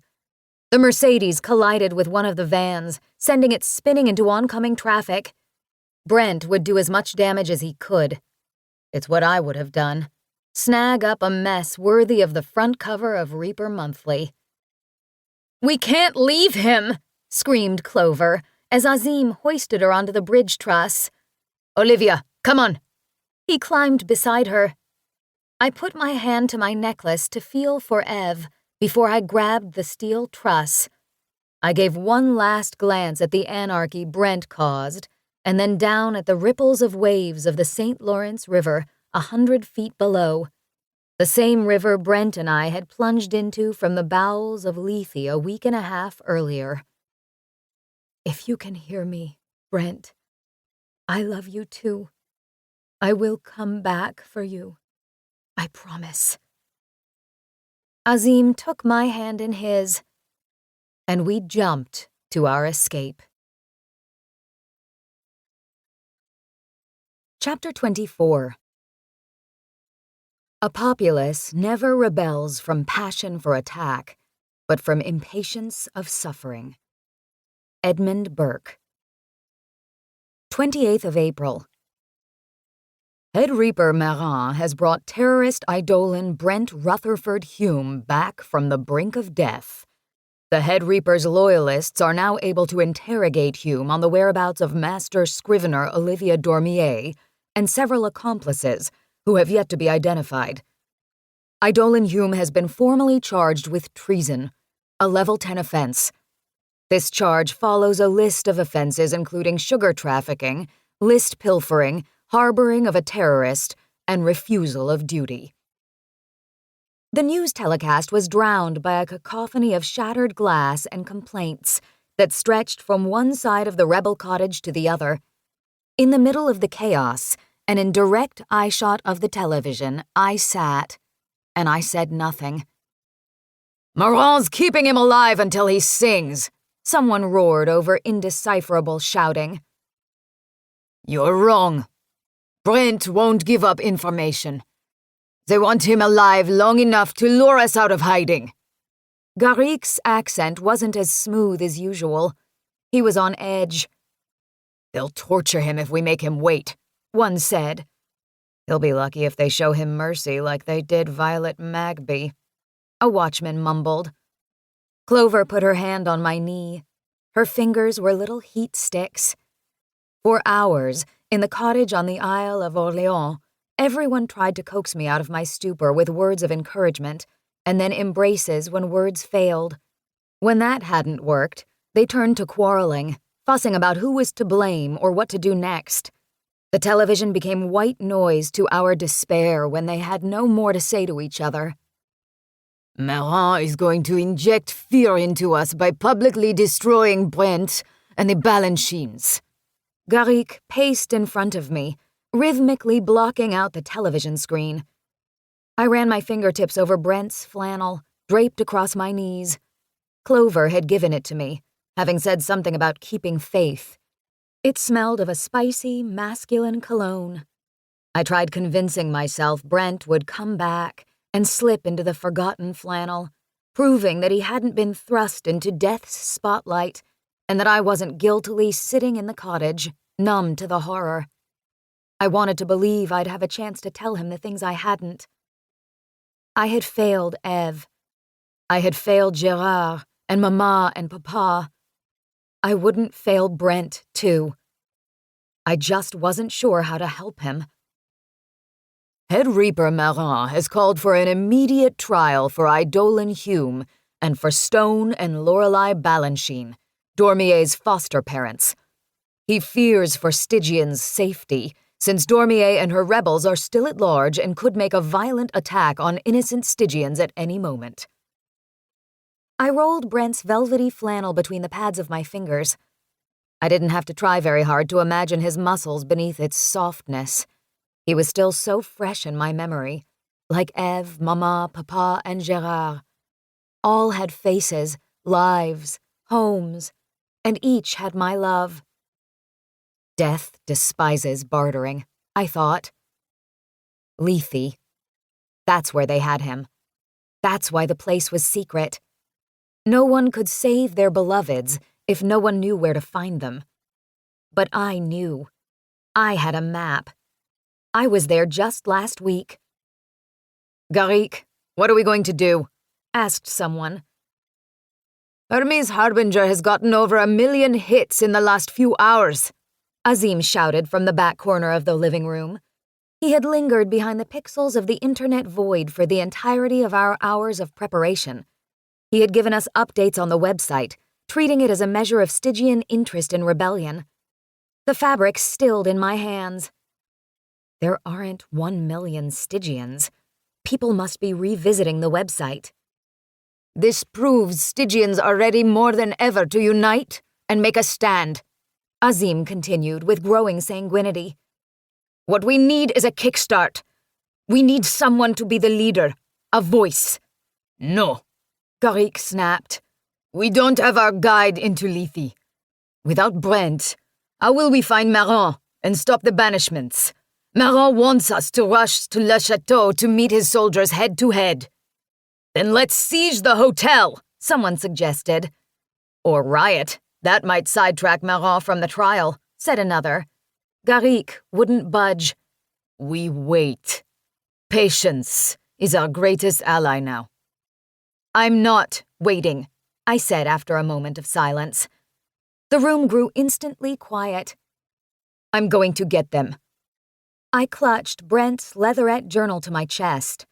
I didn't remember rising from the chair or fishing the journal out of my backpack or what words I uttered first, but I did remember Dudley greeting me with a wiggly dance. Scrivener Dormier, Garrick began. I think it is best if you— For Hades' sake, shut the hell up! My hands reddened. The journal fell to the floor. Clover scooped it up before the rebel watchman grabbed it. She gave him a fiery glance and he backed off. I'll save them with or without your help, I continued. I have a map. I know how to get into Lethe without Brent. You are foolish to think you can do that, Garrick volleyed. It's meaningless to try. They're not meaningless. I'm not meaningless. Styx isn't either. I didn't say that. You implied it with your passivity. I turned to the gathering of slack-jawed rebels, the ones who needed to hear me more than Azim and Clover. I already had their support. You want a guide into Lethe? I'll be your guide. I'll get you there. Even if you have a map, you're just a scrivener. Garrick fanned his hands over his narrow hips. Your only power is in death marks. As admirable as your offer is, death marks are not going to get us inside. My stare was poisonous, but Garrick didn't back down like the other Reapers. He was a leader. He had every reason not to believe in my abilities. I wasn't sure I believed in them, but damn it, I would try. I would die trying. If you don't help, I'll go into Lethe regardless. And when I return, I'll show each of you what 6th-degree burns are like." Clover gazed down at Brent's journal. Azim was the only Reaper in the entire room who dared to look at me with resolve, with the determination to see through whatever mission I had planned. I gave Azim my sincerest, wordless thanks when Garrick lowered himself to the couch as people do when they are about to agree to an idea they'd otherwise discard. I walked stiffly across the living room. "How long do they have?" I asked Garrick. His attention was locked on the Navajo rug where I stood. After a moment, I realized he was staring at my combat boots. "The trials have probably already started. They'll be found guilty. Marin will see to it." "When will they banish them?" "As soon as the verdict is read." My knees yearned to buckle. I fought it with everything I had. "Azim, is the interceptor ready? All it needs is something to broadcast. It's waiting for you," Azim said from behind his laptop. His words hung on heavy air. It's waiting for me. Nothing that carried the burden of a world was more simply said. They are waiting for me. Brent is waiting. For years I had gazed upon the roof of Le Chateau, staring up at Styx's broadcasting antenna. Never did I think I would send out my own personal message from that transmitter. But the gears were waiting for me to set them in motion. My plan had arrived as stealthily as Brent had established himself in my life. And in this singular moment, I marveled at how terrifying it was. "Where is the camera?" I asked Azim. He pointed at a white cube the size of my palm, next to the laptop on the coffee table. In the center was a glass eyeball of the camera. This little object was all I would need to reach Stygians. It was so small it was embarrassing. "How will they hear me?" I asked. "The microphone is built into the camera," he answered. "You can start anytime." A scared little girl inside of me screamed to run into the nearest bedroom, curl up with Dudley, and weep. Instead of throwing myself out there through electromagnetic television waves to be rejected or loved. She posed a compelling, safe case. But I licked my lips to wipe away the fear. Styx already knew me. As Clover had said, I was public enemy number 1. It was time I acted like it, damn it. "Let's discuss what you'll say first," Garrick said, his attention on my face now and not my boots. "This could mean life or death for us. Don't be hasty." I thought to reply. I took a step toward the couch instead. He started to stand, but a male rebel with thick shoulders shoved him back down. Garrick bounced on the couch springs. "This is her moment. Let her have it, Garrick," the rebel said. Clover placed Brent's journal in my hand. She gave me a knowing smile. Reapers cleared the way as I pulled up a chair in front of the camera, brushed the hair from my tear-stained face, and placed my hands on my knees. Still in my jumpsuit, soaked in Brent's blood, I was not primped and polished like the newscasters. But I wasn't a newscaster. I was a revolutionary. "Are you ready?" Azim asked. Every rebel stilled. No one breathed. No one dared to. I gave the slightest nod. Azim's sigh was thunderous. "You'll be alive in 3. I couldn't back out now. I wouldn't. Courage, Ollie, a voice whispered in my head. 3, 2, 1, Azim said. From the corner of my eye, the cottage's television flickered from Brent's violent interrogation to me, perched on the chair with swollen green eyes. I gasped because it worked. I wanted to throw my arms around Azim or do one of Dudley's welcome home boogies. As an alternative, I paused and let my excitement settle into dignified poise. I recovered with a smile and looked back at the camera. vowing not to give the television any more of my concentration. I sighed and said, "Bonjour, Stygians. I am Olivia Iris Dormier. I put a death mark on a Grim Reaper. I fled Quebec City. I am a rebel. And I am a master scrivener." My jitters eased with each word. Even so, I took another deep breath before continuing. "Years ago, master scriveners were annihilated. Marat got rid of most of master scriveners because he feared their power. Scriveners work tirelessly to help reapers, and reapers work tirelessly to maintain the balance. But Marat doesn't help us, does he? He demands more souls and doesn't equip us with the tools to meet his requirements. And if we don't achieve his quotas, we go to Erebus for eternal damnation." I stole a glance at Garrick and then back at that eyeball. "Marat hides from us because he fears our retaliation. He hurts those we love. He manipulates us to get what he wants.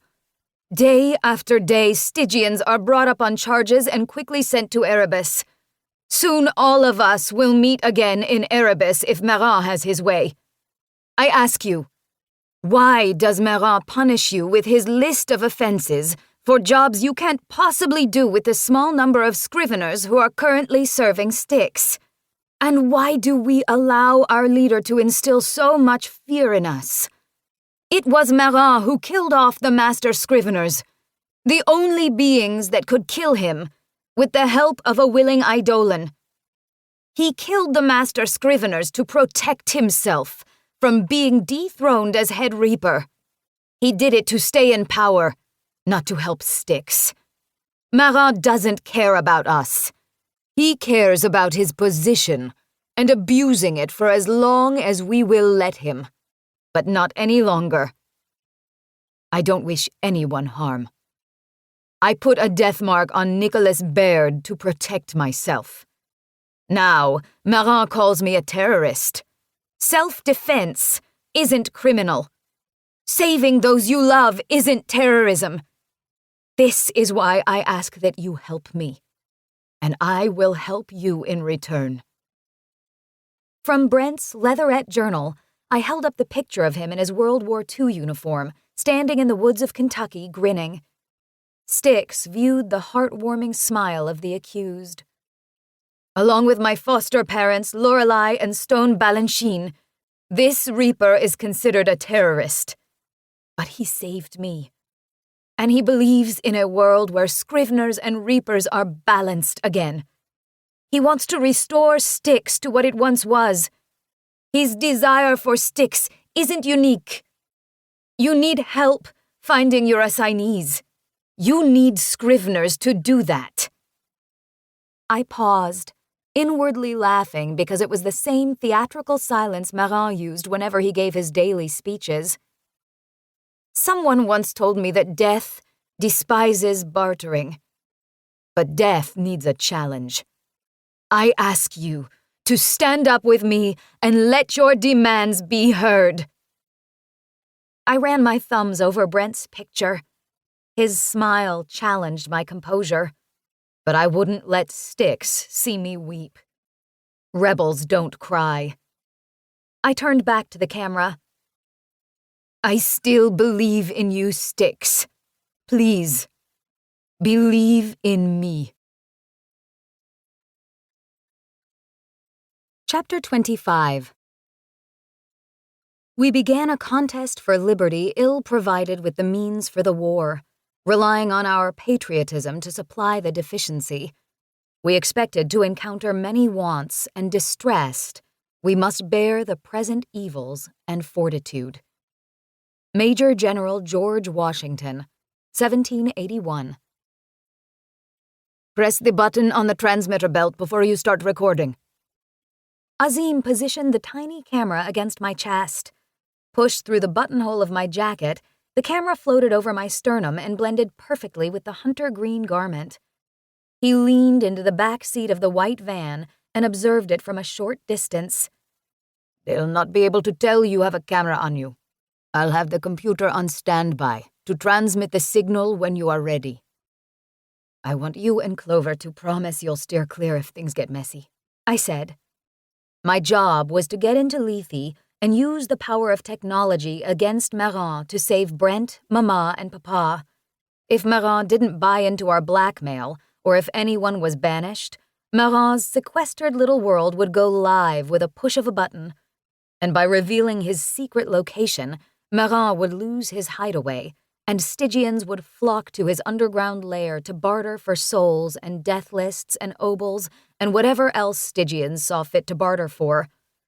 It would be a nightmare for him, and ultimately, his power would be stamped out once a master scrivener and eidolon came along and removed him from his seat of corruption forever. Lights from the line of cars trailing us on the highway washed over Azim and Clover's tense faces. I glanced through the rear window to see our small convoy of white vans. Clover reached around Azim and squeezed my hand. Her palm was clammy. Don't worry about anyone else, honey. Focus on Brent. He needs you now. Dudley sat between us with his ears pulled back. Clover had assured me she would take good care of him. After this was over, watching over Dudley would be her only Stygian job. He would have all the blueberry pancakes he could want at the Sisters' Cafe. And knowing Clover, he'd put on 10 pounds before summer. Garik was behind the wheel. Another rebel sat quietly in the passenger seat. Both had grown quiet ever since we crossed the bridge carrying us away from the safety of our provisional residence on the Isle of Orléans. The front end of the van scraped the pavement when we merged onto the steep avenue of Honoré Mercier that met the top of Parliament Hill.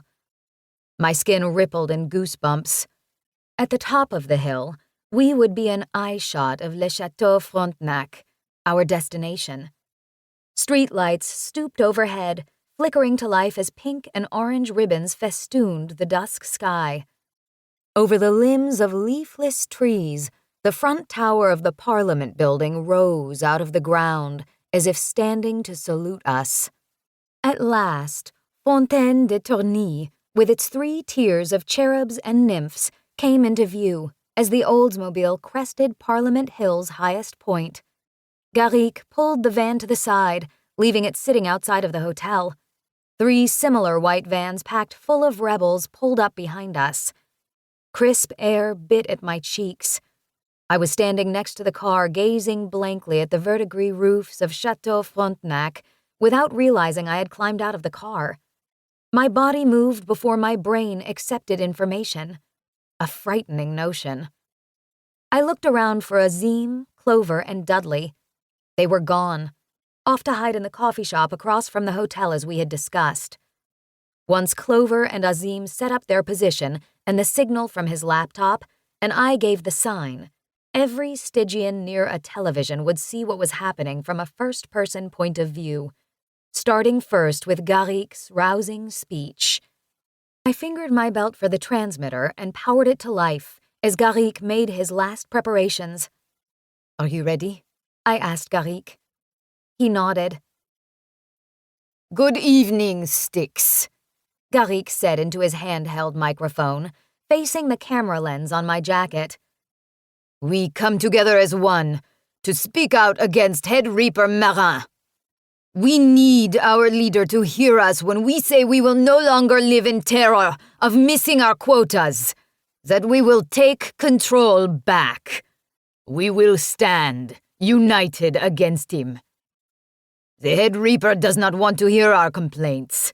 He has concealed himself from us for centuries. We have speculated where he has been hiding.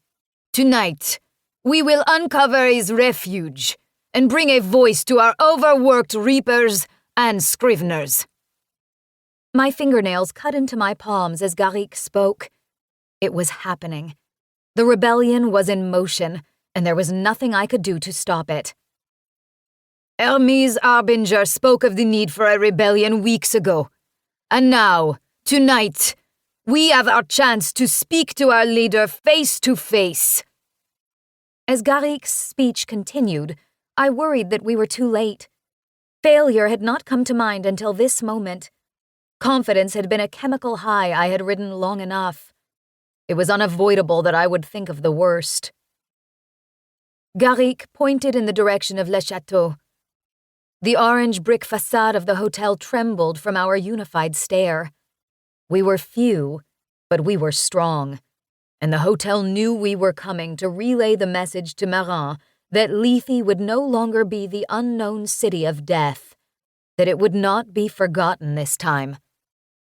With his speech complete, Garrick and other rebels flanked my sides as we made the final approach. Footfalls beat like war drums inside the same courtyard Azim, Brent, Clover, and I had fled from hours earlier. Our steps quickened from a stride to a march. The turrets of the chateau scraped the twilight sky and soon fell into shadow.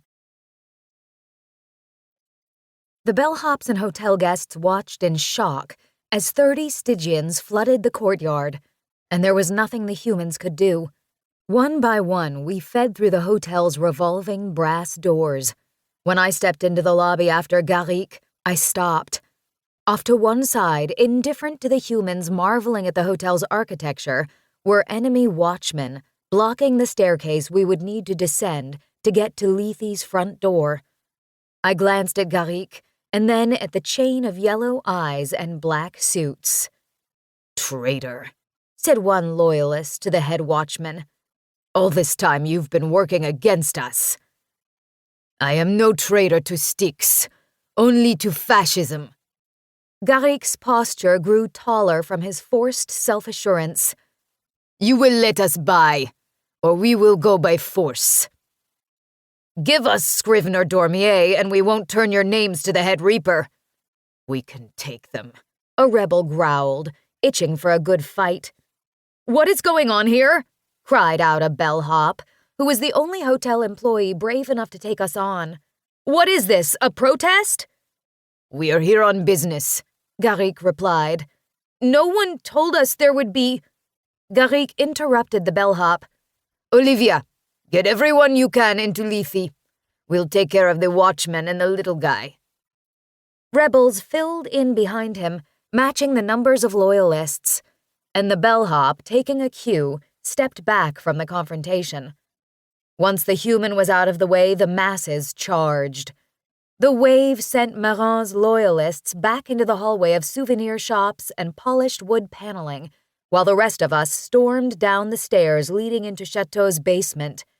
Marin and anyone in Lethe had to have heard our trumpeting footfalls. At the bottom of the stairs was a set of double doors with a push bar and an explicit employees-only sign. A pair of reapers kicked the door in ahead of me. I followed as the rest of the insurrection filtered through 2 at a time on my determined heels. I veered left, down a hallway bordered in brick. This was my chance to show Styx where to find their head reaper. I thought of that tiny camera pushed through the buttonhole of my jacket. Azim and Clover were nearby, transmitting the uncovering of Lethe. All I had to do was rip the door off its hinges and Styx would finally have a place to go to barter with death. In the basement, I made a quick right around the colossal boiler locked behind a chain-link fence. I gazed down the long brick hallway with 3 fluorescent light fixtures hanging above. At the end was the door to Lethe. And my spirit, my confidence in Brent's map, deserted me at what I saw. "It's a brick wall!" screamed a reaper after he threw himself against it. "This is the door, Scrivener?" another demanded. "Is this some kind of joke?" I said nothing. No explanation or reason why I thought we would face anything other than a brick wall here. I couldn't remember anything that went on in Lethe. No one could. And Brent's journal didn't mention this part. I had assumed there would be something that marked an entrance. A window, a vent, hell, a scrap of chalk so we could draw the damn door onto the wall and go through like magic. I stared blankly at the barrier. Had Brent been at my side, he would have half-deathed me through it. It was that simple. But I was a Scrivener. My power didn't transcend death marks and burning through cups of coffee. And the Stygians at my side didn't wield the kind of power that Brent possessed. There were no eidolons to help us, just incensed reapers and one scrivener. I grew faint. The churning acid in my stomach threatened to erupt. "What is this?" A male reaper jumped in front of me, blocking my view of the brick obstacle. "You lead us into a dead end. This isn't Lethe. This is a mistake. What is going on? You promised us you'd lead us to Marin." I was aware the camera focused on their disappointed grimaces. The world watched. I put a hand over my chest, careful not to block the view of those viewing from afar. I wouldn't cover anything, not even my failure. "Why won't she say anything?" "She doesn't know what she's doing. This is a mistake." The complaints increased in volume as more reapers crammed into the narrow tunnel. My followers turned venomous, when moments ago they had been unbreakably united in my cause. Amazing how quickly they turned. When shouting wasn't enough, they started pushing and shoving each other. I was forced out of the wrestling match by a set of hands, so I stumbled to the wall. I glared at it. Those red bricks and gray mortar betrayed me. "Everyone quiet!" A baritone roared over the pandemonium. No one heeded the demand. I touched the brick. It was cold, like my hand. "Olivia," Garrick barked over my shoulder. "you said you could get us in." When I didn't reply, Garrick spun me around to face him. His fingers cut into my biceps. "I should not have let this happen. This is it. Marin will have our heads for this, and it's your fault." A rebel's mace-like fist sliced through the air and caught Garrick's chin. Garrick let go of me, but pain and embarrassment lingered.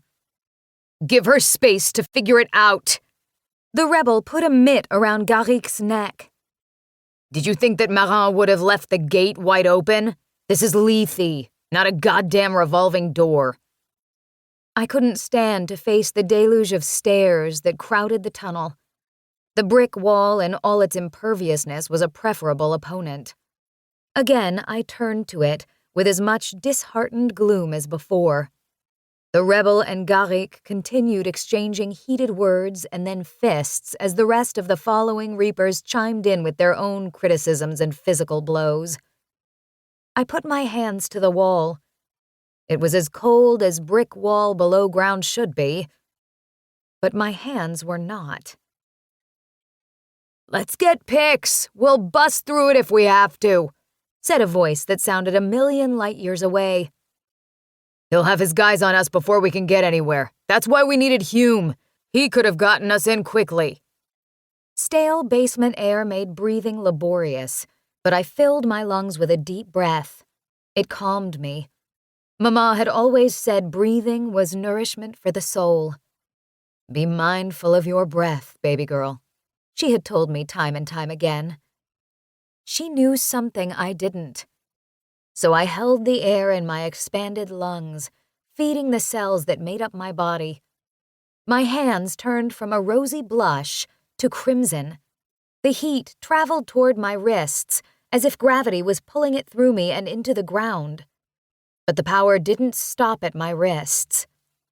Inch by inch, the sleeves of my green jacket flaked away into smoke and ash, receding up my forearms as hotness advanced like a victorious infantry. The display danced past my elbows, setting a course for my biceps and shoulders. Had I burned through the jacket and the rest of my clothing to stand naked before the rebels, I wouldn't have cared. I gave my hands another inspection. They were no longer that striking, shimmering red, but indigo, and my fingertips a blinding white. My fellow rebels backed away, coughing from the smoke and intensity, unable to stand the heat my hands were giving off. So how could I stand it? Could the brick wall siphon off my heat? My attention lingered on this manifestation. I stood in wonder. As I tried to pry my hands from the wall for fear I would melt the foundation of Le Chateau and raze it to the ground, I couldn't. Instead, I stepped forward. My boot toes didn't strike the wall as they should have. I took another step. Still, I didn't come into contact with the barrier. And when I felt liquefied rock under my hands, I understood. My God, I'm melting the wall. I'm walking straight through it. But how far would I go? How long would my heat hold out? Would it give out?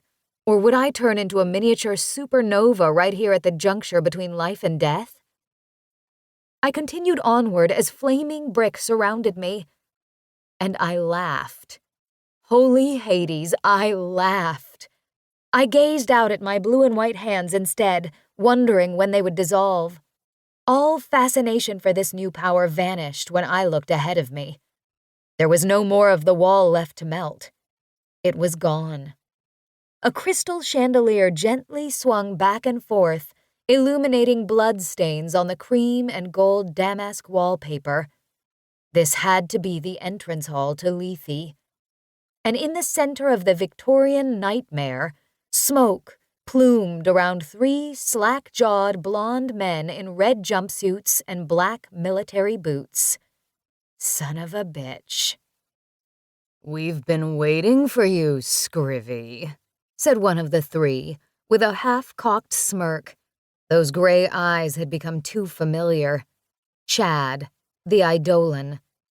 I pivoted back to the passageway I had created, set for a full-on retreat, but Garrick squeezed through the narrow opening, his clothing and skin smoldering as they scraped along the molten walls. My heart was a lead weight. Only one body could pass through at a time, setting up these Eidolons for a self-serve banquet of grim reapers. In so little words, I was fucked. So was everyone else. I slowly turned back to face the adversaries licking their chops for dinner. Me, oh my, the Scrivy burned her way through Lethe's door, said Chad, the leader of the clowns from the bowels of hell. Good to see you again, ma chérie. His friends sniggered, though they held the stance of 2 alert Marines. You should have knocked before barging in, he said. Garrick stepped beside me to allow more Reapers to move into the room, but none of them walked beyond me to challenge these 3. Their fear was rampant, and it must have smelled delightful to these fiends. "Let us through," I said with a warble in my voice. 3 sets of empty eyes grew wide. They didn't expect this, did they? If you don't have an invitation, you don't get in.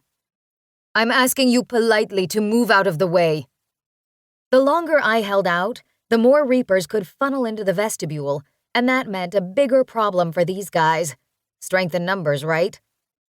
Chad's leer revealed a set of rotted teeth, not from smoking too much, but from never putting a toothbrush to enamel. I swallowed hard as I tried to keep my mounting concern for my loved ones under control.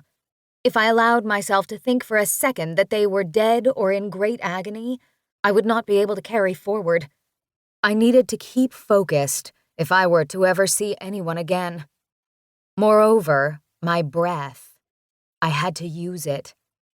I glanced at my sides to see who would be my frontline soldiers, but in that instant the 2 sidekicks altered into shadows and sprang onto the damask wallpaper, leaving Chad grinning down at me like he had a perverted secret. I shuddered when the dark shadows peeled off the walls and dove into the bodies of 2 of my allied Reapers. The Reapers stiffened, electrocuted with vile energy. They were possessed by the pair of Eidolons. I knew what that felt like. Brent had done it to me when he half-deathed me through the door on the roof. It was agonizing, like being frozen from the inside out. The possessed stretched their hands out before them, worked by the will of the Eidolons. One at a time, they snapped their fingers in half. Bone popped out of flesh. This was knuckle-cracking taken to 11. The sadistic glee in their smiles was not theirs, but their waterlogged eyes told me of their anguish. "Stop!" I yelled. Sure, Scrivy. Chad's mad eyes flitted between the possessed. You heard the Scrivy. Stop them. The half-deathed Reapers jumped to attention and saluted, while the rest remained paralyzed in fear of what they would do to us. When Brent had half-deathed me into Lethe, I never imagined it could be used for such wicked purposes. What made Brent different from Chad and the other Eidolons was that he used this Eidolon skill set for good, and Chad and company used it for terror. Yes, sir, they crooned, and together plucked shards of cooled, jagged stone from the floor and put the weapons to their necks. Rebels shrieked. Some reached for their friends' hands. Blood fizzed from the incisions as the half-deathed Reapers dragged the weapons across the jugular veins in their throats. Everyone cried out in a fury and dismay.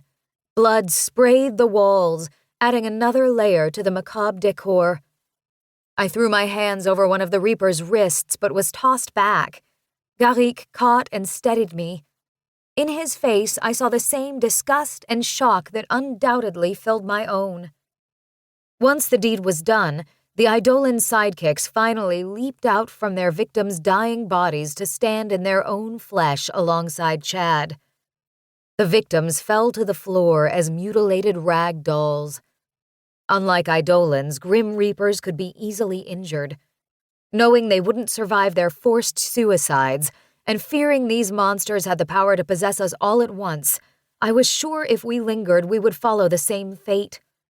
I was their guide into Lethe. I had to help and put aside my own fear. After drawing in a focusing breath, I stepped up to the ringleader of this mindfuck.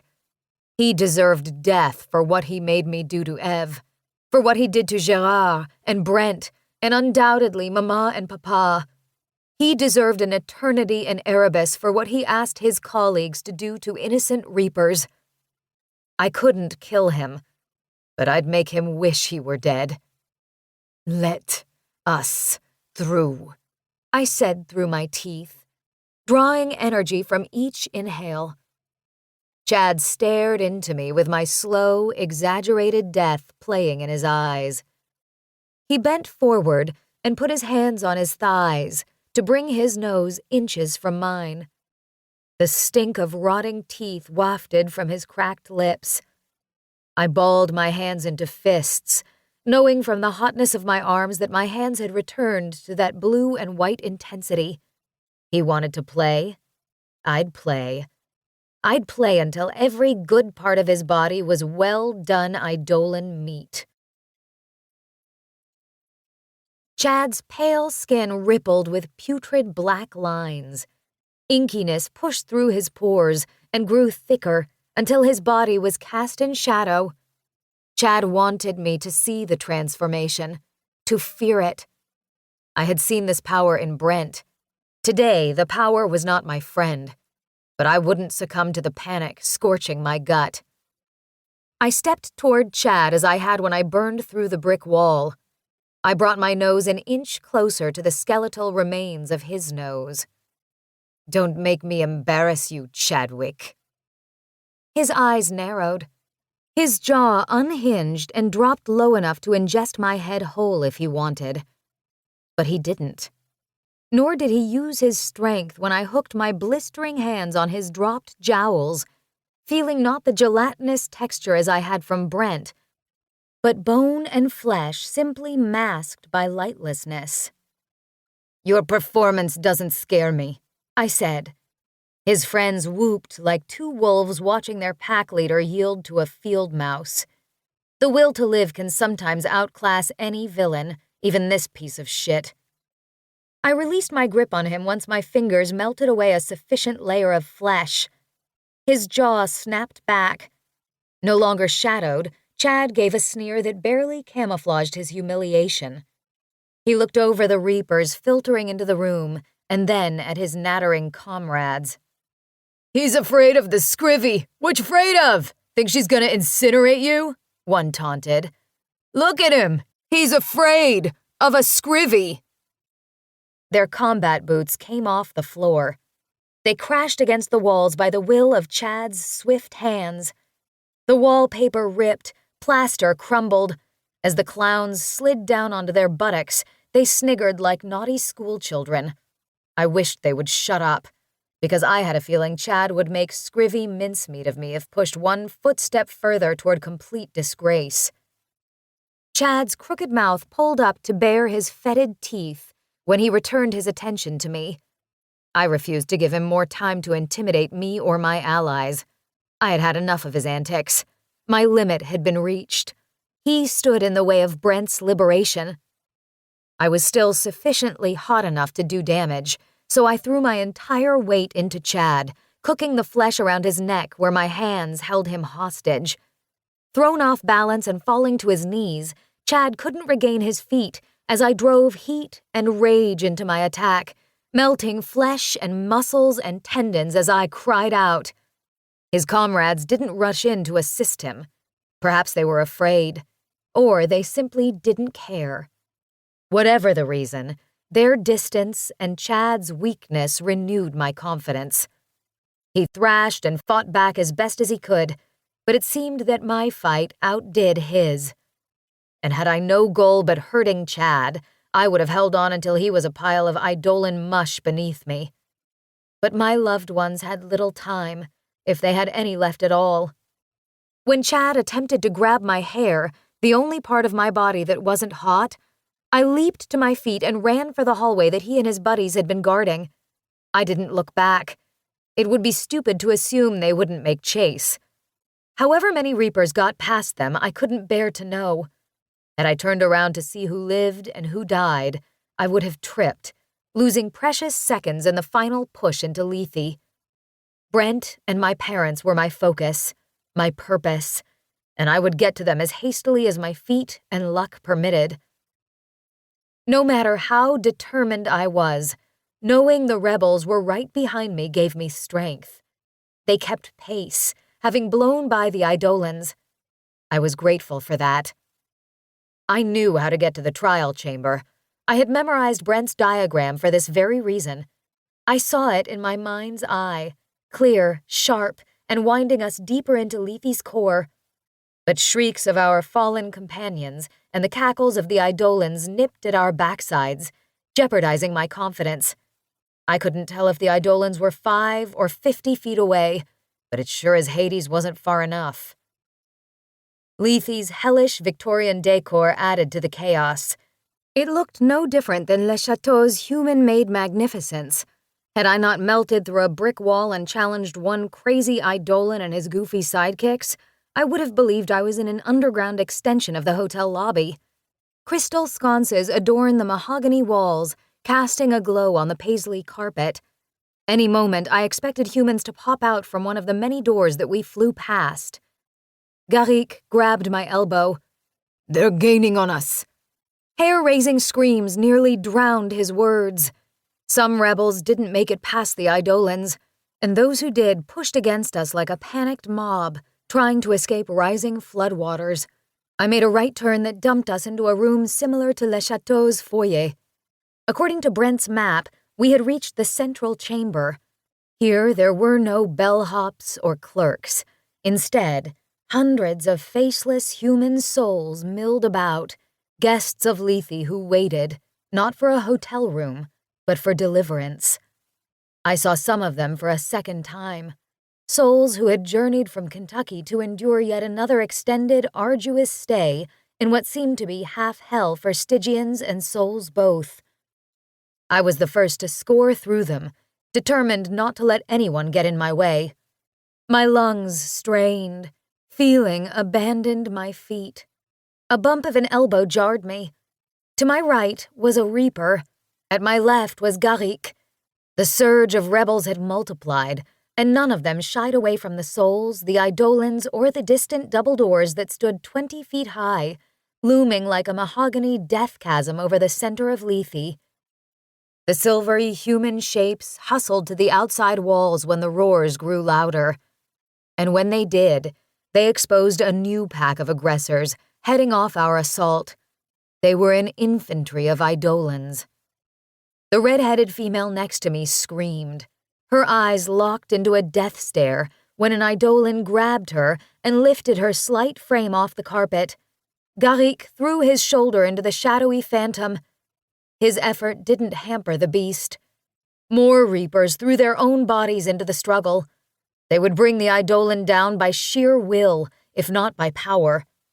The red lasers of its eyes cut through darkness, and its jaw lowered with purposeful slowness, a warning of forthcoming death. I clapped my hands around its jawbone. At once, shadow withdrew from the enemy's face and down its neck and body until it reappeared as its humanoid self. I found myself staring into the sea-green eyes of a female, clasping what was left of her melted jaw. I watched the Eidolon sink to her knees, and that was the last I saw of her. The rebels pushed ahead, trampling everything in their path. "Scrivy!" Chad's associates crowed over the pandemonium. "They're coming!" Garrick shouted. "Hurry, or you'll never make it!" "The doors!" I hollered back, fear and anxiety welling up in me as I anticipated seeing Brent, Mama, and Papa hopefully alive. Garrick dragged me through the crowd of skirmishing Eidolons and Reapers. Bodies slammed against me. Ribbons of blackness grasped for my limbs as if to pull me straight down to Erebus. As we advanced on the double doors, knowing the monsters were closing in, Garrick's hand fell away from me. He body-checked anyone in our way, clearing a path. I sprinted through it to finally reach the doors.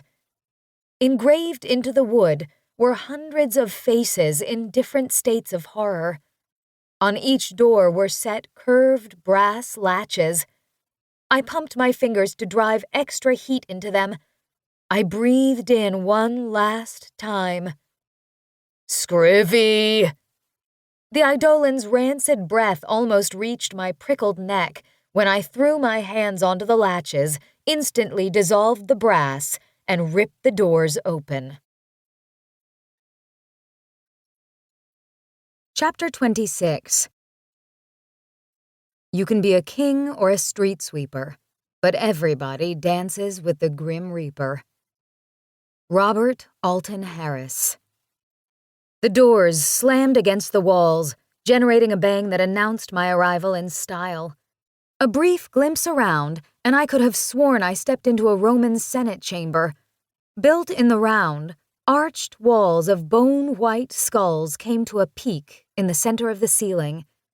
Doric columns encircled the room, shouldering the layers of skulls as Atlas bears the weight of the earth. Staring down from the dome of the ceiling was a face carved from stone.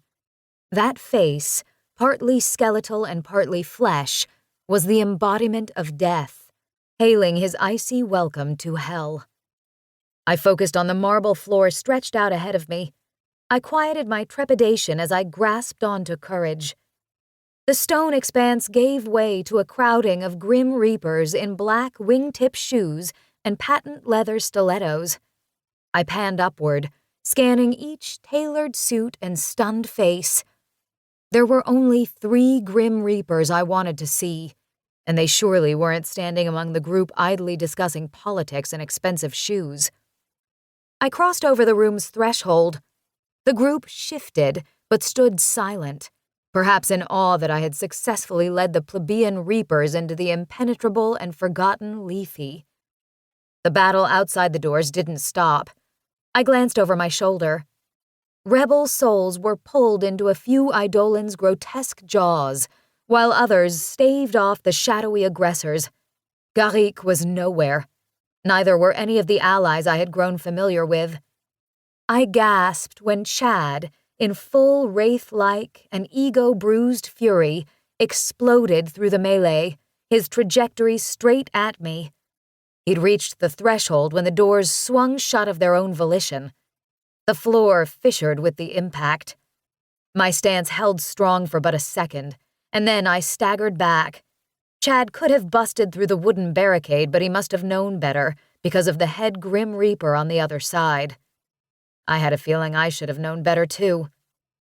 Gradually, I turned back to the cluster of Reapers. Marin hadn't yet revealed himself, but he had demonstrated his power by slamming those doors. My nerves stood on end. Today, Marin was waiting for me, Because death's highest representative didn't seek out his victims. His victims came to him, willingly and prostrating. An aisle formed between the reapers as I padded toward the center of the room. I would have expected them to pose a resistance, but when I looked at my scarlet hands and arms, I was reminded that I was an emblazoned scrivener infamous for palming death marks onto my victims' faces. A brash smile slid across my lips.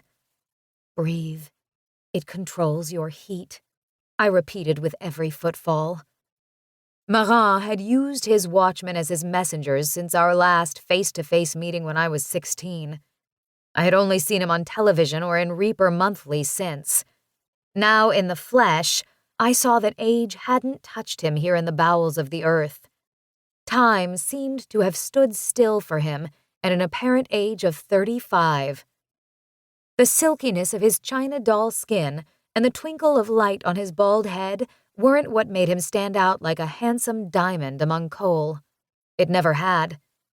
It was his vacant black eyes that had held me prisoner when I saw him on television, and even now, I still felt their draw on my independent will. "Well done, Scrivener Dormier." Marat's baritone was a foghorn inside the soundless chamber. I studied him, trying to think of a witty or upsetting response to his lackluster compliment. Was this the moment he wanted me to stop, lay down, and kowtow to his power? Or was he waiting for my declaration of independence? He left nothing to chance. He was the gatekeeper to the afterlife. That duty didn't pair well with carelessness. I put one foot in front of the other until I stood all but nose to nose with Head Reaper Marat. By all expectations, he should have stood 10 feet tall, cloaked in layers of black wool, with a skeletal hand curled around the staff of a massive scythe. Such a cliché would have been welcome, even charming compared to his unassuming, albeit distinguished appearance. The inky voids of his eyes didn't blink, allowing him extra milliseconds to try to shatter my confidence. His stare didn't keep me from noticing someone kneeling behind him. Brent. I may not have seen his face, but I felt his anguish.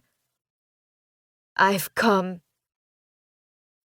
My dry throat constricted.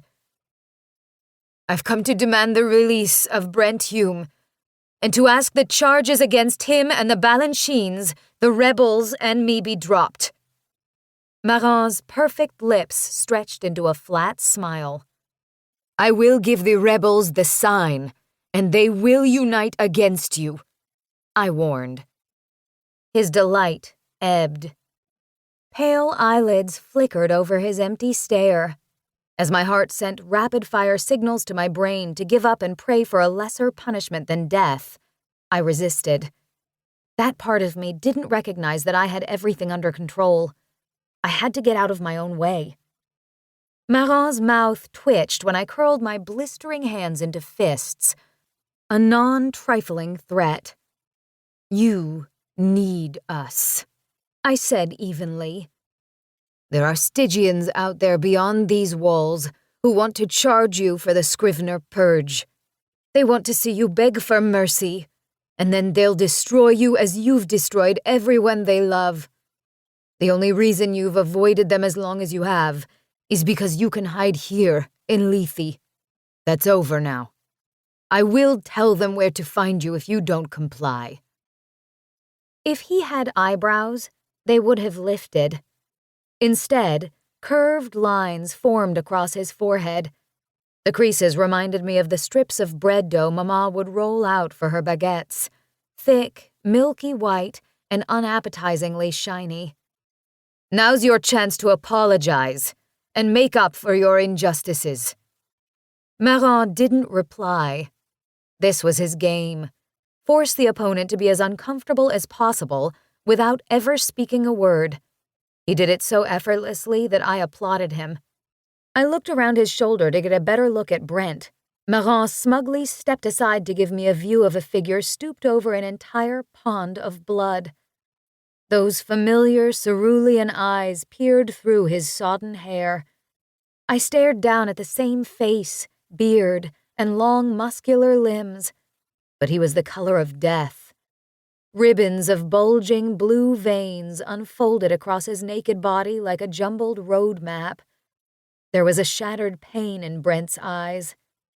This man was not the rebel I had grown to love, not the Reaper once second in command to the head of death, not the same man who savored pixie sticks like they were fine caviar. No matter what Eidolon abilities Brent had possessed, his quivering shoulders screamed that he was near his breaking point. "What have you done to him?" I asked. It's an ancient process. I make prisoners forget their previous selves, Marin coolly replied. It is reserved for our most problematic souls. I looked away and curled my lips. I wouldn't allow myself to cave to heartbreak. Brent needed my strength, not my compassion. As for your demands, Scrivener Dormier, you have no influence over me. That's bullshit. A surge of heat raced in my arms. Your people want you to hear them, Marin. They want justice. They will get it if they have to use force. The flesh around his eyes crinkled. The world will never know where to find me, Dormier. This is Lethe. None of those traitors will remember this place if they leave. You're right. None of us in Lethe will remember. I knew that before I came down here. That's why this entire interaction is being recorded. Anyone in Styx sitting in front of a television is watching what is happening right now. They know where you are hiding. They know how to find Lethe now. He scanned for a film crew and saw none. And then he circled to Brent with measured slowness, the kind that augurs a vile plan. For an extended moment, he stared. I simmered with anxiety, fearing Marin was planning Brent's gory, torturous execution even now. Then, he turned a profile to me and the recording camera watching through my jacket's buttonhole. He reached a hand for my neck.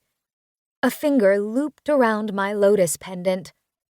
I refused to unpeel my gaze from his face and the doughy creases in his forehead as he held the lotus in his one-finger grip, his eyes glassy like a feeding shark.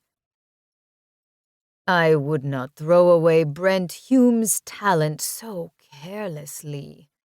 He better serves Styx alive, he intoned, and his gaze locked on the buttonhole of my jacket, where the tiny camera sat. He flattened his palm over the lens, blacking out Styx's eye into Lethe. When Eidolon Hume fulfills his job, I'll pardon the Balanchines and Hume of their disloyalty. That is my word, and I will honor it. What's his job?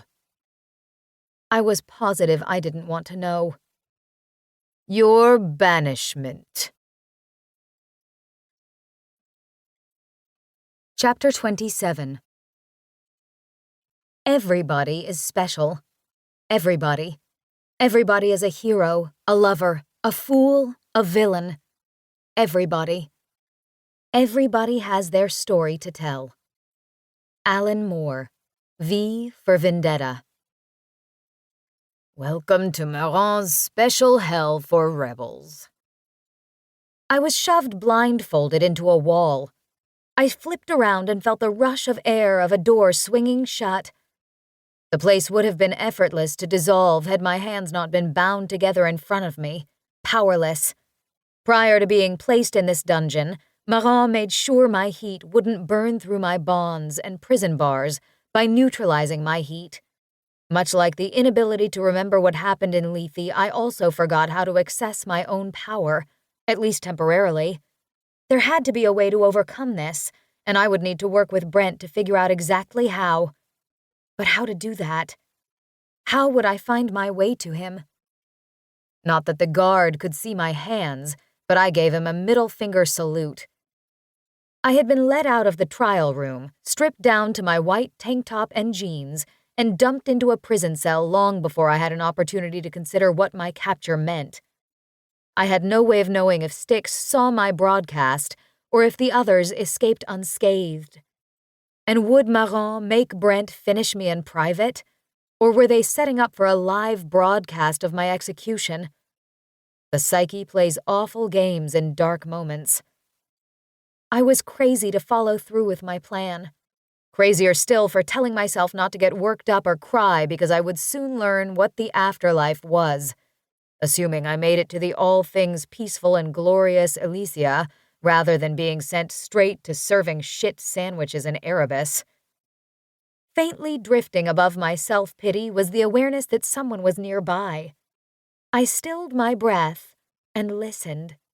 Slow and controlled breathing moved in, now inches away. "Who's there?" I asked, in case they hadn't meant to scare me.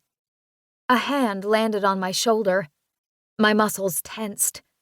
The touch journeyed across my chest, catching on the seam of my tank top just above my breasts. Another set of fingers found their way around my bicep, stopping for only a second before sliding down my back to rest above my buttocks. I gulped. I was blindfolded, handcuffed, and neutralized. I would be an easy target for any guard who had to scratch an itch. I lifted a knee, but a hand caught it. The fingers curled around the inside of my thigh and traveled northward. They cupped my groin and gave an assertive, almost hungry squeeze.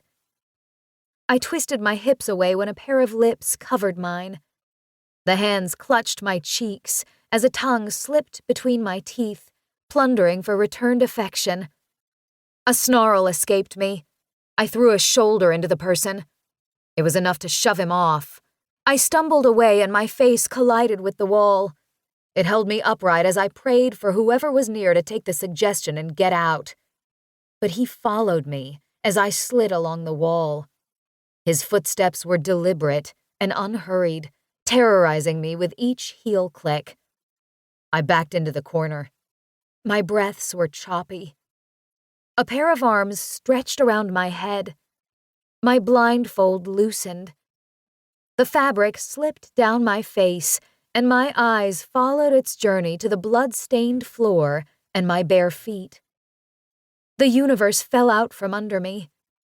My knees cracked against the concrete.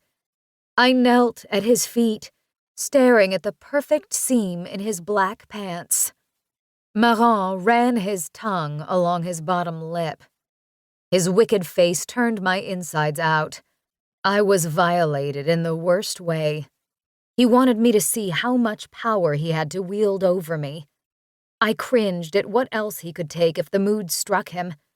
He flicked the brass pocket watch dangling from the belt loop on his trousers and then slowly knelt at my side, putting one knee to the floor as he rested his weight on the other. He curled a hand around my chin and leveled our gazes. "I believed that once you matured, that you and I might connect, that we'd understand one another," he said. I couldn't articulate a word. I could just taste the bitter flavor he left on my lips. His eyes locked on me in the same way Nicholas Baird had locked on me the night I had destroyed him. "You will agree to serve at my side as my devoted master scrivener in Lethe. Your death mark will be mine. In exchange, I will suspend everyone's sentences, so long as you turn them to our side."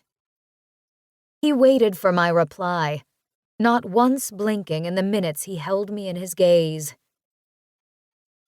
"As head scrivener, there's a lot you can do with such power. You can restore scriveners to Styx." My head whirled. Head scrivener? Scriveners looking to me for guidance? I'd be their hero, their savior. I would become a legend. But how could I become head scrivener and not feel like a turncoat? How could I not take Marin's offer? If I didn't, I'd die by Brent's hand, and likely everyone I cared about would too. I'll get to help Scriveners. I can travel the world, seek them out. Marin's eyes glazed.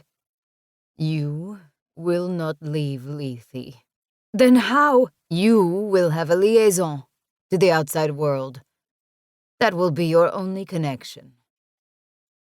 I didn't want to stay in Lethe. Spending a lifetime inside a fortress of bedrock with Marin and his Eidolon freaks was hell 10 times over. This deal favored Marin, not me, not my dreams or hopes. He would keep me so close that I wouldn't be able to think about what I wanted for breakfast without him knowing. I looked at this schemer who wanted me to hand over my soul to his will. He looked into me, deep past the wall I forced up. They must have told you how to unseat me, he said. I knew, but I chose to keep silent. You would have to put a death mark on me, and an Eidolon would then finish the job. He formed a smirk that barely changed his porcelain expression. You could not move fast enough, Dormier. Don't let those fools trick you into believing otherwise. He was right. I didn't know if I could even replicate the attack on Nicholas, especially against the head of death. Tomorrow at your trial, you will proclaim your loyalty to me. You'll admit your guilt and renounce the rebels. You will agree to my offer, or you will face Erebus, like your birth parents. Brent had run halfway across North America and back to save me. No matter how little I knew him or of his past, I knew that I loved him, and I would never have a chance to again tell Brent or Papa or Mama or Dudley that I loved them if I didn't accept Marin's deal. Do you understand what I am telling you? He prodded. Could I sell my soul and stand the heat that would come down on me from Styx's crumbling society? Or, in choosing death, would I destroy everything my parents, foster parents, and Brent had given up for me? Oh, I understood. I understood just fine. I have some requests first, I said. Pardon Brent, my foster parents, and the rebels at my trial. His answer was a blink. One blink for yes, I suppose. And I want a private moment with Brent tonight. Chapter 28. So, do live and be happy, children dear to my heart, and never forget that until the day when God deigns to unveil the future to all mankind, all human wisdom is contained in these 2 words: wait and hope. Alexander Dumas, The Count of Monte Cristo. The concrete wall to my right rumbled. The red-haired guard, a head taller than me, gripped my arm tighter. I had a feeling he was as uneasy about going into the high-security wing of Lethe as I was. We traveled through the scantily lit hallway until we came upon 2 cloaked figures standing guard in front of a steel door. Gaunt hands peeked out from under their dark robes. I stole a glance at their faces as we slowly passed between them. Skulls, with rotted flesh festooning their nose cavities and jaws, smiled down on me like a killer clown smiles down on his victims. Faint gold dots in eye sockets tracked me as we walked by. Had I made a wrong move, the pair would surely react with speed and agility that didn't fit a skeleton. It was better not to test them. A bellow came from behind the door straight ahead of us. It sent me stumbling back into one of the cloaked sentinels, who then thrust me forward closer to the door and whatever nightmare was behind it. The guard let go of me, and I didn't consider running, with the 2 sentinels at my back. Instead, I watched him march to the door and knock. The portal swung open before he'd removed his knuckles from the steel. I froze. "Scrivy," snarled Chad in his red jumpsuit. "Come to play marionette with me?" "The head reaper ordered time between Hume and the Scrivener," said my guard. "The head reaper has softened, has he?" "It's none of your business," I said. In fact it is. I've been dying to get my hands on big bad Brent, I have. Now that I've got him, I'm not going to let you slip in and flirt back his better half. Why not play with me instead? I'll mind my manners." Chad filled the doorway with his broad shoulders. The hemorrhaging slashes across the legs of his red jumpsuit, though, proved he feigned his strength. "Did Brent do that to you?" I asked. A proud smirk crept across his face. His gray eyes twinkled. "I like you, Scrivy. You've got enough sass to make me work for it. I hear you might be sticking around.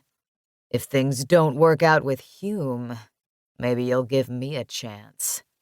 Only if you promise to let me give you a red-hot handjob." I caught him off his game. He didn't know what to say, but his lips seemed to want to spit out a million things. My lips pulled into a wicked smile. "I didn't get to ask earlier," I said, "but was your mother angry when she named you Chad? Such a prep boy name for such an ogre." He looked fit to snap me in half. "It's a family name." "I kind of saw you as a Mungo." "You overheated slit, Chad," the guard barked. "What?" "The head reaper said to let her see him. If I put that scrawny thing in there with him, he'll mistake her for dinner and eat her alive. Doesn't Big Boss want to save that show for tomorrow? Orders are orders." "Orders are orders, Chad pursed his lips. Those morbid gears were turning. The guard held his ground. Chad yanked me to his chest with the speed of a cobra's strike. I yelped from the collision with his hard body, but it was overshadowed by the guard's cry when the sentinels shoved him into the blackened room where Brent was held. Chad clapped a hand over my mouth and put his lips to my ear. "Easy now. Look and listen to what Marin has done to your playdate, Scrivy. Then tell me if you still want to see him." In the darkness was a rustle of movement. The guard tried to backpedal out of the room until Chad gave him another heave forward with his boot. A growl hidden in the shadows rattled the hinges on the open metal door to the room. It grew louder and more commanding as the guard's whimpering intensified. This spine-tingling din wasn't from a mortal creature. It was as if the crust split open and from Earth's bowels spewed the black beast that Styx dreaded. Chad's grasp slackened. He pitched me into the darkness, too. I spun around. The sentinels peered over Chad's shoulder, smiling on me as I made for the door. "Thanks for babysitting him, Scrivy. He's a damn handful." The door slammed shut and latched. I threw myself against it. A fluorescent light flickered on above me. The buzz was deafening. I looked at it and gave it a silent thank you, but I couldn't give the monster standing before me a similar show of gratitude. I flew back to the door and pounded the steel. "That's not him! Let me out!" "That's him. That's always been him. He's naked and unmasked. Have fun." Chad's cackling punched out a beat with his smug footfalls as he walked away. "Come back!" Fear choked my throat. The fiend snarled behind me. I flipped around and placed my back against the cold door. The red-headed guard was nowhere. Just like the watchman in Kentucky, he was just gone. I stared at the thing Chad claimed was Brent. The concealing black mist seemed to have dried up, and this humanoid creature was what lay underneath. Muscles stretched like a massive cord of rope from his feet to his neck, accentuating his nude form better than any of history's grandest sculptors. But his gray skin was pulled so tight it looked unbearable. If he moved, would he split his own flesh? The chains clamped around his wrists, ankles, and neck sparkled in the light. After several gasps, I gathered the courage to gaze into his face. His eyes didn't sidetrack me from the silvery tissue stretched over his muscleless skull. There was no sign of the healthy, human-like man I once knew. His face lacked for definition, merely a skull covered in taut plastic. But I knew the face. "What have they done to you, Brent?" He released a wheezing growl, like crowds of people were lodged inside his throat, wailing to break out. "How could they have done this so fast?" I'd stood up to Chad and Marin. I could stand up to this perverted remnant of Brent, too. I peeled off of the door. I would have no way to fend off this creature with my hands bound together. Nevertheless, I stepped toward him. He didn't budge, but his growling quieted, and it reminded me of the tranquility after the crash of a wave on an empty beach in the summer. The slate canvas of his chest lifted and dropped with his choppy breathing. He tempered himself as I tempered trepidation. "I came to tell you that I love you, because I didn't say it before you jumped into the car and drove off yesterday." Those pectoral muscles popped when he curled two massive hands around my neck. The chains rattled. Though his touch was gentle for now, his hands were riddled with tension, wavering between breaking my neck and caressing it. He compressed my throat. His strength was unfathomable, far greater than anything I had ever known or seen, and he struggled with containing it. "I'm not afraid," I said again before I lost my chance. "Let go." He drew air through the hollow of his nose. At the same time, oxygen flowed through my open throat. Relief washed over me. His fingers crept to my cheeks. They overlapped around the back of my head, cradling it in his grip. "Marin offered me a plea deal," I whispered. "Wants to make me head scrivener. But I'll have to get used to shitting with him watching because he won't ever let me leave Lethe." "Take his offer," he said, in that sweet Kentucky accent that had me longing for simpler days, when he sat outside my living room window in his taped boots and flannel. "My parents didn't. I won't be able to live with myself if I give in to him." "Your parents were short-sighted. They wanted to make a point." "I want to make a point." His hands clamped down. I winced, and he quickly eased off. His power was unreal, untamed, and I shuddered to think what he could do to me if he unleashed it all. "I won't be anyone's puppet." With each tear trickling down my cheeks and over his hands, his withered face grew softer and more human. "Then you'll give up?" "I'm not giving up. I'm giving in." The stretch of his brittle skin as he sighed turned my stomach. "They won't destroy me, no matter how they try. But you will, if you don't take his offer." "You said I should wait until the time is ripe. That's now. I feel it. I know you do too." I paused when I found his cerulean eyes staring back underneath a flat brow. I didn't know every detail of this new face, but I saw his struggle.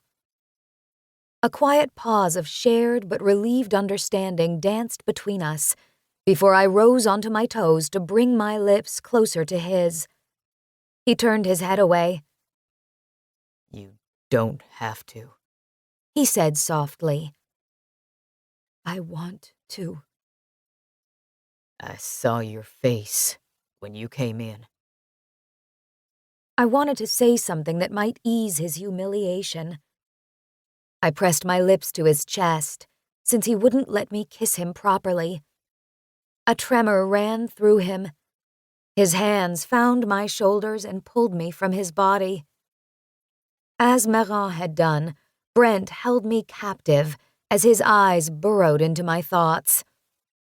Whatever he was searching for, I knew he'd found it when he covered my lips with his, and I melted into him as I had so many times before. His hands found their way down well-known curves. He paused on my hips. This wasn't a touch of a man, but a being so mighty he shook the walls of Lethe with a bellow. He was not just a grim reaper for grim reapers. He was so much more. My knees buckled. He caught me. We lowered to the floor. The chains jangled as he sat down and placed his back against the wall. The skin on his chest stretched across his impressive musculature when he lifted my hips over his. I sat, motionless in his lap, feeling his power between my legs. What did Meran do to you, Brent? His thin lips turned down, and with the motion, fresh wrinkles, like those of a newborn child, materialized in his cheeks. Brent didn't appear old. He was reborn. His skin hadn't yet matured into a protective armor. He's almost reduced me to my original form. I'm death without a human mask. Call me a demon if you want. That's what everyone else says. I blinked away a few tears. He caught them with his thumbs. You'd recognize me if I threw on a black, hooded cloak and carried a scythe. I don't much like that look. Too goth. Those blue sapphires wandered aimlessly over my face as he chuckled. I don't get what you're saying, Brent. What exactly are you? He breathed, like it was the first big inhalation he had ever taken. Eidolons aren't evolved. Most Reapers are born looking human and forever appear human. They eat, sleep, mate like humans. Eidolons are born unable to talk or exist in sunlight. We're a perversion of death. We have to earn our human identities. We should have stayed a perversion, forgotten and voiceless. But Meran saw power in us. He used it. He taught us to speak, to fight, but only if we worked for him. Now that he has broken me down, he can take my humanity away. How could he do that? Meran's a Reaper, a very savvy Reaper. Then how does he have so much power? You're far more powerful than any Reaper I've ever met, and you're far more powerful than any Scrivener I've met. But he has you in a headlock, too. I frowned. I can burn down doors, big deal. I'm not sure what power lies inside of you. But if you don't take Meran's deal, we'll never find out what that is. He put a hand to my cheek, and I leaned into it, though his words chilled me to the core. You melted the rock, didn't you? He quietly asked. I huffed and I puffed and I burned the door to death down. I knew you could. He laughed to himself. Meran must be shitting himself. No Scrivener has ever done it. Burned through Lethe. He tilted his head down, casting dark shadows over his face. I put a mitt against his cheek. Silvery hide, delicate and strained, gave way to a steely glow that highlighted his eyes when the color should have swallowed their luster. He was beautiful, even if he didn't believe it. Brent was perfect. Raw. Feral. Promise me you'll take Marin's offer, Ollie. We will never get our chance to stop him if you don't, he whispered, with our lips a hair's breadth apart. He neutralized me. I can't use my power in here, I said. I know. And I'm no longer ready as I am. He's got us exactly where he wants us. I was hoping you'd tell me how to get back my heat. If I knew, Ollie, we wouldn't be here right now. Believe me. So, we're screwed. I didn't like being a loser, especially against Marin. Yes, he said softly. I scraped my bottom lip with my teeth, shedding it of any lasting bitterness, and kissed him. I didn't pull back to inspect his alien face. There was no sense in it. This creature was Brent. I loved him. I would experience him as his true self. And I would wake up tomorrow with that honor tattooed across my soul. Chapter 29. I will proudly give all to see him fall. The rebel's oath. "Mama!" I screamed from across the courtroom when I spotted her emerald dress. Paying no attention to who I knocked over, I elbowed my way through the crowd until I reached her. She threw herself around me. I gladly breathed in her patchouli perfume and delighted in it, though I shook furiously from what was about to happen to us. Her hands patted my shoulder blades and spine before she gripped my biceps and jerked back. "You've lost weight," she said. "You're too skinny." "Stop it, Mama. I haven't lost any weight. I've raised you since you were a week old. I know when my baby has gotten too skinny. You need to get a good meal in you." "Too late for that," I whimpered. My eyes betrayed me as they poured tears. She hugged me tighter, nearly until I couldn't breathe, and I returned the embrace with equal love. I was relieved to be in her arms, but terrified for what awaited us in Erebus. "Where is Papa?" I said into her shoulder.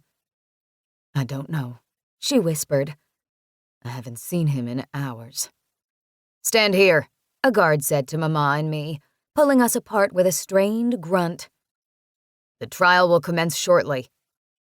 My stomach, heart, and lungs leaped into my throat when I spotted Garrick being led into the courtroom and straight up to us. They got him, too. Underlying his strength was a glint of horror in his expression. Garrick was a strong leader, and not just any reaper, head watchman. He had seen and done things that were vampires on his good conscience. A shudder ran through me. Mama noticed and tightened her grip on my hands. "Be strong, baby girl." "I want to get this over with," I said. "So do I," said Garrick, as he settled in next to us. I eyed the Romanesque courtroom of skull-covered walls. It was crammed with wooden chairs encircling a judge's bench. Chattering reapers packed the open spaces. They fired the three of us slanting glances. I had a feeling they'd been paid a few obols to be here. Across from us, a giant tapestry had been haphazardly strung between two Doric columns. Woven into its autumnal colors was the blindfolded goddess Justice, balancing a set of weights. I didn't bother to glance at the cameras, but I did look at Mama. Her face was strong, emotionless, and exactly what I expected. Papa might have been the physically stronger reaper, but Mama possessed a force that I admired now more than ever. "Stand for Head Reaper Marin," a reaper announced from the back corner. Marin stepped into the room in his standard outfit of black slacks and a turtleneck. His pallid head glistened in the incandescent lights. Everyone, except for the three of us, followed his lead when he sat down behind the judge's bench. Wood groaned as everyone settled into his or her seat. A hush lingered as Maron adjusted items on the desk. I eyeballed the brass pocket watch he pushed toward the left-hand corner. He shifted the watch to the right and then the left. When it was exactly where he wanted, his eyelids turned up to the spectators, and my pulse accelerated. "Bring in Eidolon Hume." Maron's voice carried across the deadened room. From a back corner, a collection of reapers dove out of his way as Brent, still that frightening skeletal face with gray skin, trudged toward us. Garrick and Mama quickly turned away after accidentally looking this demon in the eyes. Despite his wretched appearance and his bloody navy blue jumpsuit, Brent strode to stand before Maron like an imprisoned king. My gaze called to him, hopeful that he would look at me. But he wasn't the reaper who had once belted out the cure. Brent was steadfast and intense, like the beast of legend. "You are Scrivener Dormier's assigned Grim Reaper," Maron said. "You've known this since you pilfered your list from the registry vaults." Whispering swelled through the courtroom when Maron paused. "Stand across from your assignee, Eidolon Hume." There was a catch in my throat when Brent's cold eyes swept over me. He took up his position as Maron had demanded, refusing to look me in the face. A familiar figure entered from the same door that Brent had walked through. In his red jumpsuit, a bright contrast to Brent's navy blue, Chad the Eidolon marched to Maron, clicked his combat boots on the floor, and saluted. "Take your position across from your assignees, Chadwick." Maron flicked his hand with dispassion. He was disappointed in his Eidolon, and he should have been. Chad had failed to protect Lethe. He lost face because of a petite Scrivener. The truth made my eyes sparkle with triumph even now. Chad's salute weakened, and he followed the same path as Brent, but didn't stop across from me. He stopped in front of Mama and Garrick. Together they stiffened. Mama's fingernails cut into my elbow. I pushed against her, seeking her comfort and giving her mine. "The defendant Garrick Perdue, head watchman of the province of Quebec, is being charged with high treason, a level 10 offense, for which the punishment is Erebus," Maron said, devoid of emotion. I looked across Mama to meet Garrick's eyes. He already had that appearance of resignation that everyone gets when they face their grim reaper. "Garrick, after our conversation, please tell everyone what you have chosen." Garrick broke rank with Mama and me. His hands dangled by his sides. The faintest quiver of his fingertips threatened his forced calm.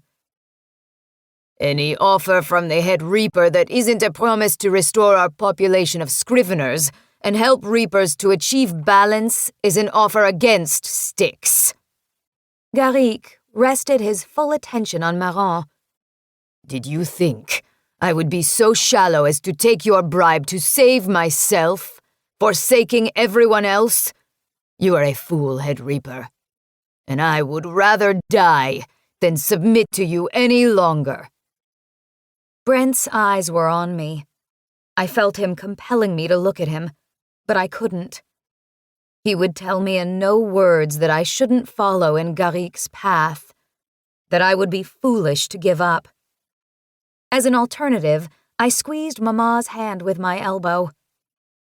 "Is this your final decision?" Maron asked. "This has been my decision for ages." Garrick took another step closer to his grim reaper. When I would have expected Chad to snap at the chance to take Garrick down, he hung his head. Garrick flipped his palm upright. In the center was a silver coin, like the coins that appeared between humans' lips at their death. Because we were already halfway between the living and the dead, our obol, our payment to our ferryman, appeared before we crossed over. And it was a payment that none of us wanted to hand over, especially not to a rogue like Chad. The towering head watchman stood proud, contrasting Chad's slouched shoulders. I waited for Chad to pluck the obol from Garrique's hand. The anticipation of it nauseated me. Chad gave Brent a sidelong glance and then put his hand on Garrique's shoulder. Chad's nostrils flared as he held Brent's attention. He then took the obol from Garrique and stuffed it inside his jumpsuit's pocket. The grip Mama had on my arm had cut off blood flow to my hand. I breathed in with Garrique. The room stood in silence when Chad's touch on his assignee's shoulder took effect. There was nothing gory about it. This ferrying was not like what I had seen from Brent. No wicked ghost with extended jowls, no monster screaming out as it drew a life away. After a few tense breaths, Garrique's large frame crumpled, and when his body struck the floor, he scattered into a pile of ash. His heaped clothes were all that remained of the head watchman. No one spoke. The room seemed poised between astonishment and perhaps disbelief at seeing one of our own die so unceremoniously. The defendant Lorelei Balanchine is charged with high treason, a level 10 offense for which the punishment is Erebus. Maron wasted no time. After our chat, what have you chosen, Reaper Balanchine? I turned to Mama. Inside me there was no sign of the rebel I wanted to be. No strength in my legs or assertiveness in my shoulders. I was weak with fear, and I didn't give a damn. "Mama," I squeaked. In the motionless and hushed room, it felt like a scream. "It is okay, baby girl." She put her hands to my cheeks. "No! I've made my decision." "Mama, I can't go on without you." I couldn't see her through my tears. Where I had promised myself I wouldn't cry, that rebels don't cry, I was now swift to let it go. But I wasn't just a rebel right now. I was someone's daughter. "S'il vous plaît, Mama." I ached to pull her into an embrace, close my eyes, and open them to find out it was a horrible dream. I couldn't even hug her with my wrists bound as they were. "I'm not afraid," she said, with the same doggedness that I had always admired in her, the same strength I had used to challenge Chad and Maron. "I'm ready." "But I'm not ready to lose you." Her thumbs swabbed the tears from my eyelids. She gave a kiss to my cheeks as she had whenever she kissed me goodnight when I was young.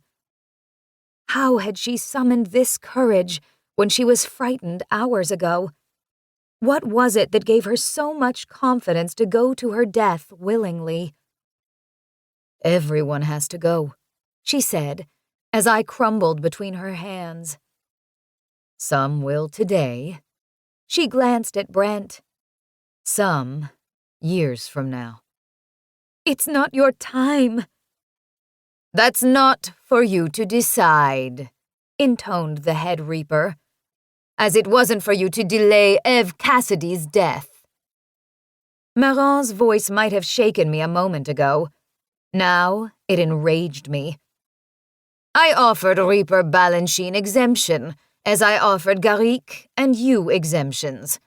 It's her choice to choose banishment." "It's not her choice." I broke from Mama's hold to face Maron. "It wasn't Garrique's choice or hers or mine. We either serve you or we die. There's no choice in that.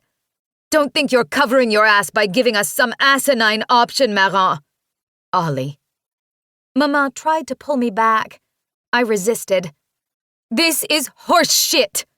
You want Styx to believe you gave us choices, that you're a merciful leader, but you're a goddamn tyrant. You'll force us to choose Erebus instead of assigning it to us because you're a coward. Do it yourself if you're so powerful. Don't make your worker bees do it for you, Marin. Brent put a hand against my chest before I reached across Marin's pedestal desk. I hadn't realized I had traveled, or that my arms had fired up as furiously as my hands inside the mitts. Coolness slithered into Marin's perfect face, but I could see he wanted to rip my arms from my body and devour them whole. He would have if he were a bolder reaper. Instead, he rose from his chair and leaned over his desk. A smile parted his lips. Don't let her go to Erebus, I said through clenched teeth. It's not my decision to make. Don't let her go! I slammed my mitted hands onto his desk. It rattled the little brass pocket watch. Eidolon Hume, subdue your assignee. I shoved Brent off when his hands landed on my shoulders. Marin, don't do this! You'll regret it, I'm warning you! His empty black eyes honed in on Mama behind me. I circled back to her, intent on dissuading her from choosing death if I couldn't convince Marin. I deflated at what I saw in those lavender eyes. Mama wouldn't change her mind. I saw something I had overlooked throughout my life. Mama was more of a dissenter than I knew. Rebelliousness rooted itself all the way down to her core. Mama? I found my way back to her hands. Her fingers cupped my cheeks. I'm not afraid of banishment, she whispered in my ear as I sobbed on her shoulder, breathing in her lavender perfume. Don't cry for me. I'm not scared, she said. I love you, baby girl. I love you too, Mama, I said somehow. Je t'aime. As she started to pull away, I cupped my mitted hands around hers because I had no real influence to keep her from her destiny. She gave me a wink and then turned to her reaper. Mama stretched her hand toward Chad, just as Garrick had done, and flipped her palm upright. There sat a silver obol. I lunged to her side to stop her, to intervene and somehow win her back, only to be stopped by a pair of hands on my shoulders. "You don't have to do it," I cried. "You can change your mind." Would you change yours if I begged it of you? No, I wouldn't, Mama. Brent had begged me to choose life, and I begged her to choose it too. Clarity struck me so hard I couldn't breathe. So I stared through the tears dangling from my eyelashes to see Mama looking back. Her freckled cheeks were bunched up from her grin. I managed to smile myself. God, I loved her freckles. Chad put his hand on her shoulder. He would ferry her as he had Garrick. In a small way, that brought me relief. I wasn't there when my birth parents had been executed, but today, I stood alongside the Reaper who had raised me, loved me, and taught me what a true rebel was. And I was the last thing she saw before she collected into a pile of ashes at my feet. Chapter 30. Ah, Bartleby. Ah, humanity. Herman Melville, Bartleby the Scrivener.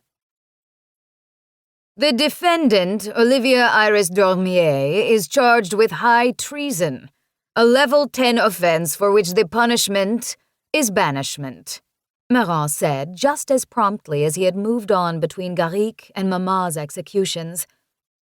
Chad stepped back from Mama's ashes, made an about-face toward the door where he had entered, and left. I would have followed and found a way to put my death mark on him just as I had on Baird. I would have showed everyone another example why Scriveners were more dangerous than Reapers, even Eidolons like Chad. but Brent held me prisoner with his hands clamped around my shoulders. "What have you decided, Scrivener Dormier?" asked Maran. Brent's fingers slid across my collarbone, as if shielding my neck from any sudden strike from Maran. "Scrivener Dormier," Maran bared his teeth in a perverted smile. "What do you choose? Answer my question." The ocean of yellow eyes tracked Maran as he stepped around his pedestal desk to stand in front of me. Though I couldn't see them, every Stygian in front of a television also surely locked their attention on the two of us, the head reaper and a master scrivener. I scanned the crowd. Some reapers waited expectantly to see me go to Erebus. Others, with their turned-down mouths, seemed to feel differently. But everyone stood so stock still, I feared they could hear the thump of my heart and mistake it for weakness. Apprehension coiled around my internal organs like a cancerous fiend. In one corner was a round video camera lens. This one wasn't my ally today. It was a vile, cruel eye that, like some reapers around me, wanted to witness my death. I pulled my shoulder blades together and stepped out from under Brent's grip. His sweaty fingers fell away when I made my advance toward Maran, who didn't smile or radiate pleasure, but looked dispassionate, which meant he was struggling to maintain his stateliness for this grim event. Our toes met, and I lifted my attention from his perfectly ironed black turtleneck to his stoic face. "Do you accept my offer?" he asked.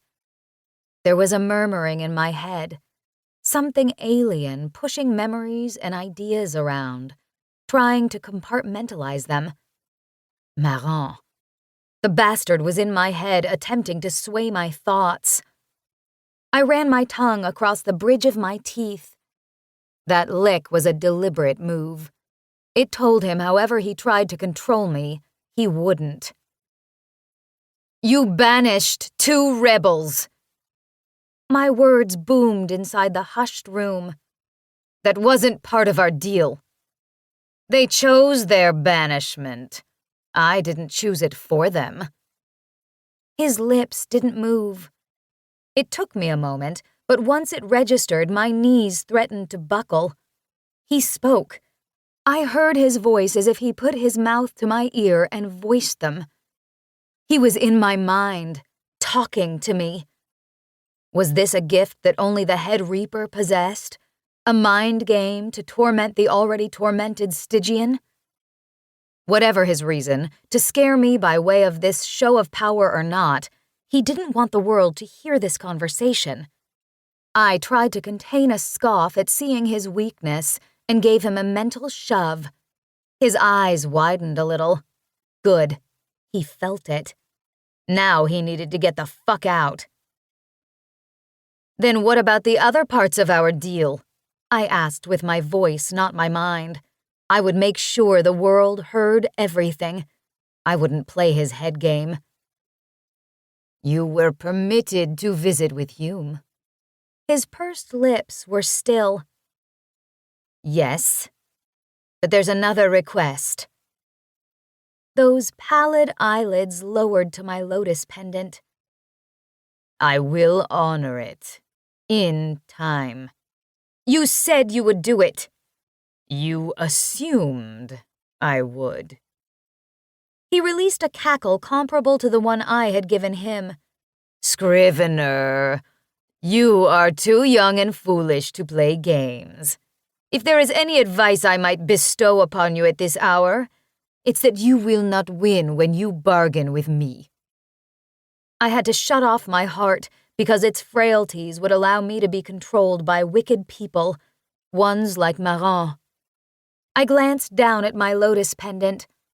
I never gave up on Eve. I loved her today as much as I had when she was flesh and bone.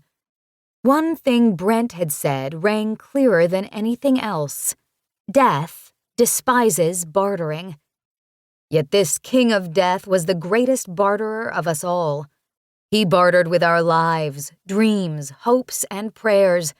He used them to control us. And he would continue to do so long as we allowed him. But today, if only for me, he would stop. He wouldn't win.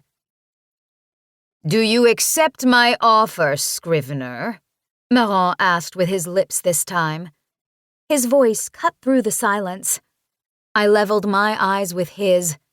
Then I gave an uneven smile, filled my lungs with one nourishing breath, and said so that Styx would hear, not just this head of death, I would prefer not to, sir. For the first time, I watched incredulity infect Maran's face, and for the first time since Garrick had willingly stepped up to his banishment, the spectators erupted into nervous chatter. A guard jumped to Maran's side, saying things in a language I didn't recognize. The soles of my boots ground into the floor when I pivoted to face my assigned reaper. I heard Maran grating his teeth behind me over the din. Maran and Styx wouldn't have me. Not anymore. I was okay with this. There was deliverance in it. Exactly as I had watched stoicism fade from Maran's face, I watched disappointment fill Brent's. I would make him do what would destroy him. He would hate me for it. I would either bow to Maran and show Styx that Scriveners are weak-willed creatures, or I would die alongside my rebel allies. It was a simple choice. Brent would never see it like that. This wasn't his choice. It wasn't Maran's. The Reaper's prattle started to settle when I unfolded my mitts. Inside my cupped hands, a silver coin appeared from nothing.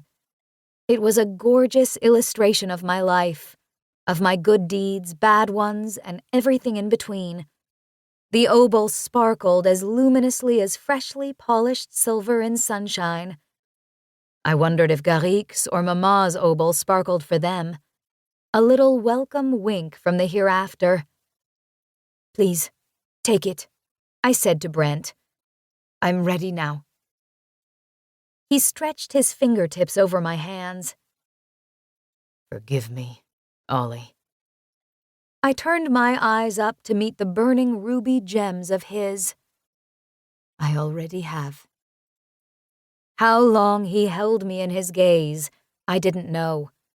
But within that time, I saw everything I loved in him and more.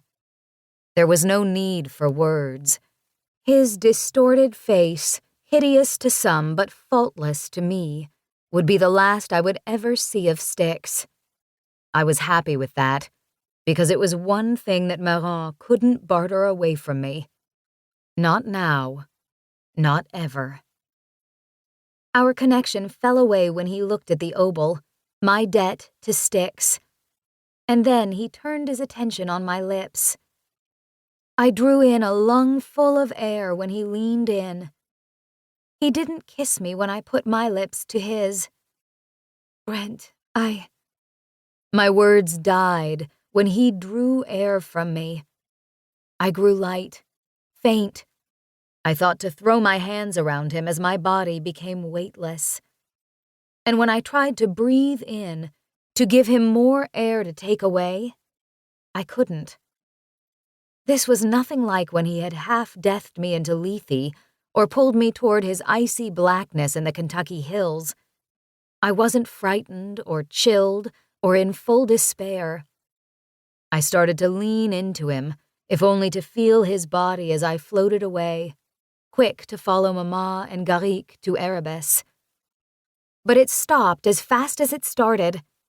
I crumpled to the floor. I wasn't a pile of ash. I was bone, flesh, and breathing freely. Brent cradled my head in his hands. My heart pounded in my ribs. Blood rocketed through my veins. Fresh oxygen moved in and out of my lungs. I told you from the beginning. His voice was a whisper meant only for me. I'll never take a penny from you, darling. His hands left my cheeks and he looked at the obol, But this time he swept it from my cupped hands. The silver coins soared through the air and clanked on the concrete floor at our knees. My ears buzzed from the racket of precious metal on concrete.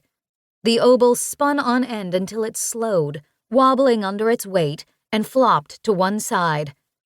Just as it appeared from nothing in my hands, the obol faded into nothing on the floor. I didn't have the capacity to speak when Brent rose to his full height, posed his wide shoulders so that he looked more massive now than ever before, and turned to Marin. Every Reaper I saw looked as baffled as me. As far as I knew, a Reaper never refused a job, and here I was, alive. No soul, human or Stygian, can be half-ferried and left for another Reaper to finish the job. Not even the head Reaper, Brent said, slicing through the widespread disbelief. As Olivia Iris Dormier's assigned Reaper, Stygian law states that I and no other can resolve the fate of my half-ferried assignee while I am alive. Those voices started again. Half-ferried? And can he do that? Were repeated over and over. I joined in with the confusion. Half of my soul was with Brent, but I didn't feel different. Not half lighter or half as smart or half dead. I looked over myself. I was not half anything. Was that missing part of soul safe with Brent? Ev's broken soul in my pewter lotus pendant brought me clarity, and I was quick to run my fingertips over the pendant. Brent had told me that it was Nicholas's job alone to send Ev to the afterlife, but since he did not, her anchor was my necklace so long as it was never destroyed. And for me, my anchor was Brent. Only I would die if he died. I would become a lost soul. With these rules, Brent continued over the confusion, Master Scrivener Dormier will return to her post and continue her service to Styx, far away from Lethe. I will carry half of her soul until her service is complete. Should she refuse or attempt another mutiny, I'll send the rest of her to Erebus without delay. That is my word as her assigned Reaper. Brent stared down his nose at Marin, and I swore if for only a second I saw the shift in power between them. Whatever it was, or I mistook it to be, it vanished when I blinked. But as I watched Marin and Brent's standoff, it was not their words that clarified the details. It was something else. Something out of body. I knew, like I was inside Brent's mind, that he was the final barrier Marin would have to cross to get to me. What would become Brent's future was a void that he didn't want to look into. Because of this, I was scared for him, even as he stood before the top Grim Reaper with the confidence of an intrepid king of old. "You have half of my soul?" I finally voiced, on the off chance that if Brent heard me, maybe he would clarify, and maybe he'd tell me exactly what it meant to own part of a soul. Did he keep it in his heart, or brain, or in his back pocket? Or was it already in some unknown afterlife? Did that mean he could see into me now, or could I see into him? Was I half alive? Marin's mouth opened, but an off-with-their-heads kind of reprisal didn't come out. I should have expected this from you. You're the only one stupid enough to do it. Refusal to do your job, Eidolon Hume, half-ferrying her, is worth a far worse penalty than you know. Do you really want to hand your life over to my will? I wondered if Marin could off us both now and be done with this part of the rebellion. Something about the flicker in his blacked-out eyes said no. How could this be? How could he not use his leverage to his gain? I tried to reach to Brent to offer thanks, or to ask for an explanation or a redo, and for the answers to these very questions. He pulled his hand away and stepped to the side, as if to say there was nothing I could do to change his mind. By refusing before all of Styx to complete the job, he had cemented his destiny. Our destiny. I will do what I have to do, Brent whispered, and hung his head. Bring Chadwick back in, Marin said to no one in particular. The door where Chad had disappeared opened again. The Eidolon didn't emerge straight away, but that door called him back to duty. Whatever obligation it was, I prayed it wasn't Brent's ferrying. Marin's nostrils flared. A hint of red threatened his ashen cheeks. Chadwick, we'll escort you back to your cell. I will handle the details of Scrivener Dormier's exile. And if you attempt to intervene, Hume, I'll make her wish she were dead. Understood? Brent didn't budge when Chad reappeared at his side and put a hand around his bicep. I would like to make a request. You have worn out any chance for requests, Hume. Please. He resisted Chad's pull on his arm. Enough! Marin's voice was cannon fire, and with it everyone grew quiet. I put my mitted hands to the lotus pendant when he knelt onto one knee and curled his fingers under my chin. Around his slim shoulder was Brent's angry but helpless stare, the same one I had given him hours ago when I'd busted into Lethe to save him.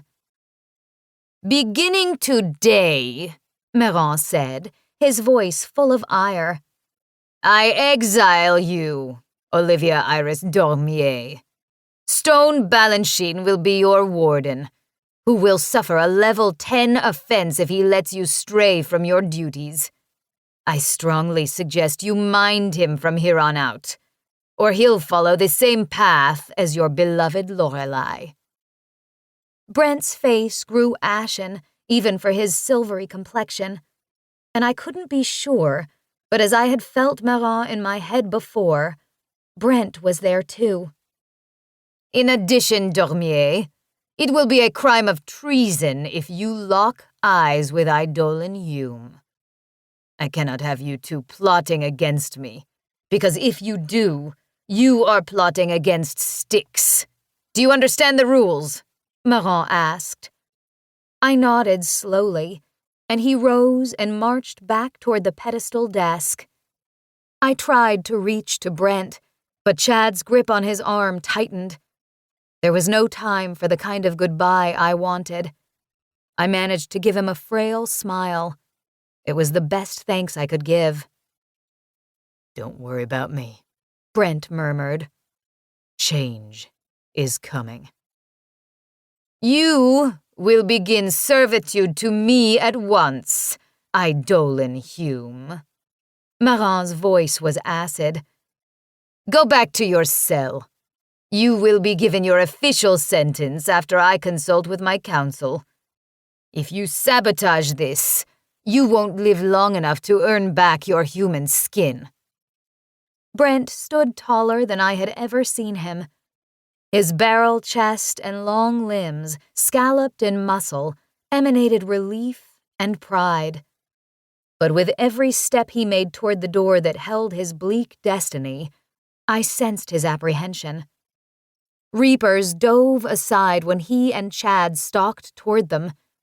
They seemed dumbstruck by his nearness, like there was a sudden reverence for the rebel Eidolon they wanted to rip limb from limb just hours ago. The door swung open, and Chad and Brent disappeared into a flood of Stygian reporters, cameramen, and spectators. Brent didn't answer my question. And now, he would not have a chance to. Chapter 31. Revolutions are not resolved in a day. Stand strong, rebels. HermesHarbinger.com, 12:30 p.m., August 28th, Sunday. How much for the drawing? An elderly lady with a silver waist-length braid asked. I perked up from my sketch of Dudley jumping midair for his tennis ball. For the majority of the day, visitors had walked past my art booth uninterested. It was October. Most people who came out for Kalispell, Montana's Autumn Festival were seeking fried cheese on a stick and a pumpkin for their Halloween decorations, not artwork done by the newest resident tattooist. When the old lady lifted a charcoal drawing from the table, I spied the tattoos encircling her thin wrist before she pulled the sleeve of her black leather jacket over them. I liked her already, though she hid her artwork. "The drawing is $10, I said.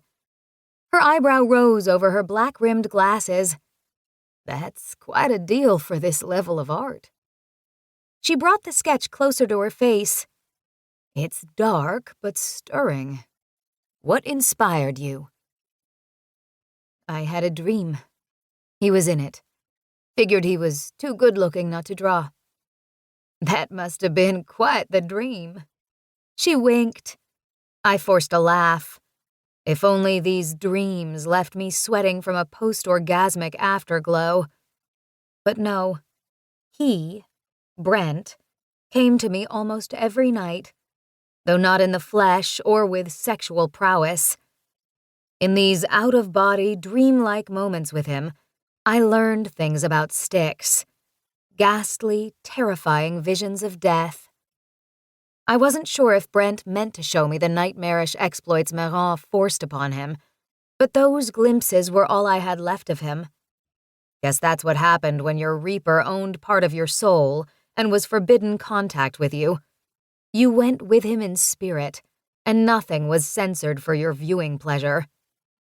"I like his flannel shirt. Reminds me of a handsome lumberjack." The old lady gave a sweet smile. "You drew him with a scythe, not an axe. Is he the Grim Reaper?" "That's one name for him." "I love him. I'll take it." She dug into her Harley-Davidson fanny pack and pulled out a crisp $10 bill.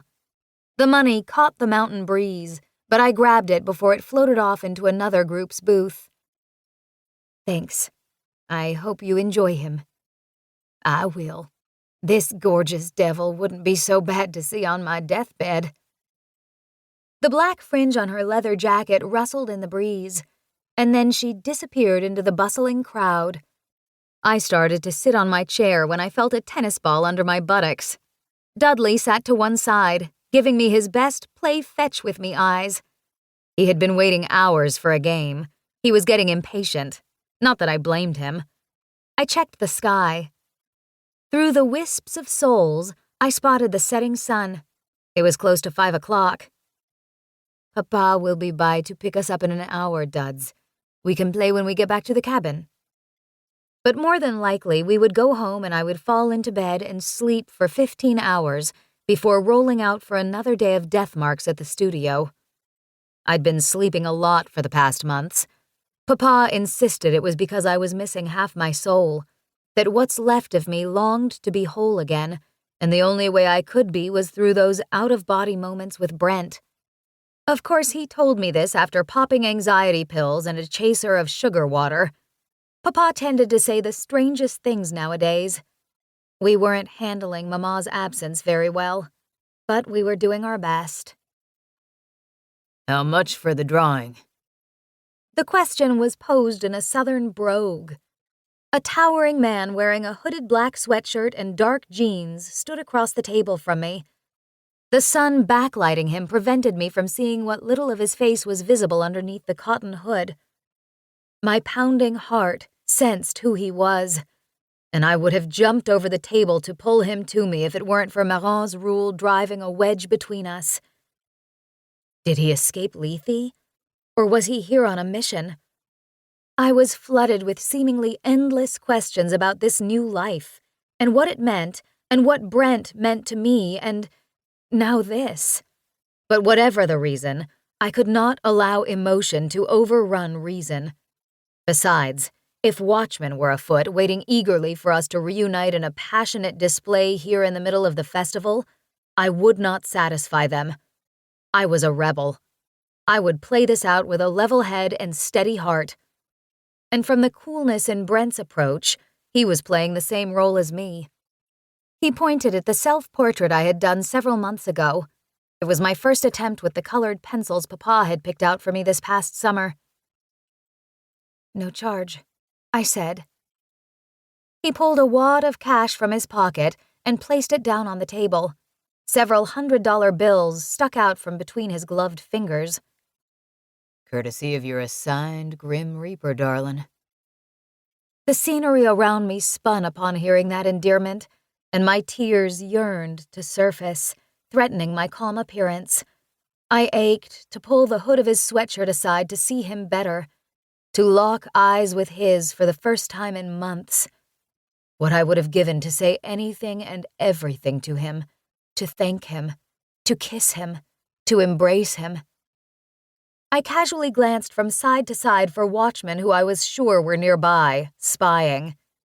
Why else was this happening, except to entrap me?